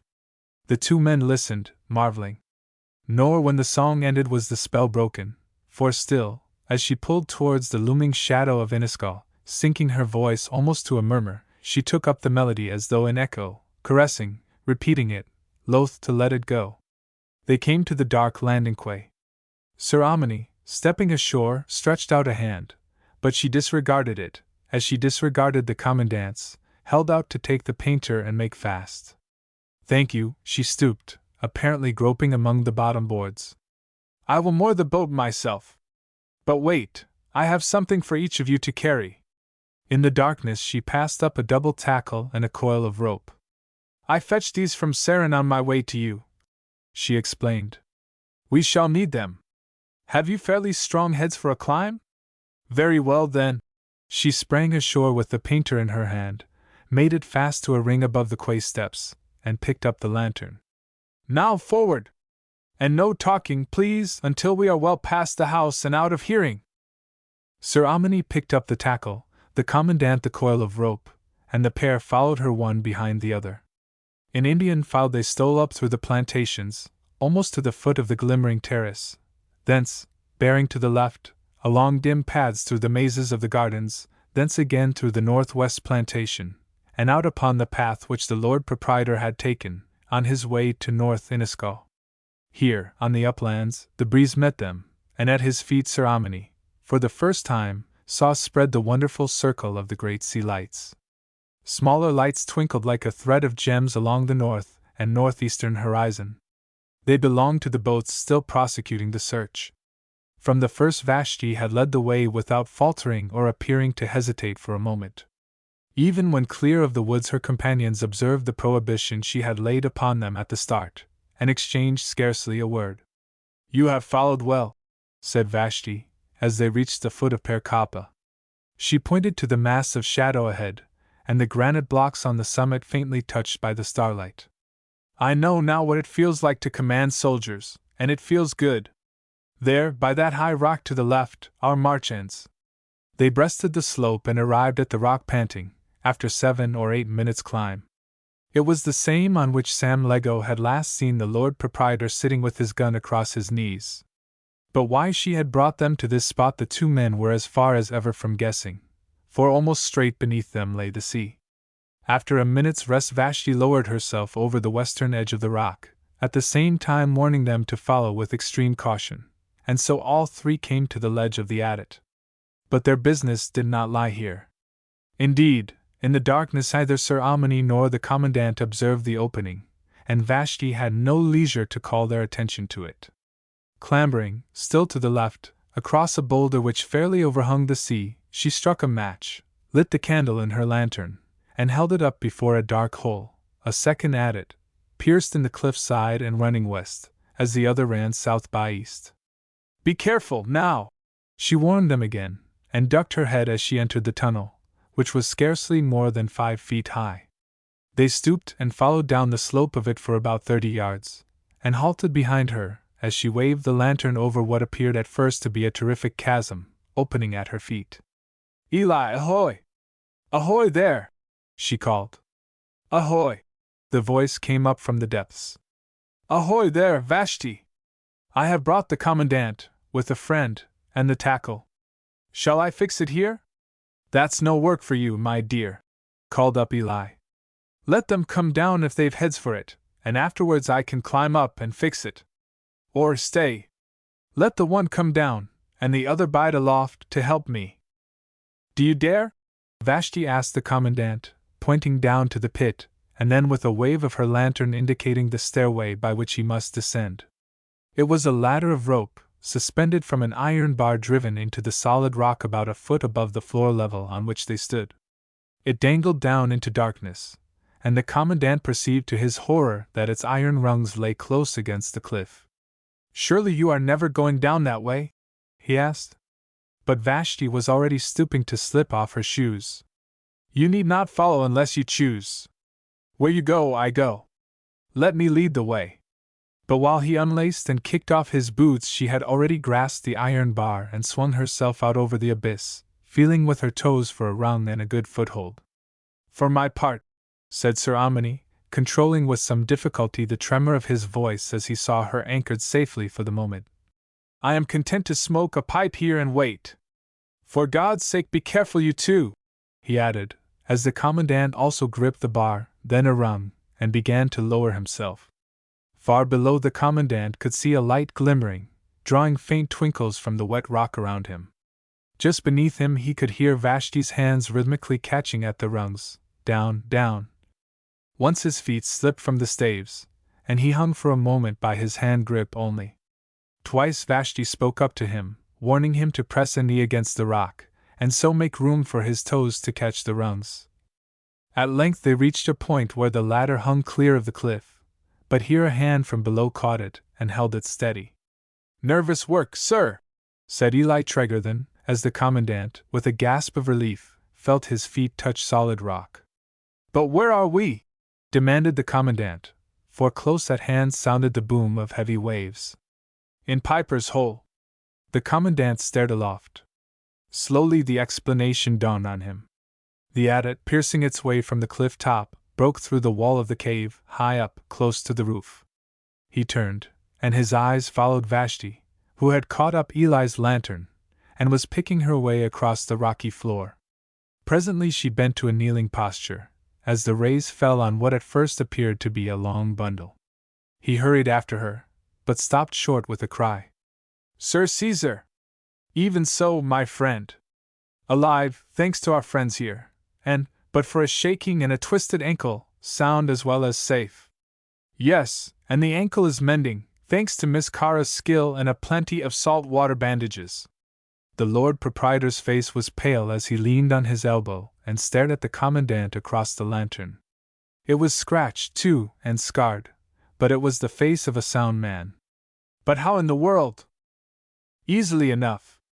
I was leaning over the cliff above here, with my gun beside me, when a piece of earth gave way under my head. I went down the slope head foremost, as I guess, and my coat must have caught in the gun's trigger guard. At any rate, it went off, and by the mercy of heaven without wounding me, but either the noise of it stunned me or the fall must have knocked me foolish, for tumbling among the bushes that grow in the hollow above the cave's entrance, I had not the sense to catch hold, but slid through them, and clean over the edge into the sea." "Eh? But pardon me, how can you possibly remember this?" stammered the commandant. "I saw it," said Vashti quietly. "Oh!" The commandant stared at her, and began to understand. "So you were the mermaid?" She nodded. "I happened to be on the rock outside the entrance, with my small boat lying in a low spot under its eastern shelter, and so I put off to him at once. There was a strong run of water into the cave. The depth was not above 3 feet when the waves ran back. So I clutched hold of him, though making sure he was dead, and drew him into the cave, above high water mark. It was hard work, though not so hard as dragging the boat after us. Why should you want to drag the boat so far? You don't mean to tell me that you have been hiding here, on purpose, while the search has been going on all around you? Vashti laughed. Why, of course we have. I heard you and Mr. Rogers last night. You were standing together on the very spot over which I had hauled the boat, only I had taken the precaution to smooth the sand over the track of her keel. From the ridge of rock there I launched her on the freshwater pool, and paddled her across with the Lord Proprietor safe on board. I was dreadfully afraid, while I listened to your voices, that you would cross the pool and discover her. It lies close? About 30 yards from where we stand. To confess the truth, put in the Lord Proprietor, my fall seems to have knocked some daylight into me, or else Miss Vashti is a witch. While she bound up my hurts we had some conversation together.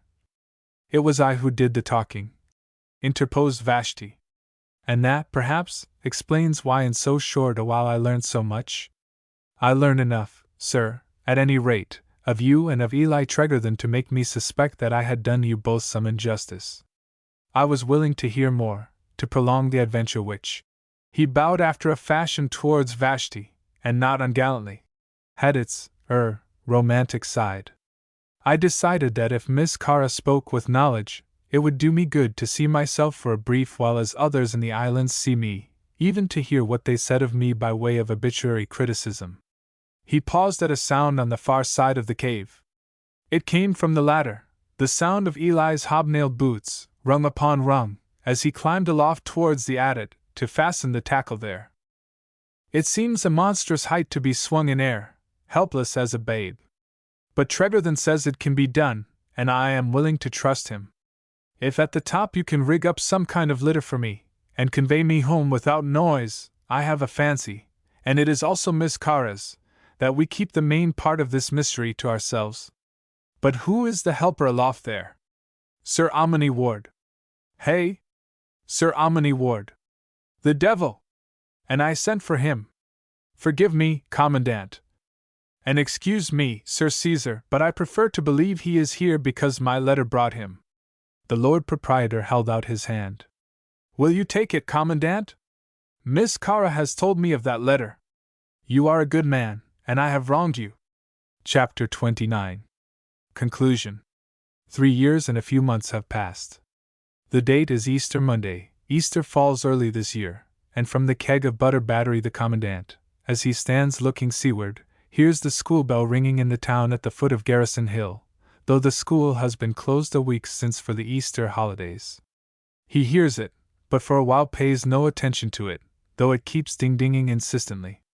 His eyes are bent on the sea, yet not in the direction of Sarin, where, if they sought carefully, they might detect a trace of smoke coiling up from the fold of the hills which hides Eli Tregarthen's farm, but westward, towards the main, whence the steamer will arrive before nightfall. She is not due for hours, yet the Commandant's gaze searches the horizon. The keg of butter battery mounts no guns as yet. It is no longer the ruined platform above which Vashti sat on the crumbling wall, and poked at the wild thyme with her sunshade. The government contractor has transformed it. The wall has disappeared, and a smooth glassy slopes from the Commandant's feet over hidden chambers, constructed to house those quick-firing guns. The chambers are ready, the guns will arrive within a week. It is not for them, however, that the Commandant scans the horizon so intently. Although it is holiday time, the bells in the town below are ringing to the schoolhouse, but the schoolhouse is filled with flowers. 2 years ago the Lord Proprietor called his islanders together, and explained how he hoped to bring back prosperity to the islands by means of daffodil culture. For an experiment, he offered to present 1,000 Dutch bulbs to every Katager who would give them soil and cultivation, and today the islanders celebrate their first daffodil show. In years to come, as the trade increases, the market will keep them too happily busy to waste time on exhibitions. We see them, and we part with them, on the eve of prosperity. So much, at any rate, has grown of the few bulbs carried by Archelaus for a peace offering. The commandant takes out his watch, discovers that it is close upon time for the opening ceremony, and descends the hill in a hurry. At the schoolhouse door he meets the Lord Proprietor, and they shake hands as they enter the building together. But after going the round of the stalls, the Lord Proprietor looks up. "She is coming this afternoon, is she not?" "She is coming," says the commandant, and looks forth from the open window over the sea.